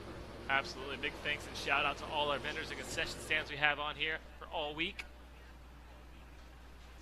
I myself have been going across the street for that fried bologna. There's nothing better than fried bologna sandwich. How does that work with the diet for motocross here? Bologna sandwiches. Do as I say, not as I do. That's all I can tell you. Well, it looks like we got the Micro 2 4-6 limited class lined up here. Just a few more, doing a little bit of track prep right now. That should be over here shortly. We'll get them on the way. Yeah, it looks like we've got a little equipment on the track there, the switchback before they head into Storyland, so we get that smoothed out. I'm sure these deep ruts are trying to get them worked out for these little 4-6 riders. And again, this is the Micro 2 4-6 limited. Dean, it looks like they might have made a bigger path this time where they smoothed it out. I'm sure that'll make for some great racing in this championship motos. Absolutely. It'll be some great racing out here. I'll give you a rundown of who's on the line. I know you heard their names many a time, so I'll give it to you again. The number 8, Landon Kahn. The number 11 machine will be Huntley Durbin. The 12 of Gunnar Lusk. The 14 machine of Yumina Bernie. The 15 of Logan Peratt. The 16 of Tate Brush. The 17 machine of William Ryder O'Connell. The number 18 of Ty Price. Mason Wheeler will be the number 19 machine. The 21 of Brantley Tursky, he'll be joining us. Huxley Nolan will be number 22. The 23 machine of Samuel Morris. The 24 of Tate Anderson. The 25 of Justice Pearson. The 26 machine will be Reed Moore. The 27 of Keaston Gold. The 31 of Talon Rogers. Hayden Zenisek, he's going to be the number 32 machine. The 33 of Jack Defendahl. The 34 of Grayson Hinnich. The 36 of Jackson Jones. The 41 machine will be Chase Thompson. The 42 of Sawyer Mosher. The 44 of Jarrett Tincher. The 45 machine of Jack Corson. The 46 of Colita McCampbell. The 47 of Axon Hayward. The 51 of Shannon Tarnow. The 52 machine will be Patrick Pasturio. The 56 of Nelson Cox. The 58 machine of Steele Henderson. The 63 of Wyatt Hodge. The 64 of Jet Blake. The 69 machine will be Wyatt Rasnick. The 72 of Jet Rao. Some big things out of Rao out here this week. The 75 machine Cameron Buckman. The 79 of Owen Seeley. The 81 machine of Cruz Peterson. The 87 of Max Forrest. The 96 of Maddox McCleskey. The 98 machine of Daxon Dinkfelt. And last but not least, the number 99, the highest digits in the book, will be Jace Elliott. Not to be confused with Chase Elliott. That's what they say. This is motocross, not NASCAR, even though arc in the corners may pay off. Got all these riders lined up in the gate. We're trying to get that equipment off the track here. We'll have our sight lap momentarily.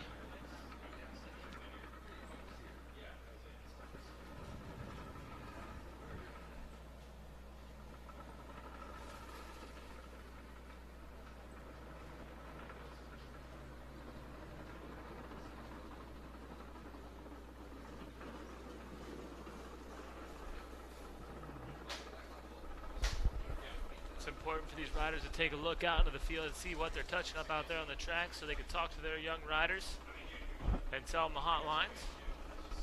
Most definitely. This sand section looks very good. They've done a great job out there with the track prep.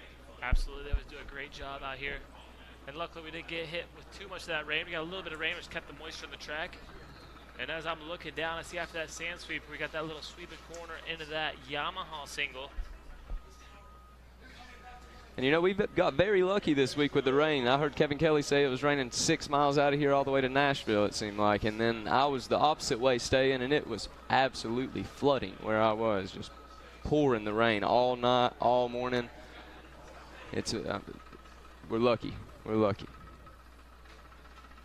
No doubt about it. Man, I got to ask you, you've been here, you said 3 years now. Have you ever thought about joining that talent show?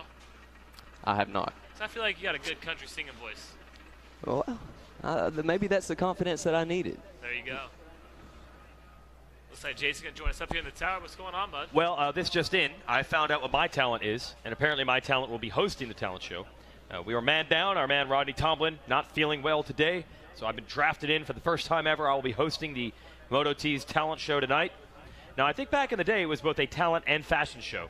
Now, coincidentally, I think they did not want me involved when it was fashion. They did not want me anywhere near that. But now that it's just talent, I think they recognize it. And I'm hoping, game recognize game. Can I do such a good job hosting that I win the talent show? And that's just my talent. I'm going to throw that out there. I'm going to say, by the way, I'm contestant number 11 or however many there are. And my talent is what you just heard. There is a dog show, but just like the fashion show, they did not ask me to host a dog show. Megawatt will handle that. They recognize, I'm nowhere near fashion, and I'm nowhere near dogs. I don't know anything about dogs. And also, if we had a who's the best mechanically skilled mechanic here show, they would not be asking me to. I can't even put the batteries in that thing. You're just not the guy. Not the guy. If we had a who could grill the best burgers show, not asking me to host that. Been working on it for 20 years how to learn how to grill a burger. Haven't done it right once. Burnt hockey pucks on the outside, raw meat on the inside. Every single time. I've tried all the temperatures, all the flipping, all the different times, all the different preparation of the burger. Can't get it down. Keurigs, they put the Keurig in your hotel room. Can't figure out how the Keurig works. I've tried to make my burgers on the Keurig. That doesn't work either. Tried every combination. I put the Keurig on the grill. And coffee on the grill. Had to heat it up first. Yeah, just heat it up. Well, what I do, though, when I have leftover coffee at the end of the day, you heat that back up. Now, microwave coffee, not the best, so you put it in a pan and put that on the stovetop. Well, you just want to heat it up, and it's better than microwaving it. If you microwave your leftover coffee, you know something's wrong because when you put creamer in it, the creamer immediately solidifies. I don't know what the microwave does. So you have pan-seared coffee. Yes, pan-seared. Yes, pan-seared coffee. Best way to put it. Yeah, Man, yeah. There are coffee aficionados that are dying right now. Yes, exactly. Yeah, fresh coffee. And you think he's kidding. Like, he truly has no idea how to cook a hamburger or make a cup of coffee or unscrew a screw, open that laptop up. If there's a switch on it, can't get it. Yeah. There's a pack that we got to put a 9-volt battery in, and that 9-volt died about an hour ago. No idea. And I was fumbling, and Mikey Waynes took one shot at it. Popped it right up. Same thing happened yesterday. I was fumbling. Megawatt grabbed it, opened it in one shot. Smash it against a rock usually like a caveman. I was doing everything that I could. It could be one of those things, I knew how to change my filters. I knew how to wash my bike. I just acted like I didn't. I made a little mistake here, so Dad took care of it. That is real. Oh, yeah. No stuff? Dad's not helping. I'm an adult now. That's what you did as a kid, okay? That's what you did as a kid. That is the part. That's where my frustration comes from. I only see people that do the finished product. I never knew this, everyone messes up at some point thing. Hundreds of dollars are wasted to get to that point. I did not know that. I thought everybody, the very first time they grilled a burger, killed it. The very first time they worked on a motorcycle, crushed it. I didn't know that there are mistakes along the way. Okay. I'm assuming I was the only one ever. But with all your tools available to you in terms of like YouTube, there's video, everything you could possibly.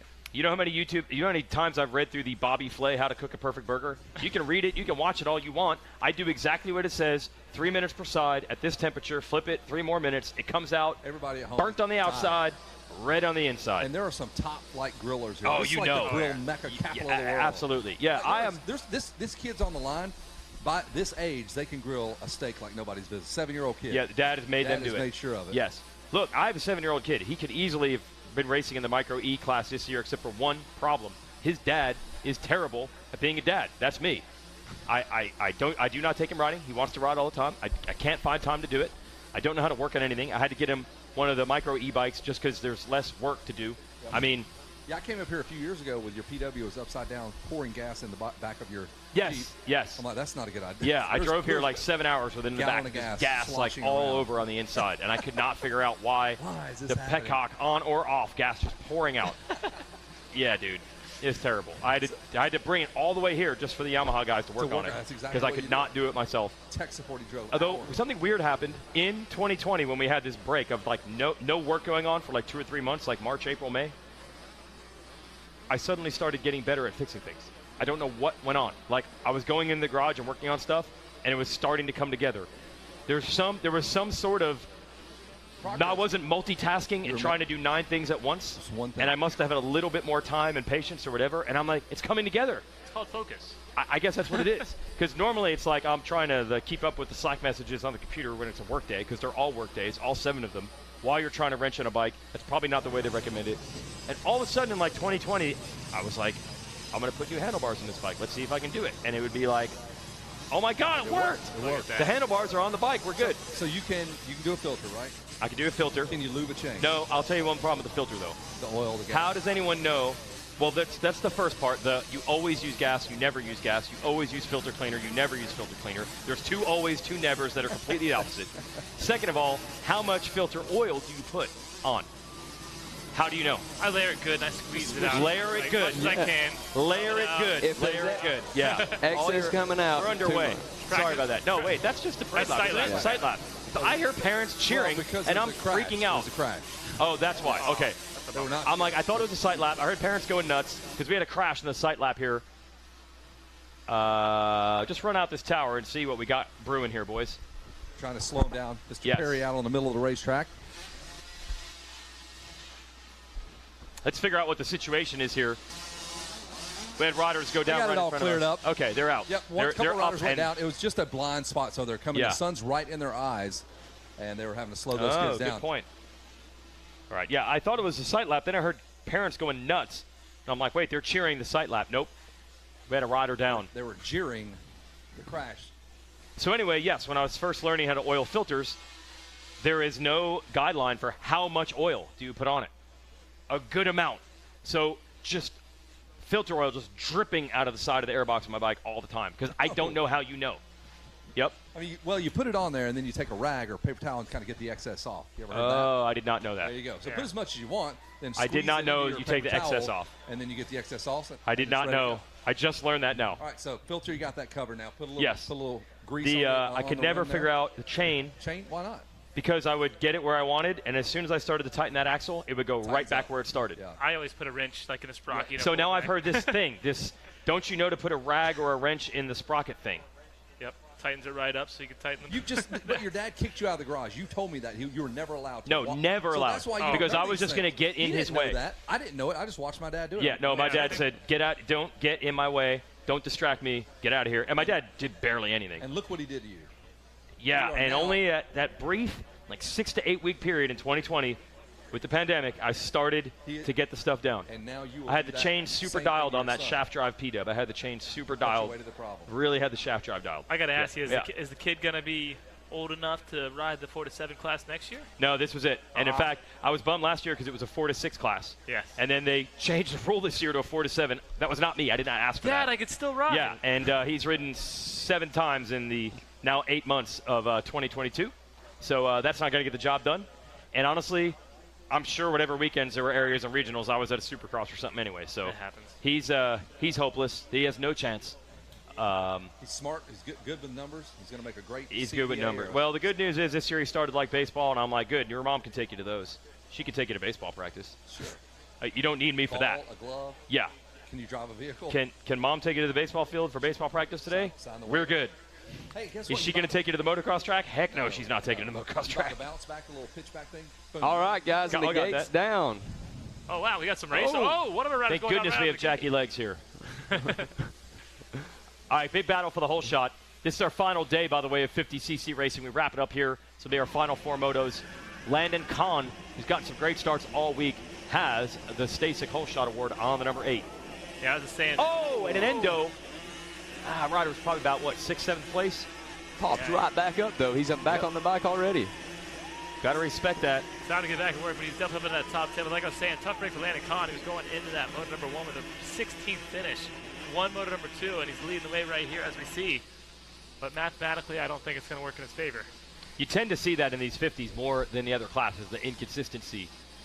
Just lack of experience on these guys, where someone will win a moto or 2 and then have one bad one. Sometimes you see complete dominance, but really nothing in between. Just to show how deep those ruts are, guys, when one of the kids took the inside rut over there and his bike got completely stuck. It swallowed him up. Really? Just stuck? He had to stand up and let the weight off the peg so that the bike would go on forward. Oh, my gosh. I think we might have a new leader here as we watch him come around, and I believe they're going into Storyland. 31 has taken over the lead. He's in second. That's second place. Yes, second. At Talon Rogers on that number 31. So you don't think it's Kahn in the lead any longer back there? I mean, unless Kahn has a huge lead right now, Yeah. I don't see him coming through the pack. He may have as we look out onto the track. These guys should be coming into the sand sweeper here. Running right beside the monster banners.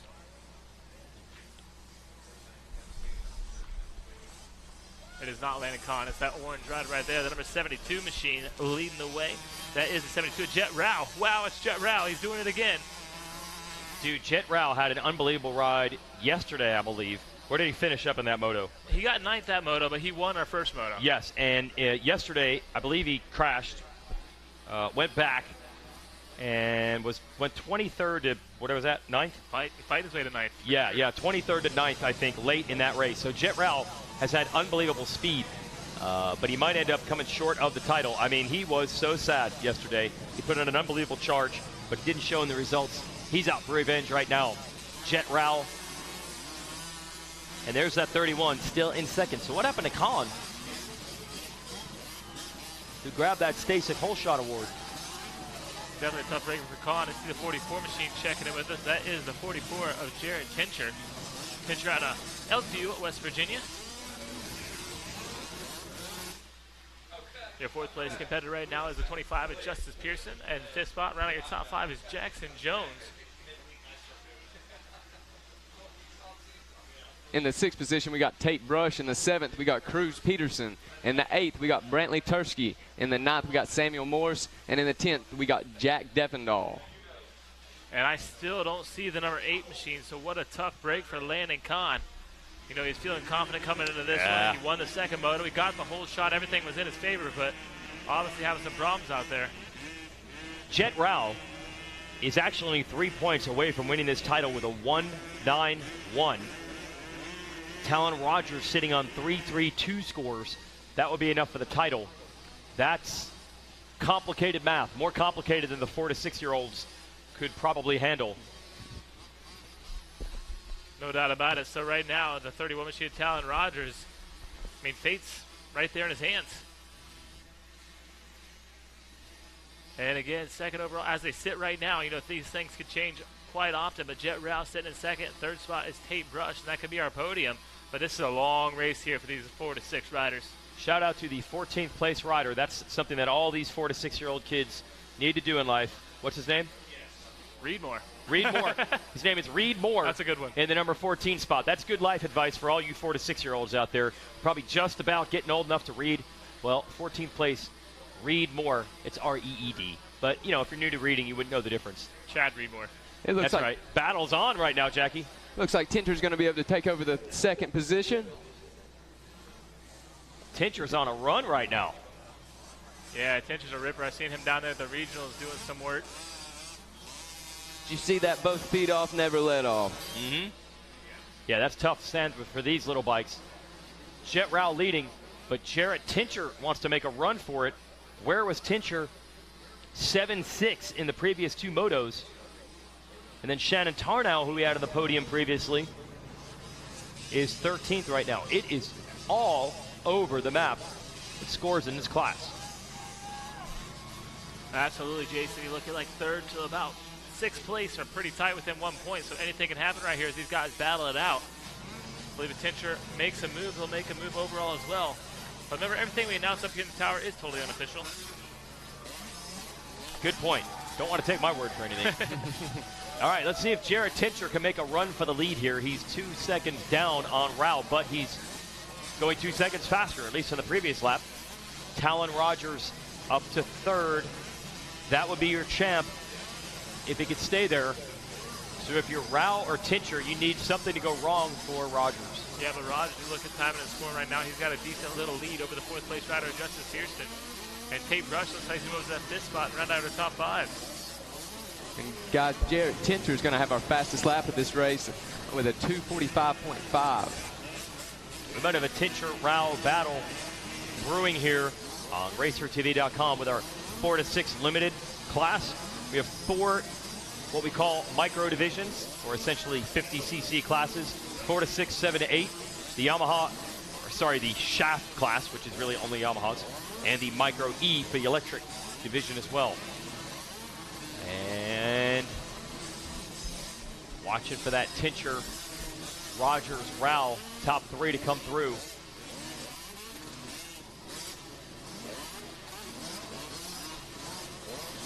Our split screen, the bottom right, we see the number 25 machine of Justice Pearson trying to reel in Rogers. That's 4th place. Oh, yeah, we're getting some good close-ups.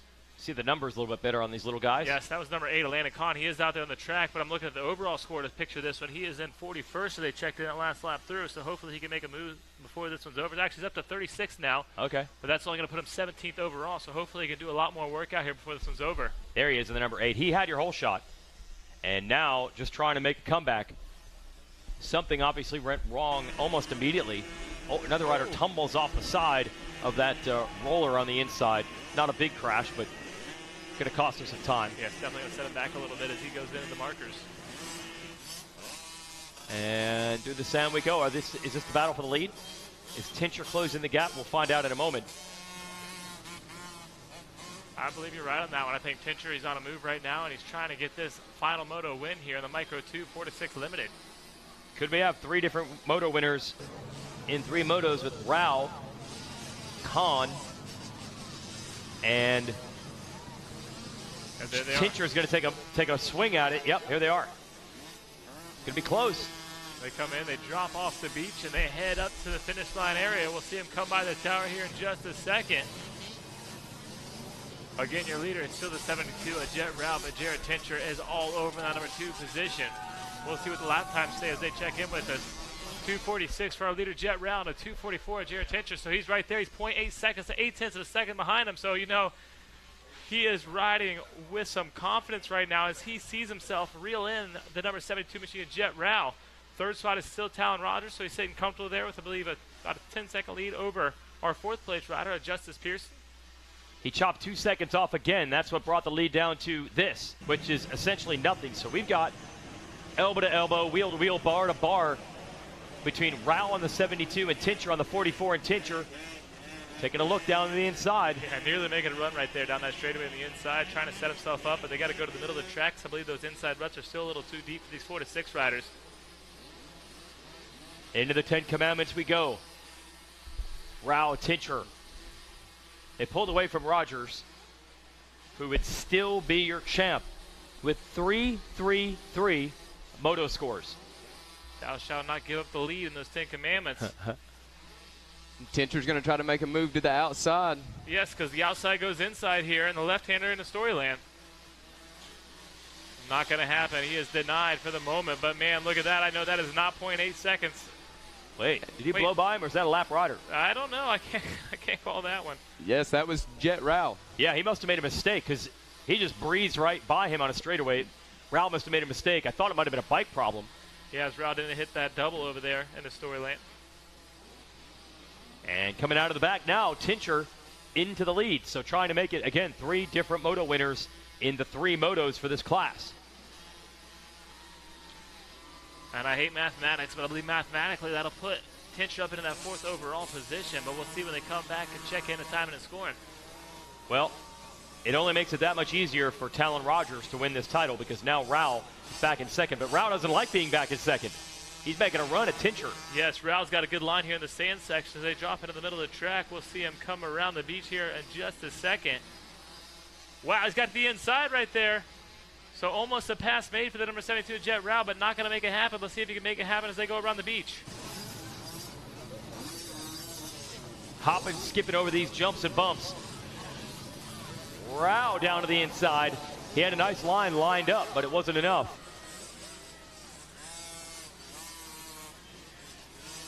Well, Rao has definitely picked up the pace once he got caught. He's not satisfied.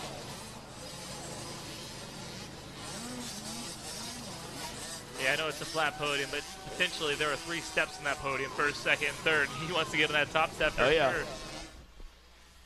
Yeah, well said. Okay, 2-lap card just came out. This battle for the lead is awesome. Rao trying to get it back. He's going to go for an inside line here around the billboards. I know the rut's a little deep, a little choppy. He's actually going to lose time, it looks like, on our leader. Yeah, just too darn deep on the entrance to that corner to make it work. I'm not sure what happened right there, but I'm seeing here on the overall monitor that Talon Rogers is still out there in the lead with Charlotte Town. Now he's going to jump into the 2nd spot overall. 3rd spot as they sit is Jet Brown. 4th spot, Jarrett Tincher. Like I said, he's going to move up in position as he makes a pass out there on that lap. And it looks like Tate Brush will run out your top 5. But again, that is unofficial. That's just the way they sit right now on the 2-lap board. Actually, looks like white flag's out. I'll check on that. I thought I saw the 2 when they came around. Sometimes that's ahead. We'll find out. But I did see a few mistakes from Rao. That's going to make it a little easier on Tincher. And I'll go check the board.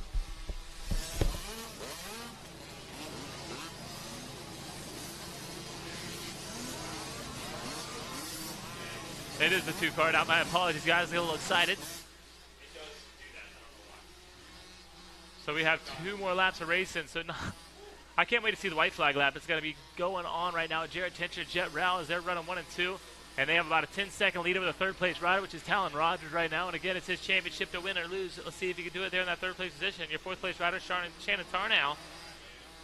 He's out there, the number 51 machine. And 5th spot. Oh, tough break for the number 72 machine, Jet Rao. That's going to make it easier for Tincher and probably get Talon Rogers a little excited. He's like, you know, I've been reading the pit board. I can't read. I know it's the 4 to 6 class, but I could see it. I know this championship is mine to win. But I really want to get out there and pass Jet Rao because I want to get that extra step on the podium. If he can read, I'd be impressed with that. I think at this age, okay.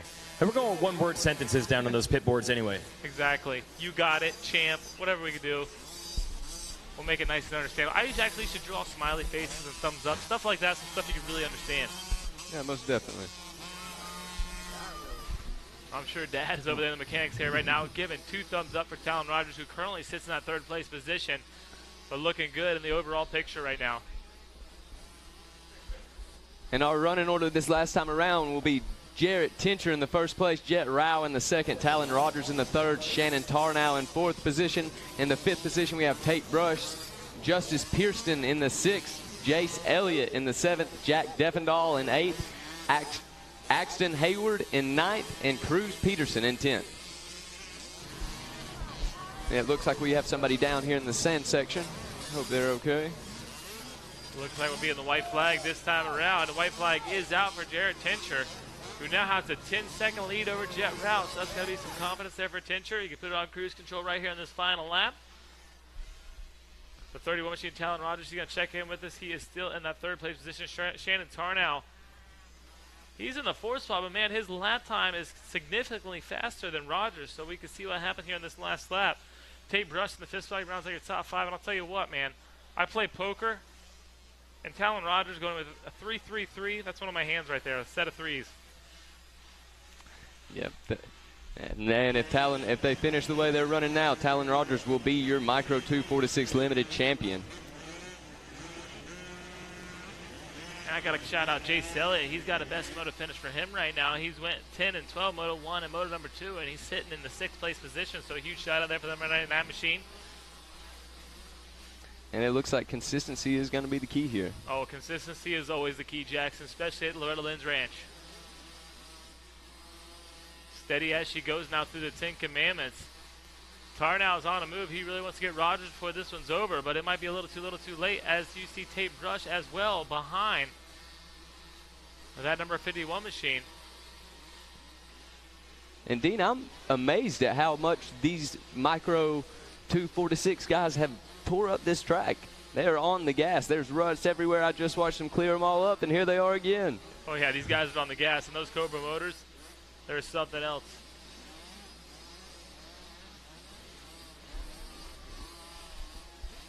Looking for our leader now. Looks like they're coming out of Storyland, going to be making their way up to our sand sweeper, our little sand section out there. These little guys having no problem navigating through. On the screen now, we have the number 51 of Shannon Tarnow. He'll be in the 4th position. Oh, wheeling down the landing right there. Showing Axel Hodges a thing or two as he wheelies down the end of that little camelback there into the sand section. And these guys are putting the pressure on the 31 machine. I'm trying to see. He's got a few positions to lose, but you know he doesn't want to lose any positions because he might lose his head a little bit if he gets passed up, knowing he is in the title contention. Just a few more turns. We should see our leader make his way through here very shortly. And here comes your 3rd and final moto winner. It's going to be the 44 machine. Oh, it's going to be the 44 machine, Jarrett Tincher. Man, that white flag, the checker flag threw me off, but we got our winner coming down, making his way up to the podium. The top step of that podium, which is not a better feeling for these 4 to 6 riders. And coming through and checking in with us here in the 2nd place position. It will be Jet Rao holding on to it. Talon Rogers will hold on the 3rd. That should be good enough for the championship. 4th spot will be Shannon Tarnow on that moto. Tate Brush will be in 5th, round at your top 5. And it will be Talon Rogers being the champion right here. Shannon Tarnow will finish up 2nd overall. Jet Rao will be 3rd overall. 4th overall, Jarrett Tincher. 5th spot will be Tate Brush. Making sure these riders checking in with us behind Tate Brush. And that 6th spot will be Jack Devendall. 7th overall will be Cameron Buckman. 8th overall, Jace Elliott. 9th overall, Axton Hayward. And 10th overall, rounding out your top 10 is Cruz Peterson. And we'll see Wygan down there on the podium with our overall champion. Actually, our top 3 down there on the podium. Talon Rogers, Shannon Tarnow, and Jet Rao. Take it away.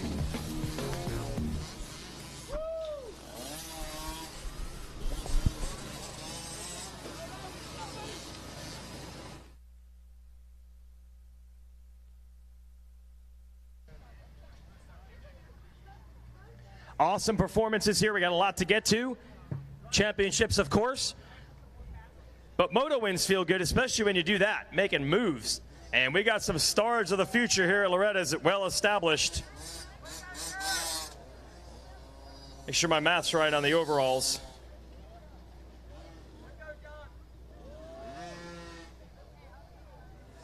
All right, we'll get the rest of the field ready down there, but let's give a gold medal to Jarrett Tinchner.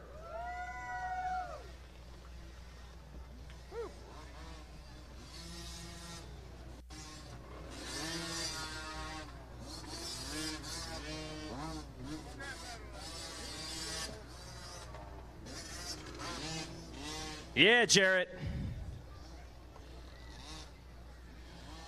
Buddy, where did that speed come from, dude? I wrecked the first 2 motos, and I had my bad luck, and then now I have my good luck. Yeah, that's it. Had my bad luck, now I had my good luck. Who do you want to thank, Jarrett? Mom, Dad, Baxter Electric, West Virginia Karate Academy, OGs, Rob Minton Cycle, MRP, West Virginia, OGs, Dunlock Tires, LST, Ryan Smith, that's all. Jarrett Tincher with the gold medal. Congratulations to you. We do need to move his bike on off. We'll bring the championship machine up. Congrats on the moto win. I will hand out the silver to Jet Rao if Jet wants to come up.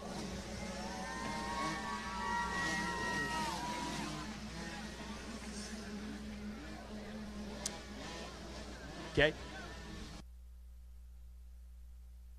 Let's get 2nd place on up. He won a moto this week. He rode awesome. Let's hear it for Jet Rao. Stand right here, buddy. That was a battle, dude.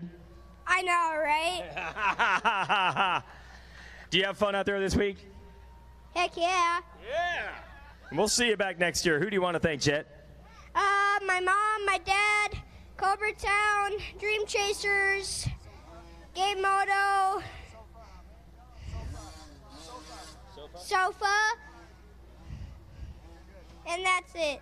All right, Jet Rao, everybody, second place. He also took a gold earlier. Let's bring our whole shot up, and we need the championship bike to come on up to the stage. The championship bike, I'll bring Khan up with our whole shot. Let me first give out a Stasic Whole Shot Award to Landon Khan. How'd you pull that start? Just holding it wide open and staying on it and lean back. There you go. That's how you do it, Landon. Who do you want to thank? My mom, my dad, Peanut Cobra, and Motors, and I don't know. All right, good enough. Landon Kahn, your Stasic Whole Shot. Good job, buddy.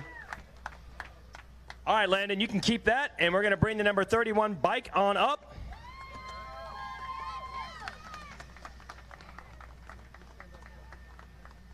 There you go, Bubba. And it's how you do it here with the 3-moto format. You got to be consistent. He went 3-3-3 to be number 1, Talon Rogers.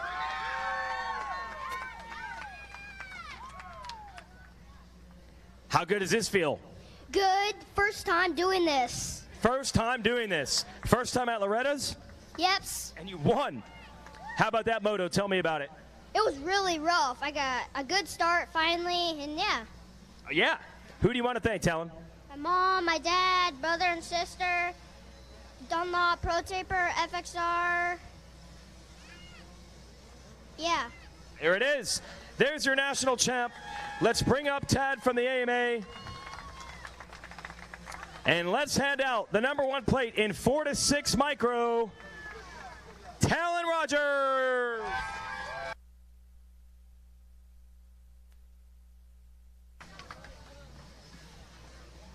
Oh, yeah, you got to love it.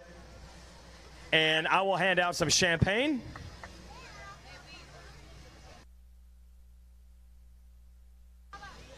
He gets a set of Oakley sunglasses, but only for a lady. That's for Mom.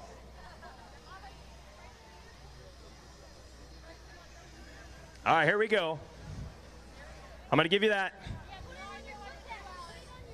Oh, yeah, they're going to. No. Here, take your number 1 plate. Put that there. Put your number 1 plate there.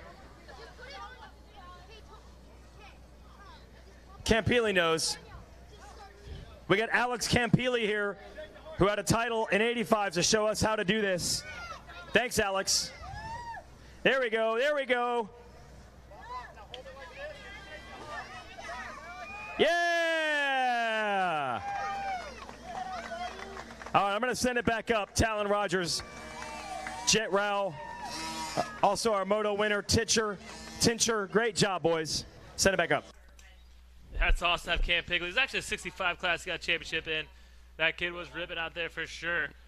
But good to have him down there helping out on the podium with Talon Rogers, popping that champagne, getting Mom some sunglasses. I believe these Micro 3 riders, they've already made their way through, done their sight laps. We're getting them lined up on the gate here very shortly. Coming in with the lead in this 3rd and final moto, the number 2 machine, Jaden Smart. The 16 machine, he is 2nd overall right now as they sit going in this 3rd and final moto. That is the number 16 machine of Gavin McCoy. And the 3rd spot, the number 32 machine. That is the 32 of Gavin Welzine. He is sitting 3rd overall right now. Man, tough break for Cannon Zabanik. He got that first moto win, 2nd moto with a 23. So it's definitely a mathematical struggle there for the number 55 machine. But he is looking to come out here, taking it 1 moto at a time is what it goes to. When you have one of those bad motos, you don't want to leave here with any regrets. So you're going to lay it on the line here in this 3rd and final moto. They're all revved up. You can see them on the line, fired up. Some dragging the front brake, some dragging the rear brake as they rev these things up and take off. We'll see who can sweep into this Stasic Whole Shot Award. Some of the riders bounce around, get a little side to side. Tough to get a read of the number. I'm trying to get the back. It might be the number 16 machine, but I don't want to confirm anything until we see it on the time and scoring screen.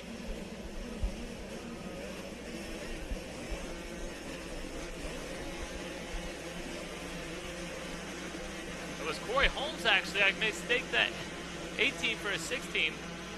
18 machine of Corey Holmes ripping out to a hole shot out there. We'll have to see what Corey Holmes could do with it on the 18 machine. Looks like he may have lost it now as we were looking at the number, I believe, 33 machine, who's doing a great job through his commandments.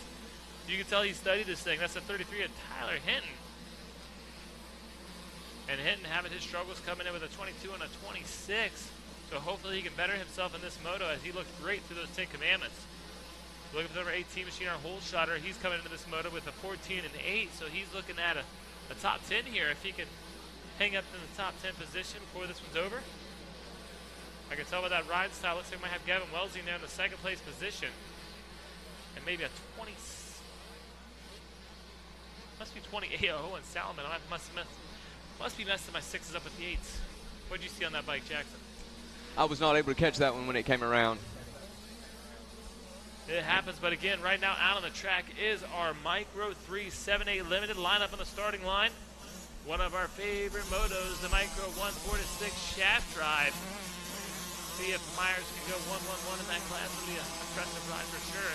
And our final moto today will be the Micro E47 Limited, where we've seen Letty get that second moto win.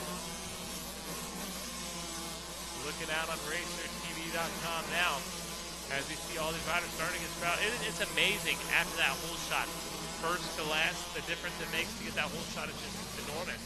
Most of these riders check in 20 seconds behind the leader. It makes all the difference. A good start, and all it does is just make your life easier in every way. All right, green flag out. That means the track is clear. Everything is good to go, but it's Tyler Hinton on the 33 machine leads the way to 32 of Gavin Wellesley in the second place position, the 55 of the Cannon Zavanek. He's in the third spot. Your hole shotter, Corey Holmes, in the fourth place position. And his starter on the top 5. That's Maverick Greshman. Sixth place position is Anderson Waddell. Jaden Smart all the way back in that seventh place position looking to do some work. Beckham Smith, he's back in that eighth place position. That's not where he wants to be. He's on the number 12 machine. The 67 of Jacob Mariner also off to not such a great start for him. That's the number 67. And the 10th place position rounding the top 10 is Gavin McCoy. So McCoy also on a move there. And Jaden Smart has put himself in a good position. Even sitting 7th, he's still looking to be our champion. Absolutely. As we look at the overall right now as the first lap, I know we're getting a little too excited. We'll probably call this a little too early, but man, Jaden Smart, he will be your champion. They finish right like they are right now. Gavin Wellesley looking at second, Gavin McCoy looking at third, but this one is far from over as we're just getting started. Going through the 10 commandments, there we see him. It is still, actually looks like it is now Wellesley has hit and checked in with the lead, so Wellesley making a move out there and trying to stretch it out and run away with this one. Again, it won't make much of a difference as far as the overall picture goes, but man, I'll tell you what, to stamp this last moto with the number 1, it'll be huge, Jackson. Take some confidence out of here, regroup, come back again.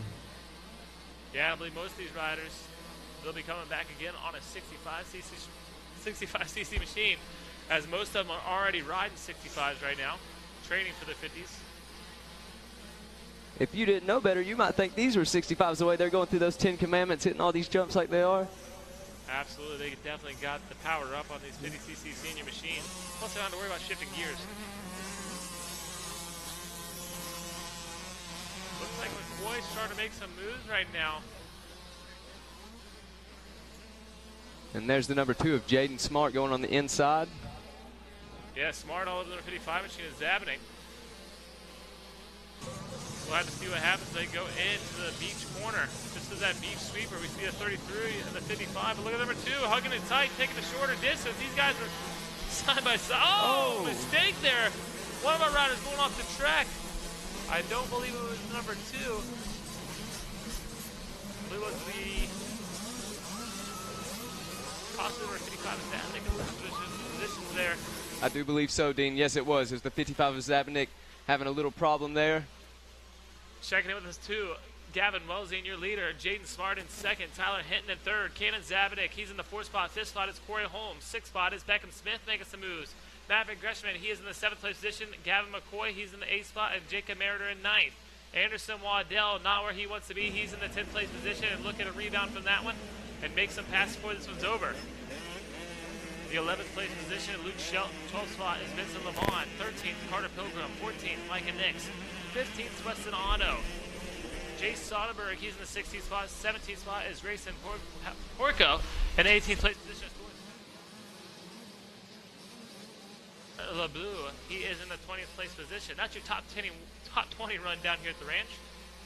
Oh, mistake there. It looked like that was number 2 of Smart, but he rebounds quickly off that one.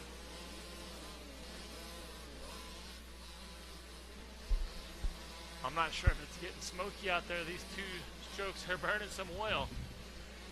Looks like we have the sun back out. A little overcast will go, or some shade will be present for them. That makes everything a lot harder. You get the sun out, you get all these shadows. Makes it harder for them to know where to go, especially in this evening time. Absolutely. You ever try any of those light sensitive goggles that sort of transitional lenses? Personally, I gotta have clear goggles. I do not like the colors. Gotcha. No shame in that. No shame at all. As we watch Gavin Wellesley charge through out of Orlando, Florida. So he's used to that sand right there, ripping through that sand section. I'll tell you what, the second place rider, he wants this third and final moto win, as it's a battle of bragging rights here. And Jaden Smart has made his way up from 7th place all the way to 2nd. Good run for him. Yeah, mathematically, he's got this thing wrapped up with a 2-1-2. That'll give him 5 points at Wellesley. He'll be coming through with a 5-6-1. That'll give him 12 points. And then our third place competitor, as of the way they sit right now, the number 16, Gavin McCoy, with a 4.48. That is 16 points. And it looks like Smart's trying to make a move on Wellesley. He's going to try to make a move on the outside. And you know, his last name is Smart, so you think you would know. You got to be smart here. You got the championship wrapped up. I know it would be nice to get another moto win, but is it worth costing yourself? Rides with nice clean lines. Look at these guys go through the billboards like they're pro riders. They are blowing me away. They've been going through these ruts. They're just dialed in. That's all there is to say about it. I'm curious to see if Wellesley can handle this pressure right now, because I'll tell you what, Jaden Smart, he is definitely putting the pressure on, giving Wellesley everything he can handle right now as they come out of the mechanics area and make their way out of the trees into the 10 Commandments. And these two starting to stretch it now over the number 55 machine of Zabine. Here they go. Smart, he takes a different line. Then Wellesley makes a mistake. That's just what Smart needed to take advantage of the situation. And just like that, I'll tell you what, that separates them by 2 to 3 seconds right there. That's why those 10 Commandments are so important. You hit all your marks there in the Commandments. Get some smooth downsides. Get some drive off the downsides to get through there. And look at them going into Storyland. It is number 2. He's rode a smart race. He's continuing to ride a smart race. That is Jaden Smart.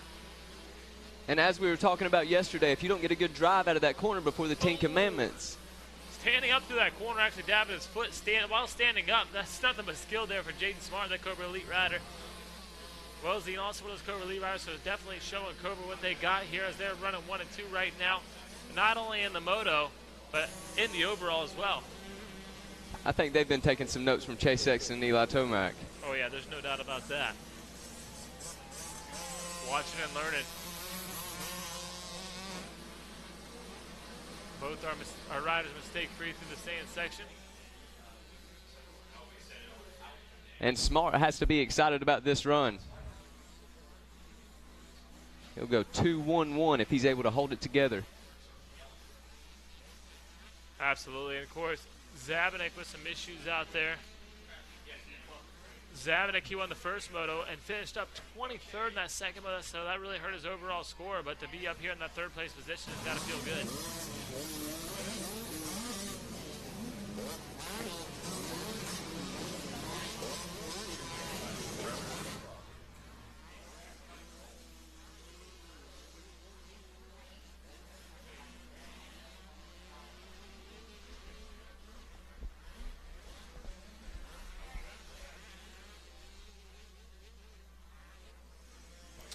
Hey guys, we have a very important immediate announcement that needs your attention. Adam Nudsvig, I hope I'm saying the last name correctly. It's Knudsvig. Adam Nudsvig. You are to report to the MX Sports office immediately. Again, Adam Nudsvig is to report to the MX Sports office immediately. If you know the whereabouts of him, please inform him and let him know right away. Thank you. right, and we're back to racing here.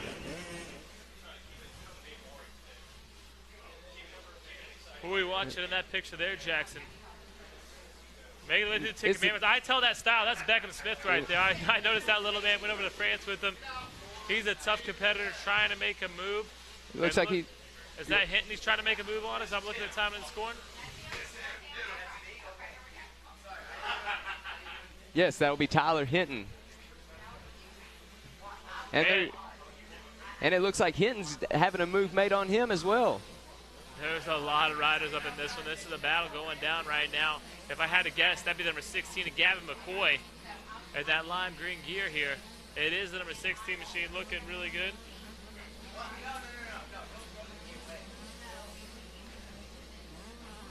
And as some lap riders come up in front of them, we'll see if that affects them.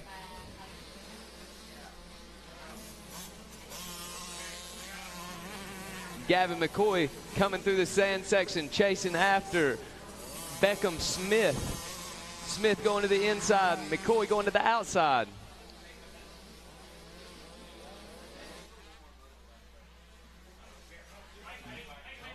Beckham Smith's going to be able to hold him off for now. Beckham's got his sights set on Tyler Hinton, but Hinton isn't giving up without a fight.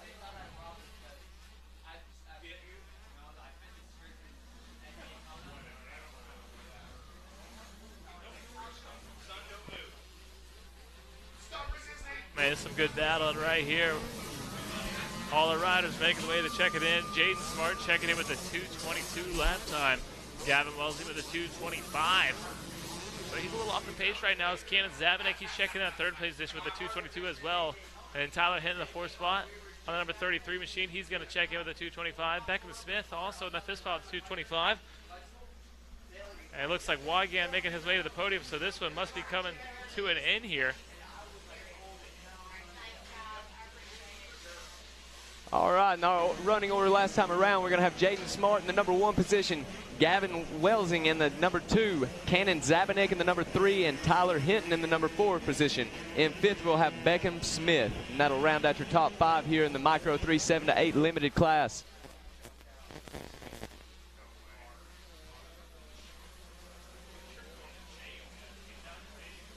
And back to our battle here between Gavin McCoy, Beckham Smith, and Tyler Hinton.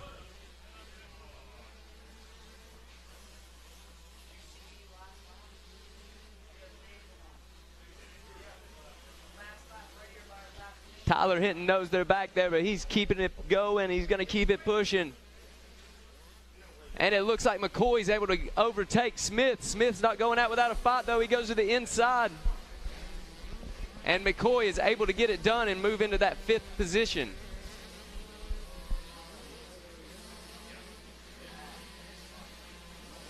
McCoy's getting behind, taking cell behind Tyler Hinton.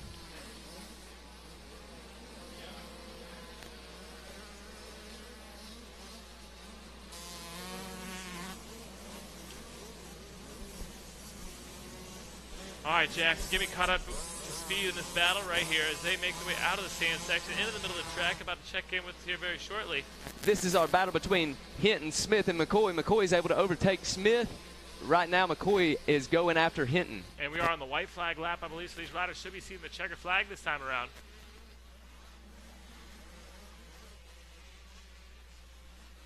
And McCoy's going to see what he's able to do here in this last corner.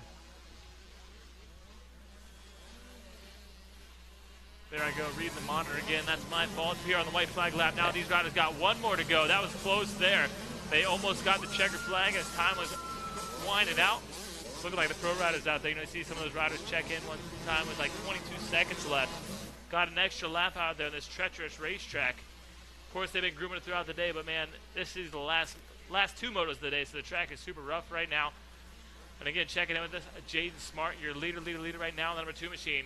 The 32, Gavin Welsing, he's in the 2nd spot. 3rd spot, rounding your top 3 is Cannon Zabanek. Your 4th place competitor is the number 33 of Tyler Hinton. And 5th spot, round out your top 5 is 16 of Gavin McCoy. 6th spot is Beckham Smith. 7th spot is Jacob Mariner. 8th spot, Maverick Greshman. And 9th spot, the number 9, go figure, is Anderson Waddell. The number 25, Mike and Nick's putting a good motor together. He's in the top 10 position there in the 10th place. Here we go. We watch this battle now as they head into the commandments. We're seeing the back of the number 12, Beckham Smith. Gavin McCoy just in front of him. Looks like Tyler Hinton has the pressure on him right now as he is leading out these two riders. Oh, line change right there. It looks like a move is made. McCoy able to overtake Hinton for that 4th place position. Yes, great ride from McCoy right there. You can notice him with that lime green gear and that red boots. Look at him wheeling over those brake bumps as he goes into Storyland. Not only are these kids fast, but they're stylish too. I have to give it to them. Yes, absolutely. They do got a lot of style. As we see number 16, Gavin McCoy, way up in the front of the bike, leg up high, charging hard right there.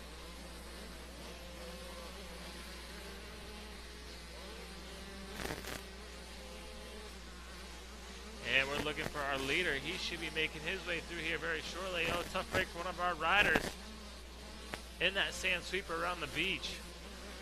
We've got track personnel out there helping out. So that might be Davey out there helping out, so that's always good to see. Checker flag is in hand with our head flagger right now. We're going to see the number 2, Jaden Smart. Look at him. You guys see a lap for him there on the fences. He's going to take this 3rd and final moto win. He had to work for it. Checker flag out for the number 2, Jaden Smart. Awesome ride. Nice smart ride there by Jaden Smart. Getting that win right there and taking the championship. Your 2nd place rider, man, that was a close one right there, will be Gavin Welzine. And a 10th of a second separating him and Cannon Zabnik. Zabnik will finish up 3rd that moto.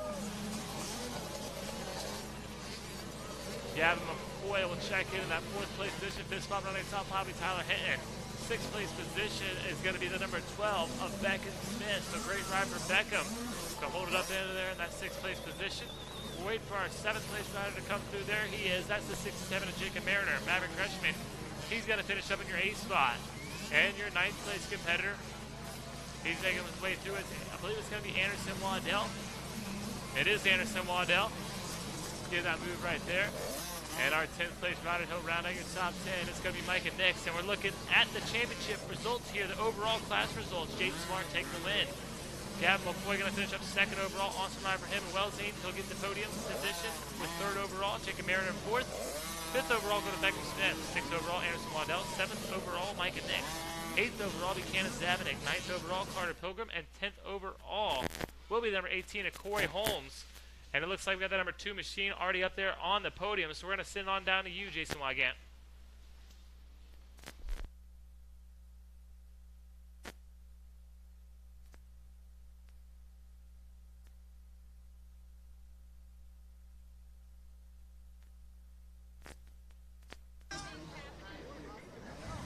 All right, great racing here. It's unbelievable, the form and the style and the speed these kids have. Let's start it off with 3rd place, Cannon Zabinick. Hey, Cannon, let's come around front so you can get in front of the motorcycle. You stay right there. I'll come around here. All right, Cannon, stay right here. How was your moto? Good. Take me through it. What happened? So I got pushed off the track, then I was just riding, kidding my laps, and just riding my race. All right. Good job. Who do you want to thank, Cannon? Mom and Dad, Georgia, Luz, Cobra, Poppy, Yaya, Gibbs, Cobra Elite, Quits Moto, Bilbo,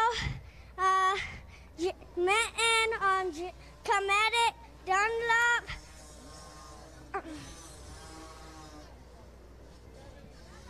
done. 7. 7 from Roger, Spectral, DeSoto BMX. That's it. There it is, Cannon Zabinick taking 3rd. Thanks, Cannon.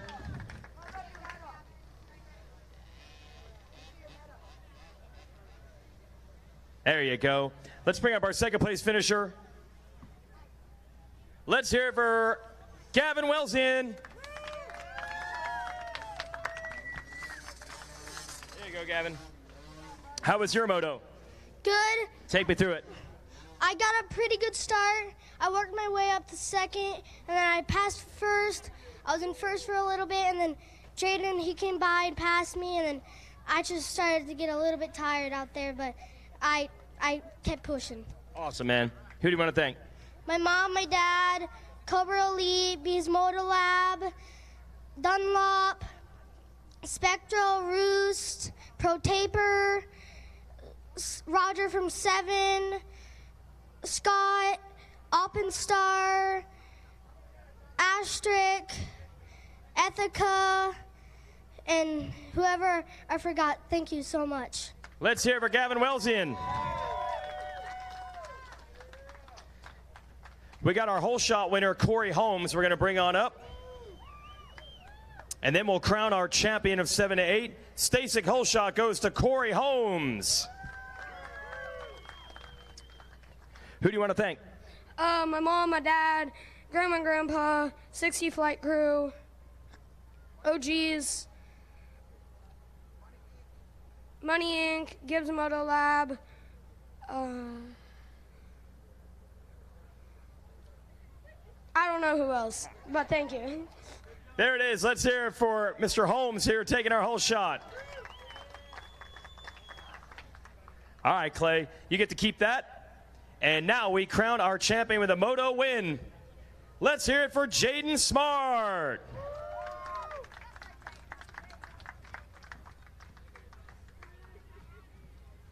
Keeping you busy today. A lot of trips to the podium. Nothing wrong with that. How'd that moto go? It was good. Got a pretty bad start and tried to as fast as I could to get to the front and got the win. All right. Who do you want to thank? It's been a great week for you. Yeah, I would like to thank my mom, my dad, Cobra Motorcycles, Dunlop, Tyson, DRS Suspension, T-Rex Throttles, Dunlop, Fox, Roost, Justin Costello from State Farm, Skyline Steel, Gold Country Casino, Sedan Construction, CP Racing, Game Moto, and everybody. Yeah, thank you so much. Jaden Smart, everybody.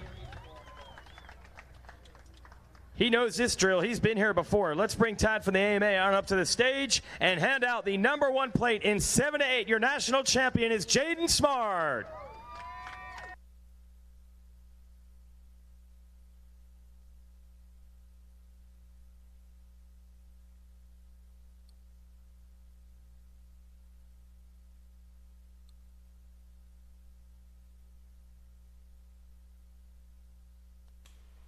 Attention to the pits, Brennan Schofield. Brennan Schofield, we need you back to the MX Sports office as soon as possible. Once again, Brennan Schofield, you are needed to the MX Sports office. Please and thank you. I was on Racer TV watching Jaden Smart celebrate there with that bottle of champagne. No strings to that champagne as well. Look at him. You guys give a round of applause for the #2 of Jaden Smart. You're a champion there in the Micro 378 Limited class. Our riders now out there on the side lap. Of course, like I was saying, 1-1 for Levi Meyer. The pressure is on right now. Actually, that's pretty good average. You know, you're going in with 2 points as a final moto, but he right now is sitting in that pole position. He's sitting first overall right now into this third and final moto. The #12 machine, of Boone Lloyd, he is in second. He has moto scores of 2-3, so he's going with 5 points. And then we have the #7 of Talon Robertson. Robertson with 4-4. He's got 8 points right there, so a couple points to play with in between all these riders.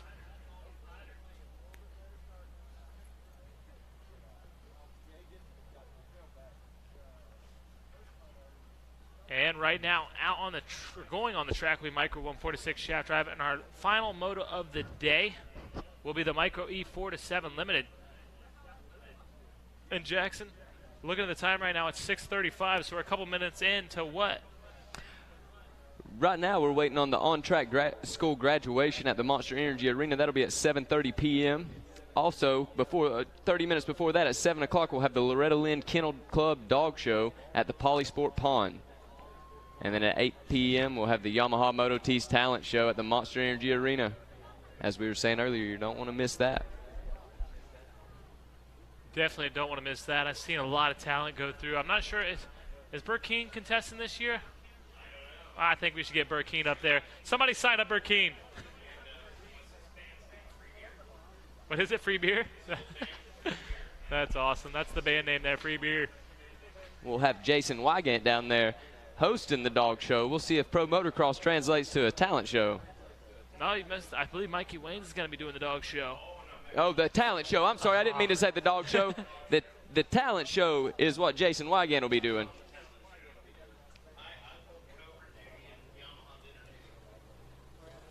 The hostess with the most is Jason Wygant. Jason Wygant, come on down and host the talent show. You've been selected and elected. I don't know if that's a thing or not. Who will we have down there at the dog show? Do we know? Megawatt. Matt Oh, Watson doing boy. that dog show. You won't want to miss that. If anybody asked, Megawatt let the dogs out.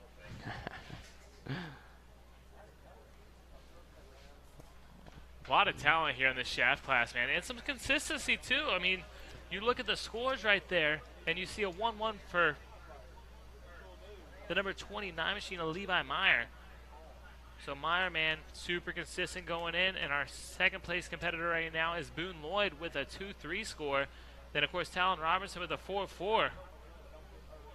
That is consistency right here in the Micro 1 4-6 shaft drive.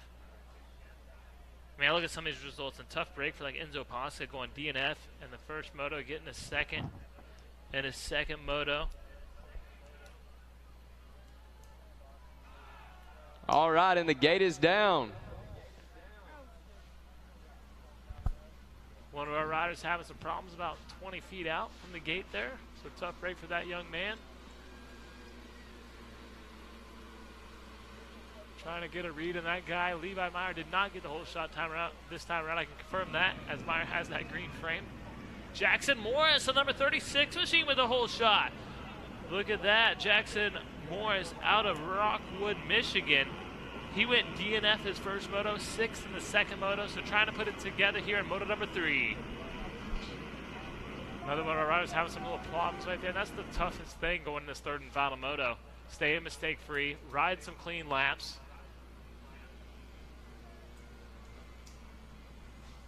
Look at these guys using their legs, pumping through. They're actually gaining momentum going through these rollers. They've been trying out on the pump tracks lately, and it shows right here. Looks like it might be a number 12 machine. Boone Lloyd making some moves right there.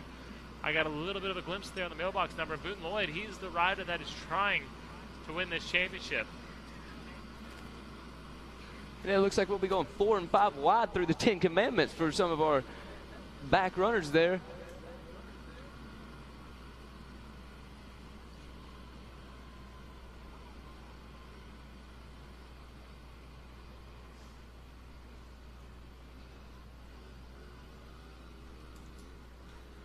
All right, and as we wait for him to come around here to get a run in order.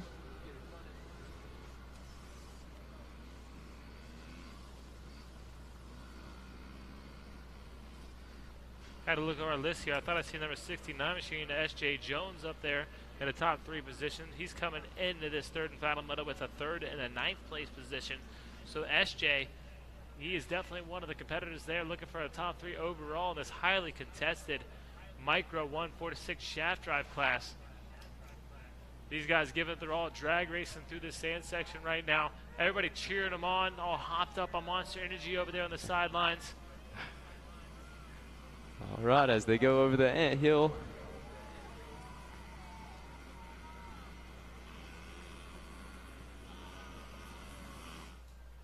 So, Jax, you said you started in 85. You never got to ride these 50s, huh? Oh, yes. I've rode since I was about 3 years old, but I didn't start racing until I was on 85s. I had a PW myself. Awesome. How'd you like that PW50? Oh, I loved it. I'm sure they couldn't get me off of it. I mean, thinking about it now, take a flashback to when you had that 4-6 shaft bike. Do you think you could run with these guys? No, sir. No, sir. I don't think I could even make it around this track, let alone run with these guys. One of our riders going down in that beach sweeper right there. He was definitely towards the front of that pack, so that can play a big factor overall. Oh. Another one of our riders going down right there. I couldn't get a read on that one, but tough break for that competitor. Here we go, green flag out. That means we got a clear track. They check in. It is number 12, Boone Lloyd, so I was right about that one. Awesome ride there for Boyd. The 36 at Jackson Morris. You're going to check in the second place position. Third place right now, the 29 of Levi Meyer, and he is the man. who is going to try to be cracked right here as this moto goes on. The 4th place position will be Carter Early on number 38 machine. 5th spot, rounding out your top 5, number 17, Anthony Lozano. At the 6th place position, number 11, Ollie Johnson. Nathan Arico there in the 7th spot. 8th spot, number 51 of Justin Carcopa. S.J. Jones, he's in the 9th place position. Your 10th place position, rounding your top 10 will be Jackson Castro. And you can tell which one Boone Lloyd is from those cool red wheels he's got on that. Yeah, not about those red wheels are sweet. And up here with us in the tower is our talent show host, Mr. Wygant, man. How you feeling? I guess so. I'm a little nervous. If I got to host that talent show tonight, don't know if I have any talents, don't really know how to relate to the talents, but then again, I don't have any talent on the motorcycle either, so I guess it's no different than what I do on a daily basis here at the racetrack. Good eyes, picking up Boone Lloyd, grabbing that early lead. Jackson Morris second, Levi Meyer third, and a little bit of consistency in this class. Some of these kids we've seen up there in the motos earlier in the week. And they're battling it out here on the P-dubs, and we'll follow this, the old school way of getting into the sport with the new school. It'll be Micro E, after this. Yeah, a lot of these guys will be looking to jump into that Micro E because that class is 4 to 7. These 4 to 6 riders, most of them will be aging out of this class, and that 4 to 7 class is a great one for them to go into. Not to mention, you can ride that thing anywhere. Yeah, although these aren't very loud either. This is true. Yeah, the E is even quieter. The only 2 classes we can hear the crowd cheering over the bikes. And trying to see the numbers here, the mailbox size address numbers on these P-dubs. Boone Lloyd, Jackson Morris, Levi Meyer. There's 17 of Anthony Lozano. Yeah, wheeling, manualing over the top. You hit it, Dean. I did not realize that. The pump track style is the way they do it on these because they're singling everything. Absolutely, that's the way to go, using those legs. And pulling that chest forward as they go through that sand section. It looks like Levi Meyer on a move. He wants to go 1-1-1, and he is working on it right now as he is definitely putting the charge on. And Levi Meyer was able to take over the 2nd position here. Exactly, that'll push Jackson Morris outside that 1st and 2nd battle right here as we watch Boone Lloyd really on a move right here. And I'm sure Levi Meyer knows he doesn't have to win this, but think about this age. You got 1st place right there. What are you going to do? You're going to go for it. Right? Yeah, not much patience in this group. No patience at all. I wonder how many have been promised ice cream after this moto. Oh, yeah, 1 through 42. Ice cream across the board for this group. Are you wearing Buc-ee's shoes? Yes, sir. Impressive. Buc-ee's shoes. Buc-ee's, man. I finally went to one for the first time last year. A little bit of everything. I can't even describe Buc-ee's. I can't even describe it. We just got us one in Georgia. It's amazing. Walmart-style gas station. That's the way I describe it. That is Walmart-style. It has furniture. It has gasoline. A few hundred food, gas pumps. shoes, 100 gas pumps. Yep. Sweeping the nation, at least in the southeast. All right, it looks like Meyer's going to be able to make a move on Lloyd. Lloyd had a little bobble there. He's able to take it back. Yeah, it is still Boone Lloyd leading the way. Like you said, they're going back and forth right now. So Levi Meyer hopefully keeps his head on his shoulders and stays consistent right here as he is in that 2nd place position. Jackson Morris on the 36. He's in the 3rd spot. 4th spot is Carter Early. 5th spot is Anthony Lozano. 6th place position is Nathan Arico. 7th spot is S.J. Jones. 8th spot, Justin Carcopa. 9th spot, Knox Palmer. And the 10th place position is Ollie Johnson. And that's the way they check in. Dean, look at them in the attack position. As far back as they can get on the motorcycle, they're pulling everything they can out of them. Oh, yeah, you know these kids, they've been training hard, getting ready for the ranch for sure. This isn't your average starter bike for these guys. This is their race bike right now. I just watched Boone Lloyd with a good line right there. And Levi Meyer, he goes outside, tries to cut up under and get some good momentum into the 10 Commandments, and he does.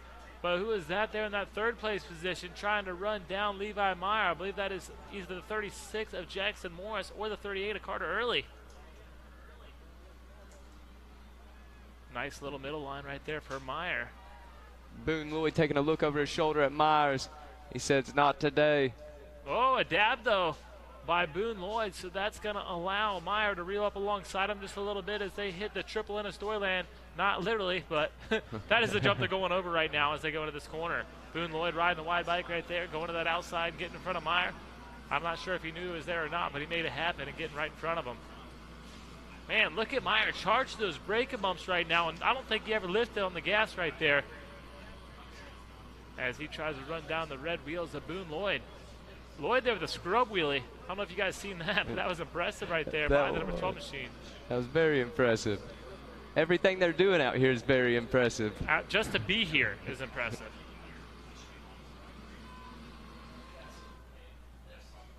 And if you just take a good look at them as they go over every jump, you'll notice that they push down as hard as they can on those handlebars to try to keep both wheels on the ground to get that power as much as they can there. Yeah, we're watching Levi Meyer on that number 29 machine. He's from the south. He's from Okeechobee, Florida, and you can see it in the sand sections. He really stays on top of that sand. He knows momentum is his friend. Looks like we had somebody going down there in the sand section. Yes, tough break for that young man. See who that is when we get another run from timing and scoring. And check it over here, the overall picture. Again, this is still a little early in this moto, but Levi Meyer, as the way they sit right now, he will be your champion. Boone Lloyd going to finish up second overall. Anthony Lozano in that third overall position. Fourth spot will go to S.J. Jones. Fifth spot will go to Talon Robertson. And that's the way they sit right now as far as the overall picture goes. But I'll tell you who's not worried about an overall right now, and that's Levi Meyer. Levi Myers wanting this moto win here. I wonder what this little guy's been promised if he goes 1-1-1, you know. What can he actually win other than the big trophy and all the sponsors? A lifetime on dirt bikes. Lifetime on dirt bikes for sure.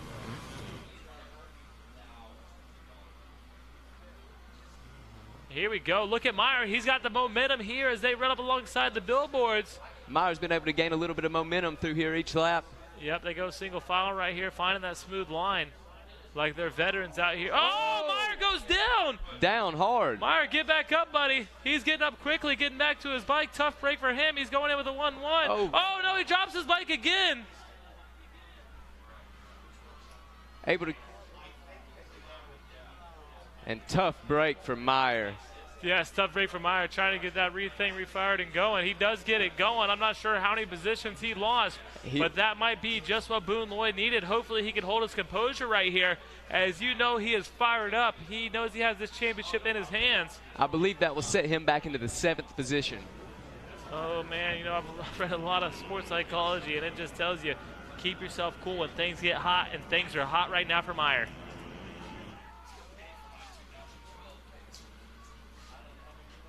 We'll see what Meyer's able to do with that wreck. The way that they're running now, that will take Meyer out of the championship. I don't know. You never know what happens here. This thing is still early. Meyer's been putting the charge on. 4 minutes and 7 seconds remaining. Well, I know one thing about it. Meyer will go for it. We have saw here today. He will go for it. All right, as we take a look at our number 17, Anthony Lozano. I just had to check, and the two-lap board is out. I guess the two-lap is board, but whatever. Levi Meyer making that mistake with 2 laps to go, so he has the rest of this lap and 1 more lap to make something happen. It looks like Anthony Lozano has been able to make a path on Nathan Errico. Nice ride right there by Lozano, able to get around Nathan Errico. 73 machine is what we're looking at right now. That is Nathan Errico, who I believe just got passed up by Lozano. I believe Errico is taking some notes from Chase Sexton and them himself, standing up through the entire corner. Absolutely. That's definitely the move of these shaft riders, staying light on your bike, and it's very important here on these shaft machines.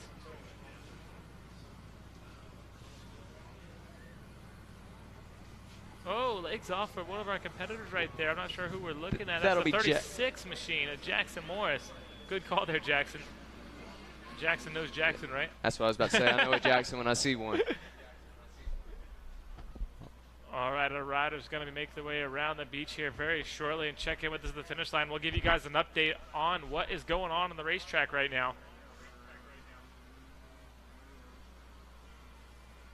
Doing a great job staying up through that sweeper. Sat down and got his leg up for a little bit, then right back to his feet. We'll be checking in with lap number 4 and getting the white flag this time around. So 1 more to go for your leader. Your leader is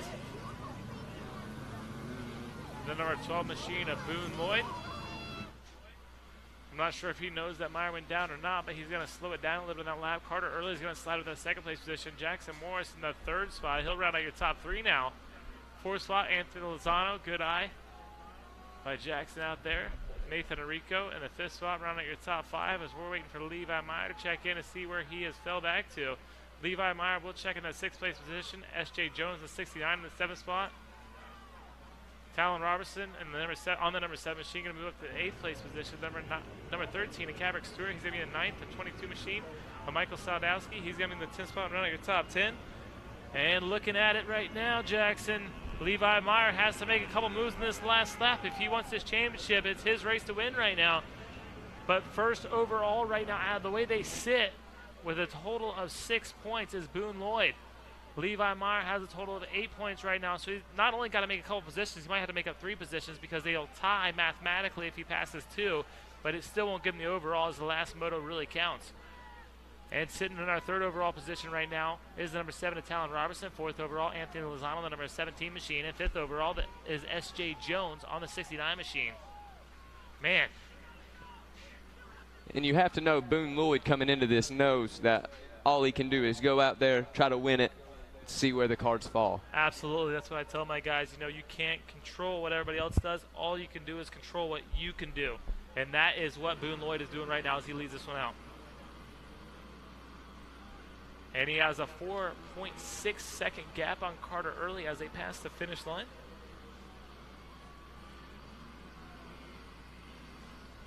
Looking at your mainframe racer TV right now with those sweet red rims, it is number 12 of Boone Lloyd. And it looks like he might have some pressure by Carter Early. Is that Early there on his rear wheel now? It's too hard to say, but I'd have to say it is. I would have to believe it is. He's catching up to him as we speak. Looks like we got a wheel battle right here. Red wheels versus orange wheels. That is the 38 of Carter Early. Oh, it's Carter Early. Oh, Early getting bounced around a little bit, but not letting off the gas. The checker flag about to fly. And Levi Meyer, we're not sure where he's at right now, but he really needs Carter Early to get around Boone Lloyd, but Boone Lloyd says no, not happening. Oh, these guys come together! Oh, my gosh! That happened pretty close to us. I'm trying to get a bird's eye view of what happened. That was the 38 machine Early. He's trying to get refired. He's off the side of the bike. He says, I don't need any help. I got this. I'm gone. I'm not sure how many positions he lost, but he was back up quickly. I do see the number 7 machine, Talon Robertson right there. So maybe that was just what Levi Meyer needed. We'll wait to see what happens. They come. Early able to make it back into 2nd place as we come around here on our last couple corners.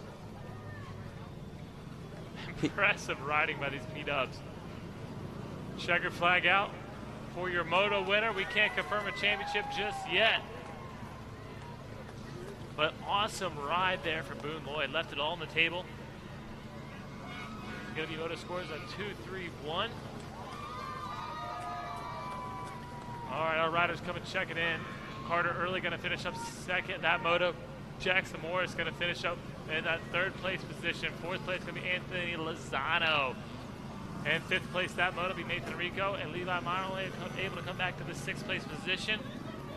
And now I can look at the overall scores. It looks like Boone Lloyd will take the championship with that last moto win. So congratulations, Boone. You are our champion. 29 of Levi Meyer. He'll go 1-1-6 and finish up 2nd overall. Still an outstanding ride right there. Regrouping after that fall. The number 7 machine of Talon Robertson. He will get 3rd overall with a 4.47 score. And 4th overall will go to Anthony Lozano. 5th overall, round our top 5 will be S.J. Jones. Cody Bowers going to finish up 6th overall. Hudson Workman going to finish up 7th overall. Great driver Trevor Capps in the 55. He's going to finish up 8th. Carter Early going to finish up 9th. And Cooper McKenzie on the number 19 machine. He will get that 10th overall position. And congratulations to all these kids for a good week. They've all done the work that it took to get here. Absolutely. Definitely put in the work, and it definitely showed out there. Look at Boone. Guys, get loud for Boone Lloyd. Look at that freaking mold he has right there. That thing is impressive. We're going to send down to Wygan down on the podium so he can get an interview with our top 3. And our hole shotter, Jackson Morris, will be taking the hole shot award. Awesome ride there for Jackson.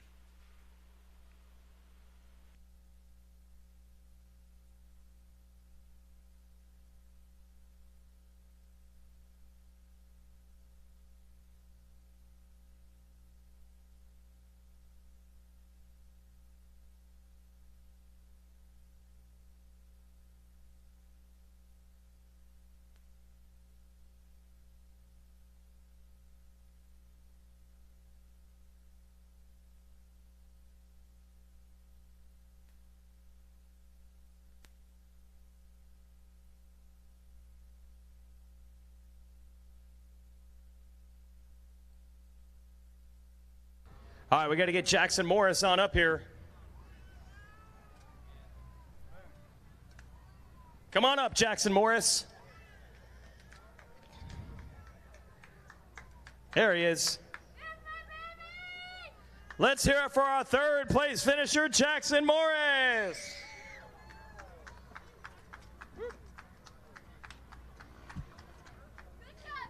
Yeah, buddy. There you go. You did awesome. Tell me about your race, Jackson.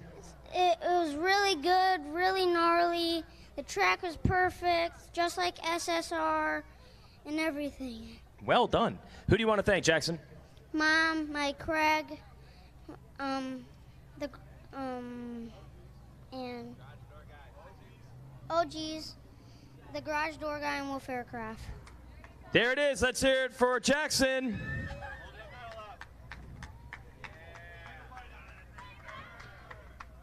And Jackson also grabbed the whole shot. So take another round of photos. Stasic whole shot award. Flip that thing around so it looks good in the photos. There you go.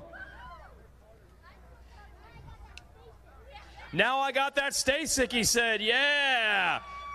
Nobody appreciates it like they do in the P-Dub class because they can actually ride Stasics. Nicely done. We're bringing it up to Carter Early, who finished up in second. Great job, Jackson. You can go hang out. Let's bring Carter Early on up.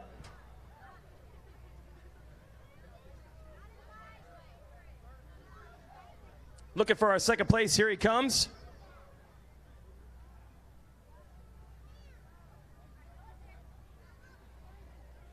Second place. Let's hear it for Carter Early. Come over here. Over here on the front. Yep. We want to see you, little guys. Yeah, let's go. All right, let's go. Carter, man, how would your race go? Tell me about it. Good. Good.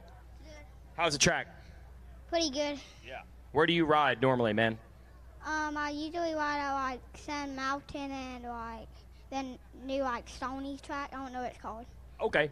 Who do you want to thank, dude? My mom and dad and my sponsors and my XXO sponsor. And yeah. Okay. Let's hear it for Carter Early, finishing up in second. Congratulations. All right. Good job, man. Oh, they want a few more pictures. Check it out. They want a few more pictures. There you go. Hold that medal up, Carter. And finally, a huge battle for this championship and this moto win. Just like we wanted, it came down to the final moto. Let's welcome our champion on up to the stage, Boone Lloyd.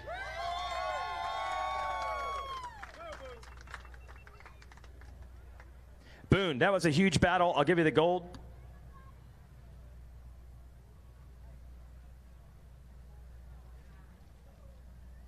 How did you pull that one off? Good. Take me through the battle. You guys were going at it. Is it fun to battle like that? Yeah. All right. You know you won the championship? Yeah. How's that feel? Good. Yeah. Does it feel great? Yeah. Yeah. Now, where do you do your riding? Lake Sugar Tree. There you go, Lake Sugar Tree. Heck yeah. Who do you want to thank? My mom, dad, ProFlow, Triangle Cycles, God, Bedford County Rattlesnakes, Lake Sugar Tree, Lloyd Concrete, and that's it. All right, there it is, folks. I'm going to bring, where's our AMA? There's Tab from the AMA. We're going to bring him up. We're going to give a national championship #1 plate out in the shaft drive class. Let's hear it for Boone Lloyd.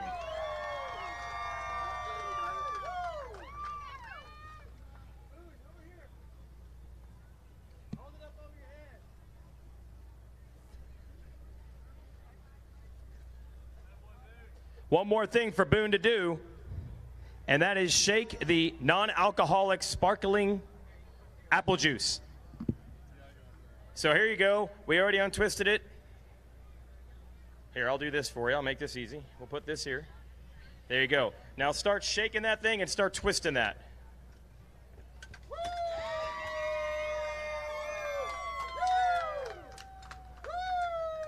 There we go. Boone Lloyd celebrating on the podium with another national championship in the P-Dub class.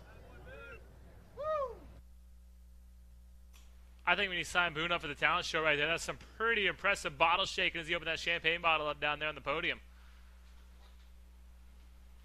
Out there on the track, or going to be on the track. I'm not sure if one of these riders did a sight lap or not. A lot of them opt out of doing the sight lap. It's the Micro E 4-7 limited class. Look at the overall picture right now. Overall, in the lead is the number 14 machine of Cooper Langdon, who's putting impressive motos together. Going in with a 1-3. The 46, Levi Letty, sitting in second overall right now with a 6-1. Had a good moto that last moto. Hopefully he can continue that tradition. And sitting third overall right now is the number 91 machine of Levi Brace out of Colville, Utah. Looks like we've got all the e-bikes lined up. And of course the 14 machine, who overall right now is in the lead. He'd like to thank Stasik, Fox, 100%, and DBK, aka the Dirt Bike Kids. Your second place competitor, the 46, Levi Letty. He's out of Oxford, Florida. He would like to thank OG, TCD, KTM of South Georgia, and the Moto X Compound. And sitting third overall right now, the number 91 machine, Levi Brace, like I said, out of Colville, Utah. He's on the M9 suspension ride, sponsored by O'Neill, Fastway, and Rhino Power. Jackson, it's 7 o'clock. What are you seeing down there on the special events page? It is time for the Loretta Lynn Kennel Club Dog Show at the Polysport Pond. Looks like they're getting set up and ready to go right now.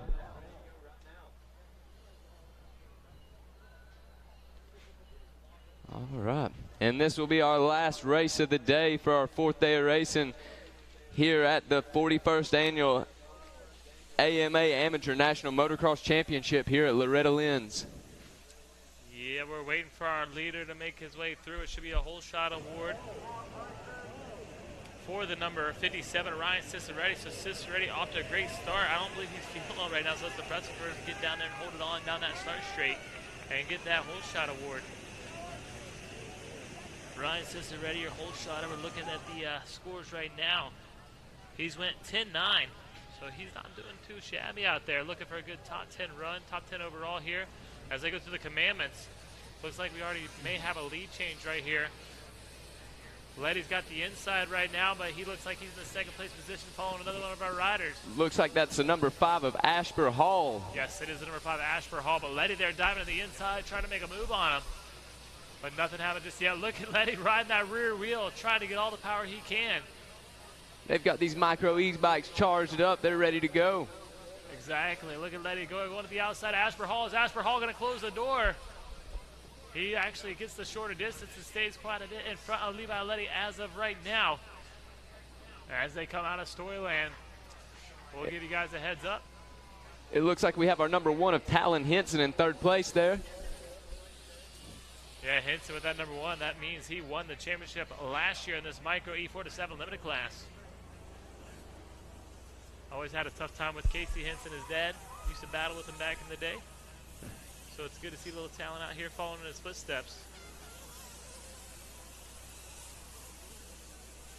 Man, that sun is bright right now, shining down on these Micro E4-7 riders. We were talking about the shadows earlier. Oh, what a rider's going down there.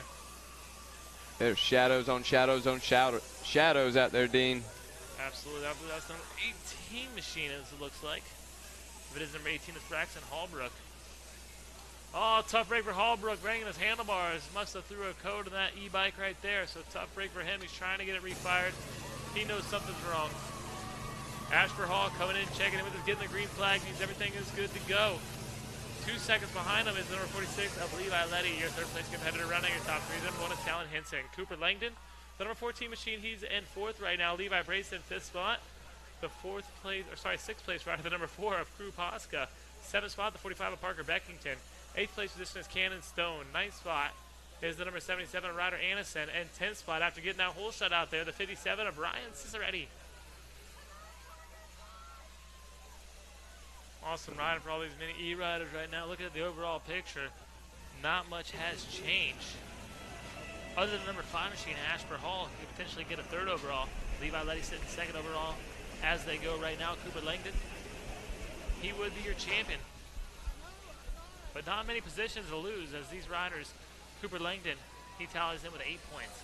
Levi Letty tallies in with 9 points. Asper Hall in the third place position tallies in with 11 points. So this moto is definitely getting long, especially on an electric bike. I feel like the motos are probably longer when you're out there on an e-bike.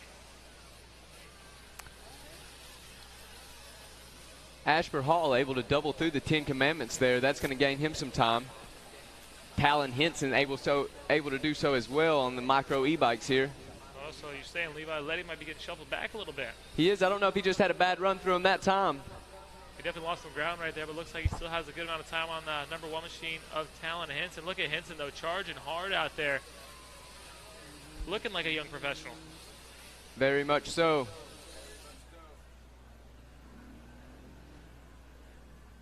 Henson able to hit some pretty big jumps we have out here. And huge shout out to all our fans out there, all our spectators still down there on the fences cheering these guys on. They might not know them personally, but they're still cheering them on. They love seeing this e-bike class out here. Well, these guys are the future of the sport, Dean. There's no doubt about it. The kids that you see here today, one day, more than likely, you will see them on TV, at least some of them. This is where we all start at. Absolutely. As we watch on the screen right now, we're on Racer TV. We see Asper Hall lead out Levi Letty as they make their way up to the finish line area. 2-lap board is out.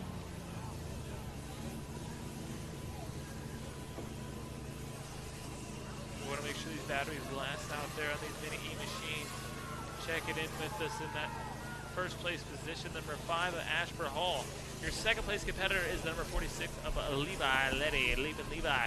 Number 1 of Talon Henson, he is in the 3rd spot right now. Your 4th place competitor is Cooper Langdon. 5th spot run of the top 5 is Crew Posca. Posca ripping that number 4 machine, so he had a good year last year, looking to do the same this year. The number 91 machine of Levi Brace, he's in the 6th spot. 7th spot is the 45 of Parker Beckington. 8th place position, number 77 of Ryder Anderson. 9th spot, not to be confused with Ryan Sipes, this is number 64 of Jack Sipes. His son out there ripping it up. And the 10th place position, rounding your top 10, the 44 machine of Cannon Stone. And our whole shot of Ryan Sisson ready, dropping outside the top 10 in the 11th place position. I see it peeking at that leaderboard there, Jackson. What do you see in the overall? Levi Letty will have to get by Asper Hall in order to get himself into this first place position of the championship. Asper Hall is sitting currently in 3rd the way that they're running in the overall. And Cooper Langdon will be your champion the way that they run. You're right. It's Letty's race to win right now. Tough break for him, making that mistake last lap in those 10 commandments. And these riders should be coming around for the white flag.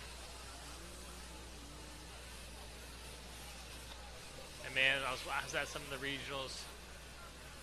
This mini E-class, things happen before you know it. It's even trickier than the shaft class, to be honest with you.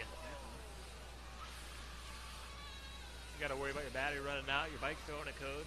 But man, they're getting it done right now out here on this tough Loretta Lynn racetrack. That'll be the number 14 of Cooper Langdon that we're watching now on Racer TV. I believe he's still sitting in the 4th place position, correct?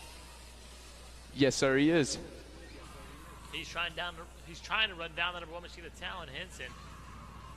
And it looks like he's being able to do so somewhat. Yes, he is. Coming out of that sand, you see them both in the same picture on Racer TV. Henson doing the best thing he can do and try to pull away, but I'll tell you what, the number 14 of Cooper Langdon, he's answering. Look at him go through that corner, power sliding through there.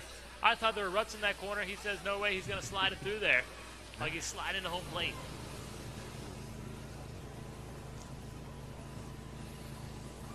And it looks like coming around a white flag lap, so 1 more to go for our leader right now, Asper Hall.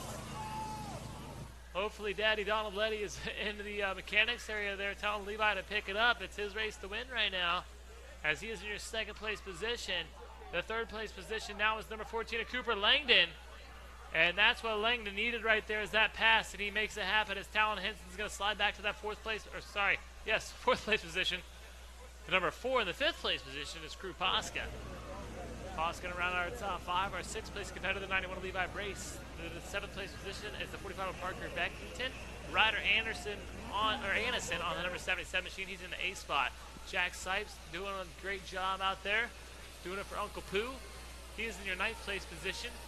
10th place competitor. Rounding out your top 10 is Cason Taylor right now. As we look back on the main screen, Racer TV, Levi Letty's got the commandments figured out. He's like, I got enough battery for this. I'm going for it. I want the moto win. Even if I don't get the overall, at least I'll get the moto win. Get the bragging rights, and that's what it's all about here at the ranch. There is. And Ashford Hall going 8-2 in his first 2 motos. He's looking to improve on that and go for a win here in the Micro E 4-7 limited class. Yeah, look at the lap times. Ashford Hall, he was the fastest rider that lap right there. And speaking of fastest lap, look at Levi Letty. Lap number 2, turning in a 2:30.6. He has a fast lap time on the moto. And of course, Ryan sits ready with that whole shot right now. He's sitting in that 13th place position. But he'll still get to see why get on the podium regardless. Wow, great corner there by Letty. Stand up, charge it through there. Launch that step up. I'm not sure if that battery's starting to go low a little bit, but he struggled a bit getting over that jump. Levi Letty's on the hunt. He knows there's 1 lap left here. 1 lap. We got a few more corners left, Jackson. Few more this corners. That's That's over. checkered flag this time around. Absolutely. Ashford Hall looking great right there. Letty trying an inside line, but it might be a little too late as they already make their way around the beach. Do you think Ashford Hall can hear Levi Letty behind him back there? I doubt, very doubtful. He has a better chance of hearing us than hearing Levi Letty there in the 2nd place position. All right, just a couple more corners to go here for Ashford Hall. Oh yeah, it looks like he's got it locked up, and can't say for certain, but it looks like Letty's battery might be slowing down just a bit.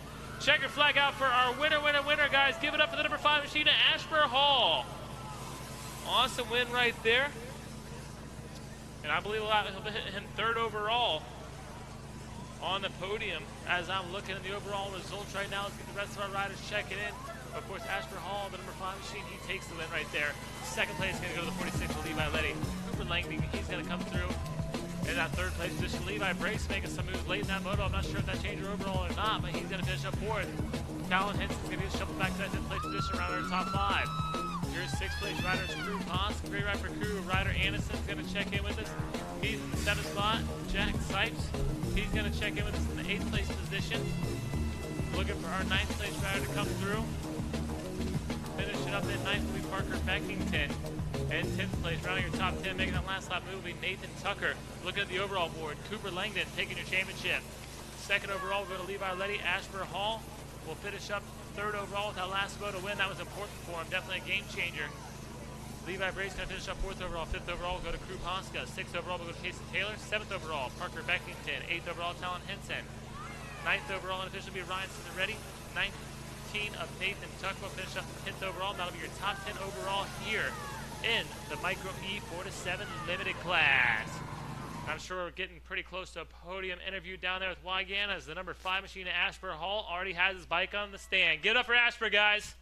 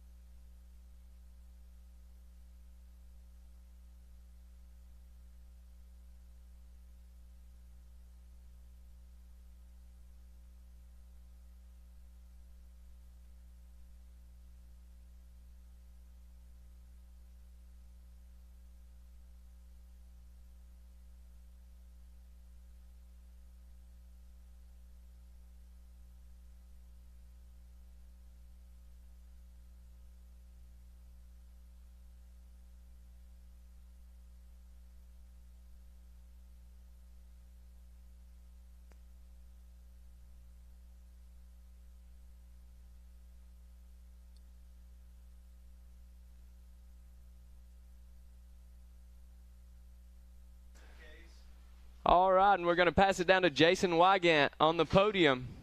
We're working on it. We got nothing but time here because this is our last one of the day. I'm going to make Tad just stand down here for like the next hour. Why not soak it up, everybody? Yeah, I got it. I got too much equipment down here. All right, so this is really exciting. Micro Evie brought this class in. I believe this is the 3rd year, maybe the 4th, whatever it might be. And I enjoy it because you can actually hear the people cheer. That's how you know how badly these fans and these people want it. First of all, let's give out the gold, then we'll give out the championship. Let's hear it for Absher Hall.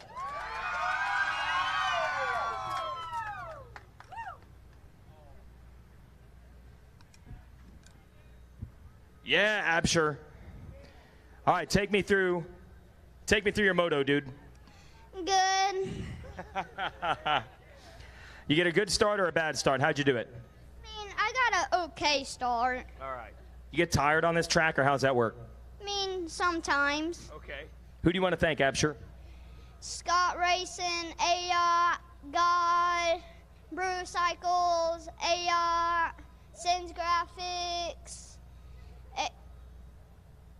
AGIO, whatever it is, my whole family, and everybody else. Thank you. All right, there it is. Learning to read with Absher Hall. All right.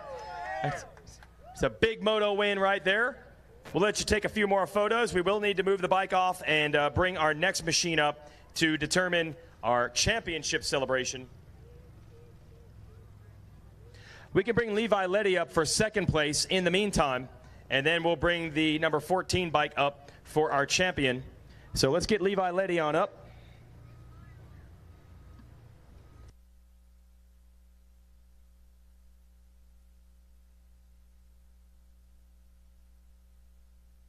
The benefits of the last moto of the day is that we're in no rush, so go ahead. Don't worry about it. Let's talk to our 2nd place finisher, Levi Letty. Come over here, Levi.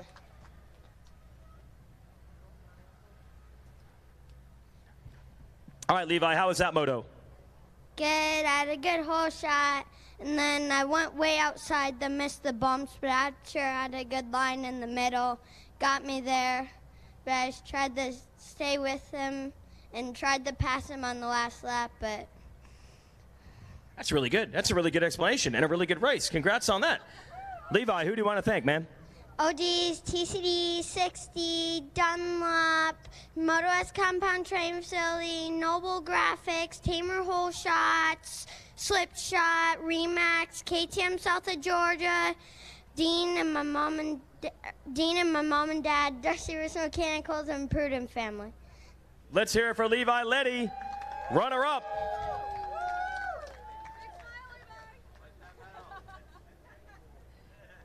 Here, hold that up.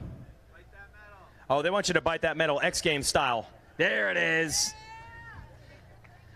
Good job, Levi. We'll clear the decks for the number 14 machine and crown our champ.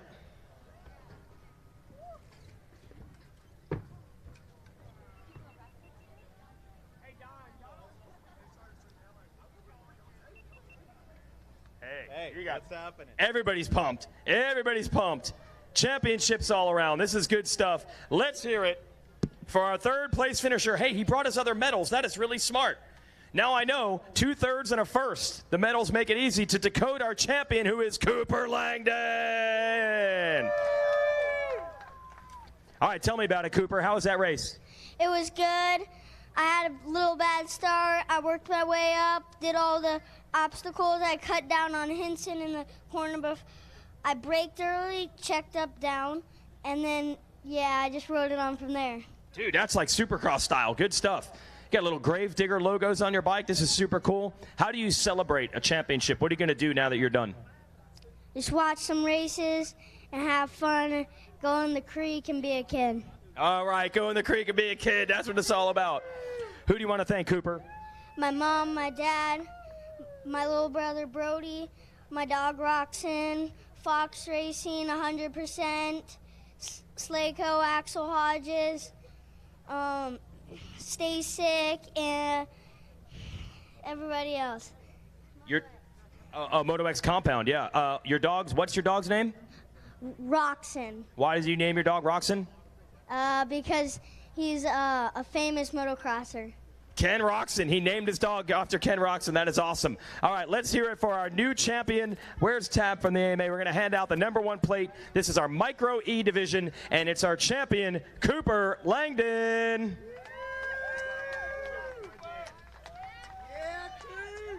Yeah, Coop. Only one link left to do. After the photos, we get to shake some champagne. I'm going to send it up, and we're going to be done here on a Friday. I cannot believe we only have one day of racing left. Is our whole shot winner here? He did show up. Oh, cool. Well, let's get that done before we do the champagne. Hand that to me. Thank you, Sam.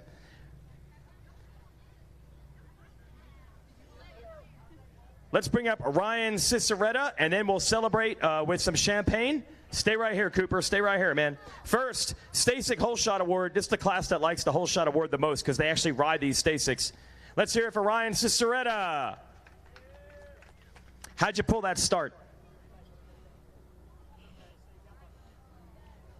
Gave it some volts? Yeah. Who do you want to thank?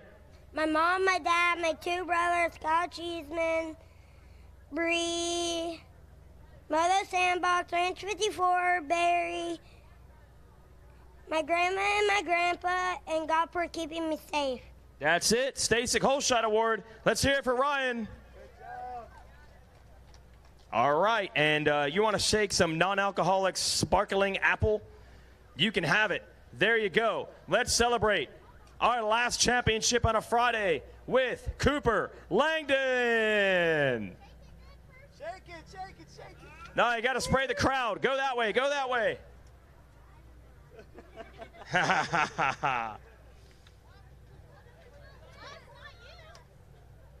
Here, shake it. Put your thumb over it. Put your thumb over the top. Shake it up, shake it up, shake it up. Yeah, now let go. We're done. We ran out of fuzz. All right, that's a good time. You can even drink that. Yeah, there you go. We're having a good time down here at the podium. I'm going to send it back up. Why don't I just wrap it up? That's it for Racing on a Friday. We had a talent show tonight and on-track graduation. I'll see you there. I got you, Weech. I got you. Thanks, boys. I'm hanging out up here. Hey, shout out to Dean Diaz and Johnny Legs. Is that what we call him? Johnny Legs? I think it's Johnny Legs. Nonetheless, a fantastic job, Jackson. You guys, you did great. Thanks for helping us out there at the end of the day. And as Weege was saying, we do have some events coming up tonight. The dog show underway. I see the pooches down there. You know, they're doing some obstacles. Some are doing better than others. I'm going to go down there in a minute and send videos to my wife. That might convince her into actually coming with me next year, guaranteed.